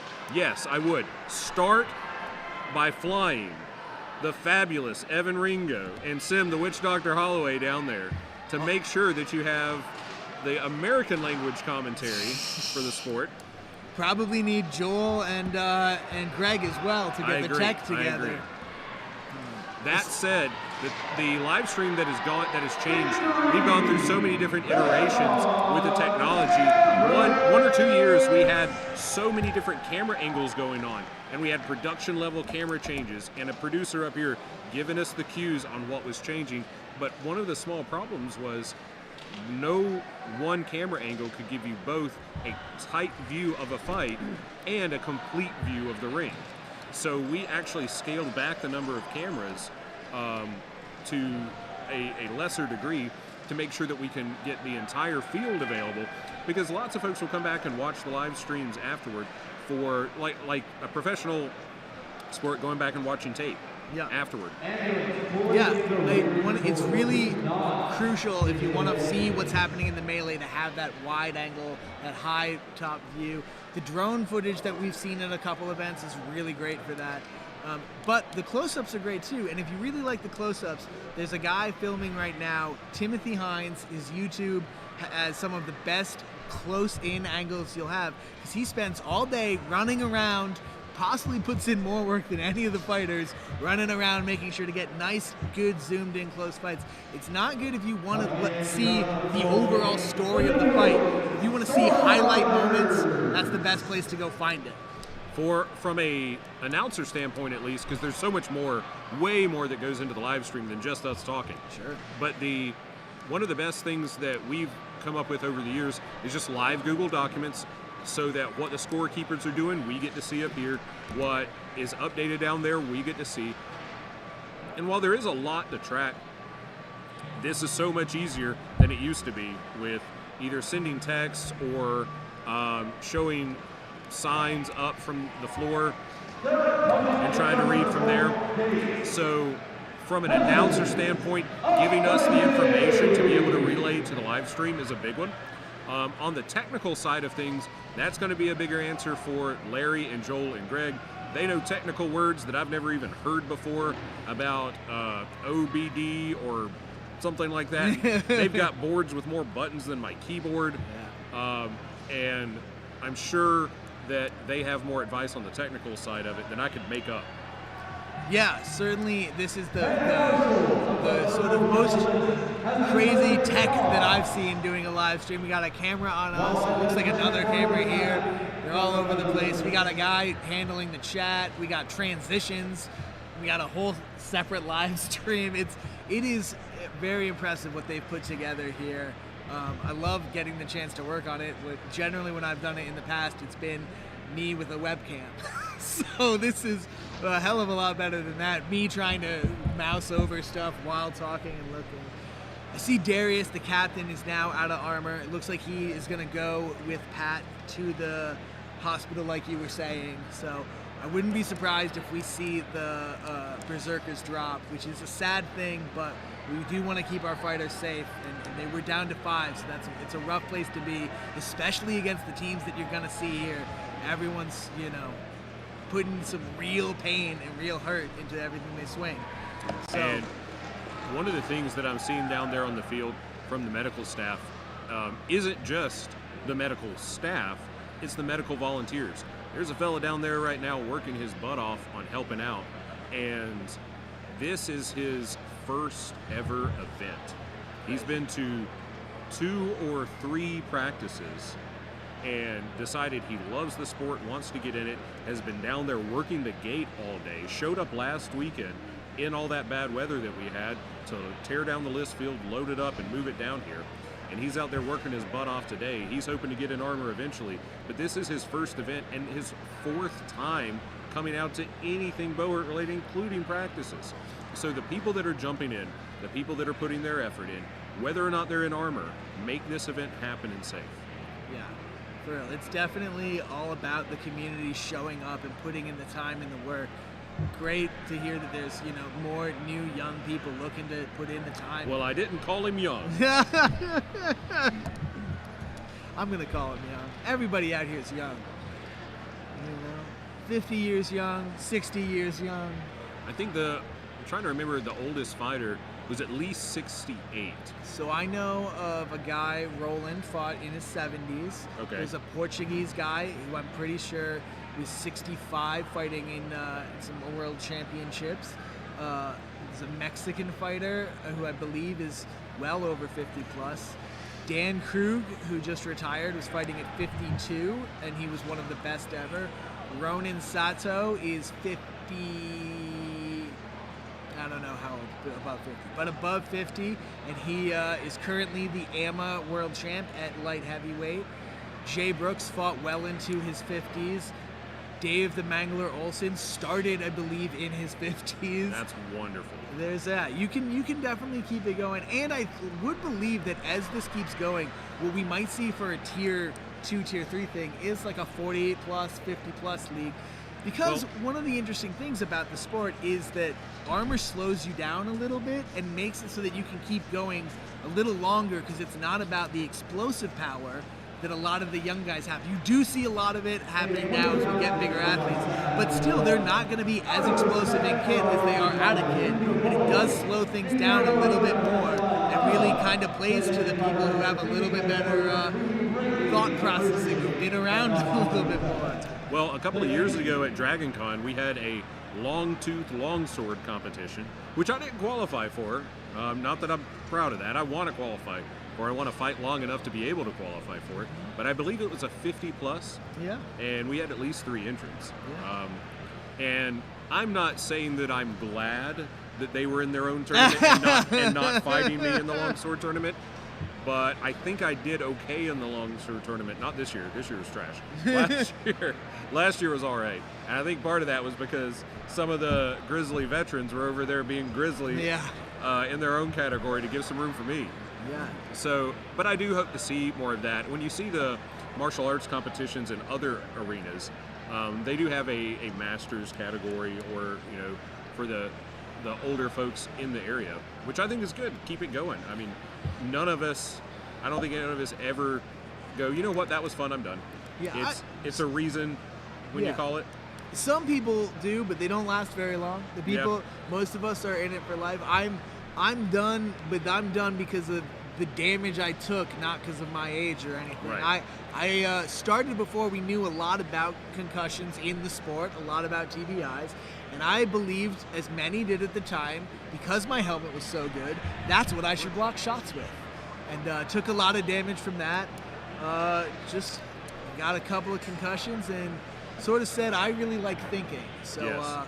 Well, CTE is the most understudied injury that we have that is so common. Yeah.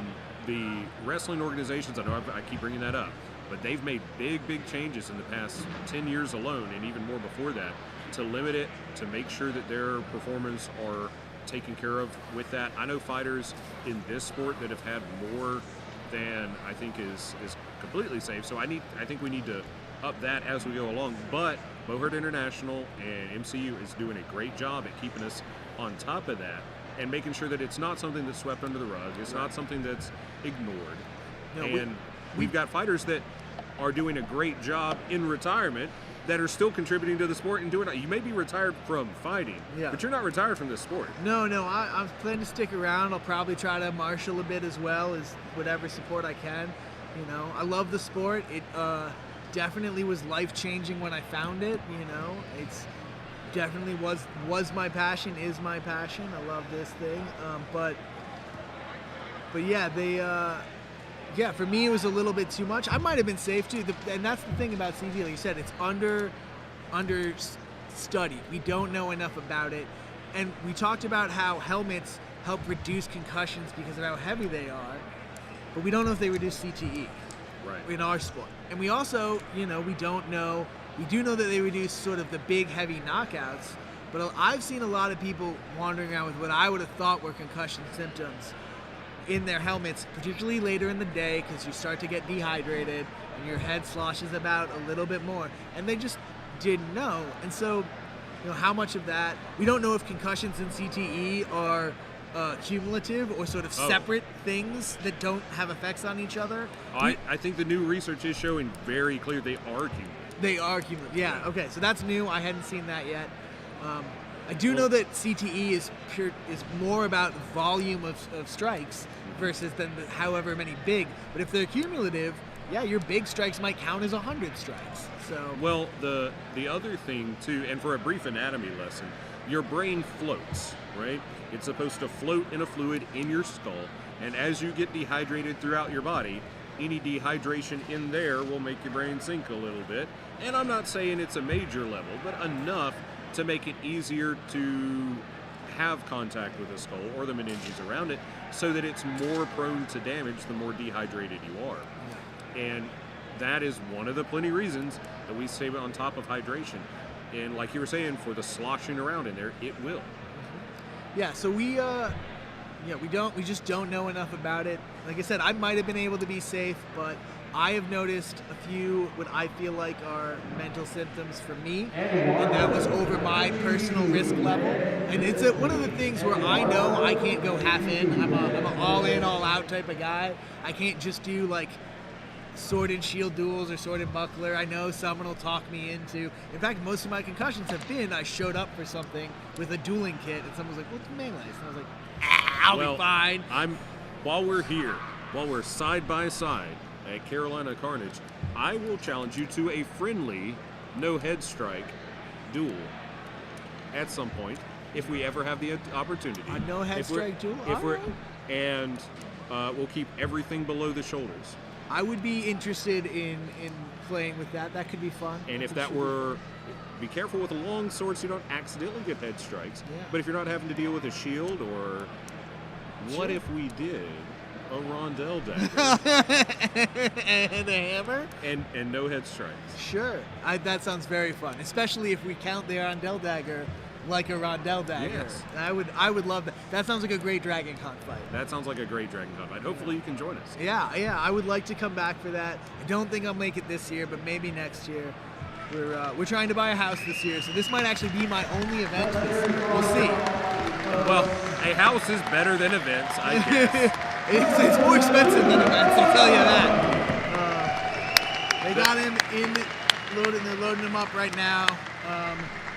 So, thing about this fighter has had a shot like this before at his first big event. And at that event, we did not have medics who really knew what was going on, and everyone kind of panicked. And they cut him completely out of his armor and his tabard. It was his first event, so he was like, "No, you can't cut me out of this." He was very emotional about it. So I'm just really hoping they didn't cut him out again, and they were able to find a way to take it off without him having to go through that. Because I know he's going to be feeling it.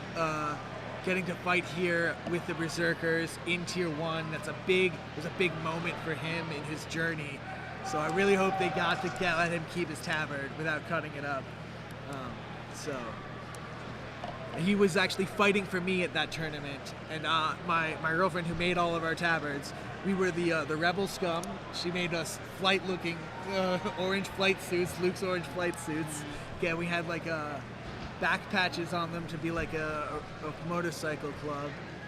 Very not medieval friendly. That would have been a Dragon Con tabard. We had one fighter, and I hate that his name is skipping my mind at the moment, but he's been many times, competed many times. He had a very interesting kind of Mad Max in 7, like Mass Effect suit of like safe armor. Yeah. And he competed in various sword fighting sports, and it qualified for safety. It wouldn't have passed authenticity, but those were in the early days. I would like to see, that's one of the things that, again, I like about these tier systems. I'd like to see something that allowed you to play with, you know, I think if someone shows up in Halo armor and it's safe, if it blows the vibe for everyone, I guess that's fine. I think it'd be cool as shit. Just cool. I mean, and so I'd like a place for that in Booherd. I don't know where it is yet, and I understand them saying we don't have the ability to do that yet, but I hope someday we get there. Well, I think we have that ability, at least in the States. For those of you that may be watching from overseas, especially if you're in Europe, you have castles, you have museums that support these events, and it has a rich history and heritage. Over here, you pretty much have to rely on nerds, us dorks and geeks that are into the Jedi stuff, that are into these conventions that we've been discussing.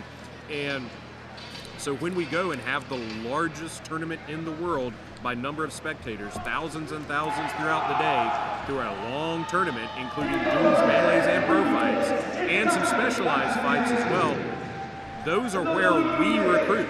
Those are where we build the sport here. The fair aspect around here is one of the ways that we build it in the States. So for us, being in that environment is second nature, because many of the champions here today were recruited at events like that. So I think that we do have an opportunity at those events, not maybe at Carnage, but at Dragon Con, if somebody showed up in that kit, I mean, I wouldn't want to hit your beautiful Master Chief helmet. Maybe we can do our bout there. And here we go. Wow, they're ready to go for the Vagabonds and Pale Horse. Yeah, we see a change in the Pale Horse lineup. I don't think we've seen Blade take the center. In fact, I think every round before, Xander was their center. So that's an interesting change there. So he immediately goes to rail back where he feels comfortable. Nice teep from Xander down on the side. You see these nice... Oh! I don't know what happened there. Brandon almost got in trouble after that guy took a knee. He didn't see it and tried to pull him down. You got to be careful. You're not allowed to hit a down fighter, and it's on you to know if the fighter's down. We have a trade in the near side. Oh, that was a foot. That was. He might get sat for that. I think the marshals might have missed it. Yeah. It looks like Johnny is okay, though. I see him putting weight on the foot. I don't think he broke it. And he's only got half greaves. Yeah. The back of those calves are very exposed. What a takedown! Right after that, a big hit coming. Oh, a flying knee to take down, but he's down off of it. It looks cool though. 2-2. Here we go. We'll see if one fighter can either break away to help their teammate or win that one-on-one to get moved. Yeah, I might, if I'm Xander here, I might be trying to free my my pole so I can get over and land a heavy shot. It looks like the fighters on the right might have Pale Horse a little bit low. Yeah, and he's down. It's 2-1. 2-1. He doesn't know either, but the marshals tell him and he starts to get into work. Do not trip over that down fighter. I have seen it. Mm-hmm. That is the one thing that does play in the advantage, give a good reason to walk rather than run. Sometimes you get a little too excited on your run, you trip and you go down. I've seen the best in the sport do it here. I've done it just running, not on anything else. Oh, and Vagabonds take the round. What a sweep. Nice work. Pale Horse made him work for it, though. Pale Horse definitely made him work for it.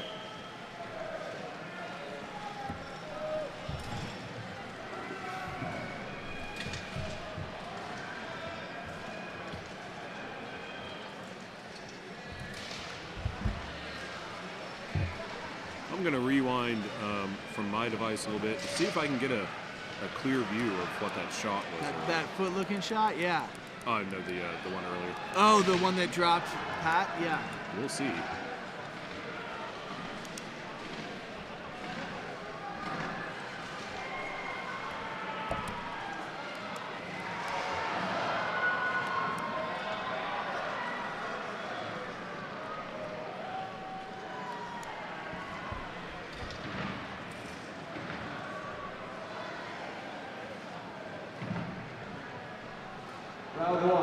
Marshall's doing their final checks.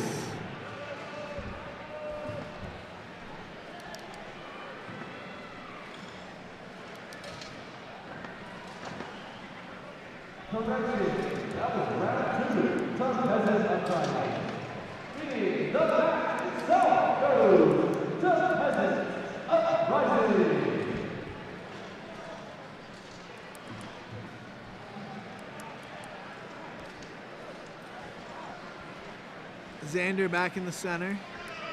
Blade back on the rail. Vagabonds pushing the near side again. 2 in the middle, 2 on the side, and 1 on the far rail. And you see the near side just immediately reaches over with the buckler. Usually you have some, if it's strapped, you can have your hand free, and he's able to get control of the Pale Horse's axe right there, really limiting what the Pale Horse fighter can do from that position, opening up a lot of opportunities. I think he's gonna, nope, wasn't able to turn him over. I think we have a trade in the middle. 4-4, Killian's gonna probably get tossed here, but it's gonna be a trade. No, Johnny able to step out of his own head rip. Great maneuver there. Fighters trying to be cognizant of the bodies on Vagabonds. Being very careful to use their advantage. They don't want to rush it.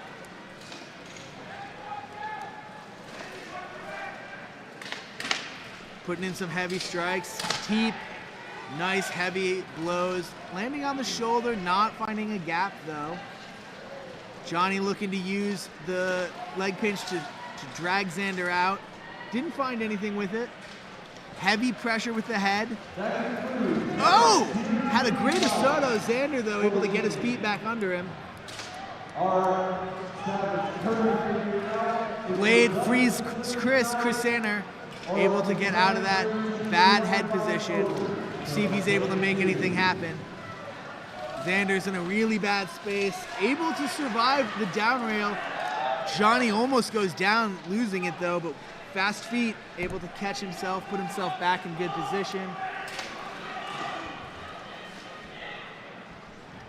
2 in the corner. Just looking to strike, but isn't able to find any targets on that far corner. Nice head punch though. Blade kind of Hail Mary Asoto. Gave up head position off of it.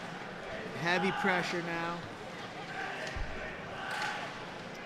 Pretty sure Blade has plate on under that. I don't think those punches are really going to do much. We really got to work against a, again, another Hail Mary Asoto to try to keep his axe in his hand. You see Chris Sander and Johnny trading grappling. Chris backed up a little bit. He's going to give Johnny an opportunity to work on Xander. He's got to get in there. He's able to stop. Fight called by the marshals. So, in going back and looking, well, I'll wait for this hold, see what they... Looks like they sat Xander for some sort of leg armor problem. That'd make it 4-2. 4-2. Chris has got to watch those bodies. He's not aware, and there he goes. And that's the round. So, going back and watching the injury from earlier, what it looks like is the injured fighter, that was Patrick, right? Yep. Looks like he took a couple of single-handed axe shots to the back trap area. Yeah. And then went down. Yeah. And then looks like may have taken another. That's the one he seemed to react to the most. That's terrible. I really hope that gets reviewed by the marshals then. I don't want to see a red card given, but something like that, you can't. You're going to see it down here. Where is he? Where are we looking? Right there in the corner. Scrum. Yeah. So he's got his arm on the rail. Yep. Coming around, he'll take a shot there, and a shot there, and he goes down to a knee, and then takes Oh another. yeah. Nothing malicious on it. The fighter was swinging, looking. It's sort of in the motion, but that is late. 1, 2, and then Yeah, his knee's very clearly down. Not malicious, not at all, but you gotta be aware. You gotta be aware of he it. may not have known that the knee was down based on the angle in the No. helmets. It's hard to say. It's hard to tell, but it's on you to know. Yeah. It is always on you to know. You see someone make that change, you gotta change how you think about it when that level changed. That's rough. And I hate to say it, but that should be a red card. If a fighter gets injured on an illegal action, that's a red card. and you'll see after the contact, he'll have not as much reaction, not as much there, boom. Yeah, then Then you he's- see drop. You then see him he's drop over, right yeah. there. That's got to be a red card. I really, again, I don't mean this in the sense of I think the fighter is a bad fighter, a malicious fighter, anything like that. But we have to take these things seriously so they don't happen again. So fighters know that they have to pay attention. Right.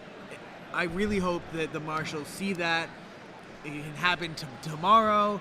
Just we need to make sure that that happens. That everyone knows that this type of stuff will get you caught, will hurt your team, and people will start to pay more attention. Those sort of late hits, they're not common, but they're not uncommon enough. A lot of people, we just saw it in the previous Palos fight. Two fighters were continuing to grapple, which is safer than striking a fighter when they're down, but grappling with a fighter when they were clearly down. And I understand the need to say, I got to get this guy down, because I've squatted far enough down that fighters thought I was, and then I popped back up because I wasn't. So I understand knowing I want to make sure, but at the same time, you can't be throwing strikes at that point. You know, you just gotta be more aware. So that's horrible to see that. Ugh. Well, hopefully we'll get an update soon and can share it with y'all. And yeah, with the comments, I know other folks are able to review it maybe on better screens than we can see on just my cell phone up here that I can't zoom in on. It did look like a strike to a downed opponent with one knee down, but it looked to me like it was in the trap area. Yeah. The marshals were pretty clear saying it looked like it came off to the side, and again, it may have been one of those moments where you hit the plates and the plates dig in. Oh, One fighter Northblood down from a trip. Another. 5-3. That one Northblood doing a great job protecting the backfield, jumping in there. Yeah. Oh, looks like they got a Pale Tempest fighter down too. They did. It's 4 now. Oh, 4-2. Yep.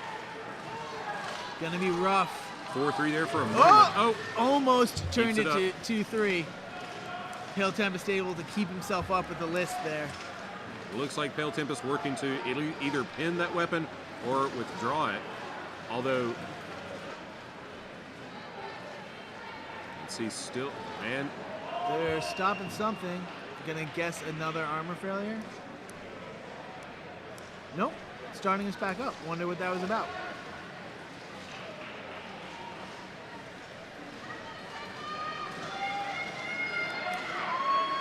A hard pull. Yeah. The marshals may need to keep an eye on whether or not that's behind the. There he goes. Is definitely on the head, not the neck that time. That's great. And Nice he's turn. down. It's 4-3-1. 4-1. 4-1, I think. So looking back at the strike on Patrick, it looked like it may have been illegal because his knee was down, but not illegal because of location. Yes, yeah, 100%. A legal strike if Pat had been up. 100% that looked like a legal strike both to us and from what the marshals were saying. But that is a late strike. And a late strike is an illegal strike. And an illegal strike that puts someone out is a red card. Well, and I think that goes back to what we were talking about earlier, and I think you may have mentioned that, about the smaller plates. If they could have driven in, could have not spread the impact out as much as necessary. I'm pretty sure Pat wears a gorget. And one of the gorgets are great. They protect your neck. They protect your throat. They're very important. But if you hit them wrong, particularly because usually there's a little bit of a collar that sticks up, that's what protects your neck, and that could stick out. And if you hit the collar down, you can drive the collar part, that little sort of vertical bar, directly in, and that can cause a lot of damage, particularly in sort of a nerve area like on the trap area. Or it could have been a small plate over the trap. It's hard to see exactly if it landed in the back part or on the top. Well, chat, we're so happy that you're still here with us and engaging with one another. We're going to get you all the updates we can. I'm going to go ahead and check with the general and see what we've got. The general chat, not someone named the general, although it very well could be.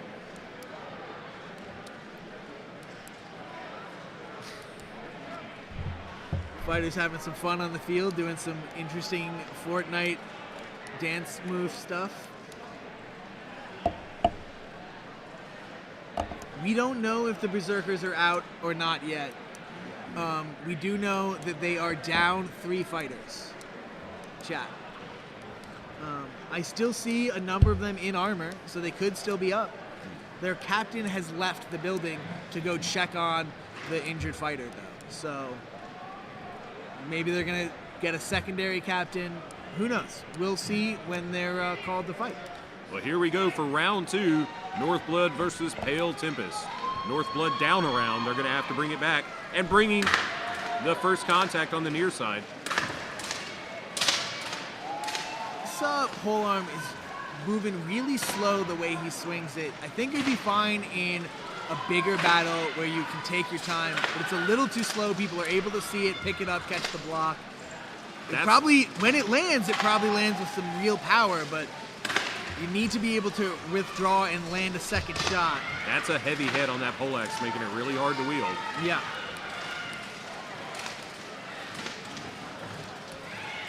Five still. Good movement by both teams. Yeah. Scrum kind of broken up. Dom's got to watch out. Oh, a big hit, but still standing. Still standing. He's a heavy man, hard to move. Someone's dropped a weapon on the far side, it looks like. And it looks like that the broken shoulder piece has been repaired from earlier, obviously, would not have been let back on the field. Yeah. Oh, we have a first takedown of the round. We'll see. Marshall's not saying anything. So Northblood is up 5-4, but about to get hit from behind. Oh, he was just able to catch that coming in. Dom's got to be careful. He survives. All right. Northblood could turn it around right now. They're up by 1. Hard axe shots raining in on the near side. Pale Tempest fighter doesn't like it. Amazing work to get that takedown, though. So we're back to 4-4. Good open field work. 4-3 now. Tempest up. A trade in the side, 3-2. Pale Tempest breaking the head control of Josh Friars. Immediately goes back to work over that. With his foot trapped like that on this near side, I don't know if you can see it on the camera. It's going to be very hard for him to do any work, and he's down. Oh, there it is, 3-1. Going to Tempest. We're not 100% sure about Berserkers yet. We're working on it.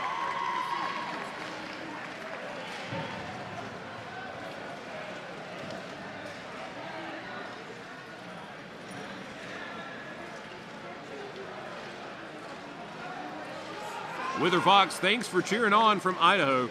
Glad to have you here, and Pale Tempest is glad to have your support.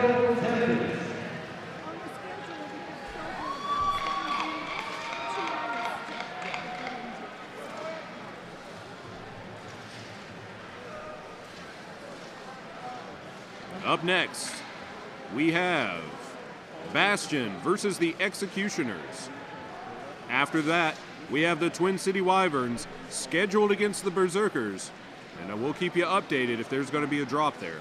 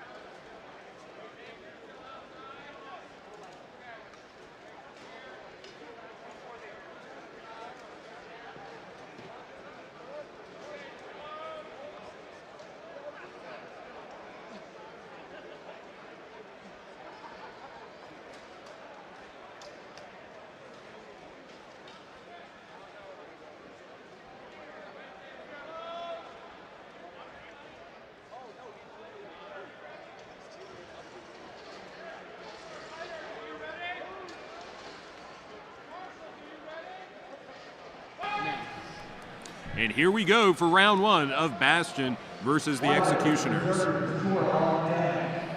Slow start from both teams, walking out very, very conservative, want to feel each other out.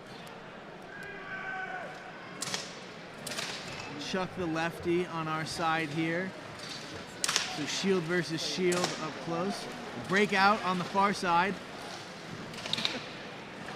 A couple of big punches coming in, nothing of effect yet. Some backfield movement. But good field awareness. Although we're about to get a hit here. Oh, Josh with a nice, for the second time, Kearney down on a takedown, loses his gauntlet. He is not going to be happy about that. 2 Bastion down, 1 Executioner down. Oh, what a hit! Chuck able to survive it though. 4-3 still. Oh, looks like it could trade on the far side. 3-2. On the near side. 3-2 Executioners. Bastion's still in it. Just has to get 1 down, and we're back up to a tie. I would be getting some work if I'm that last 3-1 fighter. So the update we just got, based on the time and the number of fights we have left, is they're going to be trying to really rock this through here, having marshals check the substituting fighters quickly but thoroughly, but to be efficient with our time, to get people on the field, to get these bouts happen today within our limited time frame here in the arena. It is 7:19 local time, Eastern Standard Time, here in the United States and South Carolina. We have been going for 9-10 hours today, with just a couple of little breaks. Usually there's a longer lunch break in there. Glad they didn't take it today. The marshals have been pushing through. The fights have been going quick, other than the one longer delay, which I don't think would have solved the overall time crunch. No, I don't think so. There's just a lot of fights to get through, and then some of the fights went long. There were some four-round fights, some long timeout rounds. You know, it happens. Sometimes things go long. I want to give a shout out to Dustin Brooks at the end of that fight, throwing a shot right at the end. Saw that it was 3-1, checked the swing right before the thing. And you know, that's the type of sportsmanship and camaraderie that we love to see. That is, for the most part, just across the sport. That type of sportsmanship and respect is just always there. Fighters usually have a really good sense of 3-1s. And just wanted to give a shout out to that, because it's a good, nice move, and we like to see it. Interesting lineup here. Paul Friedel, every time we've seen him come in before, has been in the middle. He's on the near rail with that big, I think it's called the Burgoyne? I don't know. Big sort of diver-looking hat. Like with the crest in the center. Yeah. So he's on the rail for the first time we've seen today, with Dustin off his shoulder. Looks like we have an armor issue. Last minute change. The marshals are going to allow it. Sometimes they don't. Sometimes if you walk on the field with broken armor and they've closed the gate, You're set. Yeah. It looks like they had enough time. I don't know what the time crunch to make that happen is technically. So, you know, lucky for them that they were able to make that switch. So we got Josh Kearney and JS on the far side for the Executioners, Alex Doss in the middle. Don't know any of our Bastion fighters' names, unfortunately. We're going into round 2. Executioners have the advantage from round 1. Yep. Bastion's going to look to make a comeback right now to see if they're able to pull it off. I think they're going to have to work intensity on this one. For real. I would like to see them make a push, see their center go. I don't think the Executioners have looked great against high motion teams today. Bastion lost a weapon, but able to regain. Oh, looks like a trade. Yep. 4-4. Oh, and a Bastion fighter tripped over backwards. 4-3. Nice. Executioners up. Got to be careful about that. I don't think Bastion knows they're in the backfield. Oh, no. That's a big hit. Yeah, he's going to get this. I think he's going to finish this. There it is. And there it is. 4-0. 4-0. 4-1-4-0, yeah. Well done. That was a quick work right at the end there. Up next, we've got the Twin City Wyverns versus the Berserkers. And the Berserkers are lined up for the field. Do see another Berserker. Oh, God damn it. Another medic. Let's see what happened. He looks like he's standing, though. He might be all right. They're still coming over. I have a feeling the Berserkers are going to do a... wait, no, maybe. 1, 2, 3, 4, 5. All right. I think they are going to fight.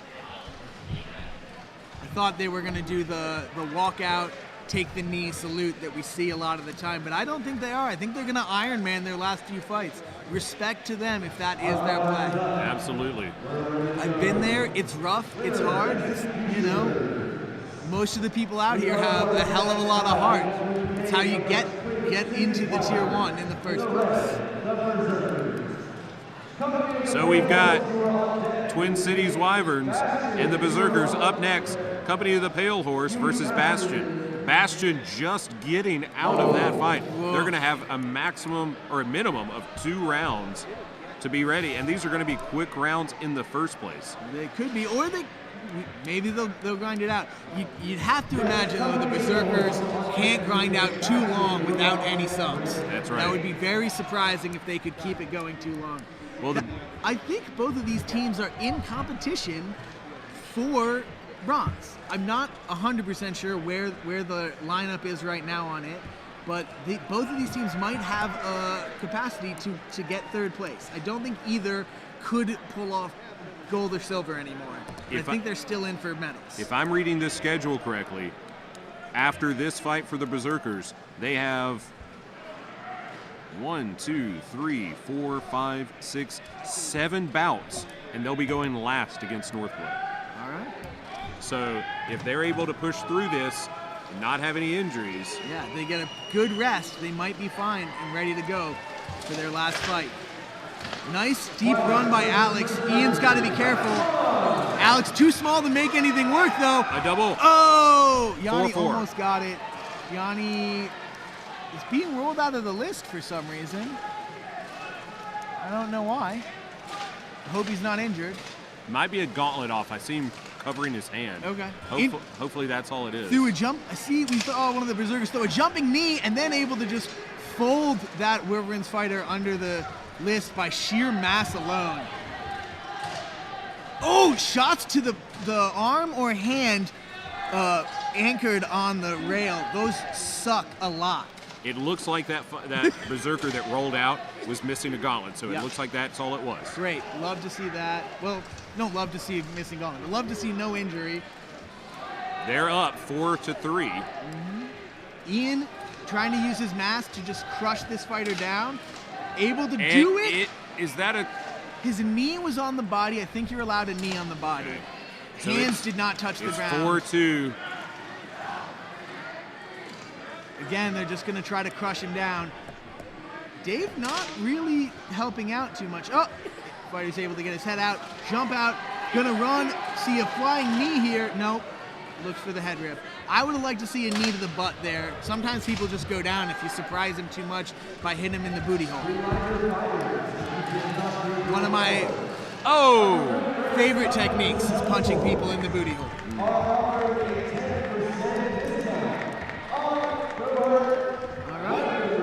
Berserkers down to 5 fighters and able to pull it out. That was incredible. Yeah. But let's see what round 2 has, because gonna be tired. None of them get a break.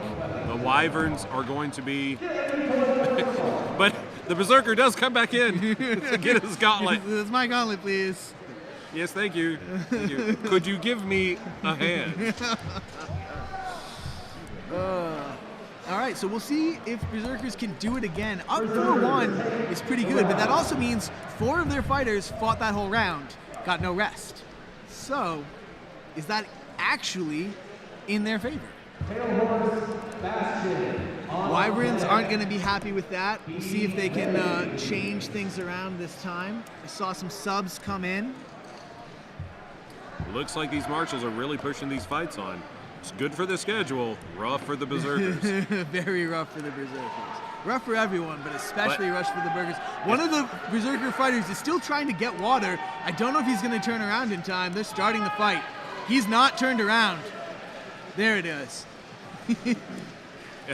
that Wyvern runner could have continued right on through. Yeah, probably should have. Oh, he can't get his hand on the... Big hit. Able to survive, but in a compromised position now. We'll see if he's able to walk out of it. Able not only to walk out of it, to give his buddy a good head control. Nothing on it anywhere, though. Kind of anyone's game at the moment. There is a Wyvern in trouble on the back rail, but he pops free. A Berserker in trouble, but I think the Wyvern's not going to have room to finish that turning pull. It's just kind of a scrum in the corner. What? Is that a trade? There's a pull down and maybe a trip. Yes, another Berserker down. Wyvern's up, I believe, 4-3. But now it's evened out. 3. What a big throw that was. Just sort of monster hucked him over his hip.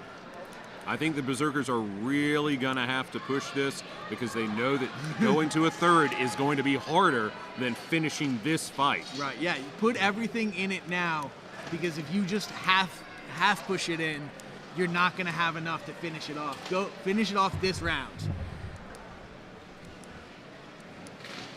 Really need to kind of balls to the wall now, leave it on the field. Well, I think one of the Berserkers, on the far side, looks like he's lost his weapon, trying to rearm. There he goes. He's got his backup axe out of his If I were holster. the Wyvern, if I could have seen that happen, and I don't know if he had, I'd have tried to just slap that out of his hand as he draws it. Looks like he's grabbing for it. Looks like that's sort of, he's looking for another weapon strip. Another push back. Berserker in trouble. Yeah. Oh, he's got another. it good. Was able to turn into it. I think he's still... Oh, 3-2. Wyvern's up. That Wyvern on the ground might have moved. Didn't see enough whether that was going to be counted as a problem or not, but it did look like he moved when that trip happened. Ooh, that sounded nasty. 3-1, Wyverns. I think he broke an axe on his butt and knocked down for the favor. Yeah, but that was after the fight, 3-1. Hopefully, he might get a card for that. That was pretty late. I don't know. I didn't realize the fight was over yet. The Marshals might not either. I did. Well, if Evan, the Marshals didn't call it, he's safe. If the Marshals called it, he might be in trouble. And it was 3-1 technically, but one of the 3 was unarmed. Yeah, I don't think that matters. I don't think your inability to take offensive actions is going to affect your ability to be counted as standing. But that's a little technicality that maybe it does. I do see one of the medics talking to someone, but I don't know if it's just maybe having a conversation. Rise. All right, that's the round. That sucks for the Berserkers. Going to 3 is not what they wanted. That was a hard hit, though. Yeah. Yeah. That guy might be a little stunned from that one still. Berserkers are up and moving. The heart of these Berserker fighters to continue on without rest, to continue on without backup. You can see them walking with a lot less pep this round, walking back to their side. They're still in it though. They're gonna try to finish this out, and they could. They've shown heart and skill. They could still pull this out. It's gonna be very tough though. And when I say without backup, I mean without other fighters. They've got plenty of support there on the side of the field, water and coaching. But this is not a time frame where they're able to give them much. No. I think the Marshals are going to give them what they can. Looks like Ian's having some sort of gauntlet problem. He's smashing his hand against the list, trying to deal with his right hand. I do like seeing Ian come out with a shield and a one-hander as opposed to he usually does a two-handed chopper. I think he's been more effective with this loadout.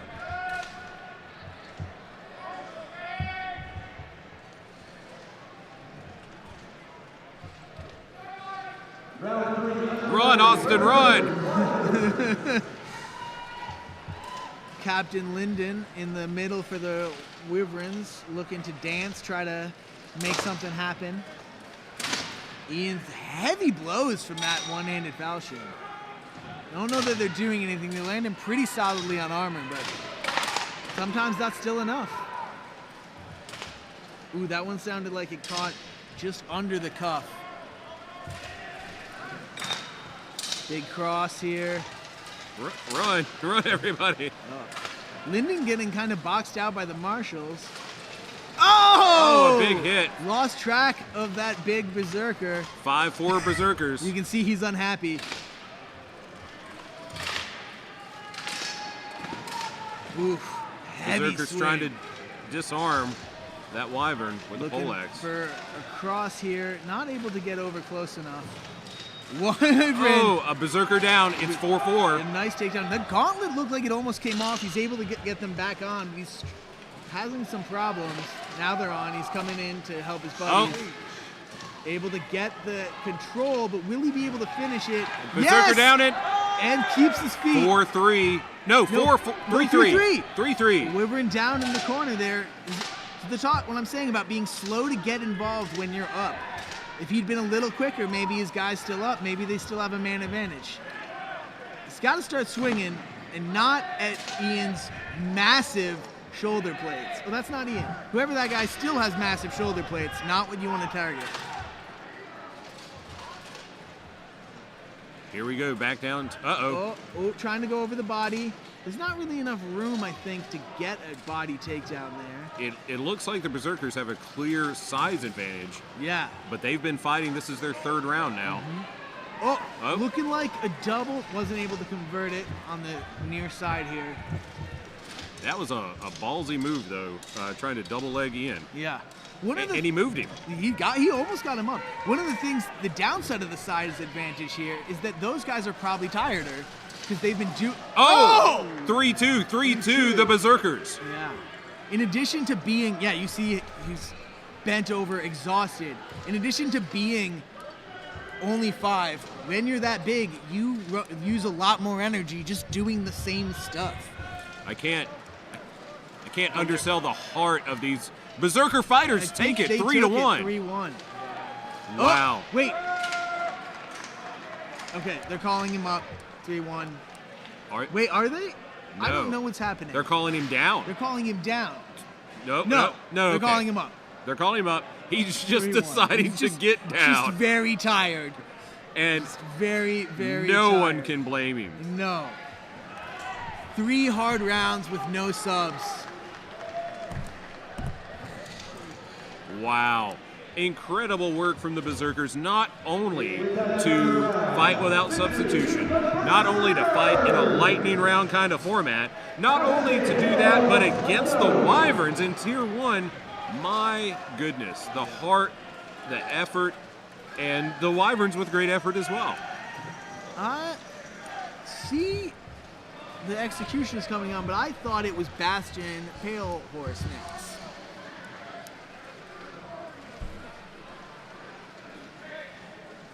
I see Bastion and Pale Horse on the list, and then Executioners and Vagabond. See Pale Horse and... Oh, they're on deck. They were told they were up early, I think. I don't think they've heard it. I think the Executioners are just ready to fight. Let us out. Like, we've been sitting too long. Who's up with the Executioners next? Knyaz USA. Oh. If they want a shot at silver or gold, I think they need to win that. If they lose that, I think they're fighting for bronze.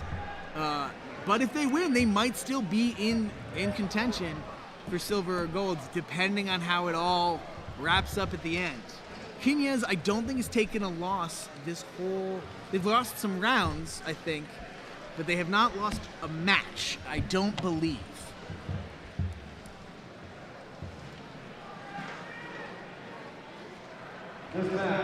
Knyaz won their first against the company of the Pale Horse.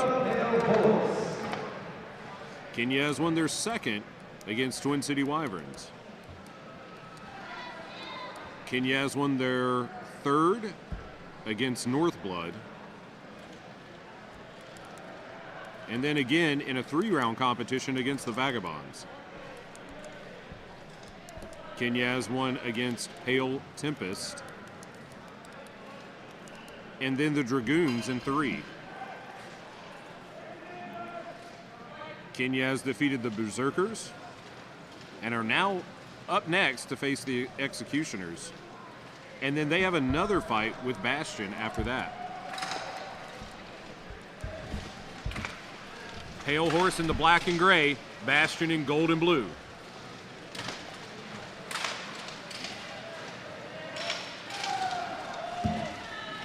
A big day of fighting here, but these fighters aren't done yet. They haven't given up. They're still swinging for the fences.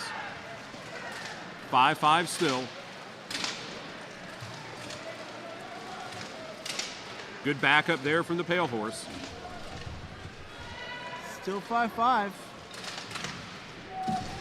Oh, a big sweep, but a miss. Xander's got to be careful. One Almost Pale got Horse the miss. down. And another with a Bastion. Yeah. Bastion 4-3. looking good this round. 4-3 Bastion. Their step, well, and another Pale Horse down. A gauntlet missing. So Bastion is sat down. It's 2-3. It was 2-3, but then Xander took a knee. He's going to try to say I wasn't trying to take a knee. We'll see how that plays. Apparently it plays. All right. 3-2 Bastion. Something about I thought the marshals were trying to sit me. Sloma down 3-1. That was a reaching punch, but he tripped in the process. 3-1 to Bastion. Bastion representing well today.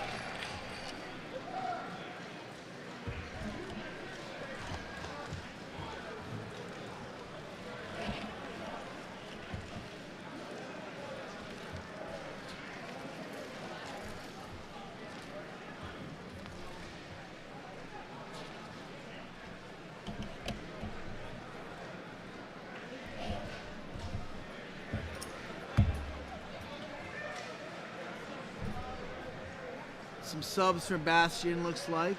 Some subs for Pale Horse.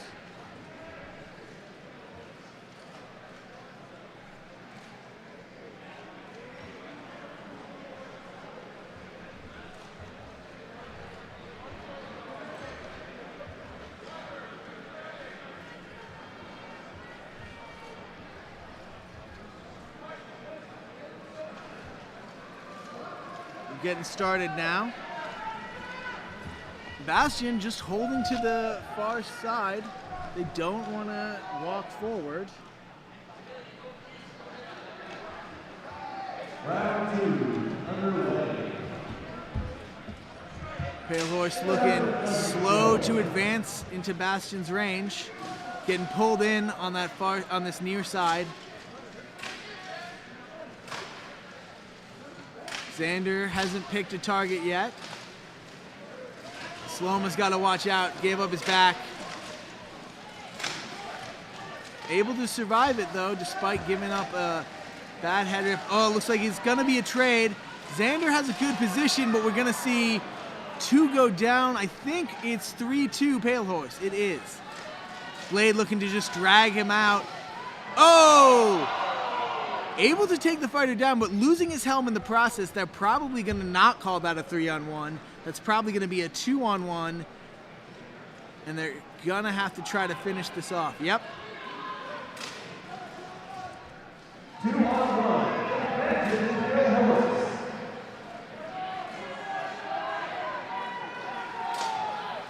Chris looking to get hands-on. Killian just putting that ball mace to work. Chris has kind of boxed out his partner. Killian just trying to block the handoff, and looks like he was able to do it, or maybe the fighter lost his... No, yeah. Was unable to keep taking those ball mace shots from Killian, suggesting that those maces are, in fact, starting to really have more of an effect than previous maces.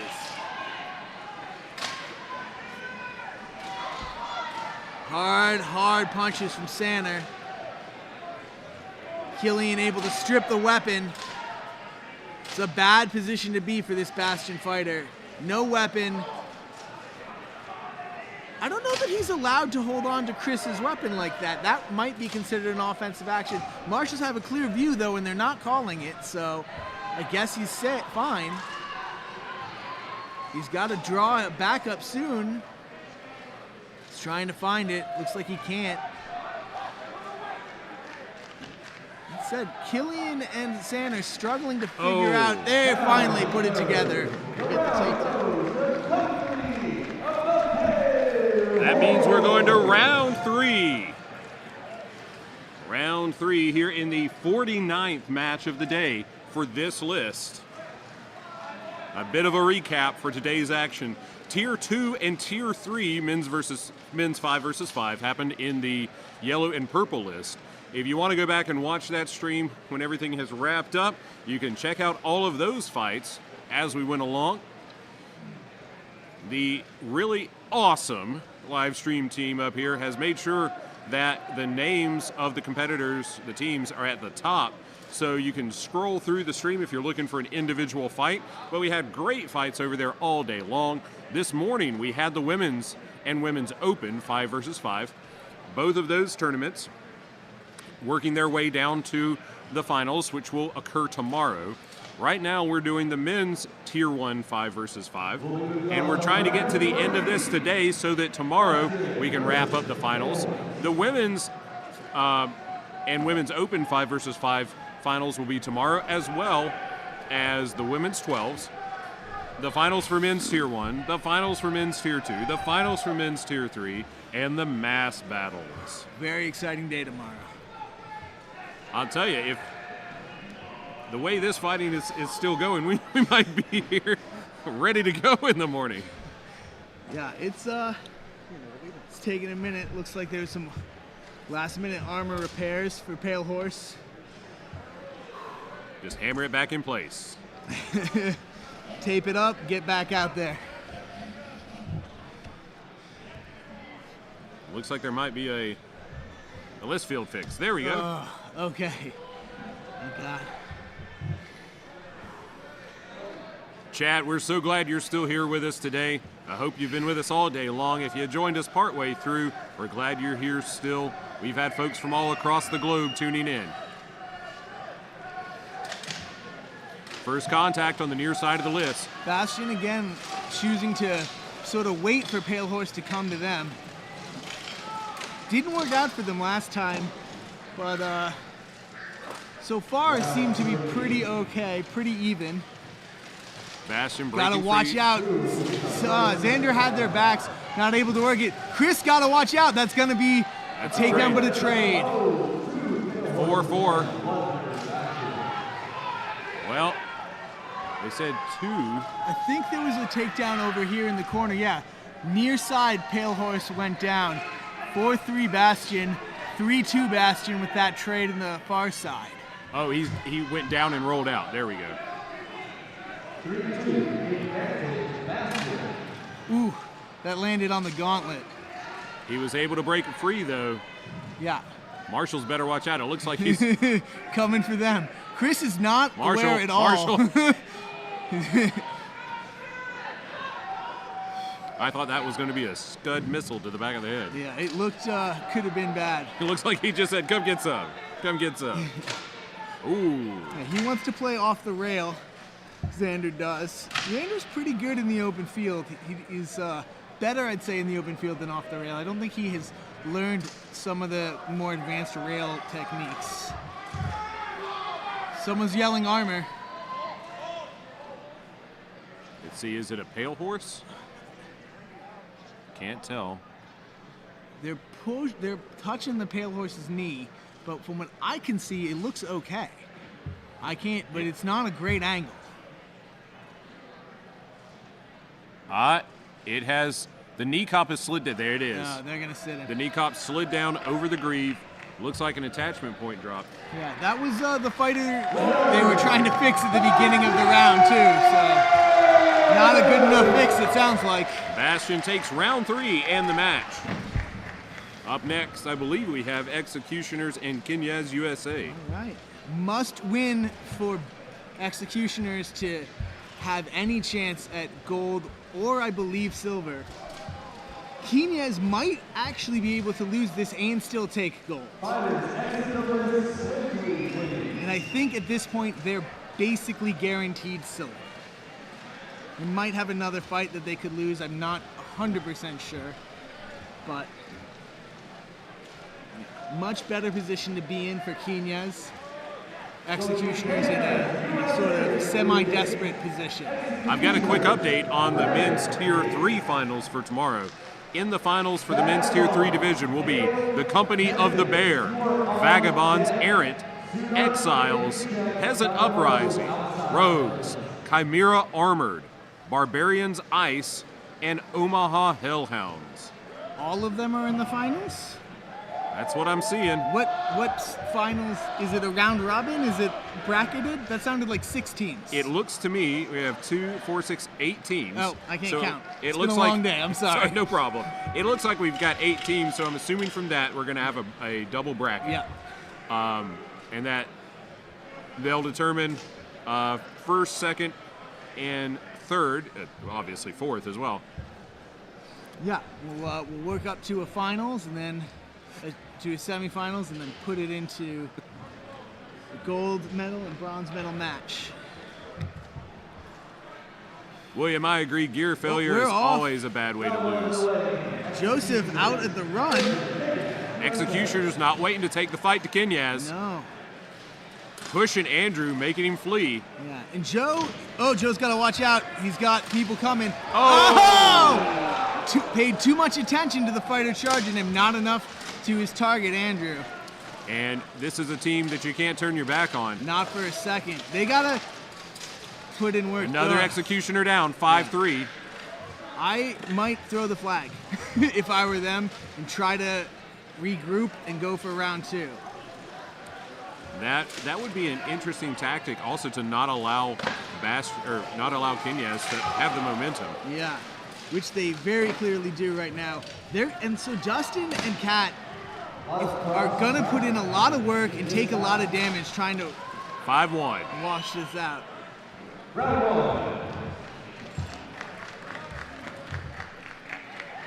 This is a great fight going on now, but up next we have the Vagabonds versus Pale Tempest. 2 Northwest teams fighting each other coming up next. William, we're going to try to get you that answer on the Tier 2 teams in just a moment. I've got to switch over to a different file, but I'll see what I can get for you, friend.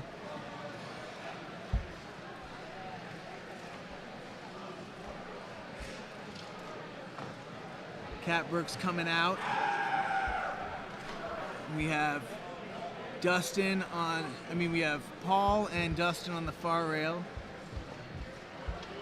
Josh coming in or Cat coming back in?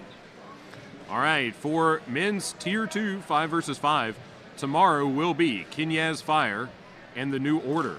Then Ordo Draconis versus the Death Dealers, and then Tulsa Free Company versus Cincinnati Barbarians.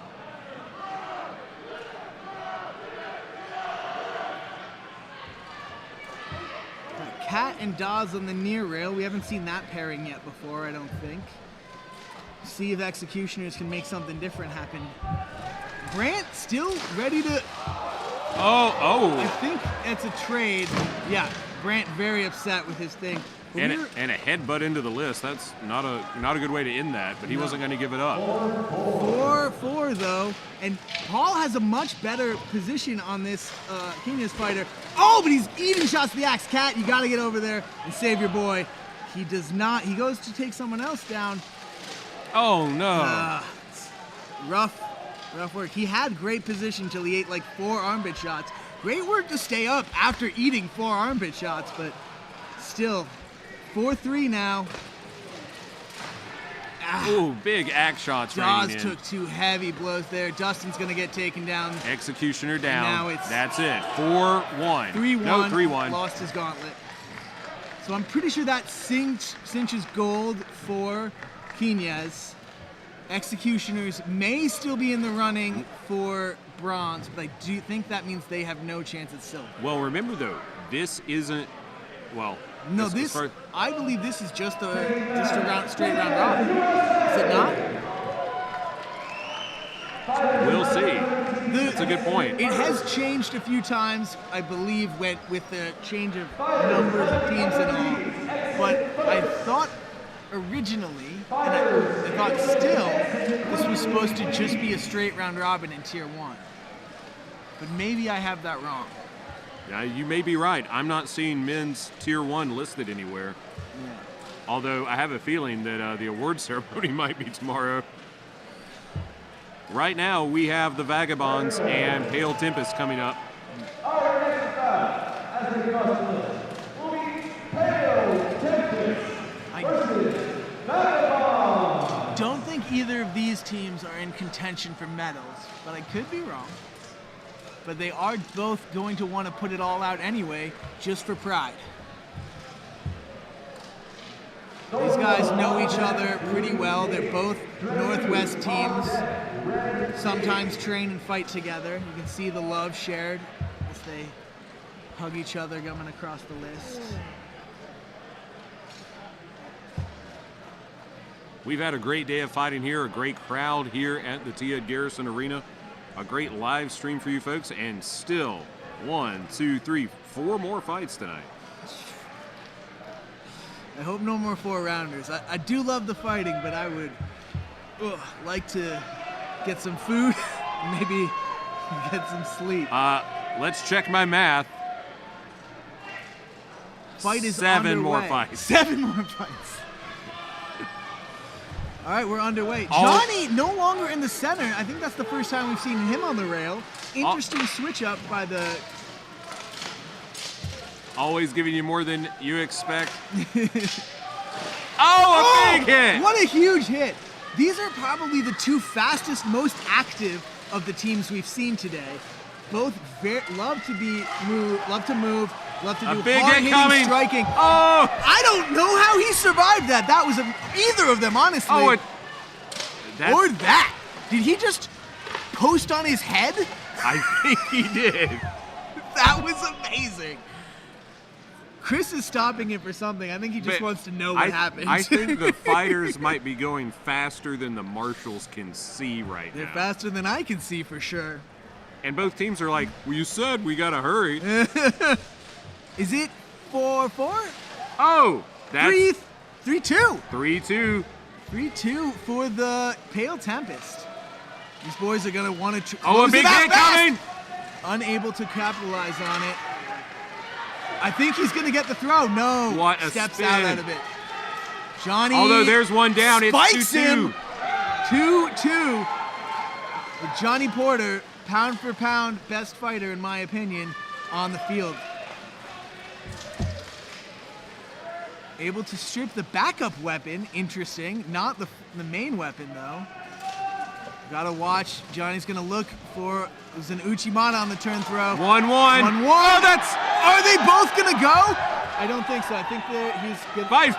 They're saying fight. Keep going. Keep going. He's got to be careful though. He's in a real rough position with those bodies. Able to survive it. All right. We have a hell of a fight going right now. 1-1 to wrap up round 1. I believe this is going to be a tie. I think you are. No! Oh! He might be up. They might call that up. No, they're going to call it down. Missed that. They're going to call it down. What? Questions? So what's interesting. Down? Yeah, they're calling it. Okay. What's interesting is he might, if that body wasn't there, he might have actually survived that because of the way he had braced his head against the rail and that squat. He didn't put much weight on the body, but he did put some weight, and that's why they called him down. But without that body, he might have had enough room to catch himself and stand up. Rare that's gonna cost you, but that time it did. Hey, Chad, thanks for sticking with us today. We're bringing you some good content, some good interaction, and some great fighting here. Great fight. That was a hell of a round. That's definitely up there with one of the best rounds of today. These boys are bringing it. They're both very hungry. Still got energy, ready to go after 10 hours, did you say, of fighting? Right now we are rocking on 10 hours. Yeah. It's a long day in kit. Oh, I am hearing that Head Marshal's microphone is coming out of speaker. Oh, yeah. I like that. We have lost a bit of the crowd as we've gone this late. Well, I think a lot of the crowd on the far side migrated over here once the purple and yellow list stopped. That would make sense. One Vagabond down, two Oh, Vagabond down. Oh, but he didn't see the body, took himself out. 4-3 Tempest. Still up to the Tempest. Vagabonds were able to almost turn it around last time. Will they do the same? Oh, big falchion shots raining in. Oh, axe shots. Heavy blow. Oh, it hits his own buddy right in the foot. Rolled a nat 1. A big push and a double. Oh, another hit. It's 3-2 Tempest. He's going to catch it. He did not. Thought he was going to catch a turn throw on that. Very explosive charge there. Johnny looking to put heavy head pressure on this fighter turned into the list. Oh, but he's got his leg pinched. Gonna be hard to turn this around. Big movement. 3-1 Tempest. The crowd goes wild. Everyone happy to see this. What a fight. What a round. Round 2 and the match to Pale Tempest. Up next, we have Northblood versus the Dragoons.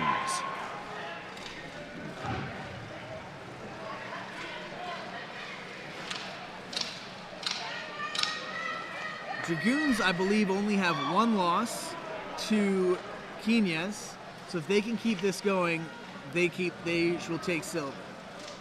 Assuming, again, of course, that this is just a straight round robin, which I'm only kind of guessing. Well, the chat is saying that it is the men's tier 1 is a round robin. Great. Love when the chat agrees with me. Don't like when they disagree.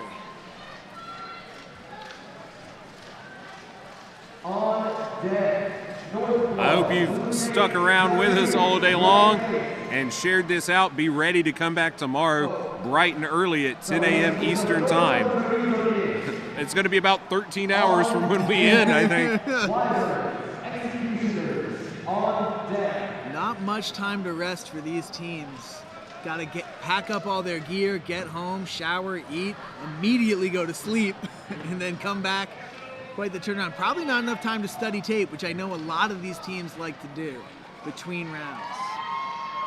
Well, and it may be interesting. Even the tier 2 and tier 3 teams that may be out, except for the ones that are in the finals tomorrow, those teams may be tempted to have a little bit of recreational beverages this evening, but there's going to be plenty of fighting tomorrow for them. Yeah. Here we go. Wait. Yes. Northblood and Dragoons.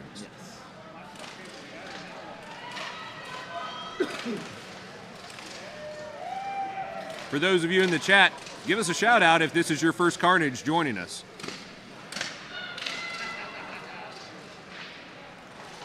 Dragoons just sort of slowly walking, trying to pin in this Northblood team, pin them against the rail.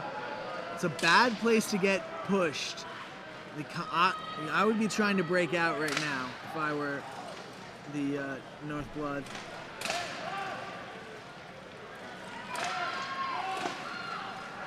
Kind of have put yourself in a position where the Dragoons can just pick at you. It's not a great place to be.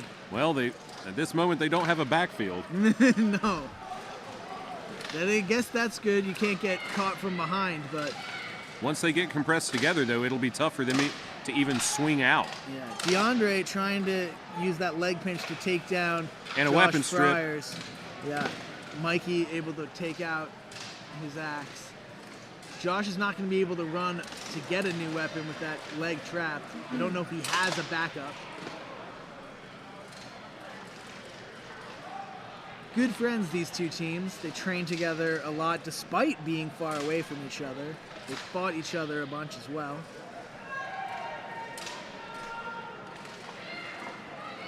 Josh does not appear to have a weapon. He's got to be careful in getting out. to not take an offensive action. He let go of that. He's got to run now. DeAndre on his back, able to get control of the head. Oh, ooh, Adam. It's a double. Yeah, went for a little bit of a risky, high dynamic throw. Missed it. Josh was able to rearm. Another trade up top. It's 3-3. Oh! Mikey Dragoons pushed him back. It's 3-2. 3-2. He's going to go to work with that axe. I've seen him break armor with that one-hander. We're going to see how they call it. He's up. He's up. They're trying to tell him to let go of the arm. I'm wondering if he can. You think he's locked in? That will happen. There's a gauntlet behind that. Okay, no, he was just holding it. I'm stuck, boss. I'm stuck. That's 3-1. Dragoons.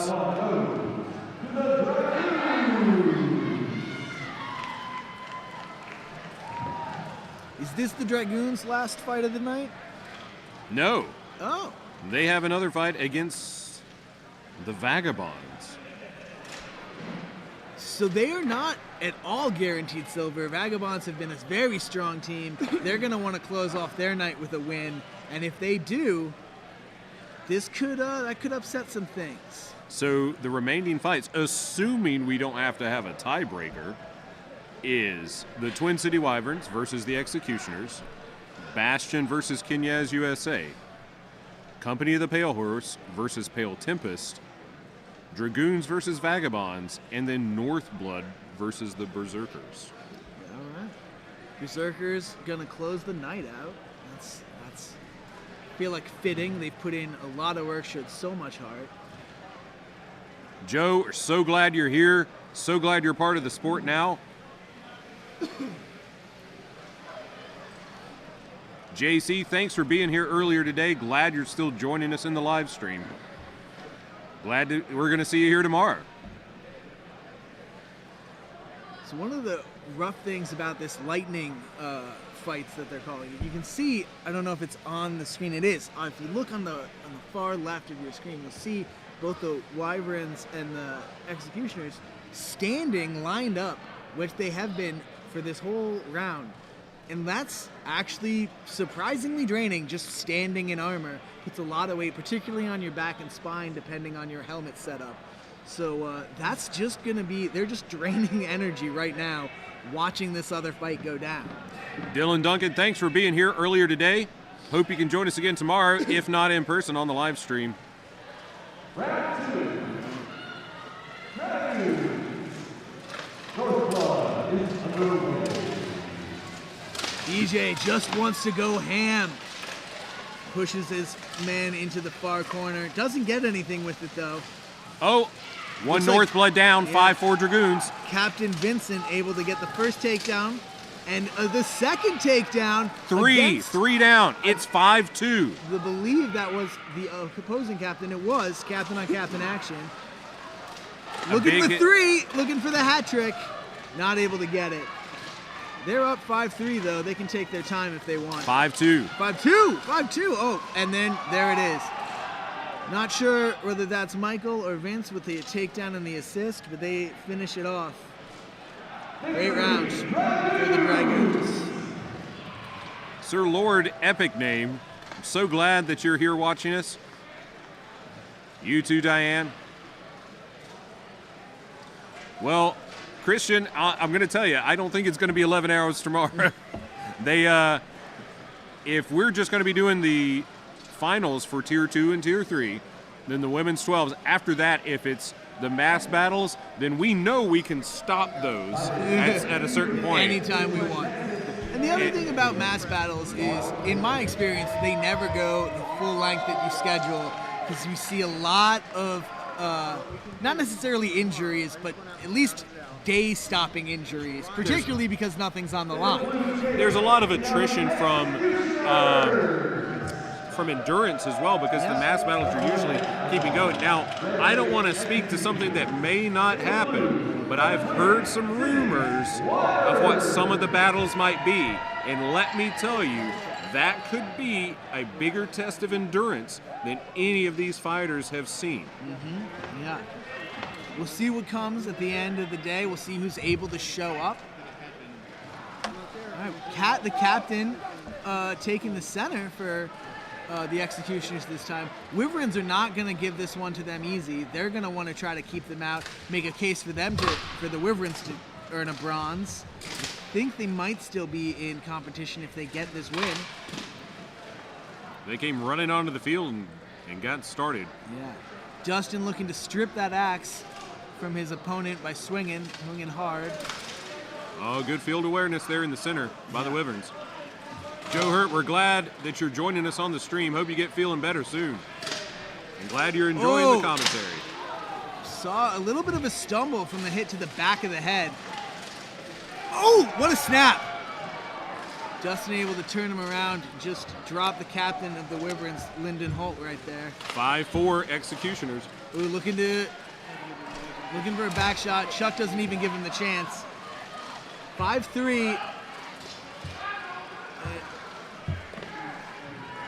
Cheeky little axe shot. Not going to do anything against these Wyverns. You need to put some real power onto it. It looks like one of the Wyverns, I can't tell, he may be unarmed. I don't see a weapon. That's a bad place to be when fighting. It looks like he's trying to turn. He might be trying to, no, he's just trying to not get caught fighting.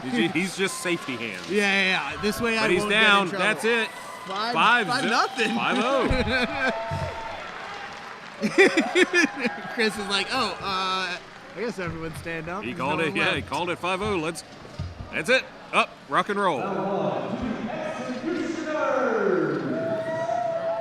Don't believe the Executioners were the ones who ran face first into the list. If you're talking about that highlight reel from Sam Rides, that was one of the Rat Pack last year. If you're not talking about that, sure, probably.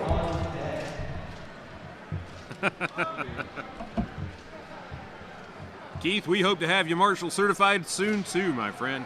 Yeah, last year there was a beautiful attempt at a flying knee, and the Listfield got its first confirmed takedown. Yeah, Sam Ride just sort of stepped out of the way. The guy flew in, hit the rail, fell down. Hate to see it, but also you kind of love to see it. I hate to see it, but I love to watch it. All right. Dustin moving into the center for the Executioners. Perfect Scraper. We have decided that Wyverns versus Wyverns, we're just going to alternate and get it wrong as much as we get it right, because we are not sure which one's which. I like Wyverns myself. Oh, big hits. Those right hooks coming in on the near side. Joseph looking for a big dynamic of Soto. Not First able to down. get it. Second down. The heavy turn throw, though. 5-3 Executioners. Lots of movement, though. Oh! Alex with a big takedown. And then goes for 4-2. Gets a go sheet almost. A big shot. Oh. Taking turns, working on the railroad. Neither of them are able to really power off after those first two ones, though. They got to calm down, put some real... And 4-1. Executioners take it. Up next, Bastion versus Knyaz USA. Knyaz USA, I would say, arguably the favorite. Yeah. You have to expect at this point Knyaz USA is going to walk away with it. They haven't lost one yet, and they're not going to be looking for it to change that now.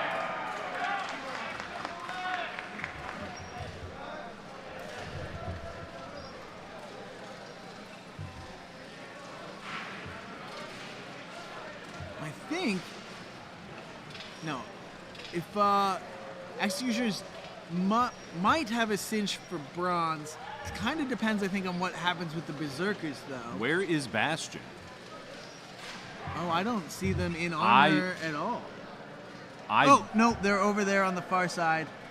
Their marshals had them waiting, standing off. The first tabard has faded so that I thought it was kind of purple and gold. A little bit of dust, a little bit of sweat. Small Swole Seaman Roll, thanks for being with us all day and for the shout out. You are so right that the support staff here has been incredible. The hospitality staff, the blacksmithing staff, the scorekeepers, the marshals, the timekeepers, Joel and Greg up here making sure this live stream comes to you. Shout those two out big time.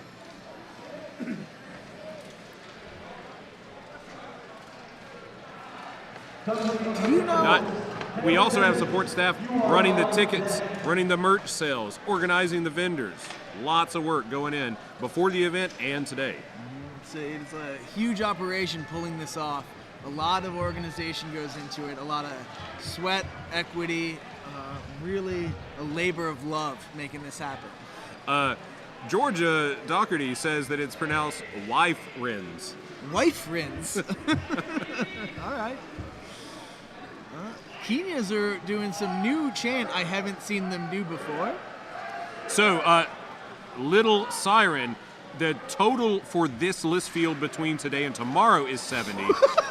Doing the West Side Windmill. McCabe almost taking his own guys out with it. The He's tornado. having fun. He's pretty sure that about himself at this point. But if they get too confident, these Bastion boys will make him pay. So that's right. So the 70 fights are on this list total. That number is. Oh, Chad with a heavy check. Wasn't able to catch him off guard though. McCabe. Oh, a big takedown in the center of the field. That's his fucking biggest move. He's gonna get a second one now. Oh, no? Yes, he is. You just don't. Oh! It's 5-2. It's 3-2. It's 3-2. All right. Bastion back in it. Oh. McCabe trying to trip with the axe. I have not ever seen that work, but it's very fun to watch. Ooh, that's a nasty shot. It looks like it might have deadened that guy's arm. I think he just said, come on. Oh. I'm not sure. Oh, no. The Knyaz axe is stuck under his armor. I just realized the Knyaz came out with all axes. He's like, yeah, whatever. Come on. All right. I got a great helm. Whatever. Yeah. Oh, that was the first one that landed not on the armor, and you saw it did a little bit of a different, did a bit of a different reaction when it landed soft. So, Littler Siren, what is populated at the top is based off the score sheet that's live updated so that we don't have to change it in the live stream booth. As the scorekeeper updates which round it is, which event it is, and which team won, that's updating. So that 70 that you're seeing is the 70 total fights scheduled for the blue and red list. That also includes tomorrow's fights. Today we are going to match number 57. So this and 3 more.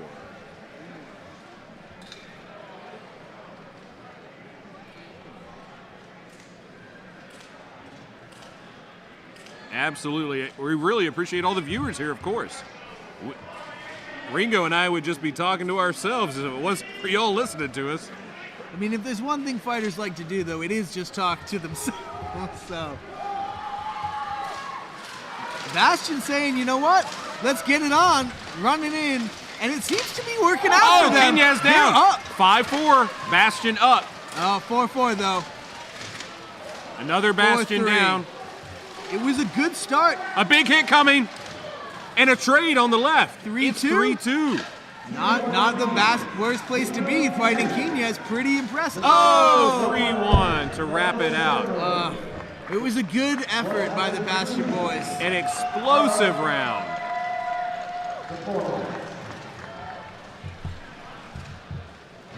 The Knyaz helicopter nearly took liftoff at the beginning of that first round. It's a new technique I've yet to see. It looks very dangerous, but to friend and foe alike. You don't step into the blender. Lined up and ready to go, we have Pale Tempest and I believe Vagabonds. I'll check the list. No. Pale Company Horse? of the Pale Horse and Pale Tempest. Fight of the Pales. Pretty sure the loser's gonna have to change their name. With all these pails on the field, I hope no one kicks the bucket.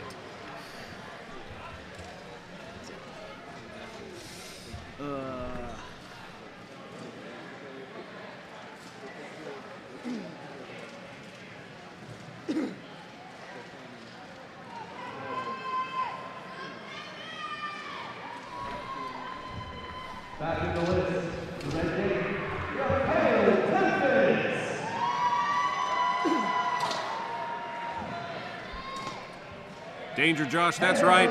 We do love talking to ourselves, but I'm so happy today. I would be talking to myself, but there's someone else here this time. And he's doing a great job. Thanks. First time on the stream. Hope I'm living up to the quality that you guys have set in the past. Here we go, first contact on the near side rail. Pale Horse on the near side, just walking in as hard as they can. Far side, they're being a little bit more cautious. No one's really ready to engage yet. Looks like the far side's looking to break away. Almost caught him. Xander not gonna get caught slipping like that though. We do have one Pale Horse down on the near side. Oh. And Two? another. Yeah. Pale Tempest is up 5-3. A good reap. Not down yet.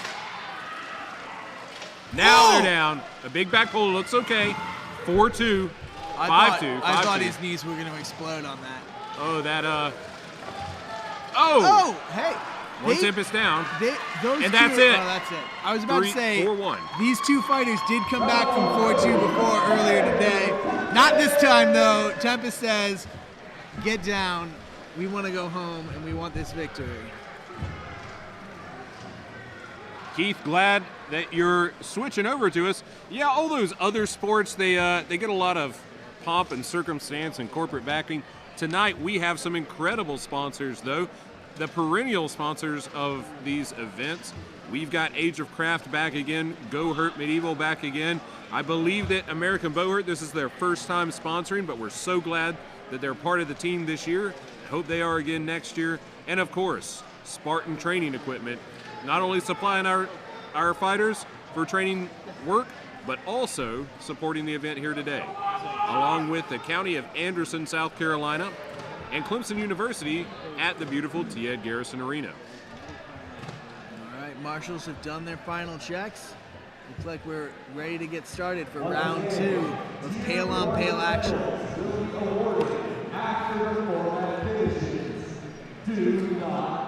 Oh, there's gonna do the medal ceremony today. Well, I think because they have hit hyperdrive, we might actually have time to do it before 9. We'll see. A sweep attempt early on. Oh! 4-4. Some Three Stooges moment in the middle. Pale Tempest gets the takedown, 4-3. A horse coming in. Oh, and a big hit and a takedown. Yeah, 4-2. What a good hit and then rake. Tempest, I feel like, has looked better almost every match. It's 3-1. They really seem to pick it up the more the day went on.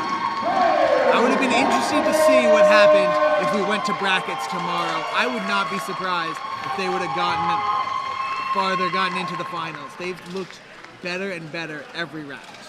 Such a good bout.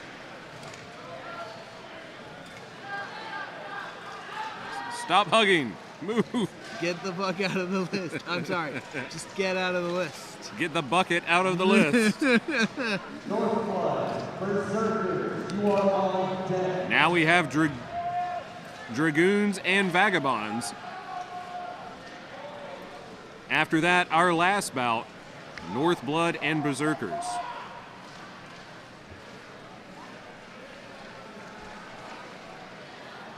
What a day of fighting, and only day 2. Make sure you don't miss tomorrow's action. The 12s, the mass battles, tier 2 and 3, 5 versus 5 finals. So the Dragoons may still have silver regardless of what happens. But if they win, they definitely have silver. If they lose, it might go to small points. It'll be very interesting to see if the Vagabonds can take this match off of them. The Vagabonds with the speed, Dragoons with the power, at least so far today. It's a very interesting stylish matchup. The Dragoons love the slow play. They really want to put hands on you, work off the rail. Vagabonds look like they're working for that push and turn. Smart to keep Adam in. Adam plays a very similar style to most of the Vagabonds. A big push in the corner, but a miss. Hit from behind, a knee, another. 8 fighters piled in that corner. Cannot tell what's happening, who's ahead. It's just a massive scrum of violence. I'll tell you exactly what's happening. Oh, Brett just tripped himself skipping down the field. He's not going to be happy with that. I'll tell you exactly what's happening, Ringo. This is Carnage. So, looks like Vagabonds up 5-4, but I can't really tell in that scrum if someone's gone down or no, I see 5. I see 5 now. 2 working BJ, and they're able to finish. Another Dragoon down. Oh, Mikey turns it around though, 4-3. They're still in it. There may not be anywhere to fall. Yeah, that's the advantage they have here is there's basically no room for the Vagabonds to work. Yeah, I like this move going over to the other side where they do have room to work and they can take more advantage of their size. Mikey is almost, looks like he's getting pulled out of the corner by Johnny over there. Johnny's really going to want to do that. This is an interesting grab on the near corner here. You see the fighter has wrapped his sword around the back of DeAndre's head and then is holding it with his bicep, kind of like you would if you were trying to rear naked choke somebody. Another Johnny Dragoon down. With a nice takedown. 4-2. He's going to start lighting DeAndre that up. was a big shot. Yeah, DeAndre said no, thank you. Turns to face. And they're stopping for something. I think they're going to... looks like an armor. I think they're going to sit this guy for his pinky coming out of his gauntlet. No, it's his visor. It's his visor. Oh, it's DeAndre's visor. The whole hinge came off. Oh, wow. That helmet is done. The helmet's done. A couple of helmets, a couple of rivets in that visor clasp, and we're good. It is, the action is unhinged here at Carolina Carnage 2026.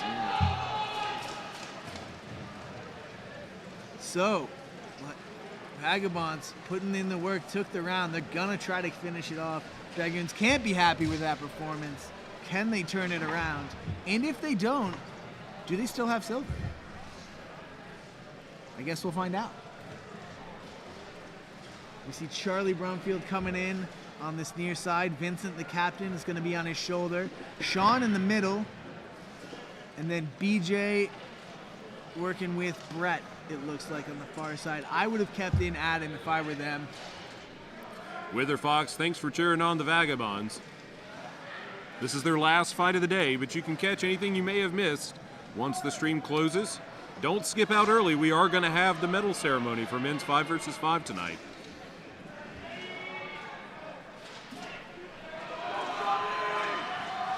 And here we go, round 2. Vagabonds took the first. The Dragoons have to take this to push a third. Vagabonds doing that cross run again, looking to catch the center out. Weren't able to do it. A hard hit in that near corner, but right against the rail, no takedown from it. Brett's trying to get over to get the head rip, unable to, look for a kick to try to make something happen. That was good communication, but he's down. Yeah. Dragoons 5-4. I haven't seen Brett act this active most of the day. I think he's trying to make up for that trip that he had in the last round. Put enough stank on that, the Vagabonds fighter. Oh, two more down immediately. It's 5-2, 5-2, 5-1. The Dragoons coming back, strong style, taking round 2, pushing to 3. I said, don't count us out yet. Brett not subbing out despite doing 2 in a row. He definitely wants to make up for that trip. Vince coming out. Looks like Sean's gonna stay in. Charlie's staying in. BJ's staying in. He did all 3 this round. On the near side, Mikey came back in for Vince. You know, we have 2 more matches. We have this one and 1 more. This one is likely to end this round unless it pushes to a 4th. It's only happened once today. Yeah. It was with the Dragoons, though. I know they're talking about trying to do this medal ceremony, but if we're going to be pushed out by 9, you know, fighters, once the tournament's over, it's hard to get them to move again. Oh, for sure. They're all just going to want to get out of kit immediately. They're going to want to be packing up, and the marshals and the staff are going to be like, no, you need to get in and get your medals. You got to take pictures. Hey, everybody, free beer in the parking lot. Uh-oh, something is happening. Oh, looks like they were just clearing out some weapons. Chris getting ready to start us off. And we're ready for round 3 in our penultimate match.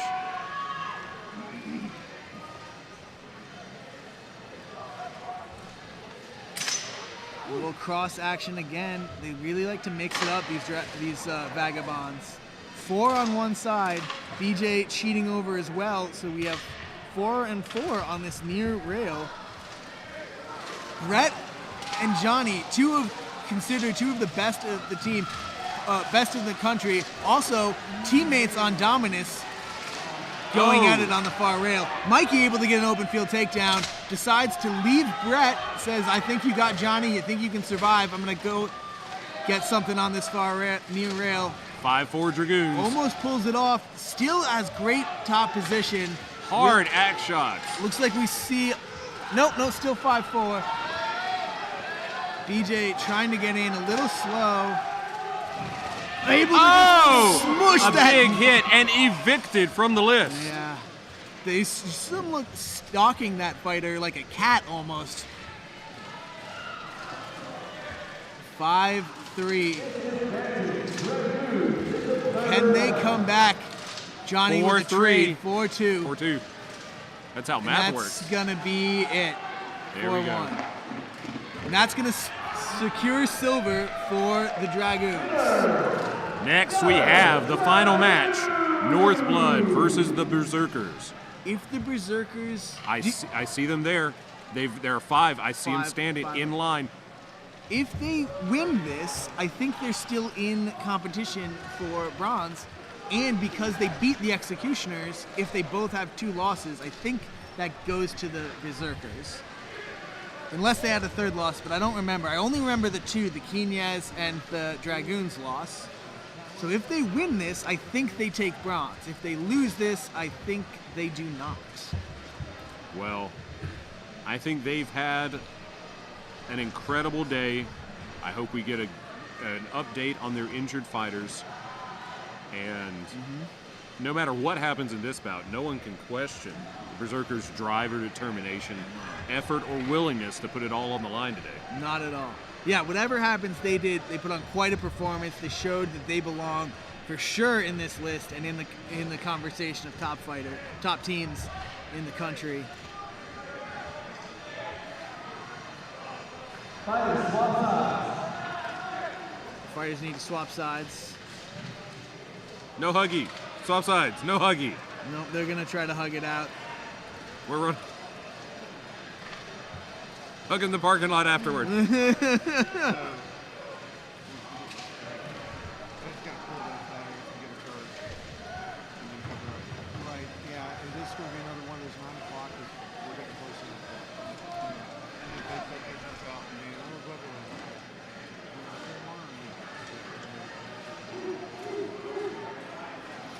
And the red gate shuts. Berserkers are ready to go.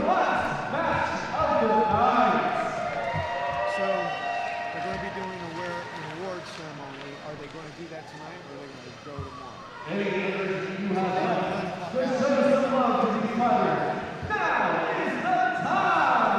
We're off. Northblood says, let's get after it. At least their center does. He's lost his axe, but quick backup weapon draw. He's still running all over the place.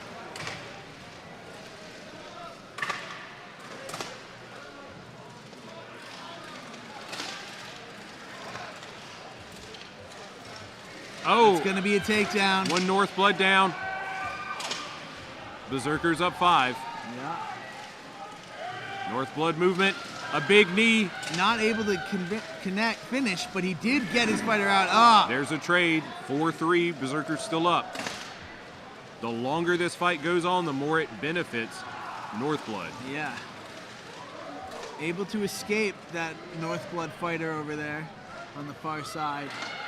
two giants battling in the corner on the right.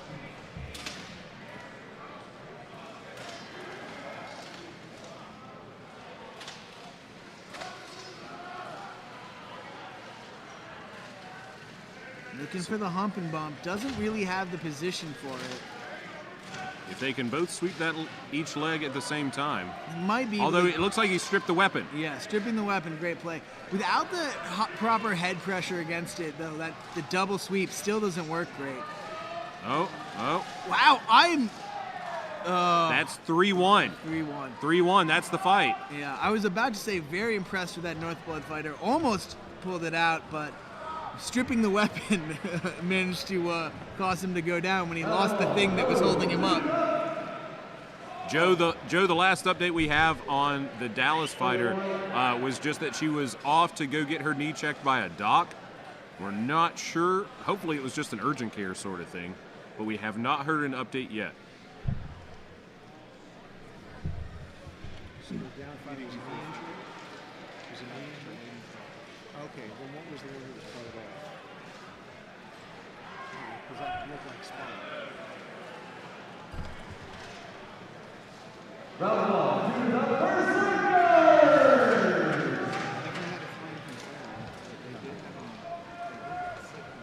If anyone in the chat who's been watching knows, have the Berserkers lost to anyone besides Knyaz and Warlords?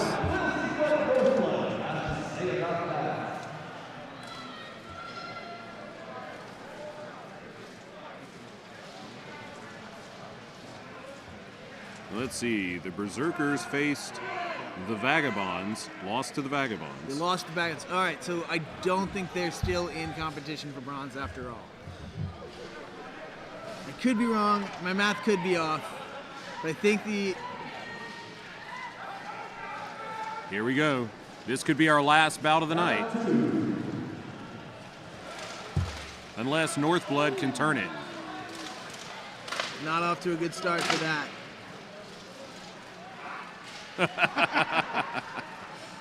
Yanni having fun out in the middle of the fields. Boo. Big Dom looking to get into the action on the far side. Ian out there with some footer. Oh, and a big takedown from the side. 5-3 Berserkers. This looks like it's going to wrap out the men's five. Yeah, almost down 5-2. That's 5-2. Not going to be too much longer yet, probably.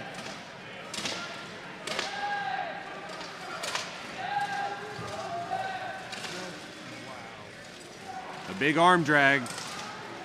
Do-si-do your partner. Looking for a power finish and a trip over the down fighter. That's the round. Going to Berserkers in 2. All right. I'm not sure. That may give them bronze. I really have lost track at this point, but it's either them or the Executioners at this point. I see Larry setting up the medals. This is going to be a quick medal ceremony. We'll go ahead and give you a little bit of a rundown of the day while we get ready for this lightning medal ceremony. We had a great day of action, starting with the women's and the women's open 5 versus 5. The finals for that will be tomorrow here on the red and blue list. Also, we'll have the women's 12s tomorrow. The men's tier 2. Well, I take that back. The women's may have been a round robin. The women's was also a round robin. Okay, so they may be doing the awards for that. Are you asking me or telling me? They may be. I don't know. We don't know. Okay. So we have a lot more fighting to go tomorrow, including the mass battles. The reason that there are no men's 12s listed on the schedule is because we are going for a world record for the largest number of fighters on the field competing. We have some interesting setups for tomorrow that we just can't do anywhere else in the United States, because here's where we have the room, the range, the number of fighters to participate in these types of creative battles, which I think will be a unique show for folks. Yeah. Really looking forward to that. It'll be very different from things that we've seen here in the States, and only seen a couple of things like it overseas even. Some of these may actually be the first time they've ever been done. So, Well, we'd like to take this opportunity to thank our sponsors again. We have Sparta Training Equipment, Go Hurt Medieval, Age of Craft, and American Bowhurt. Also a big shout out to Anderson County, the T. Ed Garrison Arena here at Clemson University, and of course to our incredible support staff. Couldn't make this happen, couldn't even think about making this happen without them. We hope you've enjoyed it. We're not quite done yet, but the tail end is wrapping around now. We've had some injuries today. We're going to try to get you an update for that in the morning. So make sure you join us bright and early at 10 a.m. Eastern Time. Fighters to the list.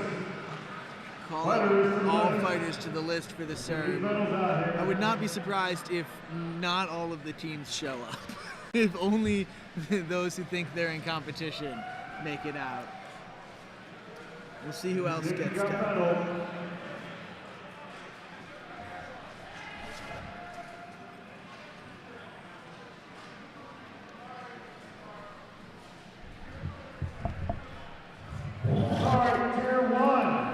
It looks like we have a comment saying that Serbia had 150 on 150. I think tomorrow we stand a pretty good chance of beating that. You have the numbers that we could if everyone shows up. Marshals, come to the side of the red list for your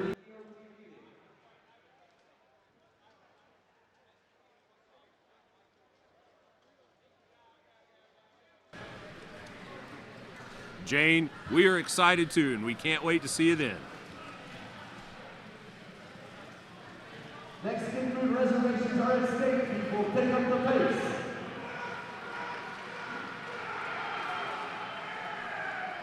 There looks to be a clapping circle going on by the marshals. Yeah, I think Joe's telling them they did a great job, which they did. Larry's doing the angry penguin.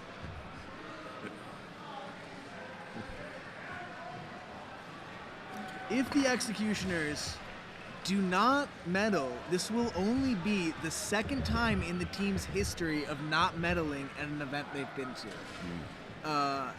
Knyaz and Dragoons, I also believe, have not medaled in the past 5 years. 6 years. 2026? Yeah, 6 years. Both of them have medaled at every event they've been at, and they will continue that today. As we approach hour 11 of the broadcast, math is getting harder and harder. You have 30 seconds to get this list, or I'm taking your little home with me. Don't see many of the women walking in, which makes me think they are fighting tomorrow. Well, that very well may be the case. I'll take a look at the list schedule and see what I got. Did we do you know if they passed out the singles medals yesterday, or if they're going to try to do that today? Okay. I believe they did the singles medals yesterday. Medals. Third place, bronze medal recipients, the Executioners. And the Executioners continue their almost unbroken streak of medaling. Their only failure to do that was at Way of Honor. Sadly, I was on that team. That one time we dropped the ball. This is their second time getting bronze at Tier 1 at Carnage. Actually, I think it's their third time. No, the first time they came to Carnage, they got silver. So, 1 silver, 2 bronze for the Executioners historically. Dylan, thanks for joining us today. Get some rest, bud. We'll have the results tomorrow if you can't stick around tonight.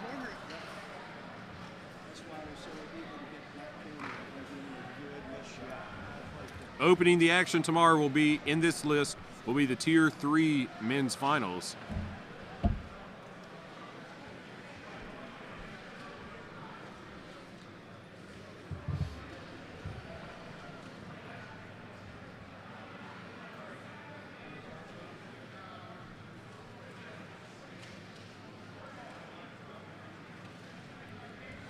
getting a nice team photo. Well earned, well deserved. And we're going to do one quick thing right here. Good work by the Executioners. Fought a lot of very hard matches. No one was an easy opponent in this Tier 1 list. Yeah, first one was 2015 Riddle Steel, and that goes to the match. I want to thank everybody. Hey, you hear me now? Hey guys, so I've been doing this for a couple of years now. My body's breaking down. Today was my last fight. I'm retiring. It's very hard for me because I love the sport. So I'm going to keep coaching people.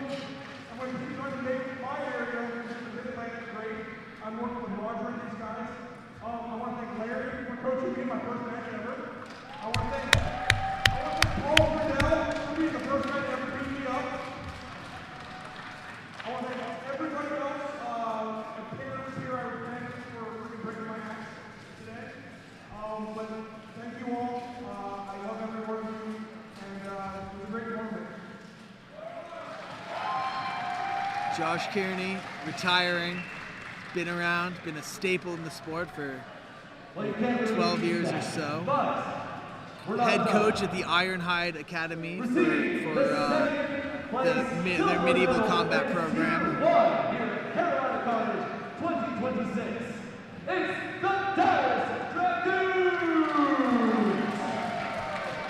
Second place going to the Dragoons. Don't think they'll be truly happy with this. I know they wanted to walk out with gold, but they can be proud of that. They put in a lot of hard work, and Knyaz are a rough team to fight. Absolutely. The competition across the board that I saw today was just incredible. Incredible. Everyone, again, there were no easy fights. Just competing in the Tier 1 is a huge milestone for some fighters. To medal is another, and to face Knyaz and come out walking, it's pretty good. I don't know that I could do that.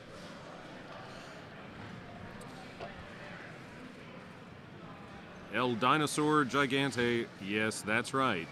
Kearney is retiring from fighting. He's still going to be part of the sport. He will be a coach. He's still going to train fighters.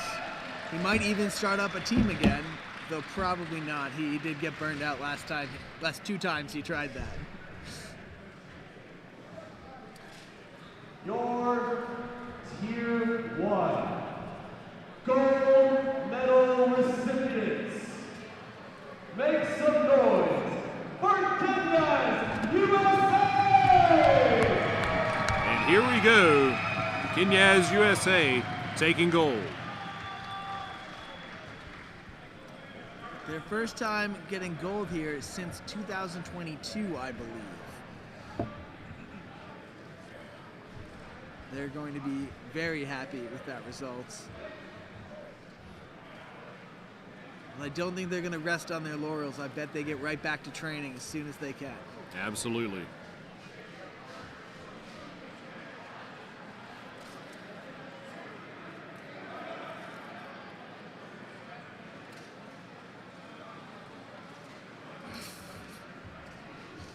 Very unable to fit the medal over the hat.